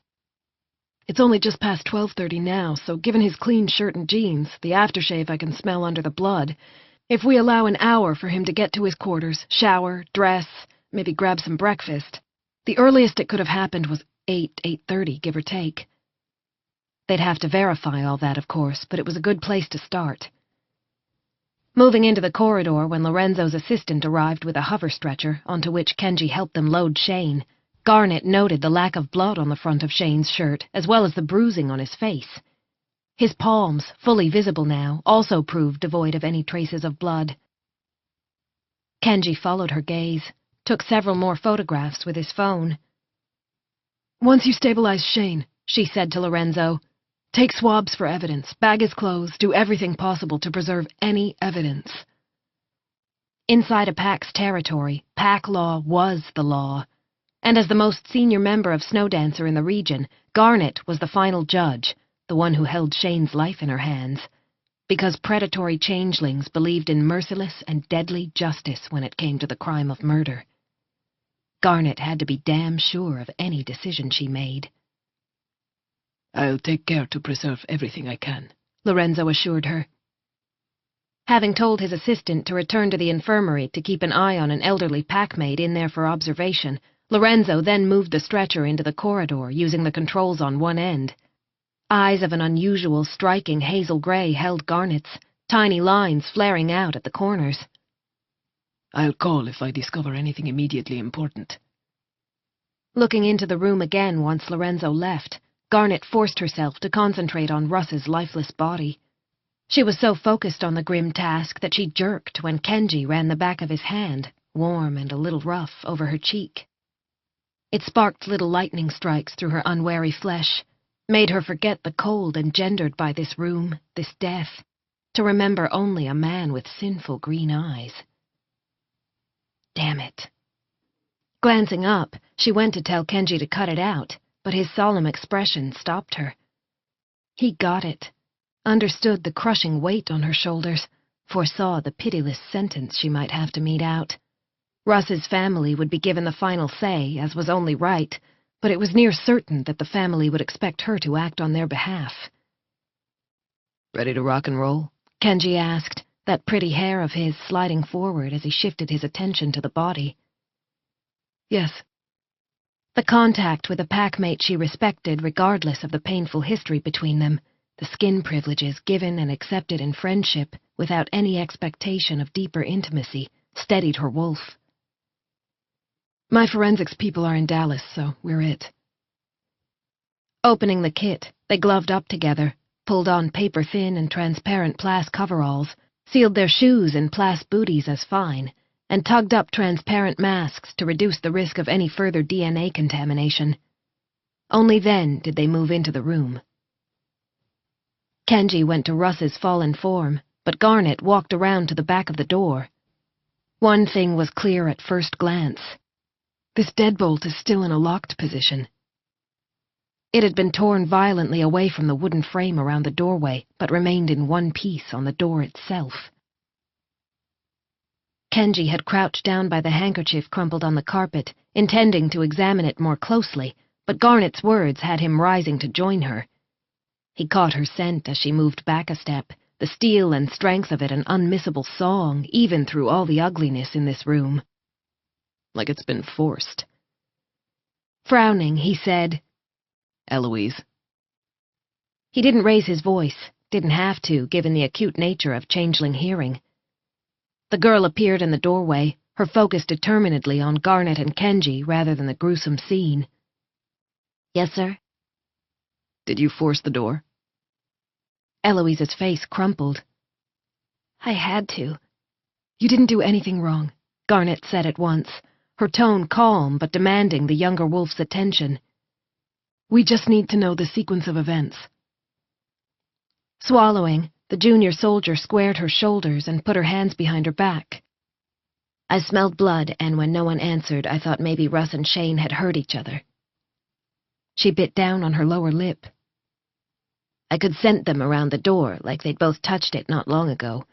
I swear I didn't touch anything after I saw them inside. Realizing he was missing something, Kenji decided to wait to ask Garnet, but she filled him in then and there. Russ was in a long-term relationship with Athena. We're talking going on 10 years. 5 months ago she broke it off with him. A month ago she moved in with Shane. Ah.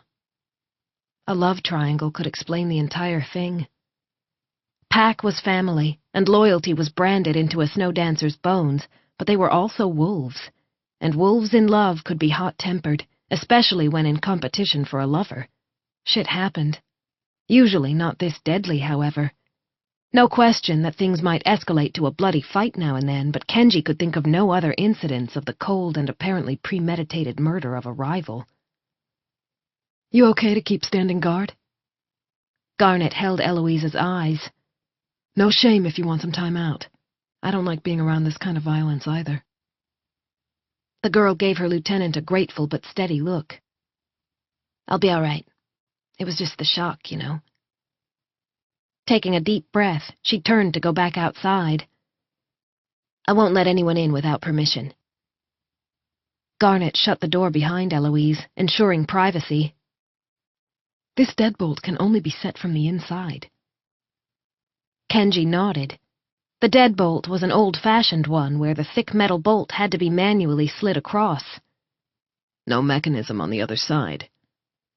A separate thumb-scan lock had been added to the door, likely during a den-wide upgrade, and it was probably what Russ had used day to day. I don't suppose you've sent a Psy, she asked.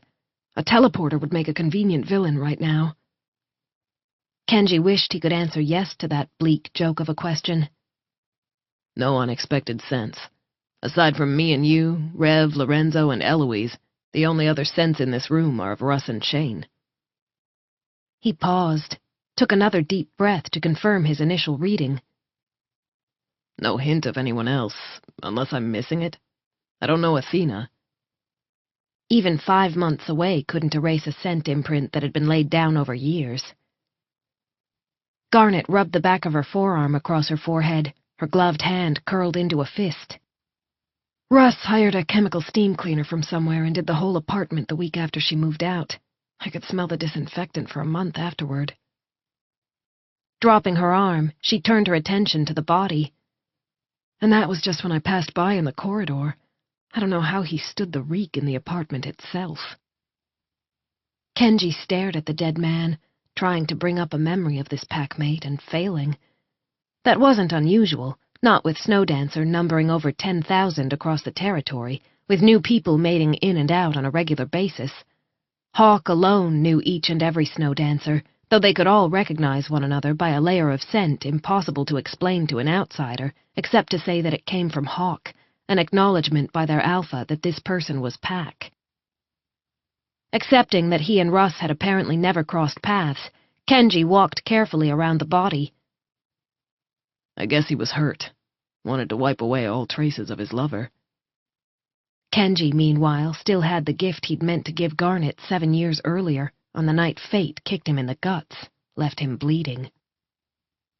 His eyes lingered on her as she crouched by the body. The hood of the coveralls hid her hair, but he knew the fine strands would have glinted like spun gold in the artificial sunlight that illuminated the room. "Russ didn't have a new lover?" he asked before the silence could grow too long, betray too much. A shake of her head. "Not as far as I know." He hunkered down on the other side of the body. "This handkerchief, it's feminine." Carefully tugging at the bunched edges to open it, he found what he was looking for, a delicately embroidered A. Garnet blew out a breath, sorrow darkening the sky blue of her eyes. "Russ," she murmured softly, "you've finally managed to surprise me." Her gaze skimmed to where Shane's body had lain, paused. "No, it definitely can't have been Shane's unless they fought over it. Looks like Russ was clutching it in his hand, pressed it to his wound, and it fell from his hand when he collapsed." It seemed very high drama to Kenji, but again, this was a wolf they were talking about. Pressed white shirt and razor-creased pants or not, Russ had still been born with the same primal drives as any Snowdancer. He might have erased Athena from his home, but he'd clearly failed at erasing her from his heart. "Sound familiar, Tanaka?" "No," he answered the mocking voice in his head. "I never tried to erase my love for Garnet. I'll be buried with her name on my heart." "Lorenzo will have to check," he said, a surge of aged emotion turning his voice husky. "But far as I can tell, Russ was stabbed once in the heart and bled out where he lay." "Blood follows gravity." Garnet pointed out the dark spots of blood on the carpet below Russ's chest, as well as the thin trail of red down his side that indicated he hadn't moved after collapsing. "Unless it was a lucky fatal stab, it seems he had plenty of time to go for help. Might be he hit his head when he fell." Kenji looked around, saw no evidence Russ had tried to crawl to the door. "You want me to check the part of his head that's against the carpet?" Garnet frowned in thought, finally said, "No, leave it. I want Lorenzo to have first go at the body. He should be back soon unless there's more wrong with Shane than a concussion." Getting to his feet with a nod, Kenji walked over to look at the knife. "Fancy hilt." Scrolling patterns on the metal, a green jewel at the tip. "Shit." Garnet gritted her teeth as she came to join him, her dominance a pulse under her skin and her worry tension across her shoulders. "Shane collects knives. He's done it for years." Wolf and man, both parts of Kenji wanted desperately to comfort Garnet, to take some of the weight, but he knew she'd push him away the instant he made the offer. This was her den, her responsibility. "Wolves aren't immune to stupidity or jealousy," he reminded her, his own jealousy a snarling monster held barely in check. You can't keep them safe from their own choices. A flinty glance, the blue of her eyes unimpressed. You'd feel responsible too if this was your territory. Yeah, well, being a lieutenant doesn't save a wolf from idiocy either. He made himself break the eye contact before she saw too much. It's not looking good for Shane, is it? Seems a slam dunk. Door locked from the inside. A man who died where he fell. Another man found unconscious nearby with the murder weapon. Kenji's skin prickled. Then why don't you sound convinced? Chapter 3. Garnet forcibly relaxed her jaw when a tension ache alerted her to how tightly she'd clenched it. Shane is a sweet, kind man, she told Kenji. If this had been the other way around, I'd have believed it, but Shane stabbing Russ? She felt her hair stick rubbing against the hood of the coveralls as she shook her head. Russ was a hothead? No, he was just rigid. That's the word. Garnet didn't want to speak ill of the dead, but she needed to fill Kenji in on the context around this entire inexplicable scene. He taught high-level math, university stuff. I often got the feeling he would have liked to arrange people like he did his math equations, all neat and tidy and contained. Born that way? No, not like what you're thinking. Garnet would have understood a mind that simply functioned differently, accepted it. Russ chose to look down on others and to consider himself above most of his packmates, and after Athena left him, he chose to be bitter and to stew in his anger rather than accepting the comfort offered by friends and family. None of that meant he deserved to be murdered. No one deserved to have his or her life stolen. She lifted her hands to pinch her nose between two fingers, dropped it when she remembered she was wearing gloves. Damn it, Kenji. Shane is a good man, and he's really good for Athena. Nothing's set in stone yet. Kenji's voice was tempered and his vision obviously clear for being unclouded by personal connections. No use worrying about it until you know for sure. It was exactly the advice she needed at that moment. Nodding, she said, "Let's walk through the rest of the apartment. Take the samples we need. We'll check DNA everywhere in case we're wrong and someone else was here." They'd just finished the detail-oriented task when the door opened to reveal Lorenzo. "Am I okay to come in, examine the body?" the healer asked, his gaze lingering first on Garnet, then on Kenji. She knew what he was doing, checking on their emotional and mental well-being.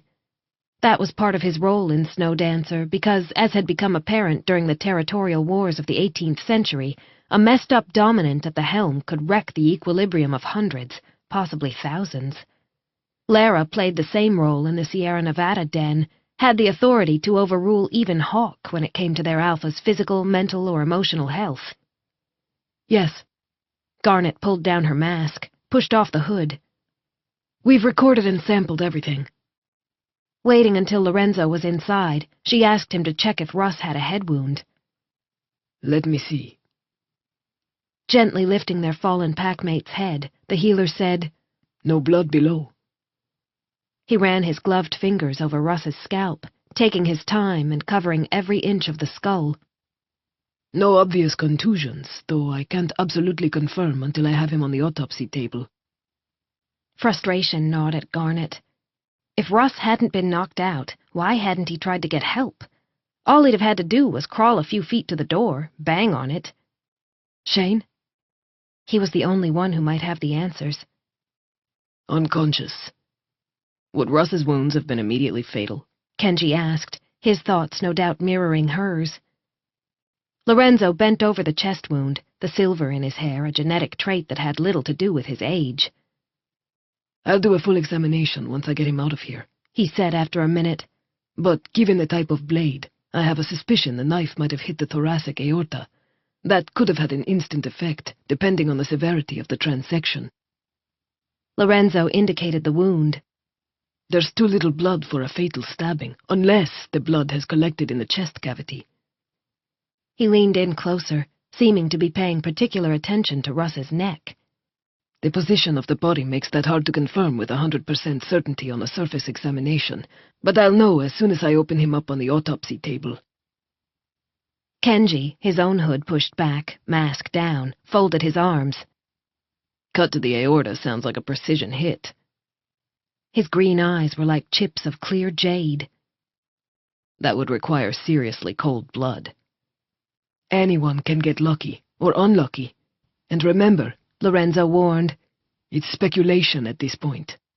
Face gentling as he turned back to Russ, he reached out to touch his fingers to the other man's closed eyelids.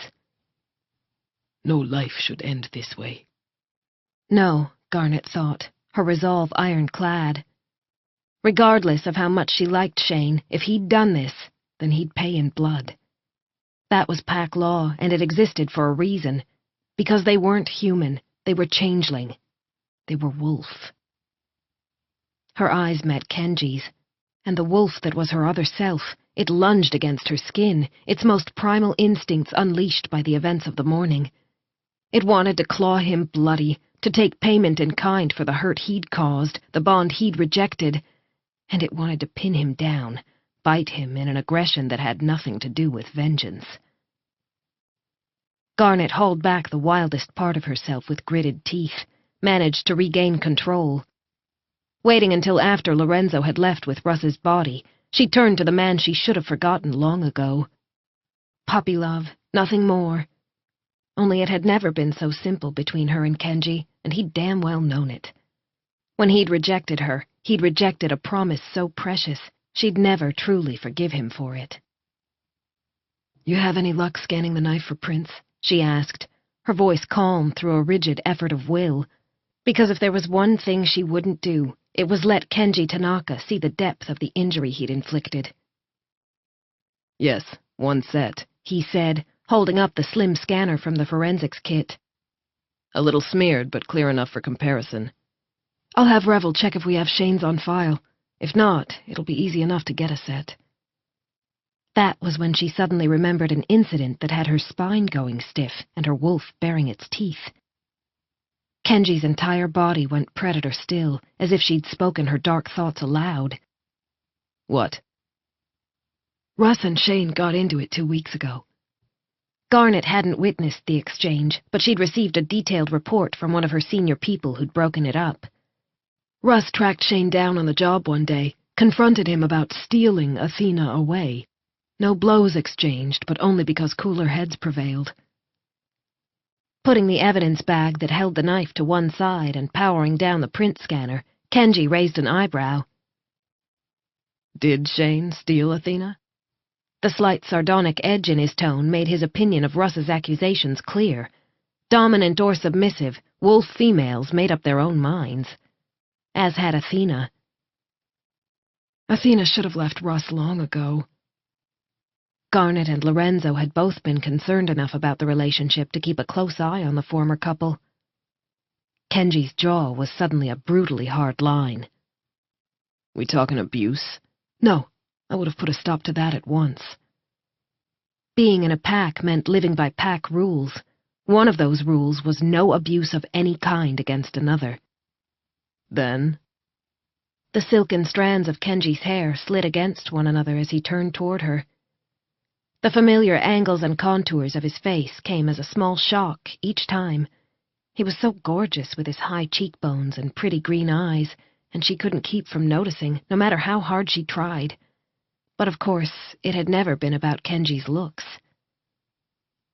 Athena's this artistic, slightly flighty but very sweet woman, she said, instead of lingering on the strong line of Kenji's neck, because that way lay dangerous temptation.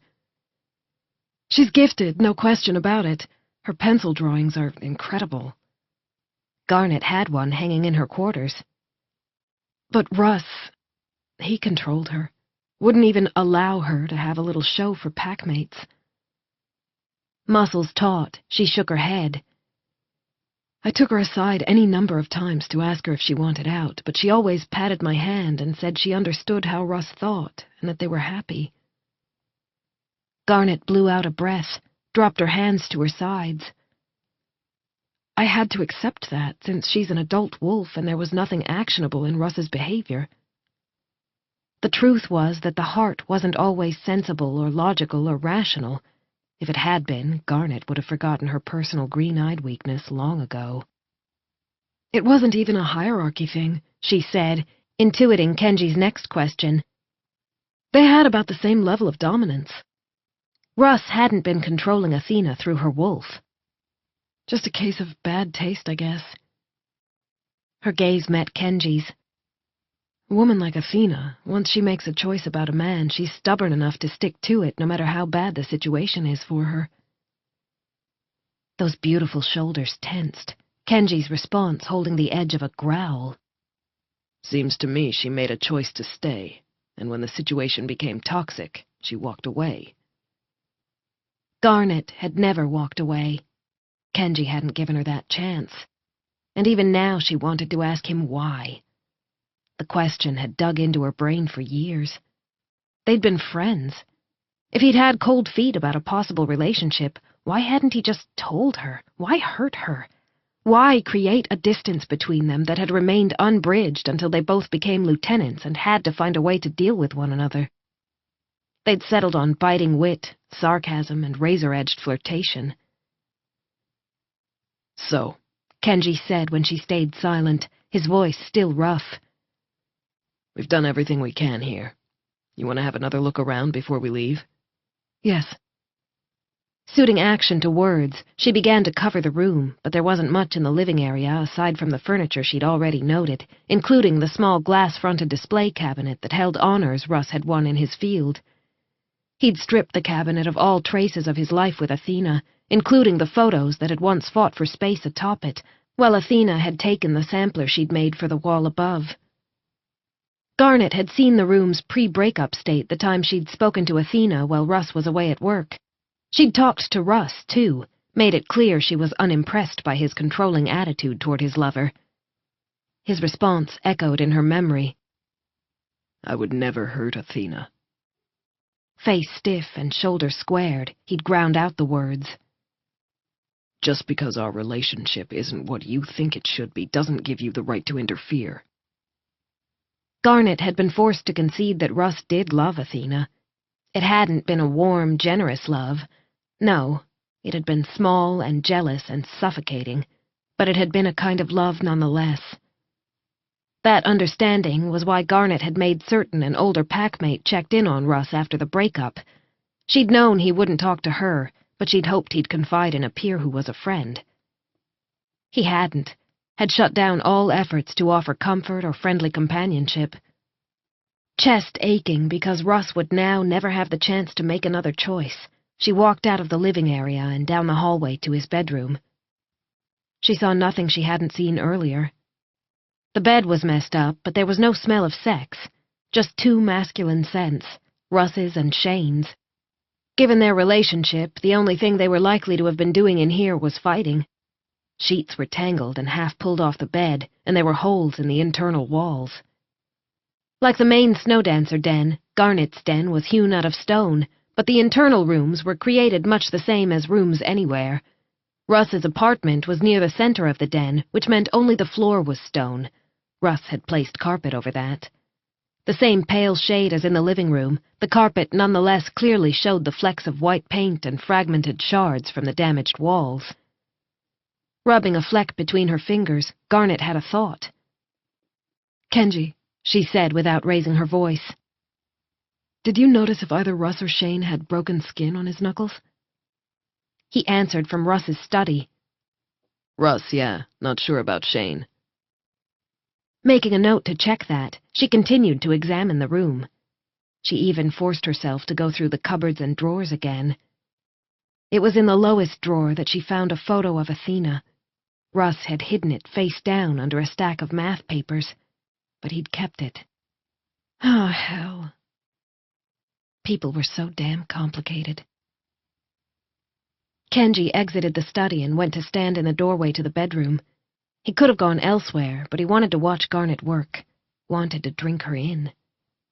As it was, her scent sank into his cells between one breath and the next, or that was what it felt like, as if she was already branded into his skin, a place only a lover or a mate had the right to be. His gut twisted. He'd sell his soul to have the right to call her either one of those two words. I still can't make heads or tails of his study, he said, going to shove his hair back only to realize he was still gloved. That hand, when he paused it mid-move, held the finest tremor. Yeah, it wasn't getting any easier to ignore the violent pull inside him when it came to Garnet. It's all math stuff. I don't think it was disturbed. He was so neat, any search would be obvious. Russ has been tutoring a couple of grad students. Closing the drawer she'd been examining, Garnet got to her feet with a grace that seemed more akin to the cat's than to a wolf. She'd always been like that, lithe and fluid and beautiful in motion. Once we've confirmed the sequence of events, she said, I'll have the students help Athena go through the study. Folding his arms, Kenji leaned against the door jamb. You think she'll want to? Love's a hard beast to slay, Garnet murmured, her eyes on the holes in the walls. Athena came to me a month ago, wanted to make sure Russ was all right. A faint, sad smile. Two people can't live together for a decade and forget each other in a heartbeat. Kenji wondered if he'd have been strong enough to walk away from Garnet had they already been a couple. The answer was a visceral hell no. He'd have been selfish, held on to her with bleeding and broken fingers if need be, and he'd have watched her slowly realize what it meant to be with him. It would have killed him. Kitchen's the only place left, Garnet said on the heels of the silent sucker punch of his thoughts. Not trusting himself to speak, he followed her to the small kitchen in back of the apartment. It was spick and span.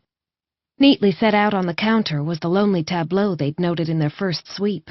1 cup, 1 plate, a pair of utensils. Sad, Kenji murmured. Garnet's mouth was bracketed by white lines on either side as she shook her head.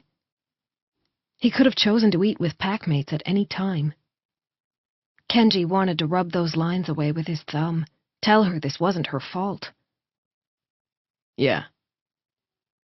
The only time Kenji ate on his own was when he was so exhausted he just wanted to bolt down a meal and crash, or during the rare times when he felt like being alone. Otherwise, he ate in one of the communal break rooms. That was every packmate's right, paid for by Snowdancer's various business profits and investments. The pack had made that decision in the aftermath of the territorial wars, at a time when the wild game had long since migrated to areas without war. Snowdancer had survived the wars with enough members to remain a pack, but it had also absorbed members from other more devastated groups. Those people had become pack under a searing mountain sky, and together they'd created a charter that held to this day. Part of that charter was that no pack member would ever go hungry in pack lands. Too many of the survivors had known hunger. However, ask any wolf and that wolf would tell you it wasn't only about the food, but about togetherness, about being a pack. Kenji's bonds with his packmates had been sealed into stone over years of meals taken together, hundreds of times when he'd casually taken charge of making sure a small pup ate properly, or the occasional time when he'd laughingly participated in a food fight. Couples and families usually had more meals on their own than single wolves, but even then the balance was weighted toward being with pack, using the time to catch up and connect. As a child, Kenji had eaten with Garnet's family more than once, and he hadn't been the only non-family member at the table. I guess Russ either liked eating alone, Kenji said, or wanted to wallow in self-pity. He shrugged, feeling more than a twinge of sympathy for his dead packmate. He'd been dumped, then seen his ex hook up with a younger man. A big hit for anyone. The male ego could be a fragile thing. And from what you've said, I don't think he'd have seen it coming. You're right. Garnet walked around the kitchen, checking cabinets and drawers once again. He'd probably have made it out, given enough time. Kenji saw the tension bunch across her shoulders, but he wasn't prepared for her to turn around and slam her hands down on the counter as her claws sliced out, perforating her gloves. No one had to die! His wolf rose up into an alert position inside him, hackles raised, not because of her growled statement, because of the distress hidden beneath her anger, and because she was still growling low and deep, her eyes having gone pure wolf. Placing his hand on one deceptively delicate-appearing shoulder, he made his tone hard. Throttle it. It was an order. Your denmates need you calm and in control. Baring her teeth at him, she said, Get your hand off me, in a voice that was more wolf than woman. He heard the unspoken coda, Don't you dare give me orders in my own den. Kenji decided to dice with his life. Because what most people didn't realize was that Garnet was actually more feral than Kenji. She ran her den with aplomb, gave off the image of being totally civilized, but she wasn't. Piss her off enough and the wolf was right there, ready to rip off your head, or punch you in the face. Of course, that wolf only appeared with those she considered equals. Raising an eyebrow, he leaned in close enough that he could count every one of her golden eyelashes. Make me. He didn't even try to avoid it when she shoved off his hold with a clawed hand, leaving 4 thin scrapes on the skin of his wrist. Feel better? His heart pounded at the scent of blood, at the wild physical contact, at the feeling of being marked by the one woman whose brand he'd always wanted to wear.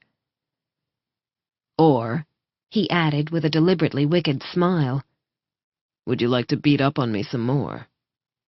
Bite me, she muttered, but her eyes were less gold and more blue now, though the wolf, it was still very much present. So present that he could almost see her fur bristling. Chapter 4.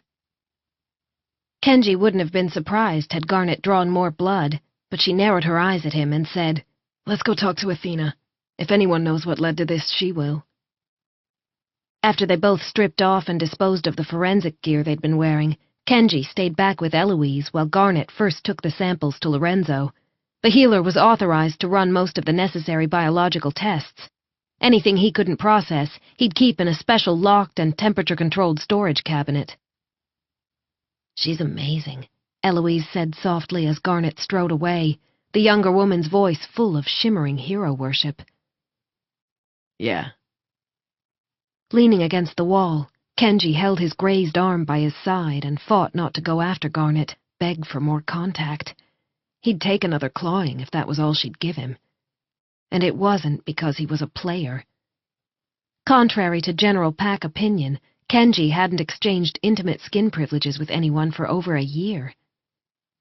Changelings needed touch to stay stable, but the affectionate cuddles he received from pups, the hugs from friends, had helped paper over, if not fill, the void. His body hurt with a deep sexual ache, and his wolf was desperately lonely, but it had started to hurt being with anyone, too. Because no one else was Garnet. No one else would ever be Garnet. Neither wolf nor man wanted anyone but her. Rubbing his fist over his heart again, he tried not to think about how things could have been different, how he could have had the right to call her his own as they grew into their skin and strength side by side. But his brain, it was a runaway train, and it wanted to go straight back to the most painful moment of his life. For so long, Garnet had just been his friend Steele's tiny kid sister, smart and funny even when she was butting in and being annoying. She'd also been painfully kind. He'd never forget how she'd hugged him fiercely tight when she'd found him crying as a 10-year-old after his parents had another massive fight, and she'd never told anyone, keeping his hurt to herself. Then, the night of her high school graduation, she'd laughed and hugged him after he gave her a journal for her upcoming trip to France, and his wolf had quivered in shocked understanding inside him. After all that time, he'd finally seen her. Seen the strong, highly intelligent, and beautiful woman she'd become. But she'd still been Steele's kid sister, still only 18 to his 20. So he'd gripped his need in a merciless fist and given her the room and the time to spread her wings, find her feet, all the while knowing she was his, the key to his lock. Too fucking bad for him that fate didn't agree. Hearing Eloise scuff her shoe on the stone of the den floor, he focused on the young soldier, all determination and ruler-straight spine and lines of strain around the eyes. Garnet must respect your skills a hell of a lot. A wide-eyed look that turned shyly hopeful. Really? Kenji gave a small nod. Most juniors would have been relieved the instant the alarm went up. He didn't know this pup well enough to offer her a touch or a hug, but he could give her the same in words. Remember that when you are relieved. It's not because she has any concerns about your ability to do the task, but because it's not your time right now. Eloise swallowed, blinked. I was freaked, you know. She admitted in a whisper. I didn't maintain. A jagged breath. I screamed for a second before I stopped myself. That just means you're flesh and blood, with a heart. It's what you did afterward that matters. You summoned help and held the scene. No senior could have done better. Eloise's shoulders straightened, a smile lighting up her eyes. Garnet's boot-clad footsteps sounded at that instant. She appeared around the corner seconds later, her expression grim once more. With her were a male and a female Kenji knew, both dominants far more experienced than Eloise. Eloise, Garnet said, and walked a short distance away with the younger woman, her hand on Eloise's back.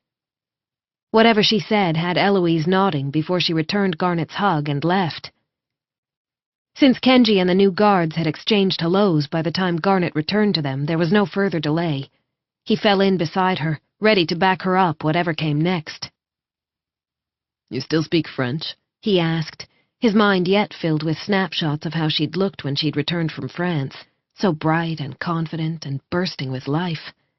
Like Eloise, she'd been hopeful and wide-eyed, but unlike Eloise, she'd already had a core of steel that marked her as a dominant with the strength to become lieutenant. Only she hadn't been hard. Hot-tempered, yes, but never hard. Not even when she'd been a teenage girl, bloodying the noses of boys who thought they could dominate her in the hierarchy simply because she was petite. She'd brought Kenji back a braided leather bracelet he still wore, but only when there was no chance she'd see it. And that's a relevant question, how? I figure I get a random free question after you mauled me. Eyes flicking to his arm, she scowled. Let me see that. It was nothing but a scratch, but he lifted his wrist toward her anyway, let her put her hands on him. Faker, she muttered, dropping his arm, after a gentle pat over the scratches. You should know better than to challenge another lieutenant, especially in her territory. His skin burned where she'd touched him, licks of fire that warmed the cold places within. Danger's my middle name, don't you know? Garnet's response was a stream of fluent French. Hell, that's sexy. He pressed a hand over his heart, his wolf so delighted she was playing with him that it ran around excited as a pup. You probably said something about spinach, right? Or told me to eat a sock? Her lips quirked, that adorable, un-lieutenant-like dimple peeking out. You'll just have to live in suspense, Kenji Danger Tanaka. Undone, he said, Where are we going? Not that he cared, so long as he was with her. Her expression turned solemn. Athena and Shane's place is down this way. It took a brisk 5-minute walk to reach the apartment. Kenji frowned. Did they request these rooms? Yes. Garnet's shoulder brushed his arm as she paused. You're thinking they were trying to avoid conflict? Yeah. Heart pounding at the physical sign that maybe she wasn't so generally pissed at him any longer, he dared tug on a curling tendril that had escaped the hair stick, giving her the skin privileges she needed to find her center. Doesn't fit with Shane going after Russ. Nothing fits in this goddamn mess, Garnet muttered before closing the final distance to the apartment door and raising her hand to knock. But not until she'd glanced over at him, said, Thanks for putting your body in the line of fire. Anytime, Garnet. Whatever she needed, he'd do. He'd be. It was Athena's friend Julie, black-haired and with skin the shade of dark autumn leaves, her features lovely and elegant, who opened the door. Garnet stepped through with her head clear and her wolf's frustrated anger focused into lieutenant composure. All thanks to a sexy, playful wolf she'd done her best to ignore for 7 years. Kenji had always been good at that, at making other people feel better. She hadn't missed the light in Eloise's eyes, had figured out the cause pretty damn quick. Kenji Tanaka had always had such a generous heart. That appeared unchanged, and it didn't fit at all with how he'd destroyed their friendship with a harsh coldness that bewildered her to this day. He'd hurt her, and he hadn't seemed to care. He hadn't said sorry for standing her up, hadn't even wished her a belated happy birthday. Instead, he'd ignored her, as if they'd never been friends. Back then, she'd been so angry that she'd taken his actions at face value, especially given his increasingly wild behavior in the months and years immediately following. Kenji had come very close to going totally off the rails with his partying and dangerous stunts, had been placed on probation when it came to his status in the pack. It was one hell of a serious disciplinary measure for a wolf everyone had thought would make lieutenant. Not seeming to care about that either, he'd carried on with his recklessness, until the day he'd jumped off the top of the highest accessible waterfall in Den territory. Garnet had seen the jump by sheer chance, had felt her scream lock in her throat, her entire body going ice cold. No, she'd thought. No! She'd frantically searched the churned-up water for his body, but he hadn't broken his neck that day, just a few ribs.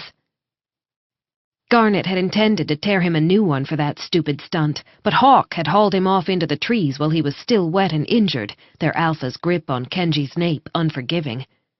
They hadn't reappeared for hours, and whatever had happened that day, Kenji had stopped the flat-out crazy behavior. But he hadn't picked up the violin he'd abandoned, and he hadn't halted his odyssey through the female population of Snowdancer. Garnet's wolf flexed its claws inside her, but even that wolf, primal and proud, was wondering if maybe in her anger and hurt she'd missed something vital all those years ago. But that mystery would have to wait, no matter how it tore at her. Today, she had to focus on Russ and Shane. Jem. Oh, Jem, tell me it's not true. Athena rushed into her arms as soon as Garnet entered the living area. Her perfume was as delicate and floral as her sundress, her hair a mass of wild mahogany curls around a striking Botticelli face. Beside Garnet, Kenji held Julie close, lending his strength to a packmate who needed it. It took several minutes for Athena to be in any condition to talk. Sitting down with her while Kenji wandered into the kitchenette to talk to Julie as she made some coffee, Garnet took the older woman's hand. It trembled. Why did Shane go over to Russ's, Athena? Athena's normally creamy skin was blotchy and devoid of its usual glow when she answered, her hazel green eyes huge in a face that seemed all jagged bone. Russ, he called. A hiccuping breath, her voice as soft as always. He said he wanted to clear the air, have a quiet drink with Shane. That doesn't sound like Russ. He'd held on to his grudges like pups hang on to their favorite toys. Actually, I could see him making that call. A smile curved Athena's lips, but it was a terrible mockery formed of sadness. Russ liked things in neat boxes. Me and Shane, we were a loose end. She looked down at the carpet, but Garnet had the feeling she was seeing the man who'd been an integral part of her life for a decade. So he'd shake hands with Shane, and that would be it. The box would be closed, and he could carry on. Smile fading, Athena looked up to meet Garnet's gaze. I was happy for him. Thought he was finally moving on from our relationship. Her voice broke on the last word. I didn't hate him. I wanted good things for him. Garnet allowed her packmate to regain her composure before saying, He called this morning? No, last night. He wanted Shane to go over then. The blood vessels in her swollen eyes spidery red lines against the white. Athena accepted the mug of coffee Julie handed over, giving her friend a shaky smile of thanks as the shorter woman sat down on her other side. Taking her own coffee from Kenji as he leaned against the side of the sofa, Garnet waited. But Shane was just leaving for a night shift, Athena continued. So Russ suggested that maybe Shane could drop by in the morning for a few minutes instead. She gave a tight smile. Russ always hated having to redo his schedule. He liked things as he liked them. Taking a deep breath of the coffee aroma, she swallowed, her nose stuffy when she spoke again. Shane didn't want to go, but I said he should, that it'd make things so much easier if we didn't have to avoid Russ in the den. Another breath, this one jerky. I sent him. Her hands tightened on the coffee mug, her voice rising in pitch. Athena's pain made Garnet's heart hurt, but she had to be a lieutenant today, not just a sympathetic packmate. How was Shane this morning before he left? She asked, before Athena could give in to hysteria. Athena jerked almost to attention at Garnet's blade of a tone, instinct trumping the dark spiral of her thoughts. I didn't see him, she whispered. I was giving an art class in the nursery and I left early to set up.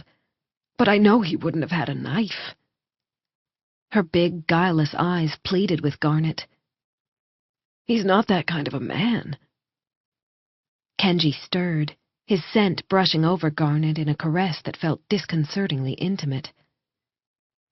Do you know if there's a blade missing from his collection? I haven't looked. Athena set down her coffee mug before her trembling spilled the hot liquid over the sides. I didn't want to look. I know Shane didn't go there with the intention of hurting Russ. May we look? Garnet put her own mug on the same low table. Rubbing away her tears with her knuckles, Athena hesitated, suddenly appearing far smaller than her 5 feet 9 inches of height. I don't want to do anything to hurt Shane. The truth was that as head of the den, Garnet could go ahead without Athena's permission, but the other woman was already fragile, didn't need to be forced into a choice that made her feel as if she was betraying the man she loved. Better if Athena understood that she was helping her lover as much as she could. Cupping her packmate's face in her hands, Garnet spoke to woman and wolf both. You know I'll be fair, she said. To do that, I have to know all the facts. Face crumpling even as her eyes turned the yellow of her wolf, Athena gave a staccato nod. Julie can show you the key. Garnet glanced at Kenji. Putting his own coffee beside hers, he left with Julie while Garnet tugged Athena close and held her tight. I never meant for this to happen, Athena said, her voice muffled against Garnet's neck. I couldn't live inside a box anymore. She drew back, raised her hand to her mouth. I never thought... Hey. Garnet took Athena's hand away from her mouth, tipped up her chin. No wolf in my den is ever going to be made to feel guilty for the actions of another. Even as she spoke, she was telling herself to take her own damn advice. You just remember that this entire scenario involves adults. Part of being an adult is making our own decisions. You didn't make either Shane or Russ do anything. Understood? Athena nodded jerkily just as Julie returned. Leaving the generally more pragmatic and steady woman to sit with Athena, Garnet went to join Kenji in the small room that functioned as a combined art studio and hobby area.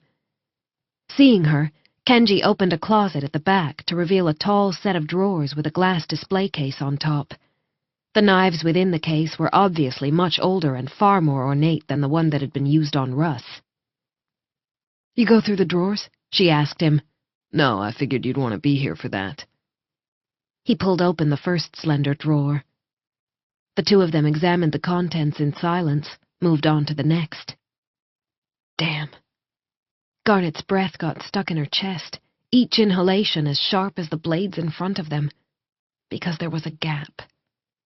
Arranged smallest to largest, each knife in this set had a green jewel in the hilt, as well as distinctive scrollwork. Kenji took out his phone, pulled up a photograph of the murder weapon. Perfect match. Folding her arms, Garnet stared at the accusatory gap in the blue velvet of the drawer lining, but it had no more secrets to tell. Let's go see if Revels match the fingerprints. I asked him to take care of it on my way back from the infirmary. Locking the case, Kenji pocketed the key. I think we should lock up the whole studio, just in case. Good idea. It turned out the door to the studio had a never-used thumbscan lock that Garnet programmed to respond to only her or Kenji. The living room was empty when the two of them returned to it. She followed Athena's scent to the bedroom, where she found the artistic woman lying down while Julie patted her back. Catching Julie's eye, Garnet motioned that they were leaving. Before she could step away from the doorway, however, Athena sat up. Shoving her curls out of her face, she said, "Can I see Shane?" It was a plea. No, I'm sorry, Athena. No one can speak to Shane until I've had a chance to interview him. She'd swung by her quarters and picked up her phone earlier, aware Lorenzo would alert her the instant Shane began to show signs of consciousness. I'll tell you as soon as I'm done. You have my word. Athena's face threatened to crumple again. She was a sweet and talented wolf with a gentle heart, but she wasn't the strongest of them. So when she squared her shoulders and set her jaw, Garnet's own wolf looked at her with new eyes. Love, it seemed, could make warriors out of even the most fragile. I don't believe it. Athena's voice was fierce. I don't think Shane would hurt Russ. He's just not built that way. Yellow wolf eyes locked with Garnet's in a show of truly unexpected strength. You do this right, Gem. You find the truth. Chapter 5. Kenji saw the renewed lines of strain around Garnet's mouth as they left Athena and Shane's quarters, and though his wolf snarled, wanting to take care of things, he knew there was nothing he could do but back her. Even had she been his, it was all he could have done. Garnet would allow nothing else. The thought had just passed through his head when a pack of pups in wolf form ran down the corridor, clearly racing. He knew without asking that they were breaking the rules, but with it being so wet outside, all the den kids were probably going stir-crazy. He'd certainly broken this particular rule more than once as a pup. Garnet didn't stop or censure them. Laughing in open delight, she stood in place as they streamed around and through her spread legs. Looking at the pack of brown-furred bodies, Kenji noted the tiny one at the back who was determined to keep up but kept falling behind, the runt of the group. Garnet had been like that, tiny and fierce and refusing to be left behind. Not stopping to question his instincts, he tugged off his necklace and dropped it on the floor. It was unlikely the shift would cause any damage to something as solid as the pendant, but he wasn't about to take the chance. A second later, he shifted and raced to grab the huffing and trailing pup in his mouth, taking a firm grip halfway along the pup's small body. Then he loped after the other little ones, racing past them to the far end of the corridor, where he put down his tiny burden. Turning, the pup bounced and yipped at Kenji excitedly, and when his friends skated to a stop in front of him, their tiny claws scratchy on the stone, Kenji's pup made a noise that in human form would have been a smug raspberry. Chuckling inside at having given the pup one victory at least, Kenji left them to their boisterous play and padded back to Garnet, who had her hands on her hips and was trying to look stern. All the parents are trying to teach this lot not to shift well in their clothes, and there you go, setting a bad example. He pretended to bite her leg.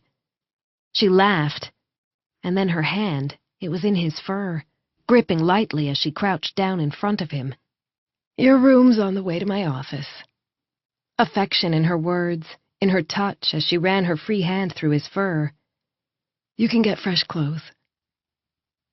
Looking into eyes gone a wolfish gold, his own wolf's heart beat huge and hard inside its chest. That wolf, too, loved her, and that wolf, too, knew they had to let her go. But the animal was closer to its primal self, possessiveness in its veins. Tugging out of her hold before that primal heart could give in, he nipped at her jaw. Kenji! She laughed again, and the sound, it was like warm rain over his senses. When she growled playfully and threatened to nip at his nose in vengeance, he danced out of reach and would have loped off toward his room, except the pups had seen them tussling and ran excitedly back to join in the play. So of course he tumbled with them while Garnet let tiny pups climb all over her, her eyes bright and her hands gentle on their squirmy little bodies. He finally slipped away, his grandfather's pendant gripped carefully in his teeth, when the now happily exhausted pups started curling up to nap right there in the corridor, piling on top of one another to snuggle in. He knew they'd be fine. During rainy days in particular, he'd often had to avoid more than one furry bundle in the corridors of his own den. Their caretakers would eventually track them down and carry them back to the nursery. Once in his room, he decided to leave off the pendant since he'd broken the rawhide tie when he took it off. Shifting, he ran the smoothness of it between his finger and thumb for a second, his heart clenching as he remembered the big-hearted, loving man who'd given it to him. He was glad his grandfather had never known the long-term repercussions of the joyous trip on which he'd taken Kenji when Kenji was a boy. It would have killed the older man. Breathing past the ache of a grief that still caught him unawares sometimes when he thought of his grandfather, he was in a fresh pair of jeans and a white t-shirt by the time Garnet made it to outside his room. Reaching out to ruffle his hair, she said, "You lost the colors." He'd bent instinctively so she could reach, had to force himself to straighten. "I feel naked, like my butt's showing." Dimple appearing, she pulled out a glitter pen from her pocket. "Want me to go wild?" His shoulders shook at the gleam in her eye. "Where did you get that?" "Found it in the break room before our meeting, meant to drop it off with the school supplies." Slipping the pen back into her pocket, Garnet curled her fingers into her hands, the sensation of Kenji's hair against her palm a living memory. Warm silk, heavy and glossy. "You're still good with kids." She'd always thought he'd make an incredible father if he'd only stop his crash-and-burn approach to relationships. "My mom says it's because I'm half pup myself." The dangerous heartbreaker smile that creased his cheeks made it clear he didn't consider that an insult. "You still intending to have as many as you can?" She blinked at the realization that he'd remembered her dreams, but then Kenji had a habit of remembering things she'd said to him, and vice versa. As a teen, he'd once found her an out-of-print comic book for her collection after she mentioned it exactly once. Not long afterward, she'd tracked down a particular candy bar he wanted to eat. They'd always taken care of one another in small ways, right up to the night Kenji had broken them in two, hurting and angering her so much that she'd been blinded by it. "Yep," she said, her resolve to figure out the mystery of that night set in stone. She'd know the truth before Kenji left the den. And if that truth was a painful one, if Kenji had simply changed his mind and no longer cared about her, so be it.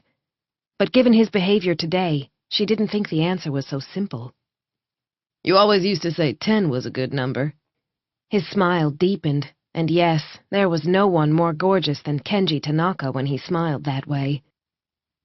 "I might have been a little off base there." Her dry response made him chuckle.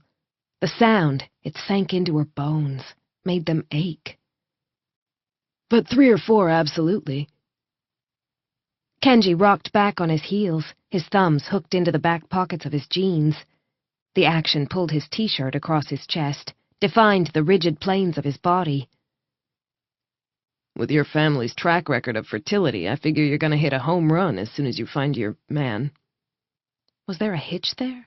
A subtle tightening of his facial muscles? "And start making the attempt." Continuing to watch him with a care she'd avoided for years, Garnet said, "I'm hoping." Ruby and Steele weren't Garnet's only siblings. She had 6 others, a near impossible number in changeling terms. 4 sets of twins, plus Garnet. "Ruby's definitely carrying one, right?" Kenji's tone had an odd undertone she couldn't quite decipher. "I didn't miss another set of Sheridan twins?" he added as they began to walk side by side, Kenji automatically shortening his stride to accommodate hers. "Definitely one this time." Fur ruffled by what she'd sensed in his voice, Garnet turned to look at him, came up against a wall of good humor. Her eyes narrowed. Kenji had been good at hiding things as a child, too, had learned to do so in the midst of the war zone that had been his parents' relationship. Why hadn't she remembered that at 21? Because, she admitted, she'd been young and inexperienced, a dominant predatory changeling swimming in hormones, her pride a touchy thing. She'd also been more than a little in love with Kenji Tanaka. She'd wanted to claw Kenji bloody. Pride alone had stopped her. Kenji had been a couple of years older, old enough to have predicted her response. To have counted on it?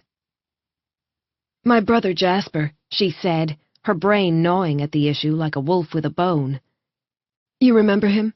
Sure, he's in Alexei's sector. His mate is carrying twins. They're ecstatic. Kenji's grin sliced through her heart. I hadn't heard. I'll have to give him a call. What's a good gift for twin pups? There he went again, being the amazing, generous boy she'd grown up with, instead of the daredevil Lothario he'd become in his early 20s. "Nothing matchy-matchy," she warned him. "According to Jas, he's still scarred from his matchy-matchy childhood." Kenji's chuckle went straight through her, making the tiny hairs on her arms prickle. I remember how your brothers would constantly want to swap clothes with me and their other friends. We got the best of the bargain, though. Shoving down her primal response to him once more, Garnet nodded. "Mom's an amazing tailor." One who was secretly working on 3 adorable baby tuxedos, 1 for Ruby's pup, 2 for Jasper's pups. "This is my office." Revel was at the computer behind the dark wood of her desk when they entered. Fingerprints on the knife are a match to Shane's, he said as soon as they shut the door behind themselves, his face set in harsh lines. I ran the program twice to be sure there was no mistake. Garnet's gut tensed, but dealing with the tough and the hard was part of a lieutenant's job. Folding her arms, she set her feet apart. "Show me the location of the prints." Something about them had been niggling at her ever since she took a quick look at the scan of the murder weapon before assigning Revel the task of identifying the prints. Revel put up the images on the large screen on the back wall of her office. Then, coming around to the front of the desk, he pointed out the 4 slightly smeared but readable prints on the handle of the blade. Perfect. He paused, his hands on his hips. Honestly, it's a little too perfect. If the room hadn't been locked from the inside, I'd be tempted to say planted. Kenji moved closer to the screen, the artificial sunlight making his hair gleam blue-black. This knife is pristine except for those 4 prints. The others we saw in the set all had smudges, signs of repeated handling. Shane did handle them. Garnet had visited with him over his collection about 3 months back, curious to see an ancient knife another packmate had described to her. He enjoyed sharing his hobby with others, talking about the history of the knives. She could still remember how his square-jawed face had glowed as he spoke about the workmanship, the hands through which each blade had passed.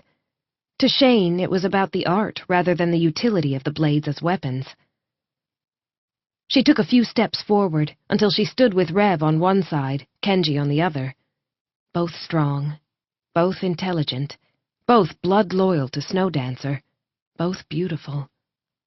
But only one made her heart thunder and her blood grow hot and her temper fire as violently as her passion. Damn it.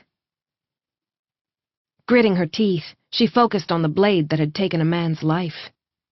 "None of that means he didn't clean this knife," she said slowly. "But even if he did wipe it down, he'd have had to have picked it up from his collection, hidden it on himself somewhere." She glanced at Revel. "Did Lorenzo mention spotting gloves in Shane's pockets?" The healer would have removed the clothing to ensure he didn't miss an injury, but it had the side effect of preserving evidence. Give me a sec. Revel made the call to the infirmary, shook his head after a short delay. Lorenzo just went and checked. No gloves. Kenji, who'd been staring at the prints the entire time, picked up a thick black marker from Garnet's desk and closed his fingers over it. Yes. Revel's rich brown eyes were intent on Kenji's grip. If we put aside the oddness of the weapon not having any other prints, Shane's are precisely where they'd be if he closed his hand over the hilt to use it. Garnet's gut churned. They were missing something, of that she was certain. Kenji, you mind lying on the floor in the same position as Shane? Eyes dark and lips set in an unsmiling line, an expression she'd rarely seen on his face. Kenji arranged himself on the colorful woven rug she'd placed over the stone. Garnet knelt beside him once he stopped moving, put the marker in his hand, and closed his fingers over it. Revel, having hunkered down on the other side, whistled. Flawless match to the type of prints on the knife. You think Shane was set up? I think things aren't adding up. Anger licked through her veins at the idea of being played for a fool, with a man's life as the stakes. We need to talk to Athena again, find out who else might have had access to that particular knife. Kenji pushed up to his feet. Garnet and Revel rose with him. Check in with Lorenzo, Garnet said to her right-hand man. See if he's learned anything new from Russ's body. Will do. Flicking her a quick, playful salute, Revel left. Kenji knew he should shut it, but his brain couldn't control whatever stupid part of his anatomy was driving his mouth. I thought you two were dating. A flicker in the glorious blue of Garnet's eyes. I see you keep up with pack gossip. I'm a faithful listener of Deja's Delici news. Snorting at his mention of the packmate who had a wickedly funny nighttime show on the pack-wide radio station, she said, Whether we're dating or not, I'm still the lieutenant in charge of this den. Yeah, but there are times for the hierarchy, and then there are times to haul your lover close and kiss the life out of her. Wolf changelings, especially the dominants, weren't exactly known to be shy or concerned about public displays of affection, especially when in the presence of another changeling who might be a threat to their claim on a lover. Revel hadn't even blinked at Kenji's presence. That made no sense, not when the other man and Garnet had only been on 2 dates so far. Kenji's reputation and tendency to flirt with Garnet alone should have made Rev bristle. Garnet deserved bristling, deserved a man who knew her worth and was ready to fight to keep her by his side. Kenji wanted to snarl at the idea that anyone would take her for granted. The man who avoids relationships like the plague knows so much about how to treat a lover? A laser-sharp question, Garnet's gaze so direct it was unsettling. Standing his ground, he said, If I had a chance at a lover like you, then yeah, I'd push my claim. Hierarchy be damned. The words came out a near growl, his claws pricking at the insides of his skin as his wolf, forgetting all the reasons it shouldn't, readied itself to do exactly that. Careful, Kenji. Garnet ran a clawed hand over his cheek and down his throat, her voice soft, a warning and a dangerous invitation both. I might start to take you seriously. Kenji shuddered, unable to control his visceral response to Garnet's challenge. Her eyes gleamed. You and I are overdue for a conversation, she said slowly. We'll be having it after we put this situation to bed. His blood was still pumping when they left the office to walk back to Athena's quarters, his wolf an inch from his skin. He'd betrayed himself, and Garnet had caught him. Shit. All these years he'd been right to keep his distance. Put him close to Garnet for a few hours and he lost it, became that lovesick boy again. Only now his emotions were impossibly stronger. Because Garnet? She was no longer the girl he'd worshipped. She'd become a tough-as-nails lieutenant who was respected and loved by her packmates. And she'd done it without changing herself or losing the ability to play with their most innocent. Was it any wonder that the more he saw of the woman she'd become, the deeper he fell? He was fucking screwed. Doors open, Garnet said when they reached Athena's apartment. "Athena!" she called out. The other woman's voice was barely audible, but it appeared to come from the direction of the bedroom. "Come in, Jem." Kenji went with Garnet to the bedroom door, but stayed outside while she went in to talk to the older woman, who'd struck him as delicate in spite of her earlier spirited defense of her lover. Kenji had delicate packmates in his den, too, ensured they were safe and protected and happy, same as the rest of his denmates, but he'd never been attracted to delicate. He wanted to pat those men and women on the head and say, "There, there." Garnet would tear off his arm and snap it in half if he tried that with her. She'd probably use his finger bones for toothpicks for good measure. He grinned. How messed up was it that he found it hot that she was so fucking dangerous? And even though that was a singularly inappropriate thought to be having right at this instant, it steadied him in a way nothing else could have done. He listened as inside the room, Athena told Garnet that Julie had popped out, would be back in 10 minutes. Allowing the other woman to talk until she was settled, Garnet asked her who else might have had access to the knives. Well, you know Shane, Athena said in her soft and breathy tone, a tremor beneath the surface. He's always showing them off. Would he notice if one was missing? Not right away, but he tidies and cleans them every Sunday. Her tone changed, warmed, as if she was smiling. It's his hobby, you know. I do my art, and he sits with me, and we talk, and he babies his knives. To him, they're works of art, too. It's Thursday today, so who's had access to the knives since Shane's last cleaning session? Garnet's voice was gentle but firm, compassion and strength entwined. Well, aside from me, Athena said, there was Tanise and her mate Cameron. Cameron has an interest in Chinese weaponry from a particular era, and Shane had a special blade to show him. Her voice steadied as she went through her memories. The men went into the studio, but I'm pretty sure Shane just took out that one blade to show Cameron. You didn't see? No, I was chatting to Denise, but Shane and Cameron went in and came back out together. A pause. I'm sure Cameron was never alone with the knives. Okay. Who else? 2 younger packmates who are working part-time with Shane, Mitchell and Eloise. Kenji straightened at the name of the young soldier who'd discovered the murder. Coincidence? If so, it was a damn convenient one. That's it? Garnet's response betrayed neither surprise nor shock. Athena took time to answer. Yes. The tremor returned. It's been a quiet week. We're planning to hold a dinner party on Saturday.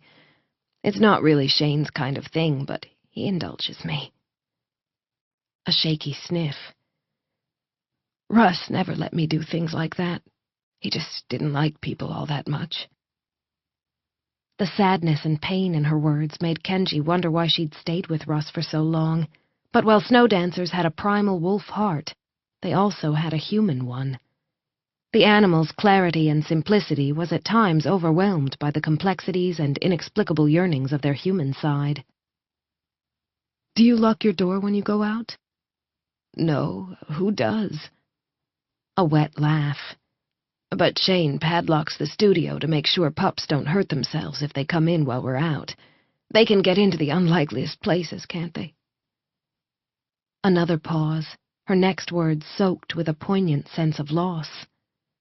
I always wanted a pup of my own, but Russ... I loved him once, but he was so much work. And now I'm too old. Kenji's heart ached. There are always children in the world who need love, Garnet said gently.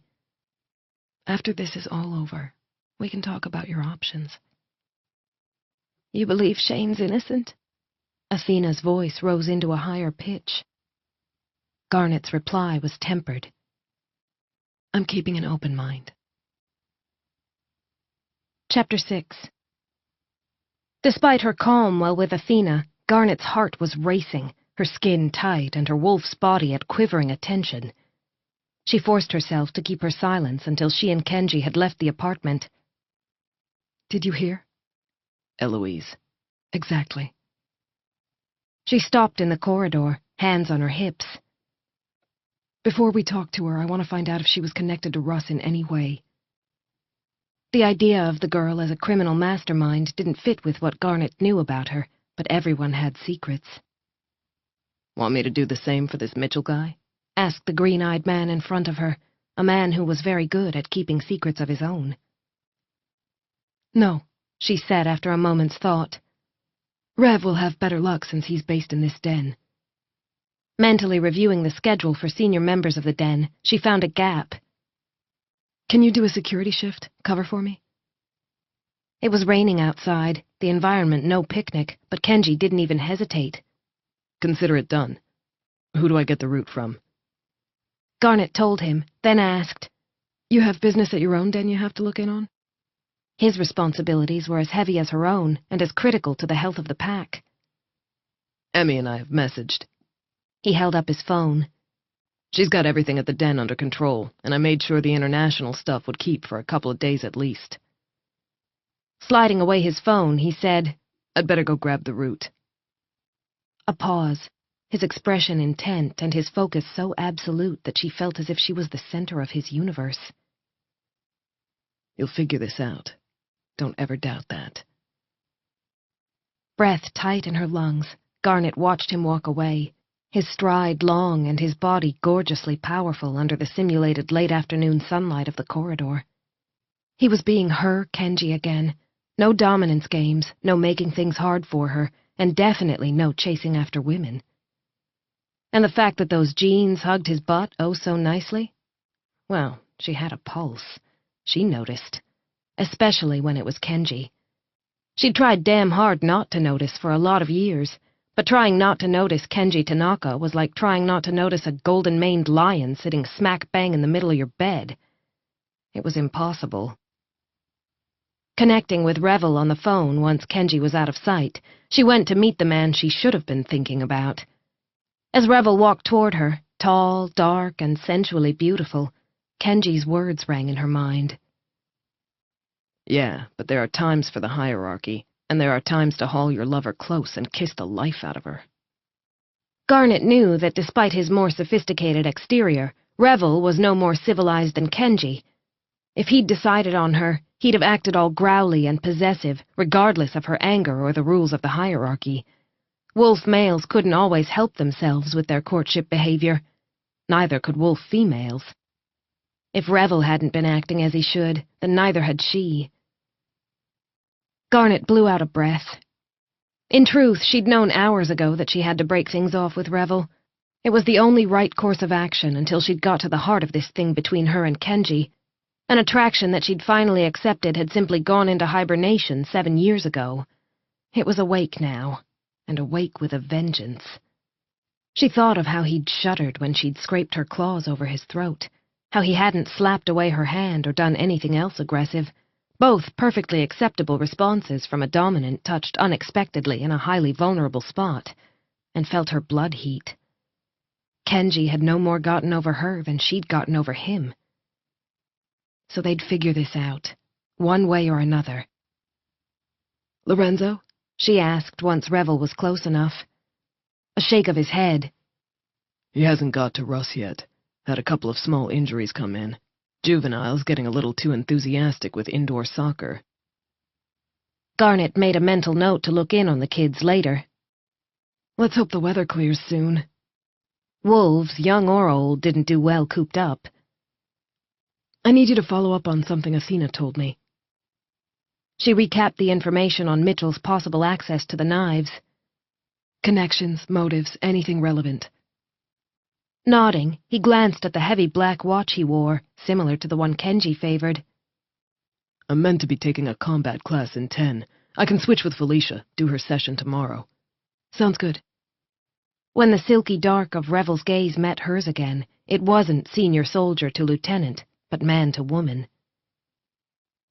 Can you take a couple of minutes for a personal discussion? Yes, she said, knowing there was no point delaying this. Let's go into my office. She'd seen juveniles padding around in wolf form farther down the corridor. They wouldn't intentionally listen in, but all pups had big ears. Revel spoke the instant they had privacy, his deep voice quiet but potent. You've never once looked at me the way you look at Kenji. Not ready for such a blunt assault, Garnet sucked in her stomach, clenched one fist. You've only seen us together for a few minutes at most. The idea that she was wearing her heart on her sleeve, it aggravated her wolf. She might do that after, but right now a big part of her was still pissed at Kenji. Revel smiled that slow, beautiful smile that had always drawn her, but not the way Kenji's green eyes and wicked grin drew her. It didn't make her insides flip. Didn't make her brain go kind of fuzzy. I really thought we'd be good together, she said before he could speak. I wasn't jerking you around. I know. Revel cupped her jaw with one hand. As for you and Kenji, I saw the two of you dancing together at Hawk's mating celebration, too. Leaning in without warning, he kissed her, an unexpectedly hot and wet and tangled thing, his hand gripping her jaw and his body heat buffeting her senses. Sorry. A grin that was utterly unrepentant. Had to try and make you breathless at least once.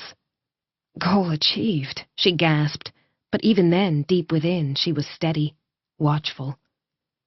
Pretty and intelligent and dangerous though he was, Revel wasn't for her.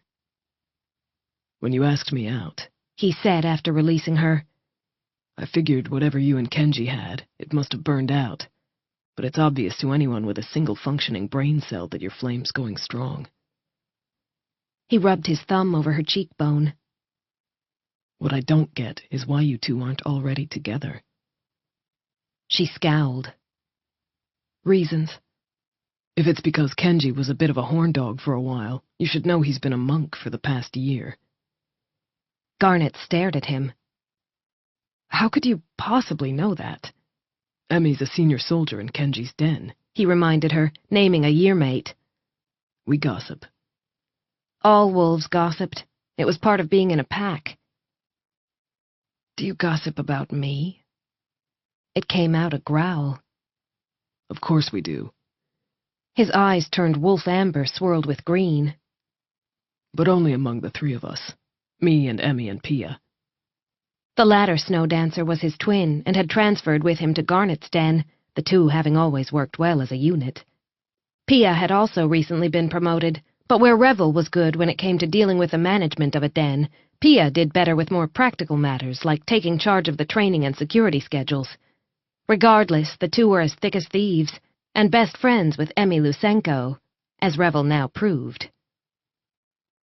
We act as one another's vaults and release valves, he said. It's good for Pia and me to have a non-twin in the mix, and the contact's good for Emmy, too. You know how quiet she can be, how she holds everything inside. Arms folded, Garnet leaned against the door.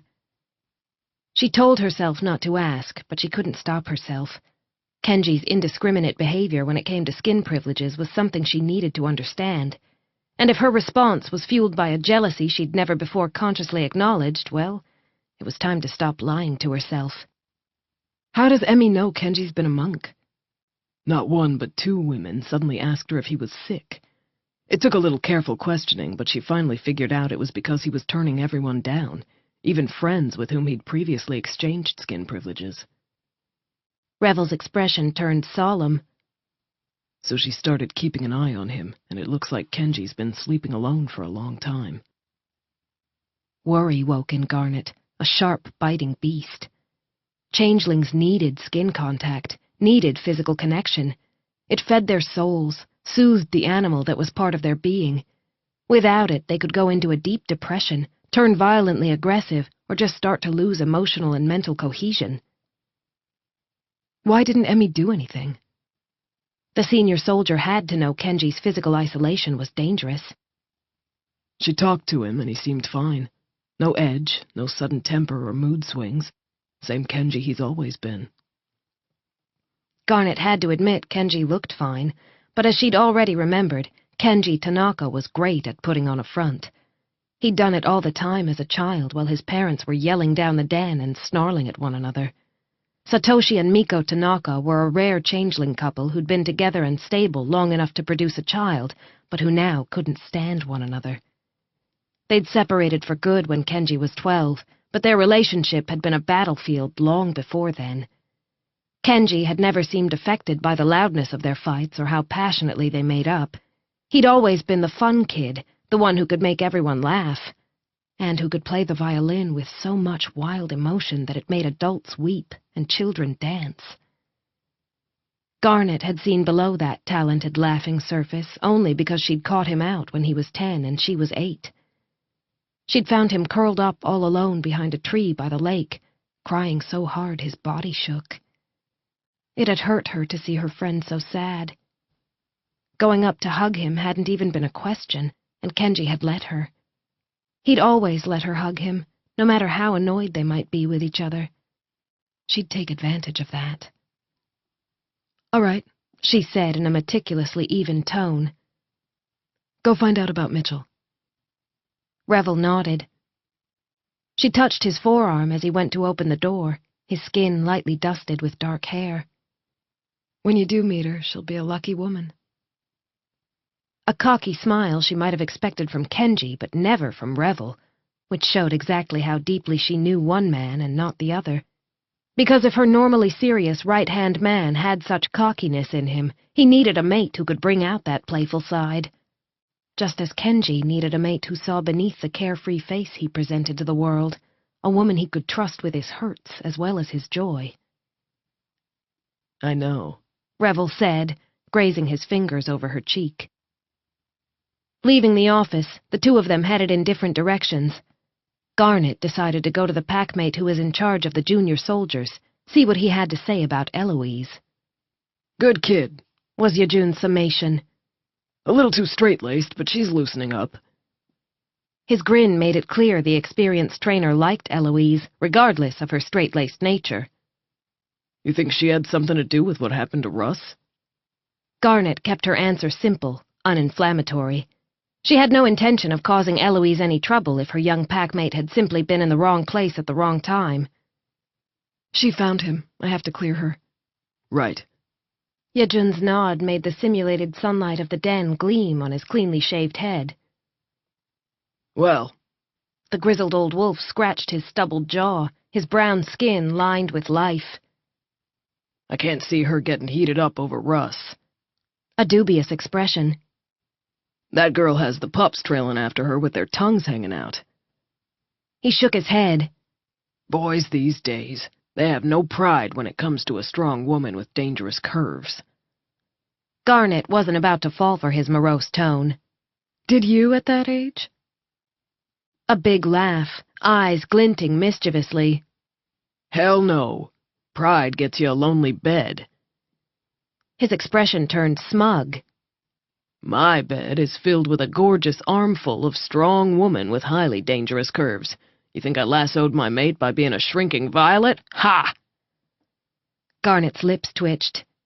Since Yejun's mate, Sabrina, was a powerful wolf who'd held Revel's position until she decided to semi-retire, emphasis on the semi, Garnet had a good idea of what their courtship must have involved. "Anything else I should know about Eloise as it applies to this situation?" Tinkering with a small device he was apparently fixing, Yejun took a moment to think. "I know Eloise is studying as well as doing her soldier training. I'm fairly certain it involves math, so she could have been a student of Russ's." Lines formed between his eyebrows. "And yeah, she picked up a few hours of work with the den maintenance team to save up for a special trip." "Thanks, Yejun. I'll check it all out." She touched his shoulder as she left. Just because he was a mature packmate in a stable relationship didn't mean he didn't need the occasional physical sign of affection from the most dominant wolf in the den. Every wolf needed to know he or she was valued. Popping in to see the pack's overall chief of education afterward, Garnet affected a mock-stern expression. "Putting your feet up on the job? Tut-tut." Ruby poked out her tongue in Garnet's direction. "I think my baby is going to be a 20-pound sumo wrestler." Chuckling, Garnet walked over to where her sister was stretched out on the sofa placed against one wall of her office. "I thought I authorized your maternity leave." "I'd go mad if I wasn't looking out for my kids." Ruby moaned as Garnet sat down and began to massage her feet. "Did I ever tell you you're my favorite sister?" "You can never tell me enough." Kissing her older sister's belly with the easy skin privileges that existed between siblings, Garnet said, "Talk to me about Eloise. Any connection to Russ?" It turned out that Russ had been Eloise's senior advisor, the man who was meant to guide her through her studies. It also meant he'd held a certain power over her. Deciding she now had enough to go to Eloise, Garnet left her tardy nephew with a pat on his mother's straining belly and tracked down the young woman to a room in the section reserved for junior soldiers. "Russ was your advisor," she said bluntly when Eloise opened the door. Face paling under the warm tone of her skin, Eloise nodded jerkily. "That's why I was by his room," she said without prompting. "I was going to see him about—" "About what?" Garnet prompted when a look of pure panic flashed across Eloise's features, her hand tightening to bone whiteness on the edge of the door. "I swear I didn't hurt him," the younger woman said in a pleading tone, her wolf rising to turn her eyes a tawny golden brown. "I wouldn't." Going with gut instinct, Garnet leaned in to cup Eloise's cheeks. "Talk to me, sweetheart." As lieutenant, she had to be tough, but she also had to be flexible. Snowdancer wasn't a pack that ran on fear. It ran on respect and affection and loyalty. Shuffling closer when Garnet lowered her hands, like a pup seeking contact, Eloise all but whispered her next words. "He was blocking me from progressing to a graduate degree, even though I'd met all the requirements." She bit down hard on her lower lip. "He said I needed to do another year of undergraduate papers." Garnet wrapped an arm around the girl.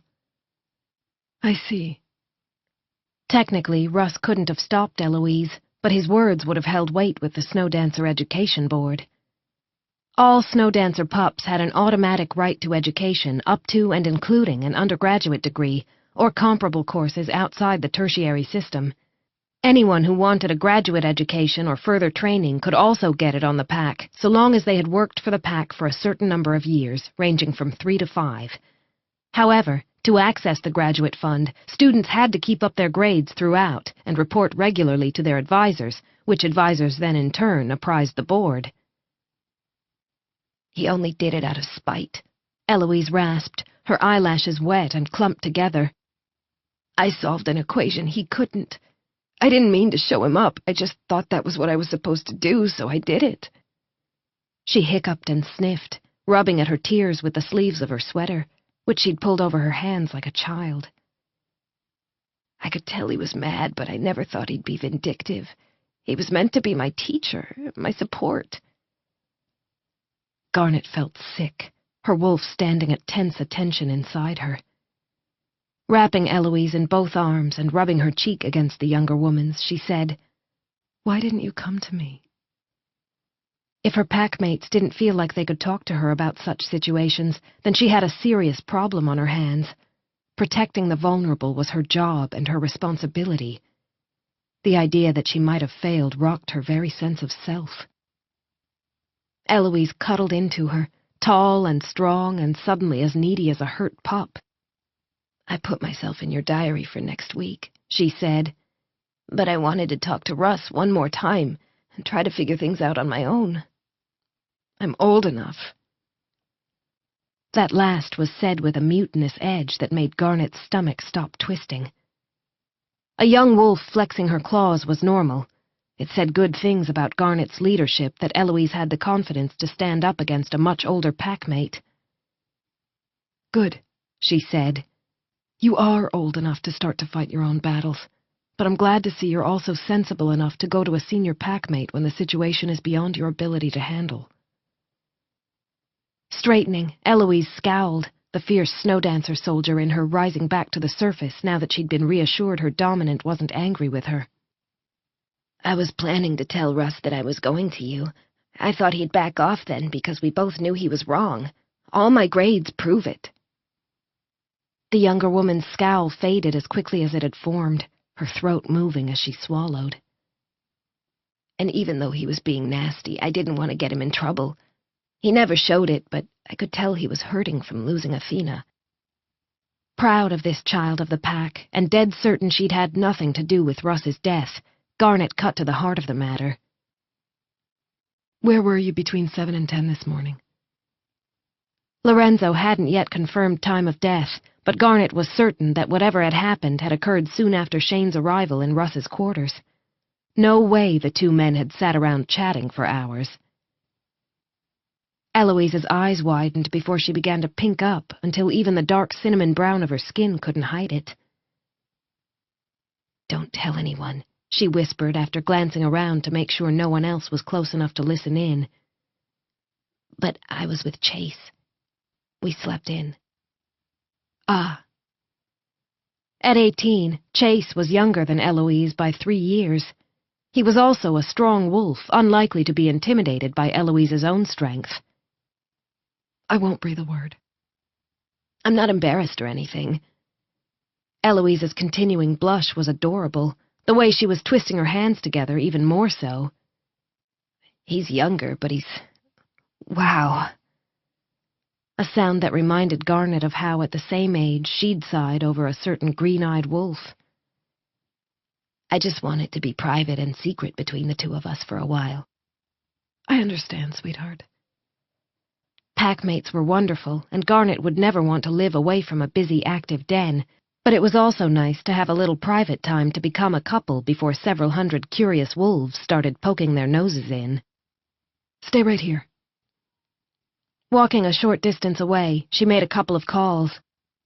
Thanks to the weather, Chase hadn't driven out to the technical college he attended 5 days a week, instead choosing to study in the den. Snowdancer had an excellent remote access system they'd set up in conjunction with multiple schools for exactly such circumstances. Coming on the line when she located him, he confirmed that Eloise had been with him at the time of the murder. To his credit, he also immediately asked after his girlfriend. Is she okay? I wanted to stay with her, but she kicked me out. Raw frustration and worry in every word. She said she was fine, but I could tell she wasn't. So young, Garnet thought affectionately. Here's a tip, Chase. Sometimes you have to fight to look after a woman as strong as Eloise. I'm on my way. I can catch up on this lesson tonight. Hanging up, Garnet asked Eloise about her part-time job. The young soldier answered without hesitation.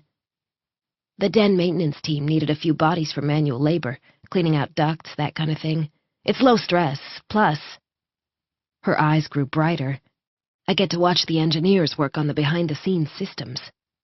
Did you work often with Shane? Shaking her head, Eloise said, only a couple of times. Her face turned solemn. He was so nice. I dropped one of his special tools and it went to pieces, but he didn't get angry, just showed me how to fix it. That was Garnet's impression of Shane, too. Calm and patient, no violent temper. And his knife collection? Did he invite you to look at it? No, I asked. I was just curious. Eloise lifted up both shoulders. One of my friends had seen it, said it was interesting. Garnet caught no hint of subterfuge in any of Eloise's answers. She let the young woman go with the admonition that she wasn't to share any details of what she'd seen at the scene. I won't, Eloise promised. Not even with Chase. 10 minutes later, Revel told Garnet that Mitchell had no connection to either Russ or Shane. He'd just tagged along to see the knives because he'd had some free time to kill. I'd bet my place in the pack that he wasn't lying, Revel said. I got the impression he was more interested in Athena's art than in the knives. Garnet continued to investigate, managed to unearth a couple of packmates who'd seen Eloise and Chase sneak into his room.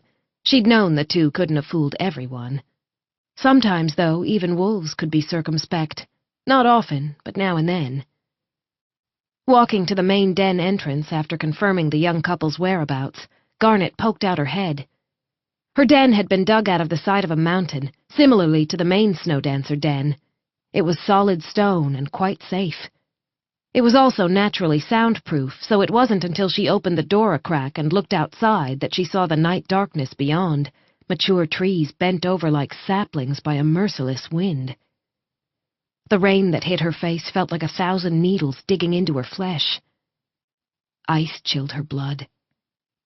Everyone should have come in the instant the weather turned from irritating but bearable to deadly. Her people weren't stupid, and neither was Kenji. But according to the roster on the opposite wall, no one had made it back.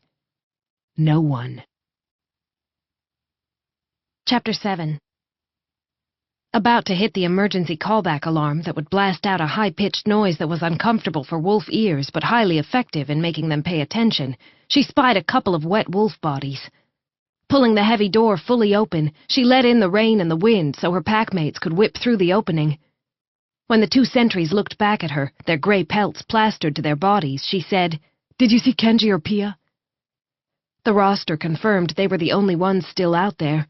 She'd have been alerted if anyone unauthorized had headed out, or if someone hadn't made it home.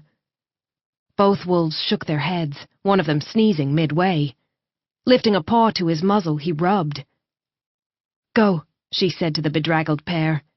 "Get dry. They must be on their way back in." The two went to the door instead and poked out their noses.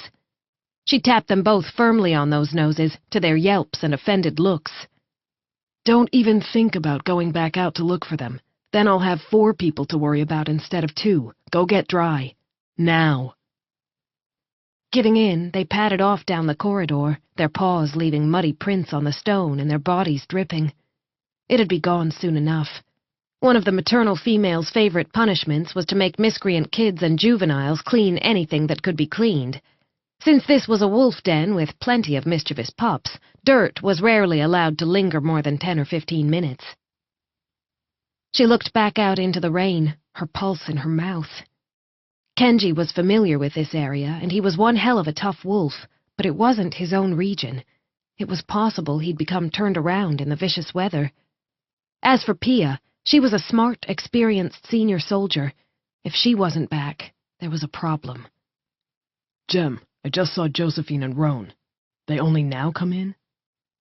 Revel stepped up beside her, his eyes on the storm and his slender body humming with barely contained tension. "Something's wrong with Pia," he said without waiting for a response from her. "I've had this growing bad feeling over the past half hour. Couldn't stand it anymore. Came to check she'd returned." Garnet had serious respect for the twin bond. She'd seen it in action with the twins among her own siblings. Steele would probably know the instant Ruby went into labor, despite the fact that they were in different dens at the moment. Not that she'd needed Revel's statement. Her own instincts were screaming at her. "I think we'd better go out, look for her and Kenji." Unlike the exhausted Roan and Josephine, Garnet and Revel were fresh, would be better able to weather the storm. Her blood roared in her ears, her mouth dry as she began to tug up her sweater, then thought to hell with it and decided to go straight into the shift. She could always get more clothes. She didn't want to delay a second. And much as she liked Revel's fiery twin, it was Kenji at the forefront of her mind. He had to be okay. He was so dominant in her thoughts that when she caught a flash of white the split second before she would have gone into the shift, she thought she was imagining things. But no. It was Kenji's t-shirt that had caught her eye. He had a limp wolf in his arms, and he looked like he was about a second away from collapse. Garnet and Revel took off into the rain at the same instant, heading straight for him. Revel gathered his sister's wolf form into his arms, while Garnet wrapped an arm around Kenji's waist, pulled one of his own arms over her shoulders, and all but dragged him to the den. "Close the door!" she yelled to a couple of juveniles who'd come over with mops, clearly on cleanup patrol. "Yes, sir." They hurried to shut out the driving rain. Garnet, meanwhile, was struggling to keep Kenji going. "Where are you hurt?" "Just exhausted," he said, his voice a little slurred. "Carried Pia all the way." And he'd done it in what had felt like a gale-force wind. No wonder his body was searching for a place to collapse and rest. "You sure you're not hurt?" She'd never seen him this wiped out. "Cut on face, but that's it." It came out mumbled. Since her quarters were closer than the infirmary, she dragged him there and propped him up against the nearest wall, and saw that the cut on his face was more like a gash. It was bleeding all down his cheek. The wound on his stomach, on the other hand, had stained his torn t-shirt a pinkish red in the time it had taken her to get him to her room. "Kenji!" Following her gaze, he looked down, blinked. "Huh. Can't feel that." Then he slid down the wall to collapse into a sitting position on the floor. Garnet bit back her fear, quietly checked his pulse while trying to put pressure on his stomach wound. Blood continued to pulse out, slow but steady. Skin chilled and water dripping into her eyes, she managed to dig out her phone with one hand, called the infirmary. "Kenji's got bleeding wounds," she told Lorenzo's assistant, Gavin. "I need medical help." To her surprise, it was Lorenzo who entered her quarters only minutes later. "Pia?" she asked as the healer put down his medical kit and knelt in front of Kenji. "Heavy bruising, broken leg." The front of Lorenzo's shirt was damp, no doubt from his examination of Pia. "The break's a clean one. Gavin can easily set it. I've made sure she has no internal injuries." Pushing up Kenji's t-shirt to expose the muscled and bloody plane of his abdomen, he asked Garnet to hold up the sodden material while he shone a light on the wound, then scanned it with a handheld device.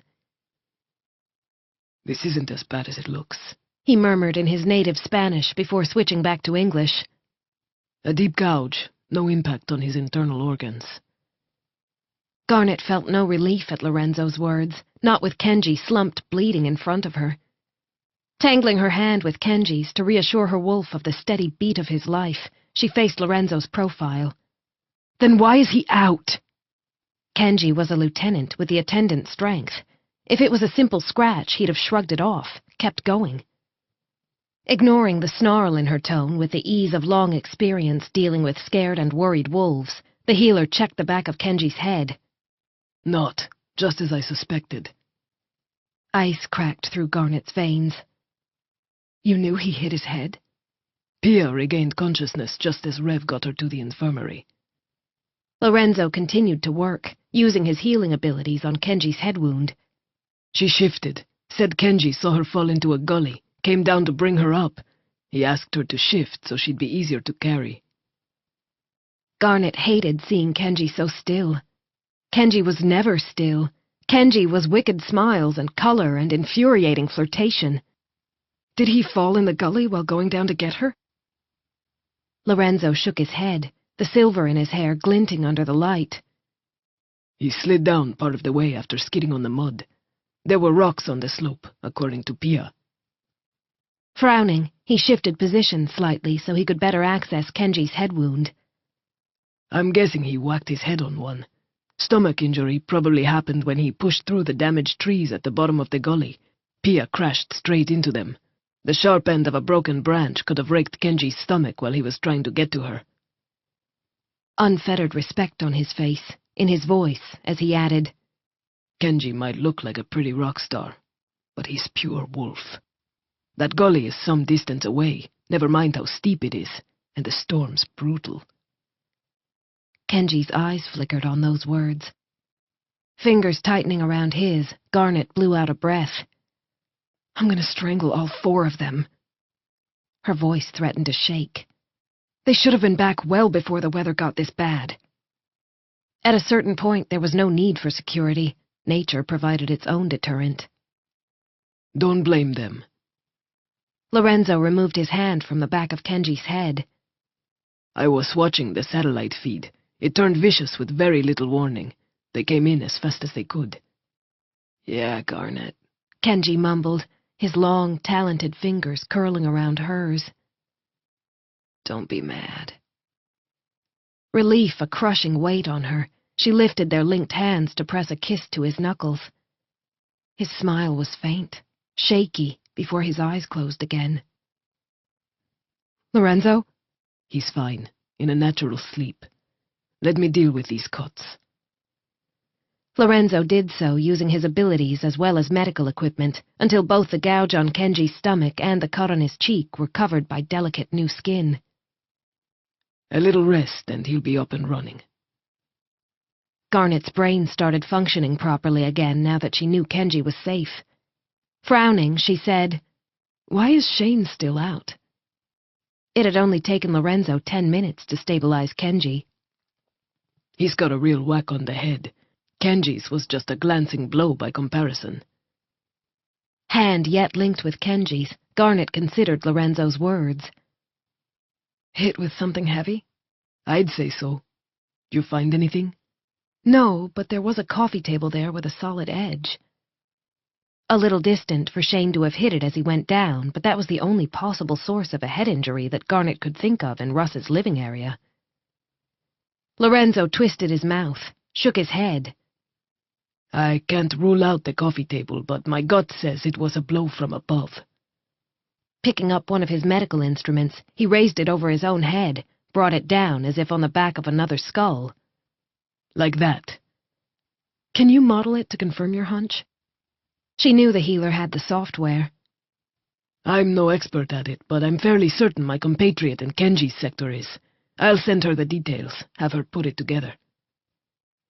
He touched Garnet's hair with the gentle hand of a healer, but his tone was that of a packmate who had the authority to overrule her in certain circumstances. Russ is dead. Shane is unconscious, and it's too dangerous outside for anyone to even think about sneaking up on the den. You can take a breath. Athena, she began. I gave her a sedative.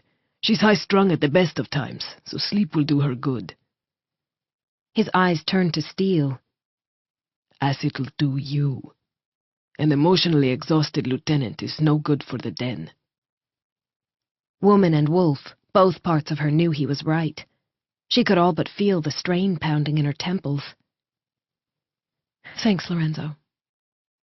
A tug of a loose tendril of her hair before the healer left. It wasn't until a minute later that she realized she should have asked him to help her shift Kenji.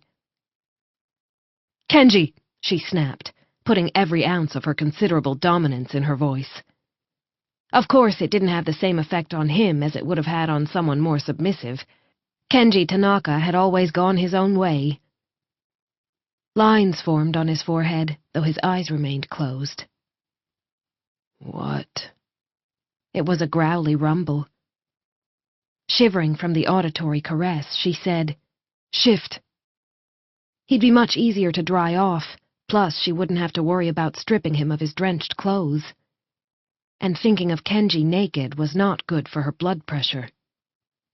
"I'll rub you dry," she cajoled when he stayed stubbornly in human form. "Kenji!" He growled at her, the bad-tempered growl of a wolf who just wanted to sleep. "Fine," she said, though she wanted to hold him close and never let him go. "Stay in your wet clothes. Look like a drowned rat." The world fractured into a shower of astonishing light, and then there was a handsome black timber wolf lying in front of her, a very wet wolf who sneezed before putting his head down on his paws. Getting up, Garnet found a large absorbent towel. Rubbing Kenji down with one hand, she called Revel with the other. "Pia doing okay? Why was she unconscious?" "Just the broken leg. Pain put her out," Revel answered. "She's pretty pissed about the entire situation. Says she knew that gully was there but got messed up in the rain." A short pause, his tone holding a deep vein of affection when he came back on the line. "Sorry, Pia says she isn't pissed, she's fucking pissed." Garnet's wolf huffed in laughter inside her. "That's definitely Pia." "Yeah." He sounded distracted. "Damn it, Pia, stop fidgeting and let Gavin do his job." A growl rolled down the line. "Shit, sorry, Jem. My sister's being a Pia, for the love of God, behave, or I'll get Grace on the comm." The threat to bring in their deeply submissive younger sister wouldn't have made sense to anyone who hadn't grown up in a snowdancer den, and thus didn't know that submissives could become fearily protective when one of their people was hurt. And since Grace knew full well her sister would never harm a hair on her head, she'd take shameless advantage and force Pia to rest and to heal. "I'm calling Grace right now unless you start acting like a woman with a fucking broken leg," Revel threatened. Garnet raised an eyebrow at the feminine response she picked up through the receiver. "Is my Spanish rusty, or did she just call you a—" "Your Spanish isn't rusty." Revel's tone was still more wolf than man. "Our mother has threatened to wash out Pia's mouth with soap more than once." Another small pause before he said, "How's Kenji? Pain in the ass here is worried about him." "Clean bill of health." "Thank God." "Just need some sleep." "It's been a long day. We should all get some rest," Revel replied. "We can pick up the investigation in the morning. Shane might be awake by then." "Agreed." Hanging up with a quick goodnight, she began to rub Kenji down in earnest. He protested grumpily when she rubbed too hard on his ears. "Sorry, princess." A growl, a clawed paw swiping at her. Only he wasn't really swiping, he was just pretending. Smiling, she finished with the towel. "You need a blow-dry." The growl was louder this time and held a distinct threat of insult. "I thought you'd be used to it with all the hair colors," she teased, combing her fingers through his damp fur. "Do you want to sleep here or in the nice comfortable bed over there?" His ears pricked up. "I'm not letting you on the bed if you're going to make it damp." She rose, went to the cupboard, grabbed another towel, and returned to discover a gorgeous naked man on her bedroom floor, half asleep, his skin a flawless, luscious shade between lightest brown and dark gold, all over. Closing her eyes because, damn it, this was Kenji, the one man her body seemed unable to resist, she threw him the towel. "Wake up!" His eyes opened a little as he began to dry off with sluggish motions when she made it clear she wasn't going to help. A woman had limits. Since watching him run the towel over the honed ridges and valleys of his body was driving her crazy with the urge to pounce and lick him up, she ducked out to grab some food. By the time she returned, he was asleep. On the floor. At least he'd left the towel over his hips. God, Kenji Tanaka was beautiful. All graceful lines and hard muscle and tattoos inked through a special process that meant the ink stuck through the shift. Her favorite was the large kanji for love that he'd had inked on the back of his upper left shoulder. Now she saw that there was a line of more angular, smaller letters going down parallel to the kanji. It was highly stylized and difficult to read, but she was sure the lettering was in katakana. Kenji had studied Japanese writing as a child, not only because his parents wanted him fluent in both spoken and written Japanese, but because he loved his maternal grandfather, who had very little English. Kenji had taught her a few things back then, but after not using it all these years, she'd forgotten the meaning behind the symbols. She'd have to ask him, as she'd have to ask about the other new pieces she'd spotted on his body, like the ink peeking out from under the towel high on his thigh. Garnet's fingers itched to tug away the towel and feast her senses on the wildly sexy man in front of her, but she wasn't that far gone.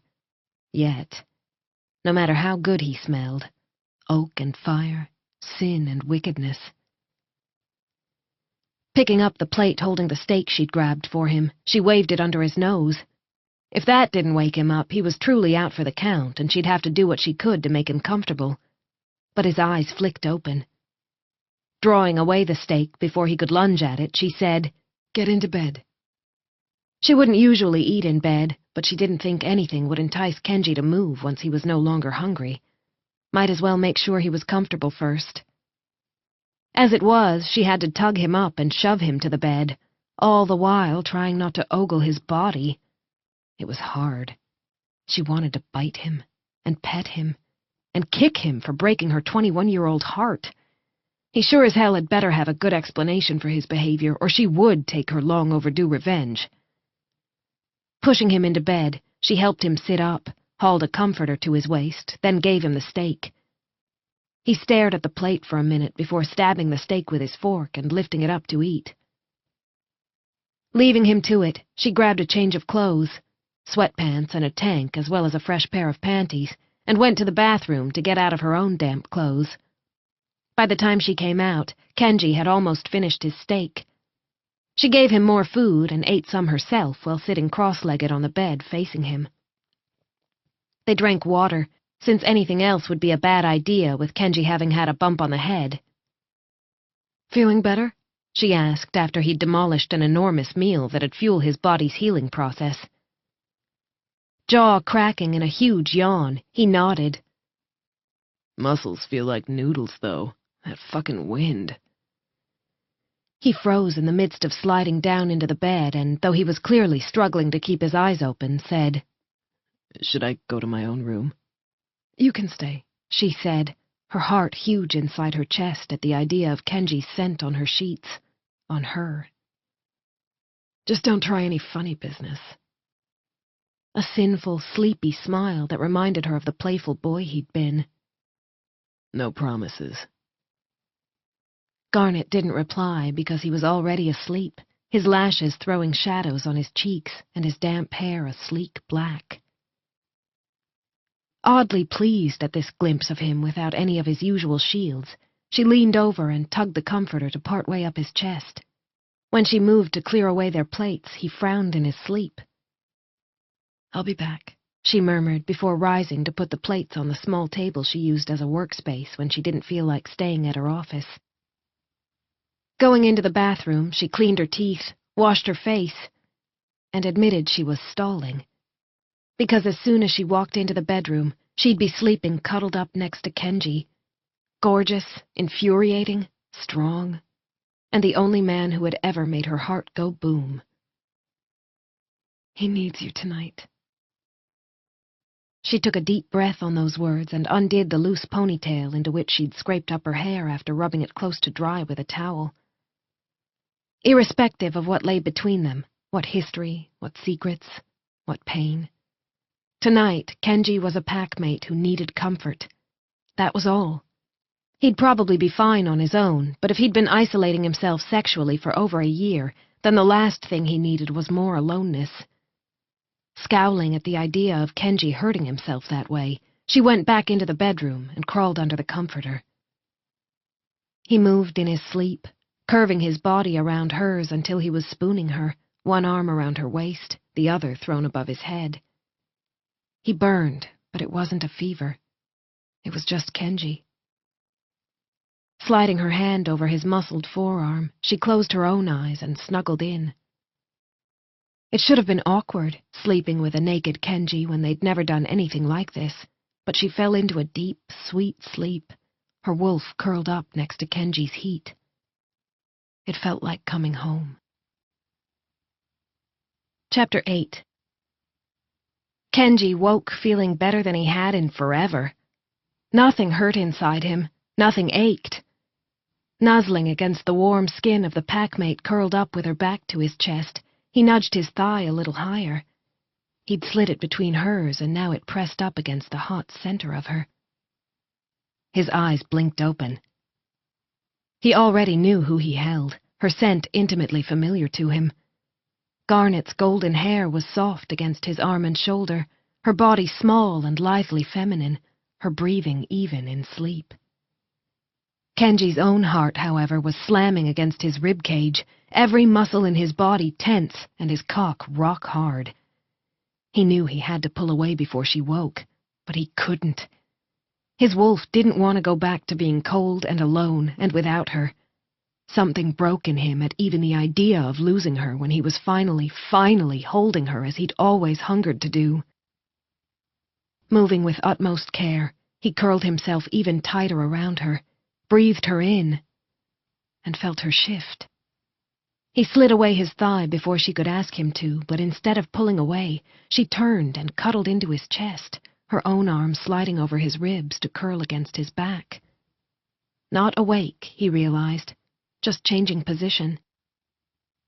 Heart still hammering so hard it hurt, he nudged at her head with his arm. She lifted it without waking, and he slid his arm under before curving it around her. His thigh he pushed back between hers. It wasn't sexual, despite his aching cock. He just wanted to be close to her, their limbs interlocked. She didn't stop any of it, didn't even stir. That wrecked him, betraying as it did a level of trust that wasn't instinctive for a dominant predatory changeling of Garnet's strength.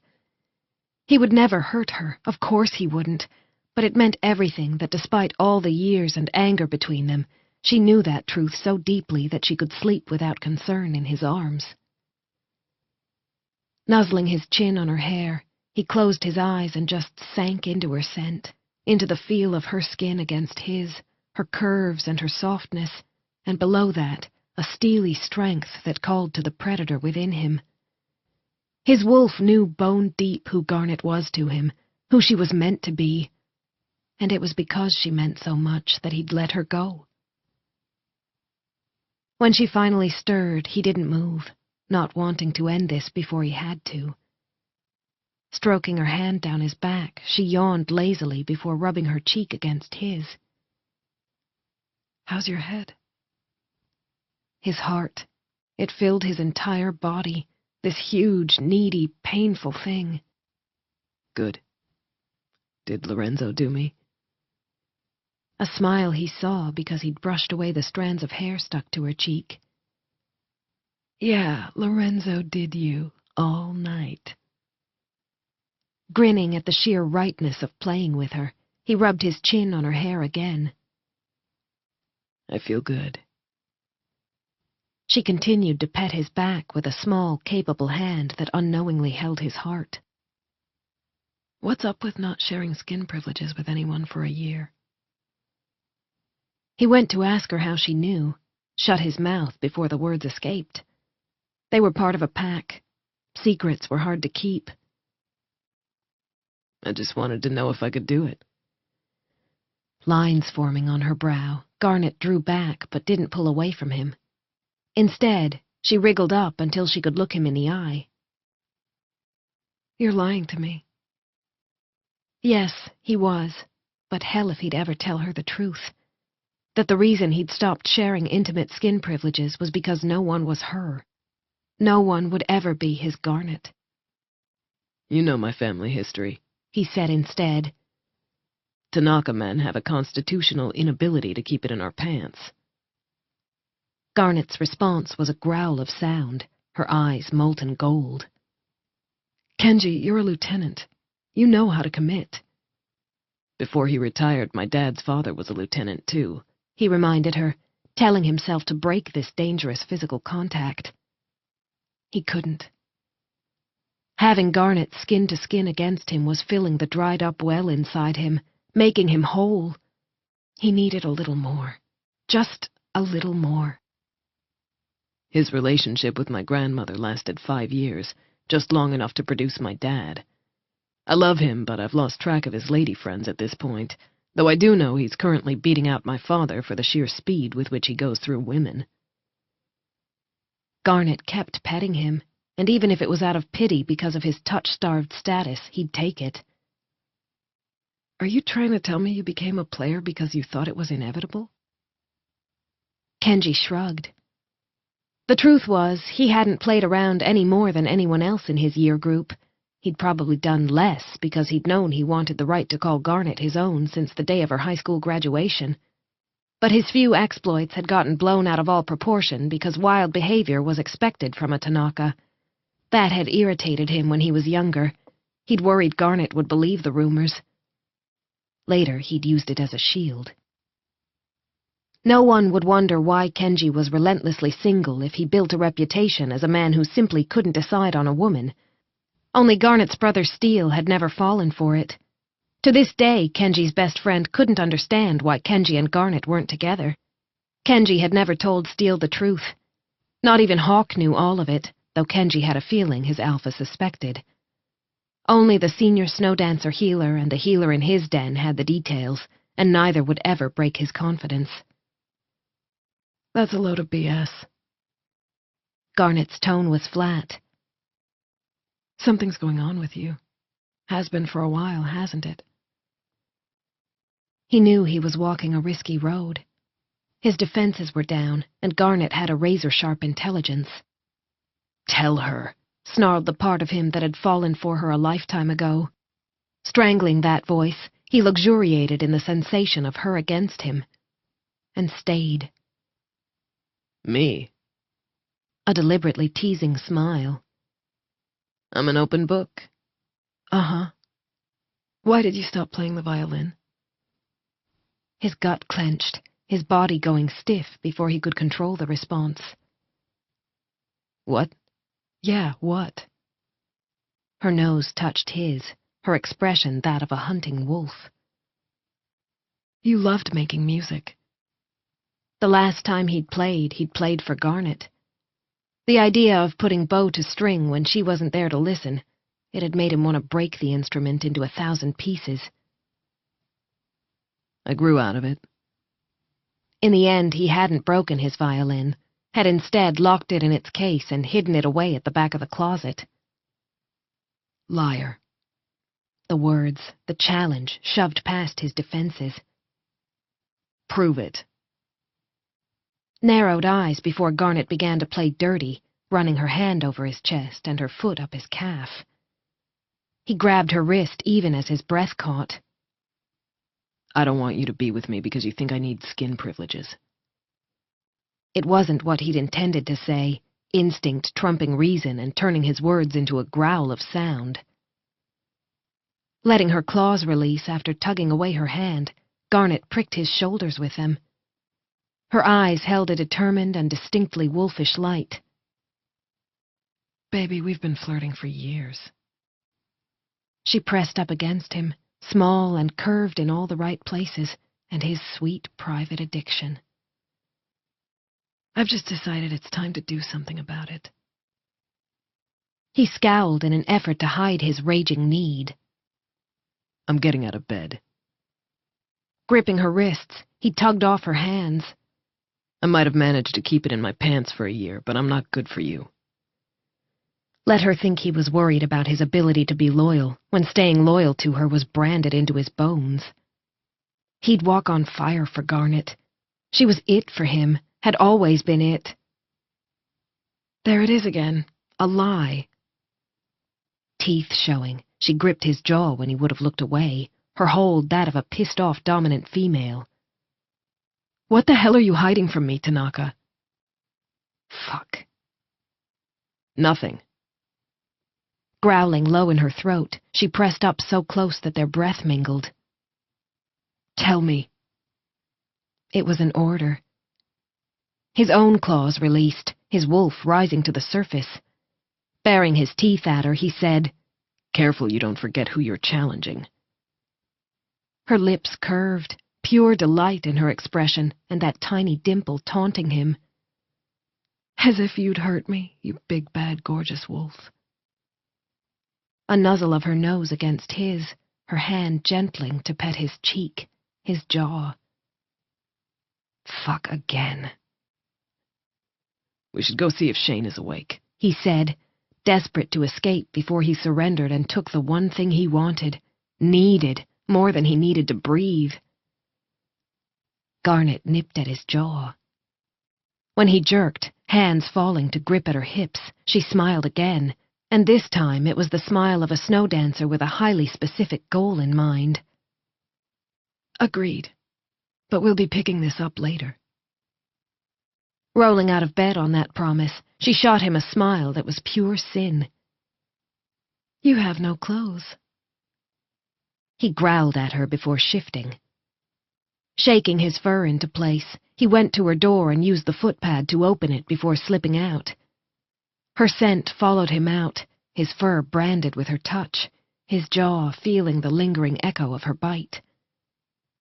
A man would get away with nothing with Garnet, and a man who wanted to keep a secret had better as hell keep his distance, as Kenji had done for so long. The only other choice was to tell her everything. Tell her why he wasn't man enough, wolf enough for her. The therapist the healer had forced him to go see had told him to stop thinking that way, and on a conscious level at least, Kenji knew the therapist was right. But deep in his gut, in the most primal part of himself, in the wolf's heart itself, there was a hole he was afraid nothing would ever fill. He didn't want Garnet to have to live with that sense of loss, too. Garnet was on her way to grab a quick breakfast when she ran into Ruby. What are you doing waddling about? She teased her sister before bending to speak to the belly that had taken over Ruby's tiny frame. Hey, little man. Lorenzo says I should waddle, might hurry my pup up. Tucking her arm into Garnet's when Garnet rose to her full height, Ruby leaned into her, the familiar scent of her making Garnet's wolf brush affectionately against her skin. Be my breakfast date? Where's your beloved? Ruby and her mate were joined at the hip with Ruby so close to her due date. Emergency with Grandma Maisie. Her computronics went down and you know she only trusts Tex to fix it. Grandma Maisie was actually a friend of their maternal grandmother. They'd grown up calling her Grandma while their maternal grandmother was Grammy and their paternal grandmother was Nana. Garnet tapped her lower lip with a finger. Convenient how Grandma Maisie's systems always break down or have a glitch right when Tex is driving you up the wall with his hovering. Ruby giggled, eyes dancing. Wolves are the worst hoverers, she said. It's adorable, really, how protective he is, but every so often I want to waddle about without him nearby ready to catch me. Well aware her older sister was nuts for the tall drink of water who was her mate, Garnet wrapped an arm around Ruby's shoulders. Ruby was one of the few members of the Sheridan family with whom Garnet could do that. Everyone but one other sister had ended up on their father's side of the genetic height lottery. Ruby's twin Steele was 6'4". Needless to say, taking family photos required some judicious management and clever use of hidden boxes. Kenji's pups would be tall, she thought suddenly. His entire family was tall. Even if certain short genes mingled with his, she didn't think they'd hold sway. Smiling at the thought of wild and beautiful Kenji with a newborn in his arms, she looked down when Ruby squeezed her arm. I told Kenji I liked both him and Revel equally, and I do. But for you, it's only ever been Kenji. Garnet wasn't surprised at Ruby's out-of-the-blue statement. Her sister knew her. Rev and I aren't an item anymore, she told her sister. As for Kenji, he's holding something back. I figured. Otherwise, that man would have hunted you down long ago. Ruby's tone was definitive. Kenji Tanaka is not one to sit back when he wants something. That was exactly why it had hurt so much that he'd let her go. I'll get it out of him, Garnet murmured. First I have to put this situation with Russ and Shane to bed. Only after that could she focus on her personal needs and desires, and on one stubborn wolf lieutenant. She'd just finished breakfast while Ruby was nibbling at hers when Lorenzo alerted her that Shane was awake. Kenji, who'd come into the communal dining area a couple of minutes after her and Ruby, saw her get up, said, "You want me to cover something for you?" "I was meant to take a training session for the junior soldiers." "On it." Garnet couldn't understand how she'd thought, even for a minute, that Kenji would be an unreliable lover. She'd have to watch his habit of hiding things under a laughing, playful facade. Because he was going to be hers. She'd made up her mind. They were through with this game of hide-and-seek and obfuscation. And after this morning, after the panic she'd sensed in him at her teasing, she knew damn well he was in no way immune to her. In fact, she was starting to suspect Kenji had a mile-wide vulnerable streak when it came to her. That both confused and delighted her. Confused because why the heck would a man who felt that way walk away from her? And delighted because she damn well had a vulnerable streak when it came to him. Crossing over to him, she very deliberately ran the back of her hand over his cheek. Males weren't the only ones who had a possessive streak, and Kenji Tanaka needed to learn that Garnet Sheridan could play as dirty as any dominant. "Thank you, baby."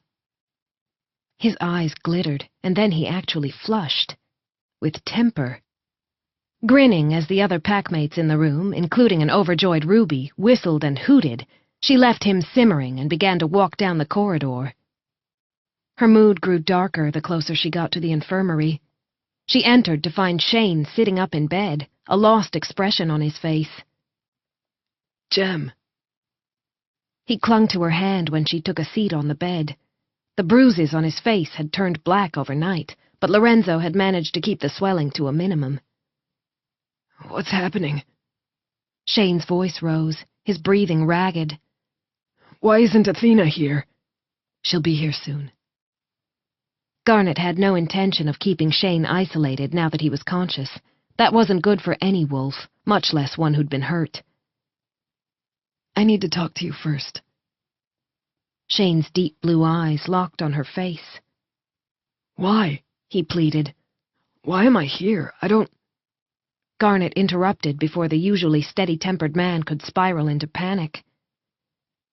"I want you to tell me what you did yesterday morning after you got off your shift," she said, careful not to suggest anything with her words. "Go through it step by step." "Yesterday morning—" Frowning, he let go of her hand to rub at his temple. "I was tired," he said slowly. "I'd started my shift early, pulled extra hours to help out after one of the other maintenance techs got sick. Wanted to go straight home and crash, but I promised Russ I'd meet him after work." "Why did you agree to meet him?" A twisted smile. "I really love Athena, and for some reason she has a soft spot for that cold bastard. Feels sorry for him." Garnet noted his natural use of the present tense when speaking about Russ. Go on. I thought if I could make peace with Russ, it'd make her happy, you know? Garnet sensed no deception in him, but it was possible that, horrified by what he'd done, Shane had blocked it out. Did you take anything with you? No, I left my tools at work, as usual, but I did pop home to have a quick shower. Didn't want to meet Russ all dusty and sweaty. He always looks down his damn nose at me. Shane shrugged. I'm just as qualified as him, just as educated, but he was always insinuating I was stupid. Asshole. Garnet focused on the first part of Shane's statement. He said he'd returned to the apartment, but Athena had specifically denied seeing him the morning of the murder. What did Athena say when you told her you were keeping your appointment with Russ? Well, she was out, so I never saw her. No hesitation, no tension in his response. I think she might have been teaching a class. But, he continued, it wasn't a big deal. I'd already discussed the whole Russ situation with her before I left for work the night before. A smile that made creases form in his cheeks. She was proud of me for being willing to let bygones be bygones, especially after Russ was such a prick and hassled me in front of my workmates. A more suspicious mind might say that Athena had been setting Shane up to be the perfect fall guy, but Garnet couldn't quite see it. For flighty, artistic Athena to have used affable Shane in that way, she'd have to be cold-blooded and pragmatic to the extreme under her delicate appearance. Then again, Athena had lived with Russ for years. Maybe she'd absorbed some of his skills at making plans. But what possible motive could the older woman have to kill her ex? Long-buried anger? Money? Garnet would check Russ's will, find out if he'd changed it after the separation. Though given the way he'd hauled in that chemical carpet cleaner so quickly, she'd bet on Russ having long ago drafted a new will. That left Athena with only the flimsy motive of revenge for past wrongs. Did you take Russ a peacemaking gift? Shane shook his head, his dark blonde hair soft and tumbled. I knew he wouldn't take it. So, after your shower, I went over to Russ's. Didn't want to waste too much time on it, to be honest. Needed to catch some shut-eye. Eyes scrunched up, he rubbed his temple again. And then... Yes? His breath was suddenly fast and shallow. I can't remember. Sweat broke out over his brow. I can't remember anything after that. Why can't I remember? Garnet gripped his face between her hands. Slow it down. Breathe. It took 3 more clipped orders, her wolf rising to roughen her voice, but she stopped Shane from hyperventilating. Then, once he was calm, she took him back through the entire morning of the murder. He still couldn't recall anything beyond walking out of his apartment to go to Russ's. Leaving him with an order to do a simple calming exercise that would keep his mind occupied, she stepped out to talk to Lorenzo. I've known Shane since I moved into the den, the healer said after hearing her report. He's a piss-poor liar. Can't even bluff at poker. Garnet tended to agree. What are the options? That he's too traumatized by his actions to go back to that point in time, or the knock on the head scrambled his wiring? Exactly. Lorenzo rubbed his jaw, his heavy gaze going to the door of Shane's infirmary room. Either way, it's not good for Shane, is it, if he can't defend himself? Garnet had a bad feeling in her gut, a nauseating sense of being made the fool. Maybe there's a third possibility, she murmured. Maybe he didn't see anything. His morning ended soon after he stepped inside Russ's quarters. She stared at the images on the backlit screen on one wall of Lorenzo's office. Were you able to confirm he was hit from behind? Yes, the digital model just came through. Lorenzo's gaze was suddenly a dark wolf amber. You think someone else was in that room? The healer shook his head.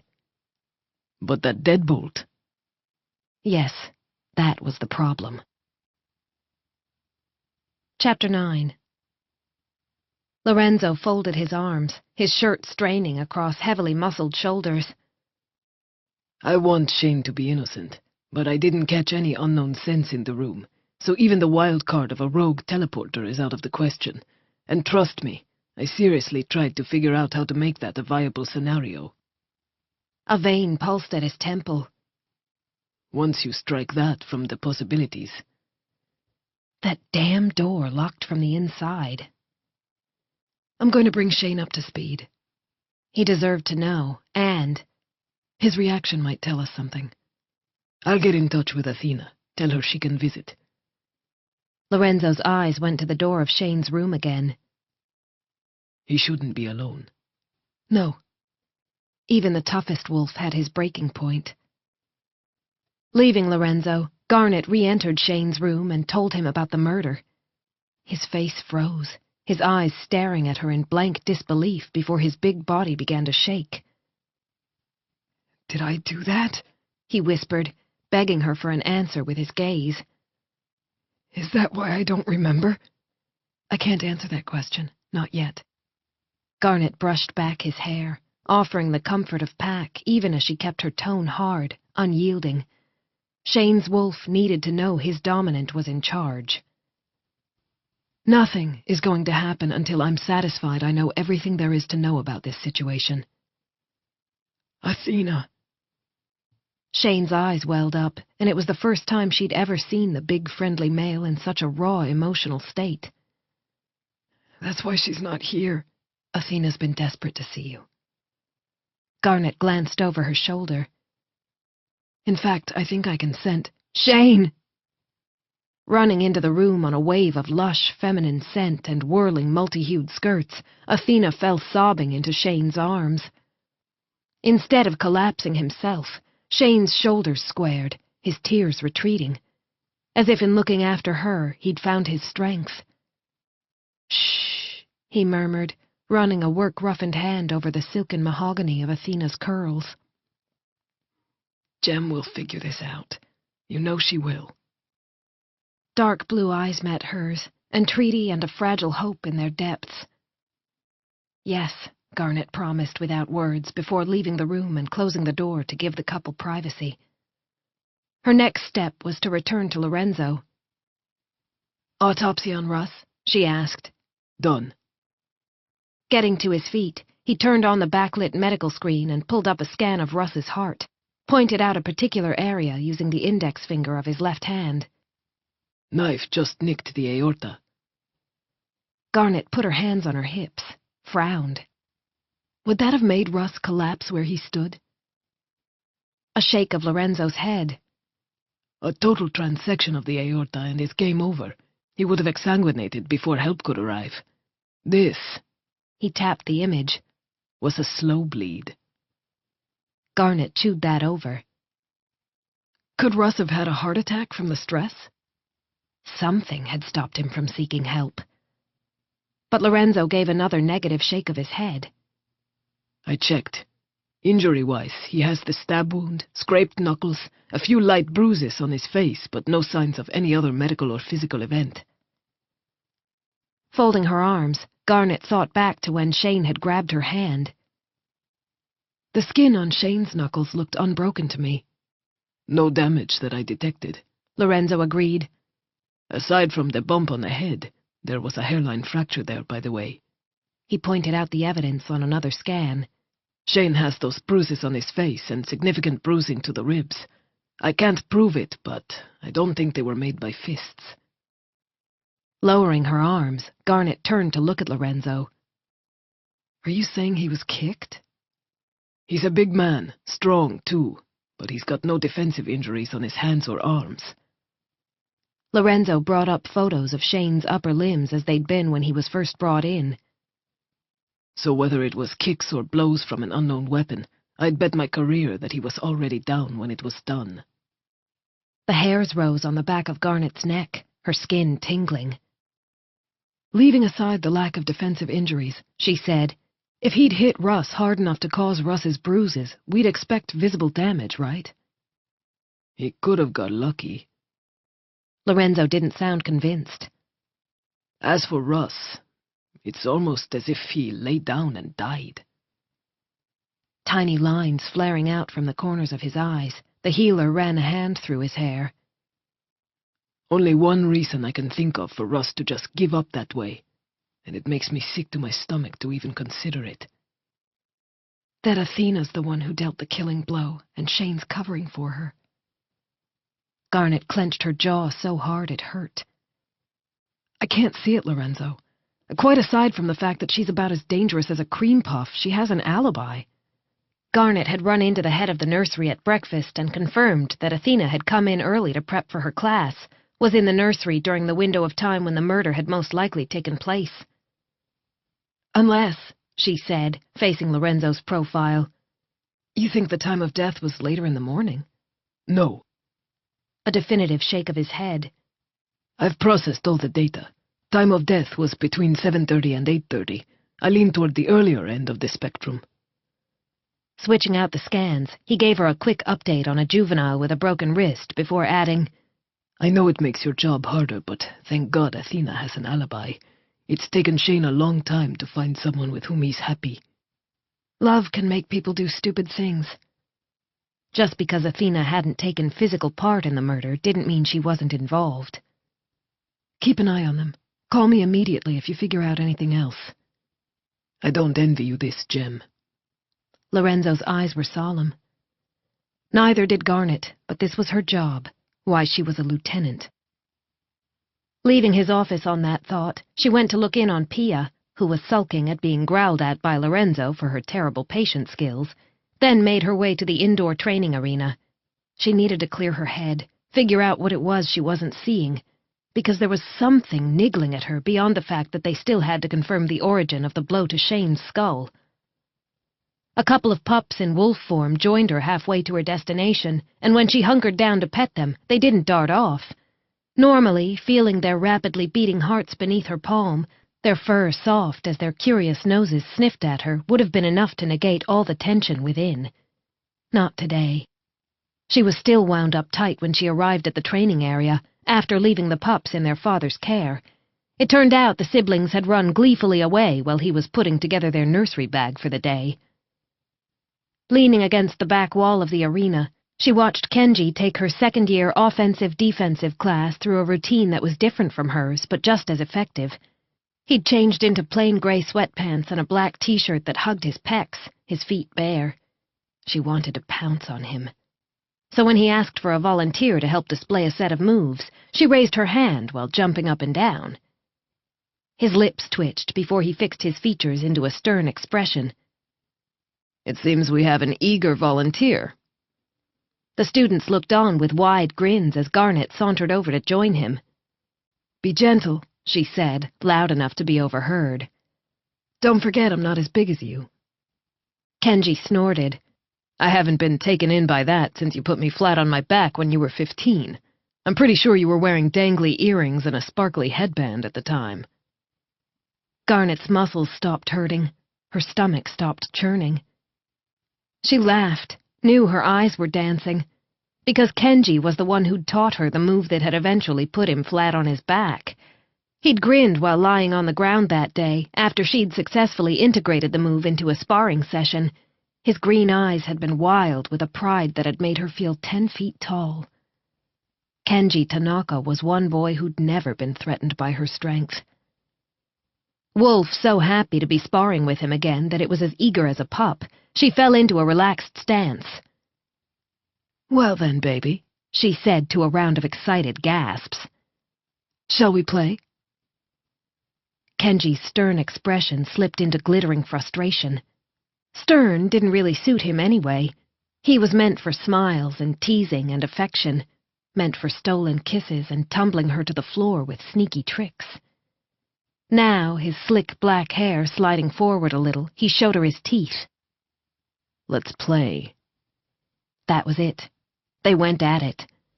No slow motion to show the students how to do the same. This was about displaying what Snowdancer wolves could do if they worked hard and stayed in peak condition. The one thing she and Kenji did do was pull their kicks and punches so that nothing would leave a permanent bruise. At their speed, however, it wouldn't appear that way to their audience. Garnet tapped Kenji with a roundhouse kick. He hit out with an open-handed jab to the side of her throat that was a feather-light kiss. She blocked a gut punch. He blocked one to the face. If they hadn't pulled any one of those hits, the two of them would have been black and blue, with a few broken ribs into the bargain. As it was, by the end of the bout, ended by mutual agreement after a meeting of the eyes, they were breathing hard and sweating, but in otherwise much the same condition as when they'd started. Putting her hands on her hips, she raised an eyebrow at Kenji as her pulse continued to race from the exercise, but mostly from tussling with the sexiest man she knew. Glad to see old age hasn't slowed you down, Tanaka. His lips curved without hesitation this time, wolf eyes full of the same joy that lit her blood. I try, Sheridan. Turning to their grinning students, he said, So, what did you learn? A hand went up. That I never, ever want to meet either one of you in a dark alley. Laughter ran through the ranks. Smiling at the smart-aleck remark that could have come from his own mouth when he'd been younger, Kenji caught the bottle of water Garnet threw over from the small cooler to one side of the training area. It felt so normal to do this, to play with her, to teach with her, that he was a little terrified. Not enough to regret a second of his time with her, however. Never would he regret time spent with Garnet. Aside from that, he prompted the kids after he'd taken a drink. That size doesn't matter if you know what you're doing, a smaller young male said slowly. Jem was holding her own, even though you're bigger and heavier than her. Kenji thought of how he'd used to teach Garnet the things he was taught in his more advanced class, how quickly she'd always caught on. It hadn't been long before her trainers had realized that regardless of her age and size, she needed to be in the advanced class alongside him. How did she hold her own? A pause before a girl answered. She doesn't use quite the same moves. She's adapted them to make her size an advantage. Good. Keep talking. The discussion was energetic and involved, and when Kenji separated the students out into unbalanced pairs to do self-run bouts, they went at it with frowns of concentration. He and Garnet watched over the group for 10 minutes to make sure there were no major issues before walking out together. Shane? He asked once they were in the corridor. Garnet narrowed her eyes. We need to look at that room again, she said after filling him in on their main suspect's broken recollection of events, as well as what she'd learned from Lorenzo. My gut isn't settling. Kenji felt he had a good handle on the players now, and his instincts echoed Garnet's. Ruby gave me deep background on Shane after you left the dining area today. Garnet's sister honestly knew everything about everyone. If it had been him, I would have expected a heat-of-the-moment burst of anger and violence. The knife to the heart seems cold and showy at the same time. Exactly. Reaching back to fix her ponytail, her white shirt stretching over the taut mounds of her breasts and drawing his eye like a laser, Garnet bit down on her lower lip. Do you need to shower? A teasing gleam in the blue of her eyes, her dimple in full taunting mode. Not that you don't smell delicious. Running a hand through his sweat-dampened hair, Kenji glared at her. Stop messing with me. He had no defenses where Garnet was concerned, and she'd figured that out. A sinful smile as she closed the distance between them until her boots touched his bare feet. But I like messing with you, Kenji Tanaka. Gripping the sides of his t-shirt while he stood frozen in place, unable to break contact, she rose on her toes and nuzzled a kiss to his throat, right where his pulse ricocheted against his skin in a rapid tattoo. Then she bit, hard, leaving a mark, a possessive, unmistakable mark. Breath harsh and cock primed, he wound her ponytail in his hand. Garnet. His chest rumbled. Drawing in his scent on a luxurious breath, as if she couldn't get enough of him, the dangerous wolf who'd marked him rubbed her thumb over his jaw before stepping back. We have to be lieutenants first. Her scent wrapped around him, steel and garnet and slick wet welcome. 5 minutes, he ground out, and stalked off to his quarters before he could talk himself out of it and right into Garnet's arms. He twisted the water to ice cold. When he reached the scene after dressing in blue jeans and a thin gray sweater, boots on his feet, it was to see Garnet just coming around the corner. She'd showered too, was wearing a pair of chocolate-colored pants that skimmed her legs and cupped her butt, teamed with a V-necked blue sweater and what he'd already figured out were her favorite brown boots. "How are your folks?" she asked as she reached him. "I just saw the textured mural your mom did down in that corridor, and it reminded me to ask." Kenji didn't answer until they were inside Russ's quarters with the door shut behind them. "Dad's in Alexei's den. He's taken over the communications hub there." Alexei was the youngest snow dancer lieutenant and had the smallest den to look after, but that den lay along a border and as such was in no way unimportant. "Your dad's one of the best." "Yep." Kenji knew his dad would be the best if he wasn't more interested in ballroom dancing and Moroccan rug weaving and herb gardening, just 3 of Satoshi Tanaka's intense and short-lived interests. "He sent me a yoga book the other week. That's his new thing." Kenji would bet his left arm that Satoshi was already sleeping with his limber young yoga teacher. "If your dad's in Alexei's region," Garnet said with the wry smile of someone who'd grown up with him, "then your mom is surely not." Kenji grinned. His parents' fights had scared him as a pup, but he'd come to terms with their relationship long ago. "She's in Tomas's region," he told her. "According to him, she's driving him crazy while creating art so beautiful it makes other wolves weep." A standard state of affairs for Miko Tanaka. "She calls me each Friday without fail and goes through every piece of gossip she's heard about me. It's like having my own personal spy network." Garnet's laughter was a caress that made his wolf want to throw back its head and howl. Telling herself she could trace the edges of Kenji's smile later, Garnet said, "I gave one of her pieces to my parents for their mating anniversary." It would have been financially beyond her reach if Miko didn't have special secret pricing for packmates. The outside world paid high 6 figures for one of her unique multimedia works, and that was at the low end. Packmates paid what Miko thought they could bear. As a lieutenant, Garnet was paid an amount commensurate with her heavy responsibilities. The pack's business assets were myriad and strong, and as such, all snow dancers who either worked for the pack or held necessary positions in it, like the lieutenants and healers, were compensated fairly.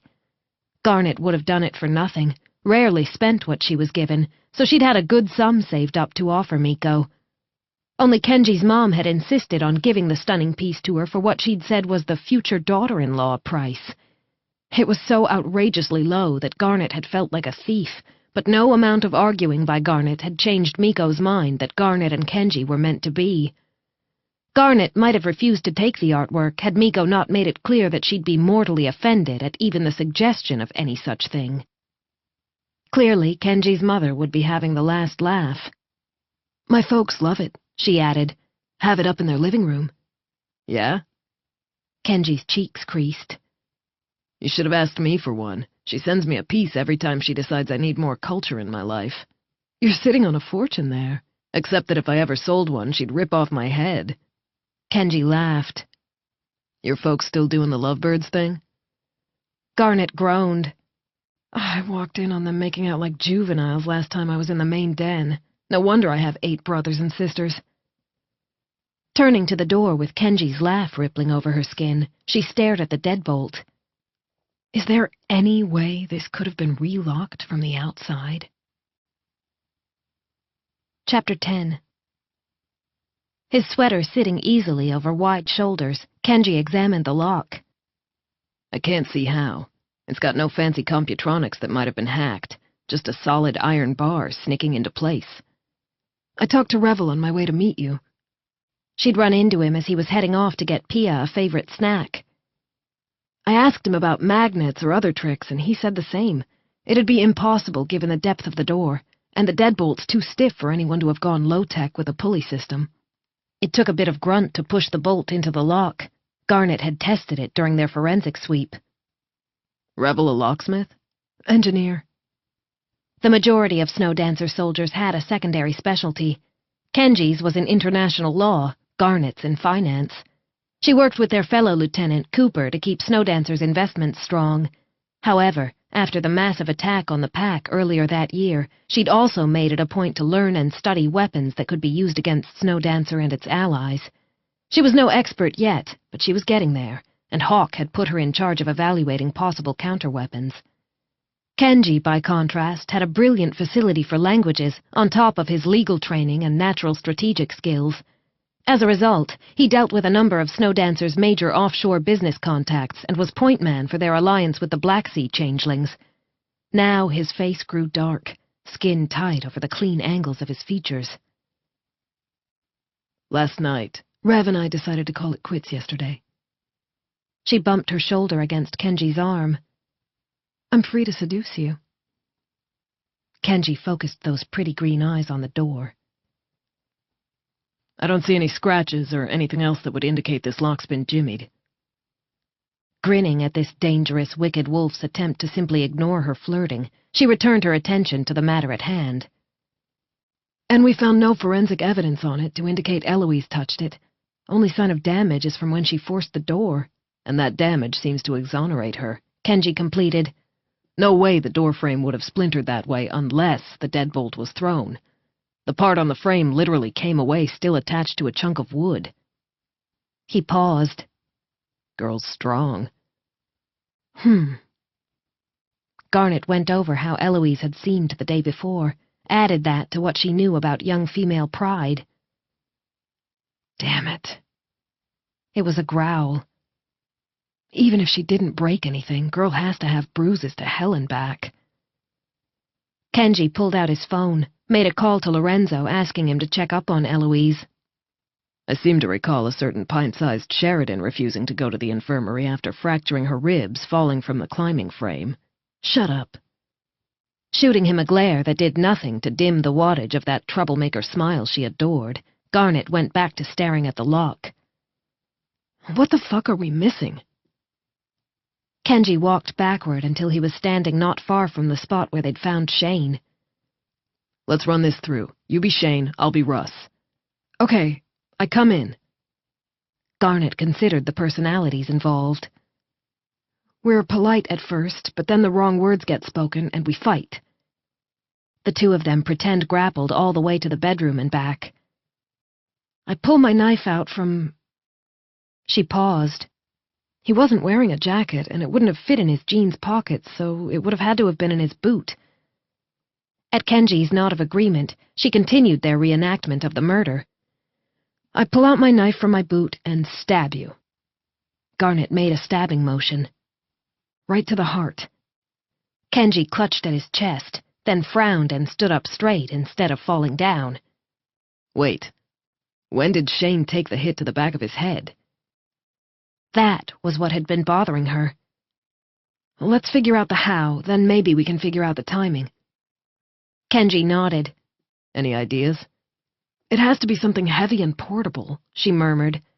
Lorenzo's pretty sure it wasn't the edge of the coffee table, and we didn't find any blood or hair on it. The two of them began to search. It was Kenji who finally found it, a heavy metal flashlight that had rolled under the display cabinet and ended up hidden in a deep pool of shadow. They stopped long enough for Garnet to get an evidence kit, then pulled it out. The blood and hair on the end erased all doubt about whether or not it had been the weapon used to incapacitate Shane. Okay, Russ hits Shane with the flashlight, Garnet said as she bagged the flashlight so they could confirm DNA and check for fingerprints. That begs the question of why Russ would be holding a flashlight in the first place. We didn't have any power outages that morning. It could have been lying on top of the display cabinet, Kenji suggested. He picks it up to defend himself when he sees the knife. Shane stabs him, turns away for some reason, and Russ still has enough strength to whack him over the head? I guess.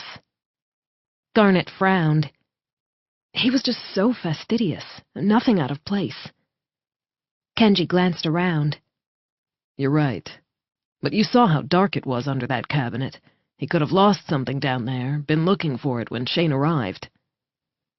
It made sense, but the sick, wrong feeling in Garnet's gut wouldn't subside. I want to take another look at Russ's body. Once in the small, isolated morgue at the far end of the infirmary suite, she, Kenji, and Lorenzo examined Russ's body with care, found nothing other than the marks of the autopsy and the killing wound, along with the light bruises and scraped knuckles Lorenzo had already noted. Shoulder muscles bunched after Lorenzo returned the body to the temporary storage unit. Garnet paced the room. Can we see his clothes as well as Shane's? They were the only things left that might offer some kind of an answer. Garnet was not going to condemn Shane when an ever-expanding sense of wrongness continued to chill her blood. Here. The healer pulled out the evidence bags in which he'd stored the clothing, one bag for each item. Taking one set after pulling on surgical gloves, Kenji went to the steel autopsy table and, after Lorenzo disinfected it to prevent contamination, laid out the clothes as Russ would have been wearing them, while she did the same with Shane's clothing on a neighboring table. Then they stood side by side between the two, their bodies touching in a line of warmth as they stared at each set in turn. This blood drop, Kenji said, pointing to a perfect teardrop low on Russ's shirt. It doesn't fit the gravitational direction of the rest of the blood. Garnet leaned in to see what he had, nodded. That one droplet went vertically downward, while the rest of the blood had gone sideways across one side of Russ's chest. Could have been from the knife after he was first stabbed, Lorenzo said. Plausible, Garnet thought. I know Shane doesn't have any visible blood on the front of his shirt, but what about microdroplets? No microdroplets. Lorenzo's striking eyes went to Shane's shirt. I double-checked. Garnet turned over the shirt to point at the droplet she'd noticed on the back of Shane's forearm. It looked like it had splashed downward onto Shane's shirt, its shape pristine and undisturbed, as if Shane hadn't moved so much as a flicker after the droplet fell onto his body. Her heart slammed against her ribs. This blood, is it from Russ? Yes, DNA confirmed. Damn, Kenji murmured. At the same instant the pieces clicked together in her head, the ensuing pattern so incomprehensible that she and Kenji just stared at one another. Turning as one, they headed back to the scene. Lorenzo accompanied them. What have you two figured out? Let's see if we're right first, Kenji murmured once they were inside Russ's living area. Be Shane, Lorenzo. You want me to lie down? No, run this from the start. Garnet nodded at Kenji to pick it up. Okay, you enter. I shake your hand. Kenji snapped his fingers. Forgot something I had for you in the other room. Please come with me. Something of Athena's that she accidentally left behind? Garnet offered. Nodding, Kenji said, That works. Lorenzo took a moment to think about it. Okay, I agree to go, he said. Just keeping the peace so this meeting is over as fast as possible, and I can grab much-needed shut-eye. Fits with Shane's personality, Garnet said, and the three of them walked to the bedroom. And it explains Shane's scent in the bedroom. Yes, and then, damn, I realize I left this unknown thing in the front room after all. Kenji led Lorenzo out. It's just over there. He pointed. When Lorenzo turned instinctively in that direction, Kenji reached toward the display cabinet next to him, picked up an imaginary flashlight, then brought it down lightly against the back of Lorenzo's head. Slam with the flashlight and you're down. A scowling Lorenzo nonetheless went to the floor. You deadbolt the front door, then go to the bedroom, Garnet said, disbelief a living being inside her. Mess it up. Punch a hole in the wall. Get the knife. But before the final act. Kenji rolled Lorenzo over and pretended to punch the healer's face before punching himself a couple of times. As Lorenzo's eyes widened in shocked understanding, Kenji rolled Lorenzo back over and aimed several pretend kicks at his ribs. Only then did he rise to his feet and use his phone in place of the knife to mimic stabbing himself before leaning down to place the weapon by Lorenzo's outflung hand. This is when the blood drops onto Shane's sleeve. Vertical droplet on Russ probably happened when he pulled out the blade, Garnet said softly, as Kenji placed a hand over his heart and went to the ground in the position in which Russ had been found. Explains everything. Lorenzo and Kenji both sat up. The healer's blood had leached from his skin, leaving it unnaturally stark. Russ wasn't wearing a glove. He wrapped his arms loosely around his raised knees. Why didn't we find his fingerprints on the blade? And the final piece slotted into place for Garnet. The handkerchief, she whispered.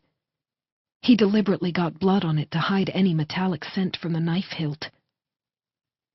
Kenji ran a hand through his hair. Could be it was also a parting shot aimed at Athena. Screw with her emotions, foster guilt. Yes.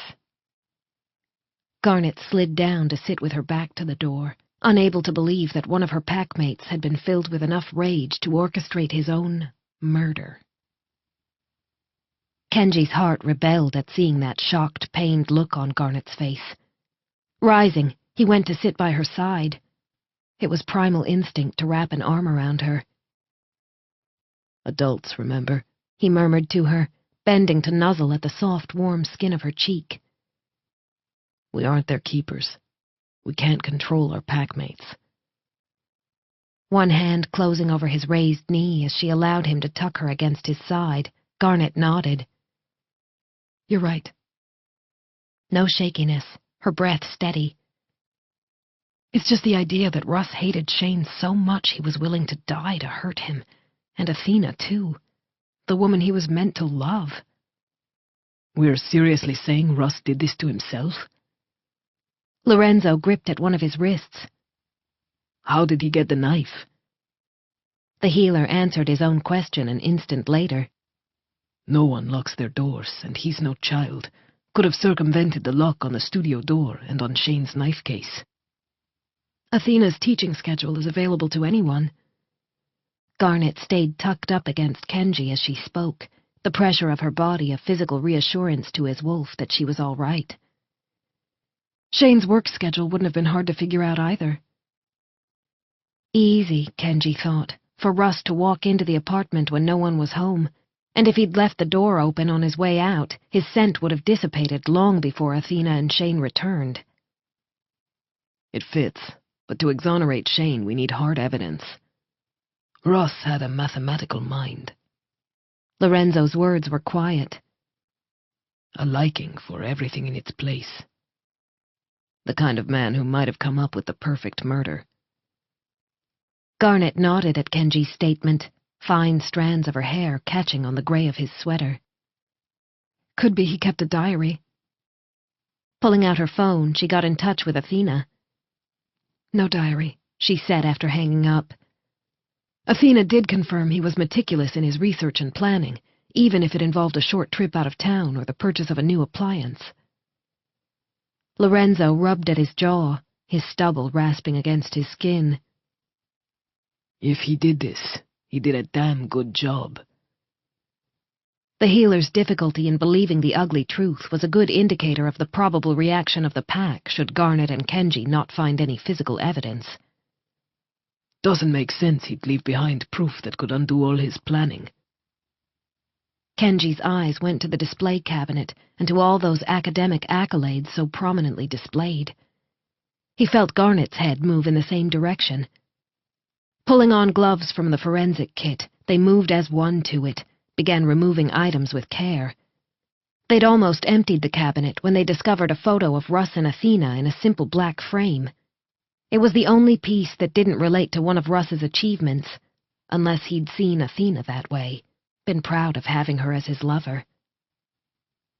Beside him, Garnet examined the frame with care. Russ's scent is strong on this. Recent handling, Kenji said, his wolf at rigid attention inside him. Do it. Flipping the frame to expose the back, Garnet undid the clasps on the sides. The folded piece of paper that lay between the backing and the photograph made her breath turn jagged inside her lungs. Touching only the very edges, she unfolded it, and all the air whooshed out of her. Fuck, Kenji muttered. Because while the diagrams were mathematically precise, the plan was clear even to Garnet's untrained eye. He left proof, she said on a hot wave of anger. Because he couldn't bear to die knowing his brilliant plan would die with him. Kenji's jaw was an unforgiving line when he spoke. It didn't matter if it wasn't found for decades.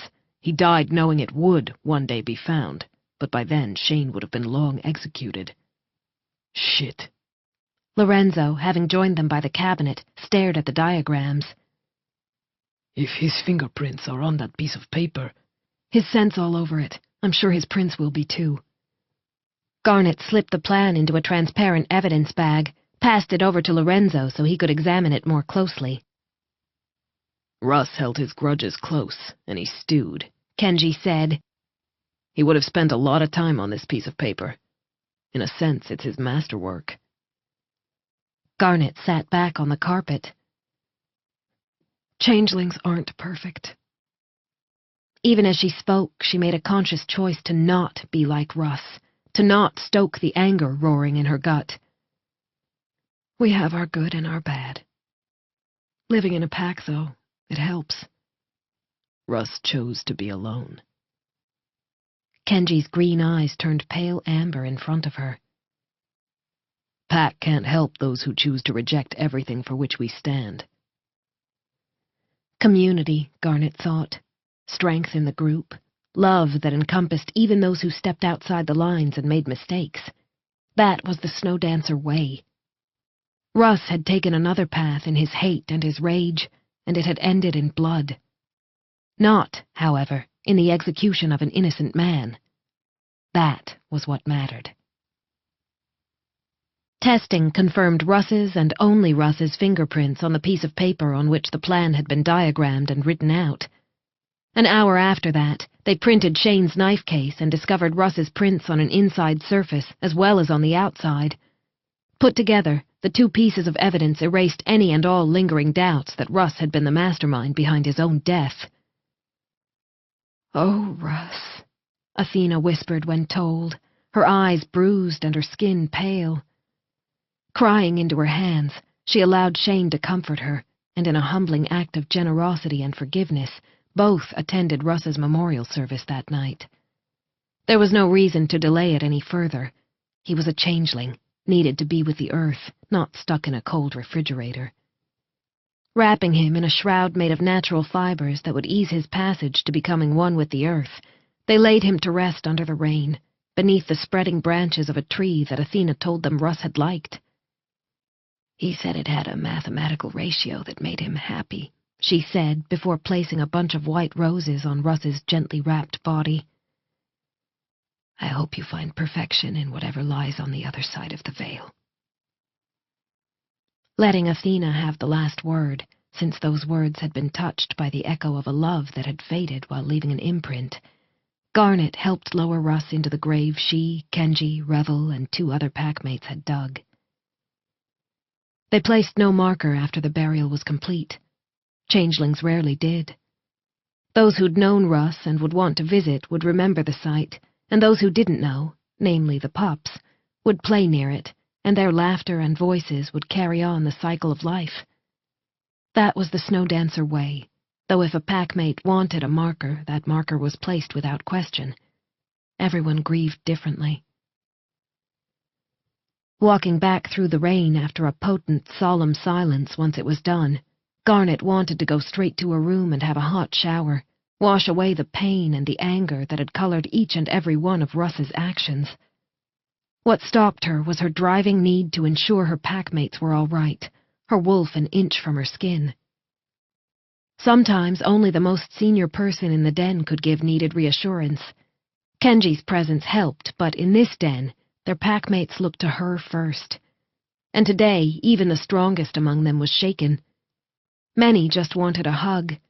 Some needed to talk through their emotions. Others just to be close to her, as she did what she'd been born to do. Kenji, her semi-retired right-hand woman Sabrina, and Revel stayed with her throughout, as did Lorenzo. Her hair and clothes were drying by the time she finally returned to her quarters. Kenji came with her. Chapter 11. Entering Garnet's quarters with her, Kenji watched her kick off her boots and shrug off the jacket that had been no real protection against the rain. He hated seeing her so drawn, sorrow yet heavy on her features for a packmate who had chosen such a bitter end to his life. All he wanted to do was hold her. But if he did that, he wasn't certain he'd ever let her go. He wasn't that fucking strong. "I'll head to my quarters. She froze in the act of tugging up her tea. Don't go. Kenji cupped her cheek. I won't take advantage of you when you're emotionally bruised. Yes, she'd messed with him earlier, made it clear she wanted him, but right now she was hurting. Rising on her toes to nuzzle his throat, that vulnerable area he never allowed anyone else to touch, she spoke, and her breath, it was hot against his skin. We're pack, Kenji. I need skin privileges. Her hands on his chest, her voice soft. But if you don't feel like sharing them with me, that's okay. No judgment in her voice, no demand. A hug will be enough. Garnet. Enclosing her tightly in his arms, this strong woman who carried over 1,000 lives, young and old, on her shoulders, he rubbed his jaw against her temple. I'm sorry for being an ass. Come on, get out of those clothes. She held on to him for a while longer, and he could feel her wolf close to the surface of her skin. His own wolf responded, his hands petting at her as the warmth of her body burned through his damp clothing to brand his skin. When the two of them separated at last, they stripped quickly and walked into the bathroom. This wasn't about seduction, but affection. But when Kenji stepped into the shower behind her and put his hands on her hips, his soul shuddered. Eyes burning, he wrapped his arms around her, burying his face in the curve of her neck. Hey. Melting into him, Garnet closed her hands over his. You're warmer than the water. It sounded as if she was smiling, her voice husky. He swallowed the lump in his throat with effort, then lifted his head from her neck and tugged her impossibly closer. And you're still tiny. A soft laugh that eased him. His tough Garnet was coming out of the grief that had gripped her since the moment they understood what Russ had done. Why is that a surprise? You're so huge, Garnet. Taking the shampoo, he poured some into his hand, put down the bottle and worked the fresh-smelling goop into her hair, touching her with the possessive tenderness he'd always felt for her and her alone. Like this raw wave of strength. I forget you're not that big in actual size. Good. He chuckled at her smugly pleased response, nudging her forward so she could wash off the suds. Obeying, she waited until her hair was clean before picking up the soap to quickly slick it over her upper half. Then she turned to Kenji, doing his chest and shoulders while he washed his hair. Kenji had always understood that if Garnet didn't cooperate by keeping her distance, there was no way in hell he could fight his response to her. So for the first time in an eternity, he didn't even try. As he didn't try to keep his eyes from drinking in her petite but perfectly formed body. Water ran down his face as he lowered his gaze to her breasts, sliding up a hand a heartbeat later to cup one taut mound. You are so beautiful, he said roughly, running the pad of his thumb over her nipple. I can't keep this to pack skin privileges. What use was it trying to hide his need when she'd already figured it out? Figured out that he'd do anything for her. I want to bite and suck and adore. Order me to go. Goosebumps breaking out over her skin, Garnet rose on tiptoe to nip at his mouth. I seem to recall asking you to stay. It was a husky reminder, her next nip of his mouth sharp and dangerous. You gonna tell me what's been hurting you for so long? His gut grew tight, pleasure crashing under a roaring wave of ice. Unable to look at her as he admitted the brokenness in him, he used the excuse of washing off his face to turn into the spray, then gave her his back. Soap my back. She kissed his spine instead, curious fingers tracing the brush strokes that made up his tattoo. What does this mean? Her fingers dancing over the katakana he'd had inked years ago, all characters deliberately stylized to fool the casual eye into not seeing them as characters at all. Perhaps in some hidden part of himself, he'd wanted a packmate to figure it out, betray his secret so Garnet would know what she was to him. but for the most part he'd been careful when he shifted around others, made it so no one ever had enough time to truly focus on the design that wasn't a design at all. I taught you this combination once. It's been so long. He imagined her frowning in concentration behind him as she mapped the characters with a fingertip. Each brush made his body tighten, his claws pricking against his skin and his wolf's fur so close to the surface that it was almost as if she stroked her fingers through his pelt and not over his human skin. "They're written oddly," she murmured. "If this was straight and this wasn't so deep, it would be ga." Triumph in her tone as she decoded the first syllable. That looks like it makes the ga into a long sound. This one... Ha! Got it! It's the N sound. Sudden silence. And he knew she understood, saw that he'd written her name next to the kanji for I, for love. He'd been wearing his heart on his skin for the entire world to see, a quiet fuck you to fate for stealing her from him. Aishiteru. Kenji. Slipping her arms around him on the raw, wet sound of his name, she rose on tiptoe and kissed each one of those characters. Emotion choking his throat until he could hardly breathe, he braced his palms against the tile of the shower wall, then finally told her the secret he'd kept for 7 long years. You know, when I was 11, I went on that trip. Yes, to a whole bunch of tropical islands. Another kiss.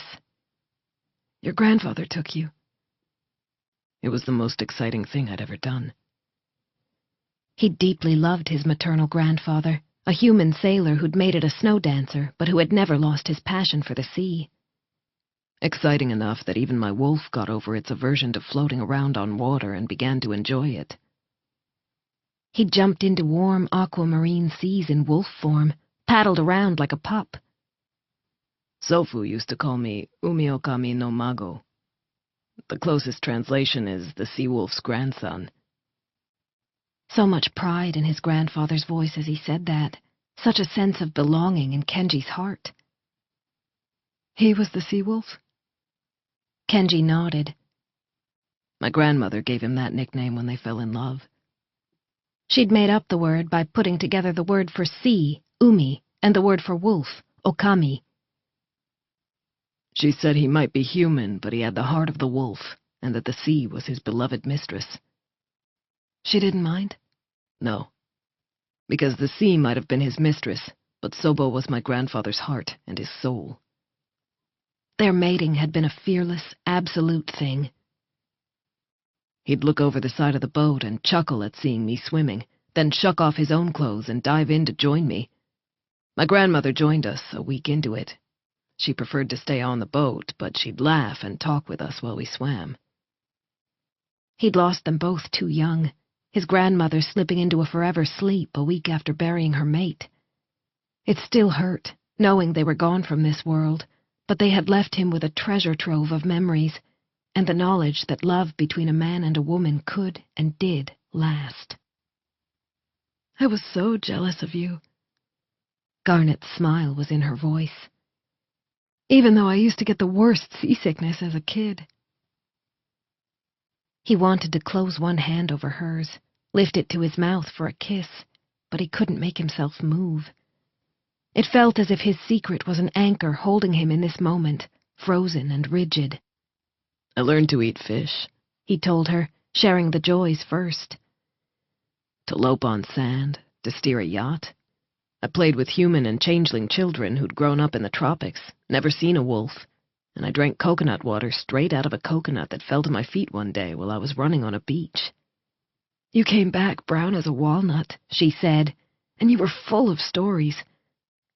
Until you got sick. Her voice trembled. You were sick for a long time. I was so scared. His paralysis broke. Shifting to take her in his arms because he could do nothing else when Garnet sounded that way, Kenji forced himself to continue. I didn't really understand too much at the time, but later, The healers told me it was a tropical fever. An unusual one that nobody quite understood. Every so often, things like that apparently pop up out of nowhere. Nature reminding us who's boss. Garnet pulled back to look at him, her eyes stark. Are you dying? Kenji. He immediately raised his hands to cup her face. No, sweetheart, no.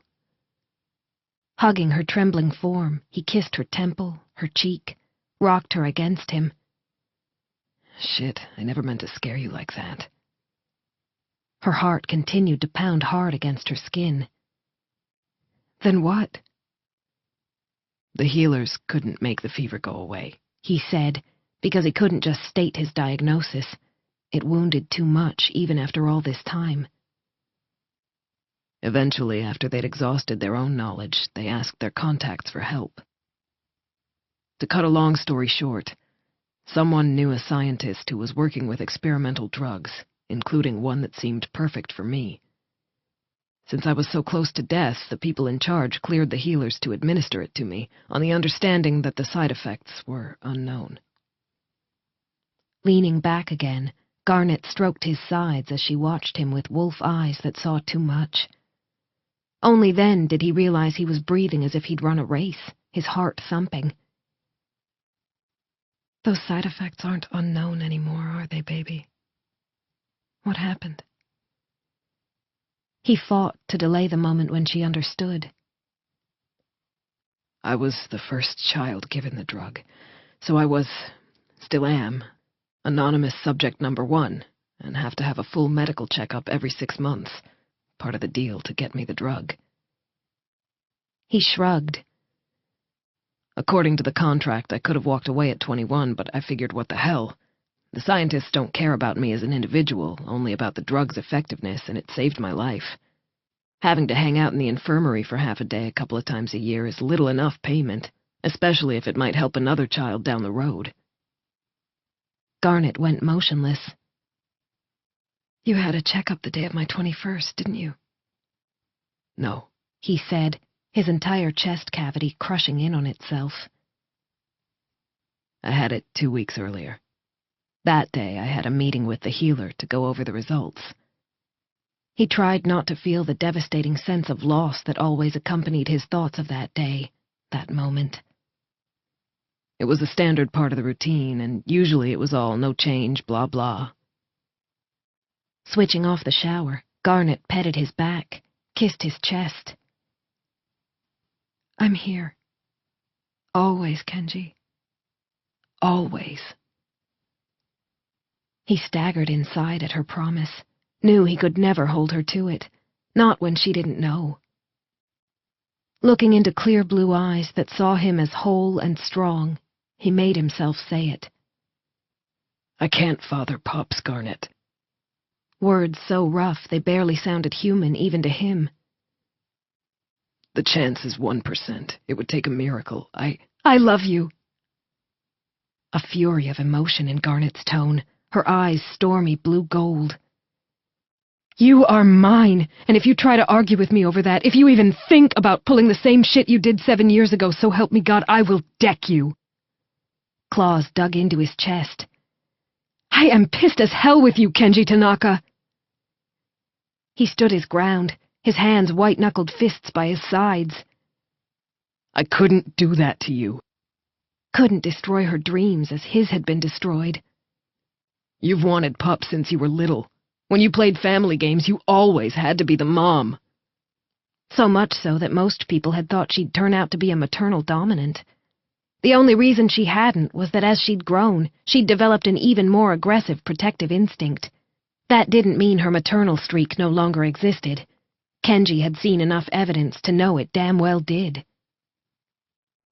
You deserve to know what it's like to carry a pup, he said, touching one hand to her flat belly. You deserve to go through the entire happy journey like your sister. I can't... He swallowed, forced himself to finish. I can't give you that. This wonderful, infuriating man, Garnet thought. He was breaking her heart. You idiot! She shoved at his chest. "I always made you play the papa, didn't I?" Even as a child, no one but Kenji would do for that role. As she grew and began to view him through new eyes, she'd realized he was the only one she could see in that position in real life as well. "I only wanted pups if they were yours!" Shaking with anger at him for the choice he'd made, a choice that had separated them for 7 years, she nonetheless wanted only to hold him. The diagnosis must have savaged him, upending his entire world. He'd been a cocky, newly adult wolf settling into his masculinity, confident and wild and driven by a potent cocktail of hormones. This would have shot a bullet right into the heart of his sense of self, bloodying and brutalizing him. He should have come to her, should have trusted her, should have trusted them. But she had to remember that he'd been young too. Young and hurt and trying to love her the best way he could figure out how. Not only that, she had to remember that if she had a powerful maternal instinct, then Kenji had a paternal one just as wide and deep. He'd always wanted a huge family, been adamant his pup wouldn't be an only child like he'd been, no matter what he had to do to make that happen. Even though she'd had to force him to join in her games, he'd only ever complained when Steele was around. Otherwise, he'd play patiently with her, coming up with all kinds of activities her pretend family could do. Hurting for the pain he'd suffered in silence, Garnet kissed him again, hard enough to draw blood. "Soon as I was old enough to really start to understand what it meant to have children," she said, wanting him to have zero doubts about this. "I wanted them with you. Why do you think I was so angry when you started dating Balloon Tits Brittany?" A startled laugh burst out of him, but it faded too soon, his expression solemn. "It's a big decision. It'll change all your plans for the future." "You were the only constant in my dreams, Kenji." She had to make him understand that, understand who he was to her. How could he possibly not know? How could he possibly think she'd rather have pups than live a life with him? He was her other half, and she was dead certain the only reason they weren't already mated was because he was blocking the bond with his aggravating, protective, loving need to give her the life he thought she wanted. "And you know changeling fertility isn't the best," she continued when he stayed stubbornly silent. "Yes, I had hopes of having a ton of pups, but I never counted on being able to fall pregnant." Can you give up those hopes? It was a hard question, but there was something broken in it, in him. "We don't have to." Withdrawing her claws, she petted his chest, coaxing this wolf who was her own. "And no, I'm not talking about the 1% chance," she added when he stiffened. "I'm talking about Sam and Kieran and Ju and Tanya." He sucked in a breath as she listed the names of 4 of their human packmates, all adopted into the pack as children by couples who had love in their hearts and the desire to shower that love on a pup who needed it. "Does their humanity make any difference to you?" she asked Kenji as he unbent enough to lower his head so she could kiss and caress him more easily. "Do you see them as different?" Of course not. They're pack. His fingers dug into her skin, his beautiful eyes devoid of defenses and so deeply vulnerable that it hurt. Ruby, the way she is, you wanted that. Sliding her arms around his neck, she held him to her. "Sure," she said, because she had to accept her dreams so he'd know and accept that some dreams were critical, others flexible. "But loving a child, bringing her or him up, that I want more. And that we can do." There were always children in need of love in the world, and given the pack's established and healthy nature, as well as its track record with adoptions, snowdancer couples rarely had trouble with the process. No snowdancer had ever returned a child to social services. Once a child was brought into the pack, he or she stayed pack. The end. Kieran had once joked to Garnet that it was like being in the mafia, but there had been nothing but joy in his expression. A troubled kid of 6 when he was adopted, his biological mother having died of a drug overdose after his father went the same way 2 years prior, He'd expected to be dumped as he'd been on 3 previous occasions, so he hadn't even tried to be good. I didn't know then how possessive my new family was, he'd told her, or how any stunt I pulled, the maternals had already seen it 10 times previously. Laughter had spilled out of him. I'd scrawl all over the walls of our family quarters with a permanent marker, and my dad would tell me my artistic technique needed work. Even after I threw down the cleaning supplies and kicked holes in the walls, I still got a kiss goodnight as they tucked me into bed. And the next day, once I was calm, the 3 of us would fix those walls together. It took a while, but I finally figured out they wanted me, even if I wasn't perfect. They loved me. Garnet knew she and Kenji could love other hurting and lost children just as much. When we're ready, we'll adopt as many pups as we can handle, she told Kenji. But, baby, is that something you want? He was perfect to her, but he'd been unbearably hurt, and she'd never do anything to exacerbate the wound. Kenji wrapped her up in his arms, his voice rough when he spoke. You're enough. Anything else would be a bonus. But yeah, I still want Rugrats. Human or wolf, they'll be ours to love. A shuddering sigh. It was never about fathering them myself. I didn't want to steal your choice. You are my choice, Kenji. You. Gripping his hair, she made him look into her eyes. I have missed you for 7 goddamn long years. Tears, hot and wet, rolled down her cheeks. I'll always miss you if you're not with me, so don't you dare walk away again. I won't. It was a rasp. You live in my heart, Garnet. Multiple times a day I'd see something and want to tell you, only to realize I'd given away that right. And then I'd want to kick my own ass. She laughed wetly. That ass is now mine, so I'll be the one doing any ass-kicking. Got it? Got it. She heard the conviction in his tone, saw it in his eyes, in his smile, and it was as if that was all the mating bond had been waiting for. It just opened on his side, and was a hurricane slamming through her, because her own heart had been open to Kenji Tanaka for one hell of a long time. She clung to him, he held on to her, and when it was over, she laughed in giddy delight. Wow, Kenji said, that smile she loved lighting up his whole face.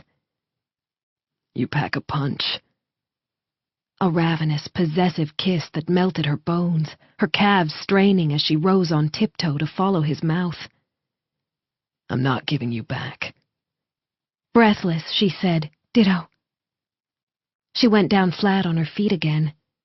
You're far too tall. How are we ever going to make this work? She'd been making a silly, happy joke, but his responding look burned. A heartbeat later, she was hard up against the back wall of the shower, and Kenji was pressed up against her stomach, his cock a rigid brand. Forearms braced on either side of her head, he looked down at her with eyes gone wolf. Garnet. His voice was all growly. I'm on edge.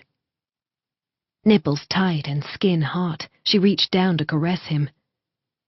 We'll go slow next time. Shuddering, he dropped his head as he thrust into her hand. It made a moan ripple out of her throat, her body primed and ready for him. But he didn't do what they both wanted and plunge into her, pulling out of her possessive hold before kissing her with a raw ferocity that had her claws slicing out to scrape his shoulder. He bit at her lower lip, squeezed her breast, sucked on a pouting nipple on his way down her body. Then he was pulling her leg over his shoulder and oh! Her blood turned to honey as he used his tongue, his lips, to do delicious, wicked, exquisite things to her. He ate at her as if she was his final meal and he was starving. Clenching one hand in his hair, she came with a scream. He bit her inner thigh on the heels of it. It just made sated pleasure curl hot and warm in her gut.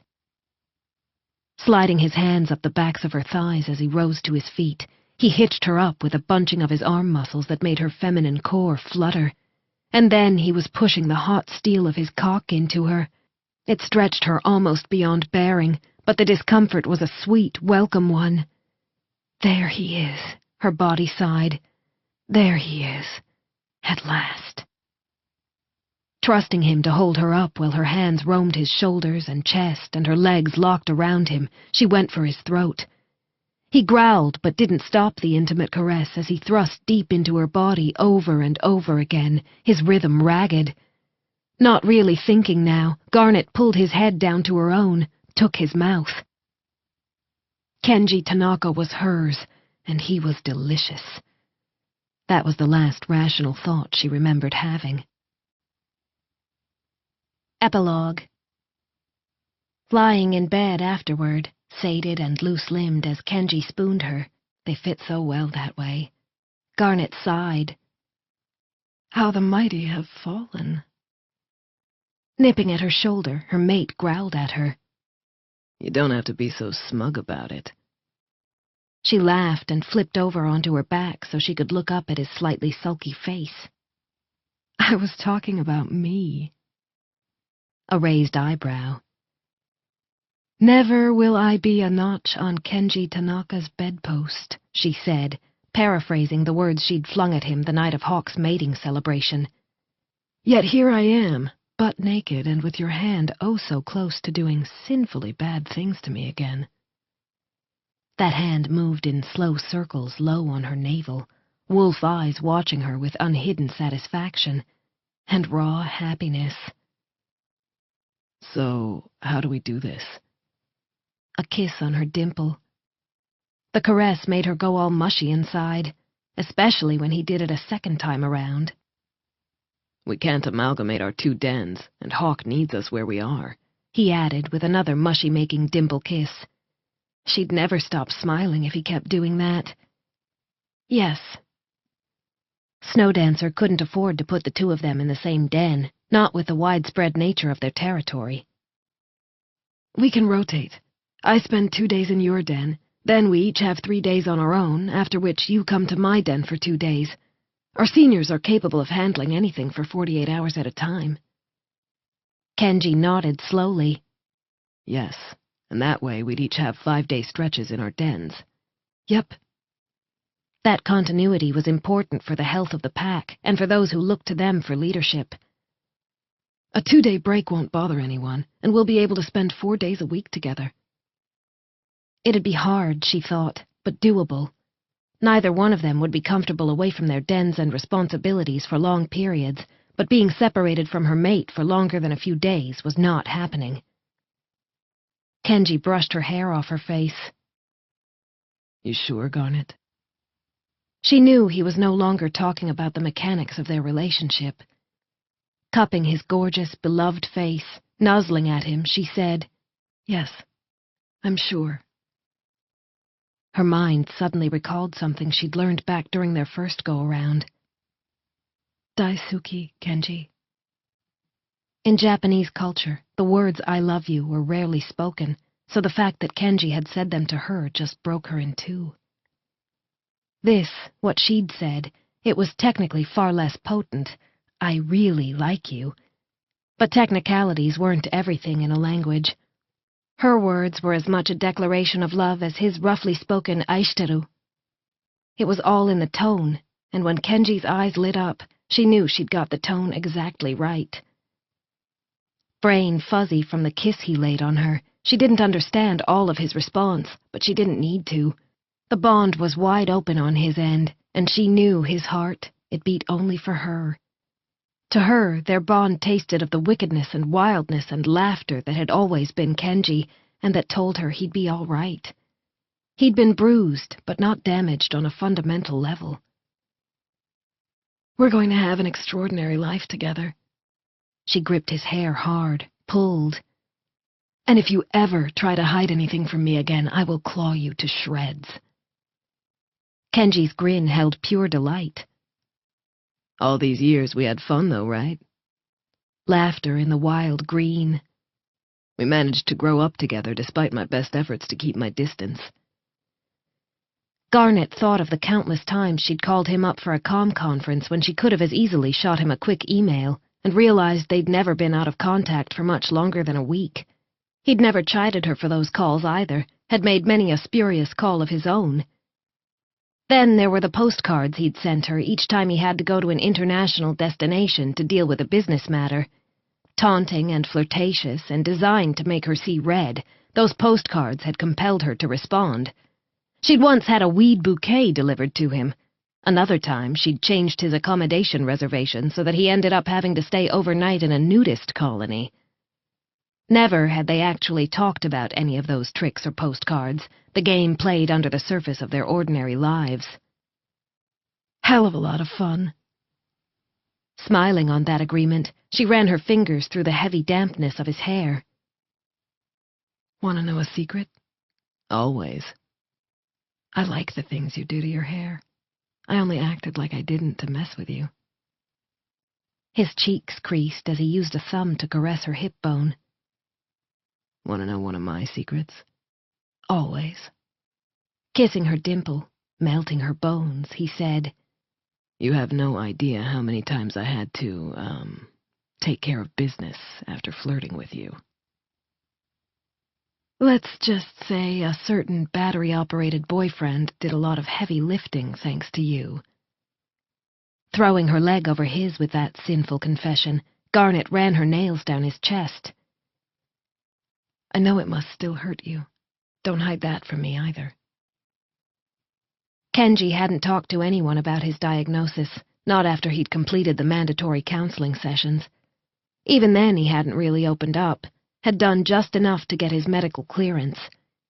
But this was Garnet, the woman who lived in his heart. Yeah, he said, and then, for the first time, he spoke without shields about what the news had done to the 23-year-old man he'd been. Garnet listened. She never broke skin contact, and she loved him, the pulse of it a ferocious wildfire inside him, a wildfire that tasted of steel and garnet. I'm going to buy you a violin. Yes, this woman understood the beat of his heart. I still have mine, he admitted. Couldn't bear to get rid of it. Smile deep, she pushed playfully at his chest. When do I get a recital? I'm going to be rusty as hell, he warned. I'll rate you on a scale from my ears are bleeding to the angels weep. A kiss from his mate, the sensual slide of skin on skin, the sound of his brain cells popping in delirious pleasure. I bought you a ring before your 21st, he said a long time later, watched her eyes widen. I wasn't going to give it to you then, but it was like my talisman for what I hoped we'd become. Poking at his abdomen with a censorious finger, she said, You'd better still have it. It was a growl. He grinned, because damn, that was Garnet, demanding and strong and his. I keep it in that little wooden box you gave me for my 18th birthday. Her smile was luminous. I made that box in woodworking class. She kissed him. It's awful. I was terrible at woodwork. I know. The lid doesn't close properly and it's lopsided. He laughed along with her. But you gave it to me. Stop it, she muttered, lower lip quivering. You can't make me cry. I'm a hard-ass lieutenant. He kissed the tip of her nose. You can cry with me. Tucking up her arms between them, she made a face at him. I threw all the stuff you ever gave me down a big crevasse, she told him. I did it the night after my 21st. Narrowed eyes. I'm still not sorry. His shoulders began to shake. Good thing I never gave you that ring. It cost me 3/4 of all the cents I had at the time. 3/4? What happened to the last quarter? I spent that on your 21st present. A bracelet from that designer you used to like, with the cut stones. Bright and sparkly, but not large. Delicate, to suit her bones. Is it in the box? No. The memory of the stones cutting into his palm as he stood numb and angry in the corridor outside the infirmary. It was as vivid now as the day it had happened. I broke it. I was holding it so hard, and it just seemed like a sign. She petted the side of his face. I'll forgive you that one. A nuzzling kiss. Especially since I took a baseball bat to the snow globe you got me for my 16th. He burst out laughing. Remind me never to make you angry, he said when he could speak again. I fucking love you. Growling playfully, Garnet tumbled him over onto his back. I love you too, but I'm still mad at you for forcing us to wait this long. Make it up to me. He ran his hand all the way down her back, stroked up again. Come here. A luscious kiss, then more and more. Things were getting hot and sweaty and interesting when Garnet's phone went off and kept going off. Grrr. Grabbing it, she stared at the screen. It's Tex. She answered the call, started scrambling out of bed in the next heartbeat. Wolf lunging to the surface of his skin as his brain clicked, Kenji got out and hauled on his own clothing. Ruby's pup might have been laggard to this point, but he was now in a tearing hurry. Garnet and Kenji made it to the infirmary with only 2 minutes to spare before a thin, angry cry hit the air. Lorenzo exited not long afterward, joy pulsing from him. Strong little guy. Good lungs on him. Tumbling into the room after a delighted-sounding Tex invited them in once Ruby was ready, Garnet and Kenji took in the wrinkled and furious little peanut on Ruby's chest and grinned. Did Steele call already? Garnet asked. Tex was the one who replied, his tone holding a deep vein of affection. Yeah, about a minute after the birth. Said he'd restrained himself for 60 seconds, but that was his limit. He's already booking a flight across. Garnet's grin morphed into soft laughter. I think this den is going to see an influx of Sheridans over the next week. Tiptoeing closer, she kissed the top of her sister's head before gently touching the baby's back. Good job, sis. Ruby's tired face beamed. You too, baby sister. A thrilled glance that flicked from Garnet to Kenji. Garnet's phone beeped right then. She'd had it in hand, having expected the call. Touching the screen, she turned it toward Ruby and text so the couple could see the face of the man on the other end. She and Kenji leaned in to be able to see the screen at the same time. Congratulations, Ruby. Tex. Their alpha said, his presence a punch of raw power no matter that he wasn't physically present. I see my newest packmate isn't happy with his current environment. The baby stopped making grumpy noises at the sound of his alpha's voice, going very still on Ruby's skin, as if listening intently. Hello, pup. Welcome. Hawk made a rumbling sound in his chest that had the baby's tiny body going soft and easy again, zero tension in him now that his primal core knew he was in no danger from the apex predator in the region. How do you always know about a birth? Ruby asked with a mystified smile. Wait a minute, did Lorenzo call you? Nope. Hawk winked, the thick fan of his silver-gold lashes coming down over an eye of a blue so pale it was immediately clear that Hawk was changeling, was wolf. It's an alpha thing. His gaze encompassed both Ruby and Tex. I'll be there to welcome him in person within the week. That was why Hawk was such a damn good alpha. He made it clear that every snow dancer life mattered, dominant or submissive, old or young, weak or strong. All were pack. All were his. Garnet. Turning the screen in her direction, Garnet raised an eyebrow. Yes? She had a good idea of what was coming. Wolf blue eyes gleamed. Where's your mate? Kenji shifted so he could scowl at Hawk. Now you're just showing off. An unrepentant grin. Their alpha's white shirt pulled across the breadth of his shoulders as he folded his arms, his exposed forearms muscled and golden. You lovebirds want a honeymoon? I'll second 2 of the others to cover your dens while you canoodle. We'll get back to you on that. Kenji nuzzled at her, his hand possessive on her hip, even though Hawk was no threat to his claim. He was the one showing off now, Garnet realized. Showing off his mate to a wolf he respected. Maybe she should have been annoyed by that, but what the hell.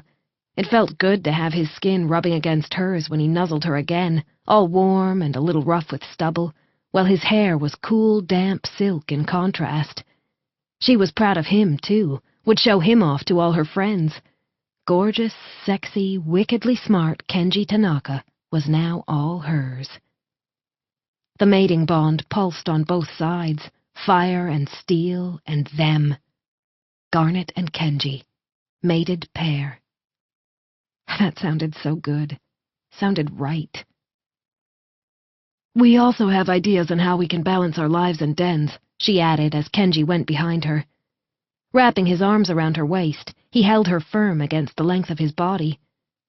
She ran her hand over his forearm, her body aching for his again, and her wolf wanting to simply lie side by side with his wolf.